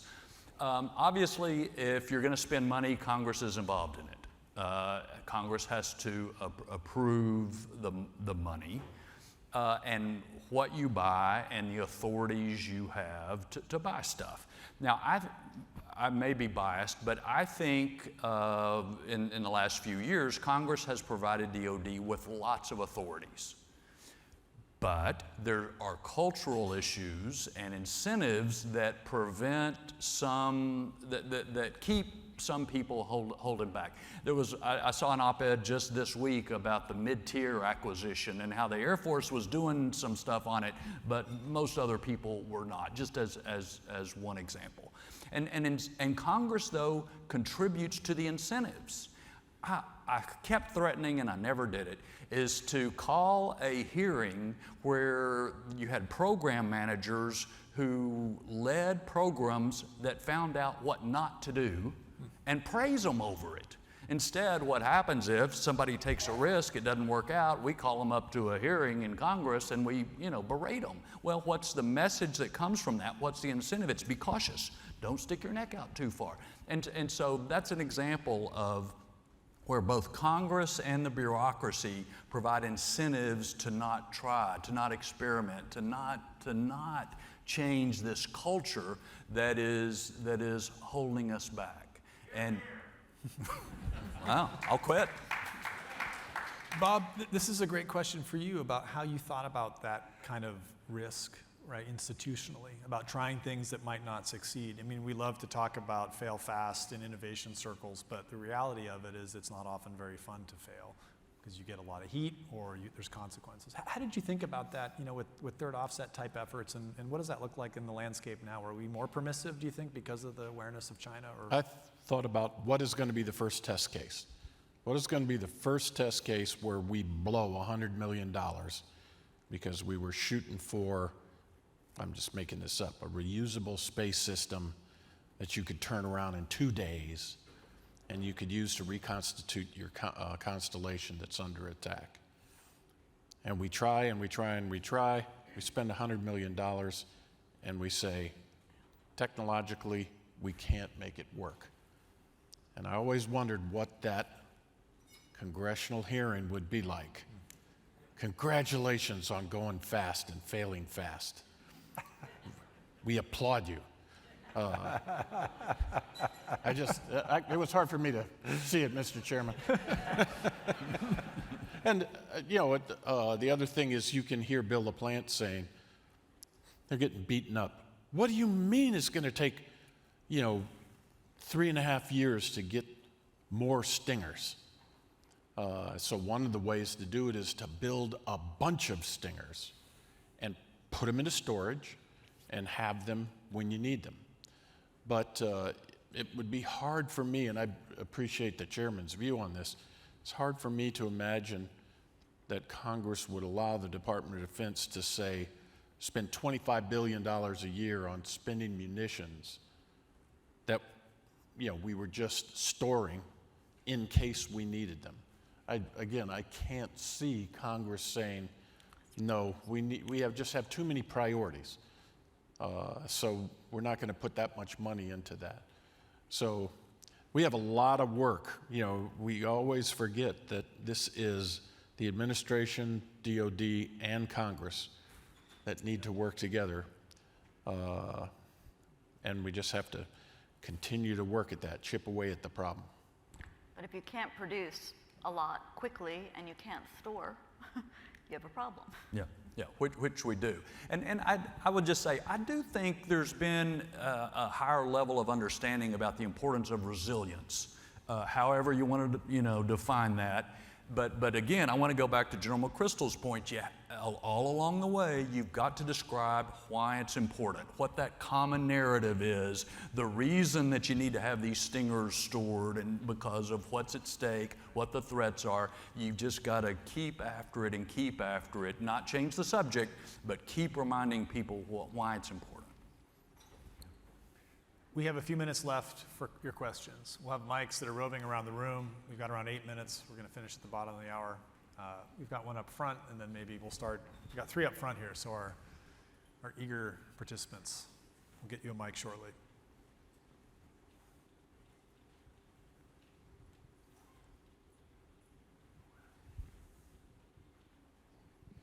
Please, if you could identify yourself, your name, maybe where you're from, and keep your question about as short as a tweet. Okay, see if I can count the characters that I speak. I'm David Bain from the International Committee for IT Standards, and you've spoken about the technological aspects of the future of warfare. And I wonder if the technology, the aforementioned buzzing in the pocket, if that wasn't also part of the Ukraine outcome. And is it wishful thinking to suggest that there was a breakthrough in the moral dimension of the future of warfare? Does this episode make it, in other words, less palatable to make it harder for future aggressors to risk the global condemnation that now, thanks to the social media and the apps and the technology that we have on the IT side, that spreads around the world, at the speed of light. So a really good question about deterrence and kind of the transparency. Anybody want to dive into that one? Yeah, I'll take it. Please. I think potentially it does, but likely it doesn't have the effect. If you'd asked me 15 or 20 years ago what the effect of the internet and social media would be, I'd have said sunlight transparency, we'll have a better world, a better political environment in the United States, and that's not been the outcome at all. In fact, what we found is the ability of people to propagate disinformation, misinformation, all kinds of things has been as powerful as any, sterilizing sunlight. So my fear is that we won't get that. We'll have people who, if they do it effectively, can create deception and momentum and things to support military operations. Russia just got this one. They played it very ineffectively, which surprised me, actually. I would just add quickly that in a way, what Stan just described is a new dialectic, right? The classic Clausewitzian dialectic is offense, defense, and a new one is disinformation, misinformation. And it's that, I mean disinformation and information, or misinformation and information, right? So it's going to be that dialectic, and it's going to be constant. We'll take a question up front here from the table here, Josh.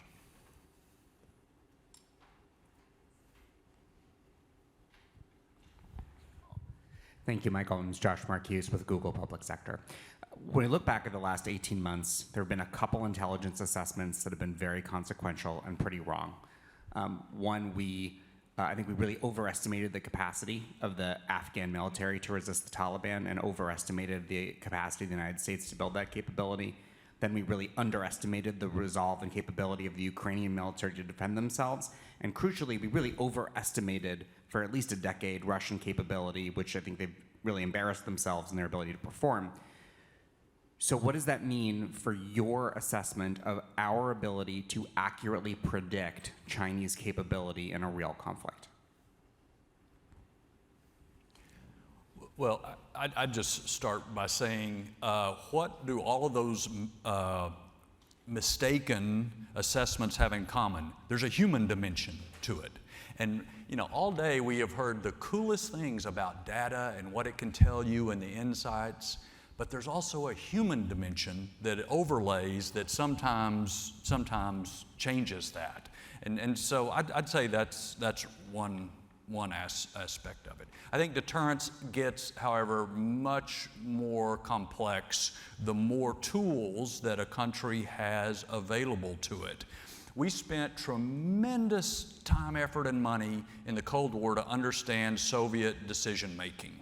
I think we're still playing catch up on the Chinese side. We have a long way to go there. I think I ought to jump in since I own part of the problem there from Afghanistan. And I will tell you that this is one of the paradoxes. When you are given a mission and you are trying to do something, the leaders almost have to believe that they can do it. Because if you don't believe you can do it, you can't exhibit the kind of confidence that a force needs to follow you. And so a couple of things happen. One, you're of course trying to accentuate, we can take the hill, we can make it work, because if you say you can't, then you by definition cannot. On the other hand, I know in Afghanistan, we were very realistic about the limitations of the Afghan government's capability and their military, at least in our own minds. But you also have this eternal hope. If we work hard at it, we can pull it and they can pull through. And so I can tell you, when I left Afghanistan in 2010, clearly my hope was greater than the reality. And so, that I would just say, I don't think I'm the only person to ever have that situation. So I would say that as we look at these things, this is where you almost need a tension. You need people who aren't close to the problem looking at data saying, I know, Stan, you're working hard and you believe, but the data doesn't completely support what you conclude. And so I think that's where, you need diversity in your perspectives and you need attention to try to get to a reality. And I think people forget, the Department of Defense has been struggling since 2014, 2015 to say, we've got to turn our attention away from counterinsurgency operations in the Middle East. And we've got to start focusing on our great power competitors. Well, the same is true in the intelligence community. And in the third offset, we had a whole line of effort where the Department of Defense and the IC would try to sync up as much as we could. Stephanie O'Sullivan, who was the principal deputy director of national intelligence, sat right next to me on a body called the Advanced Capabilities and Deterrence Panel. And every time we made a decision, she was right there and she could go back to the intelligence community. And we would say, we have to know the Chinese theory of victory. We have to know that. And so they would go back and they would come back and they would give us some stuff. The initial responses were pretty unsatisfying. But I remember very clearly Stephanie saying, keep asking for this. And I'm going to make up some numbers, but kind of give you the thing. We still have 15,000 analysts dedicated to hunting down jihadis. And we have 1,500 analysts thinking about China. So all of those failures that you were talking about, I believe, reflect an intelligence community that is still shifting over. Like, in the Cold War, we had exquisite intelligence on the Soviet Union, on the way their leaders thought, how they made decisions, what they thought would happen in a war. It was really, really consequential to us. And it appears to us, it appears to me, that we have pretty exquisite intelligence on the Russian Federation. I mean, the stuff that we were saying about what Putin was doing and laying out all of his forces and stuff like that, that indicated a pretty deep penetration of what those guys were thinking. We don't have that for the Chinese, in my view. We have a long way to go.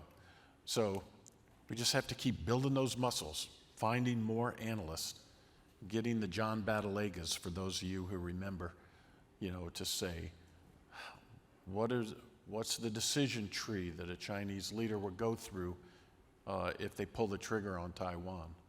So AI will help us with that.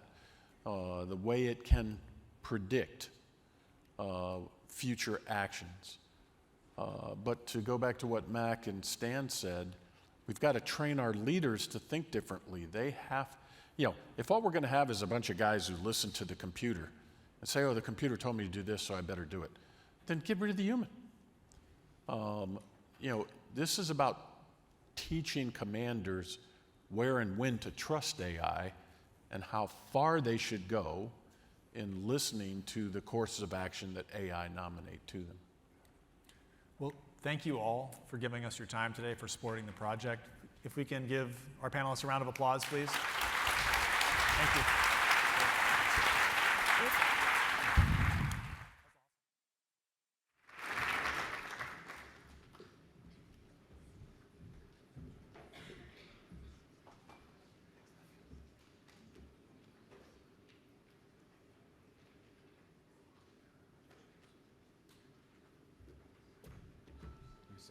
You can stay there.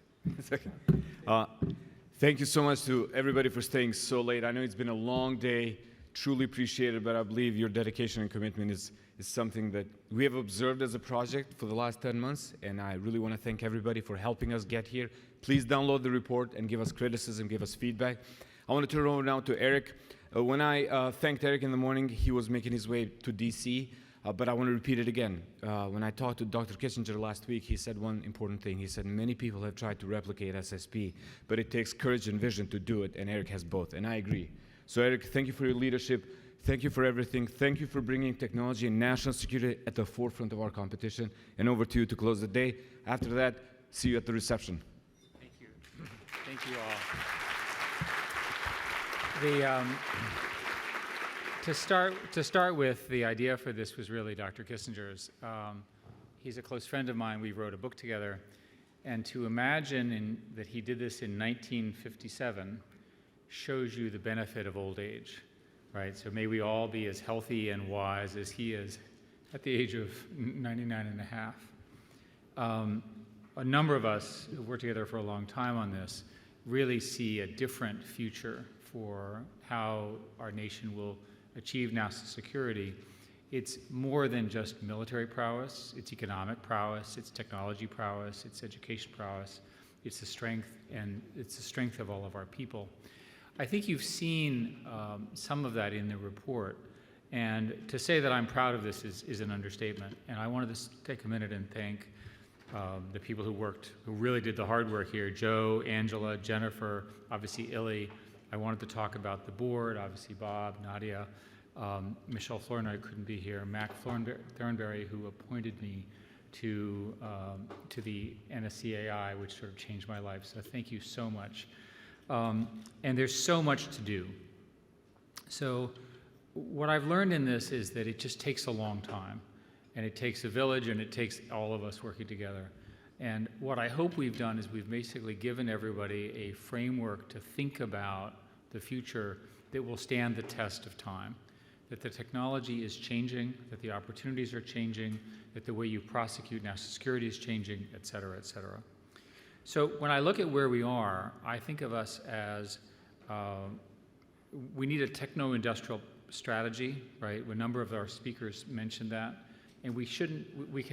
You can call it industrial policy. You can call it something else, but we're facing a very, very significant challenge from a very, very focused competitor who knows what they're doing. And I don't think I need to sort of emphasize this. We've said it all day. So take a look, for example, here after 2 years of lobbying, the CHIPS Act finally passes along with USICA, which is great. Now, the way the political context, here we are in Washington, everyone says, okay, we're done.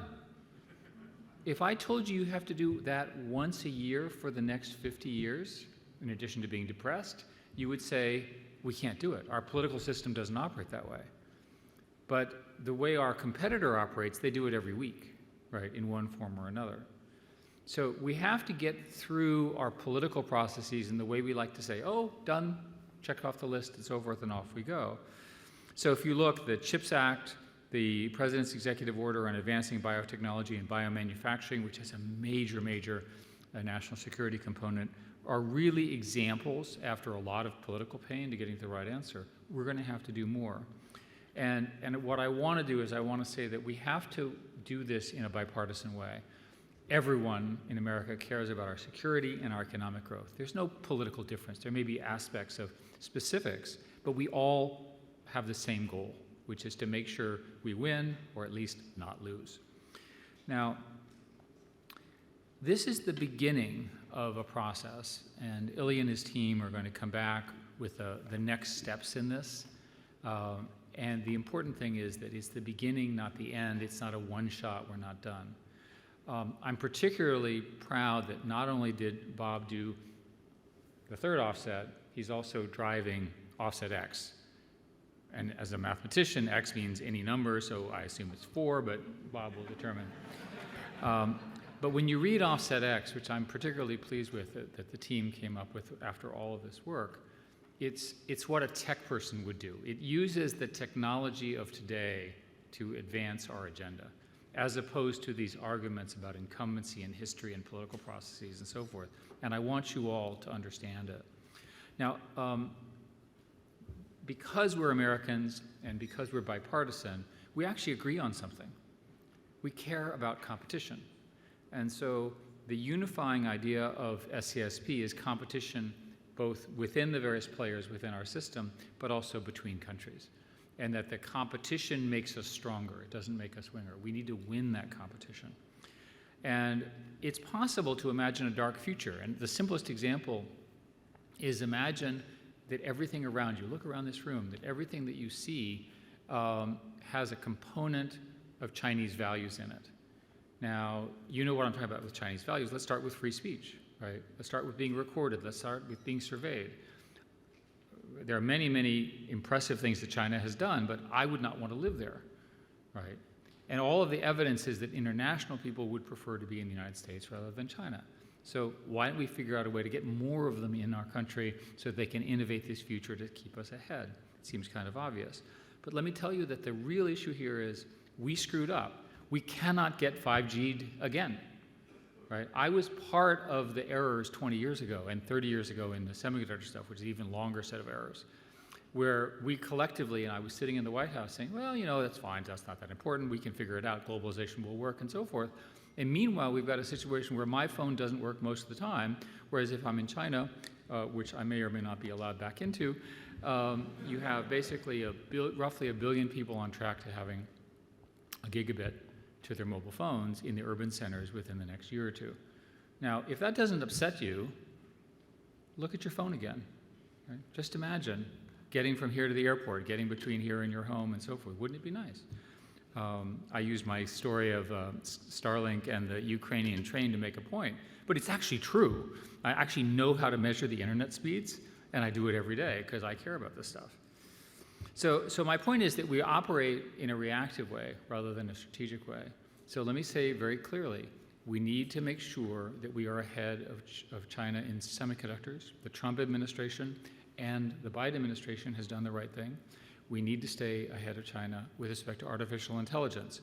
We need to stay ahead of China with respect to quantum. Last week, I was reading an article about quantum. So quantum has both quantum computing, secure communications, and a number of other technologies. It turns out one of the things that you do is you have a special kind of wire that allows essentially entangled photons to have a communication that cannot be broken as a matter of physics. How many miles of those wires have been laid in the United States? Is the correct number 0? Yes. 4,000 miles laid in China. Now, does that indicate that they're going to try to use quantum secure communications in their military? I would assume so. I can't think of any other reason why you would. We'll see. But these are happening week after week after week. And by the way, the chief architect of their quantum stuff was in America and left because they couldn't get the right visas. I mean, that's really stupid. So my point is that I don't want us to be reactive. I want us to harness this new geometry of innovation. I don't want us to use the Cold War. What happens is we always refer to the historical context, and history is informative and it does rhyme, but technologies change, right? So if you look at the sort of Ukraine-Russia war, which of course is horrific and needs to stop as soon as possible, you have sort of a World War II type war against a sort of a war that's now a broadband-enabled war by people who don't have all the tools, and they've asked for more tools from us. Well, what happens when we bring all of our tools? Do we suffer a similar fate? Do we fix everything? Do we act more quickly? Bob has articulated these things very carefully. We need to address this. What I'm going to say at the end here then is we need to win in military competitions, especially with China, but overall. We need to be proud of what we're doing, and we need to get all of the aspects of America working together. The genius of America is the universities invent stuff, the venture capitalists and the financial world creates enormous amounts of money, right, to create these opportunities. Think about SPACs, right? What a fantastic thing if you have sort of a semi-okay business idea. Great. People are just pouring money into you. That's an American innovation. And by the way, as an entrepreneur, it's a good one. And then, of course, the government itself and our military, which I'm very proud of. So if you make distributed network-based operations, integrated human-machine teaming in every aspect of the operations, and you do it in the way that we describe in our report, you can win. Software, software, software. We're still building hardware, not software. Why don't we start with software first? We also need to remember that we cannot do this by ourselves. The Biden administration has recently reissued its statements about allies. All the military people I know understand that our success in our national security is because we have strong allies. Think about, we had a question from Japan. Think about how important they are as an ally, right? Go through your mind of how important that relationship, and go through each one of the other ones. So from my perspective, what we need to do now is we need to identify the obstacles to getting the actions that we, our teams, and all of you together, and thank you, many of you who are in the audience have contributed in significant ways to this. We've got to figure out a way to now get the legislative changes, the political changes, and the funding changes to make this stuff happen. I'm committed to doing this for, I guess, the rest of my life, which is sort of how these things work, and I hope you all do as well. Thank you very much for spending so much time. Thank you for my honorable friend, co-chairman, best friend, and sort of thought leader here, Bob, the entire board, and obviously Ilya and the team. Thank you all. Enjoy the reception.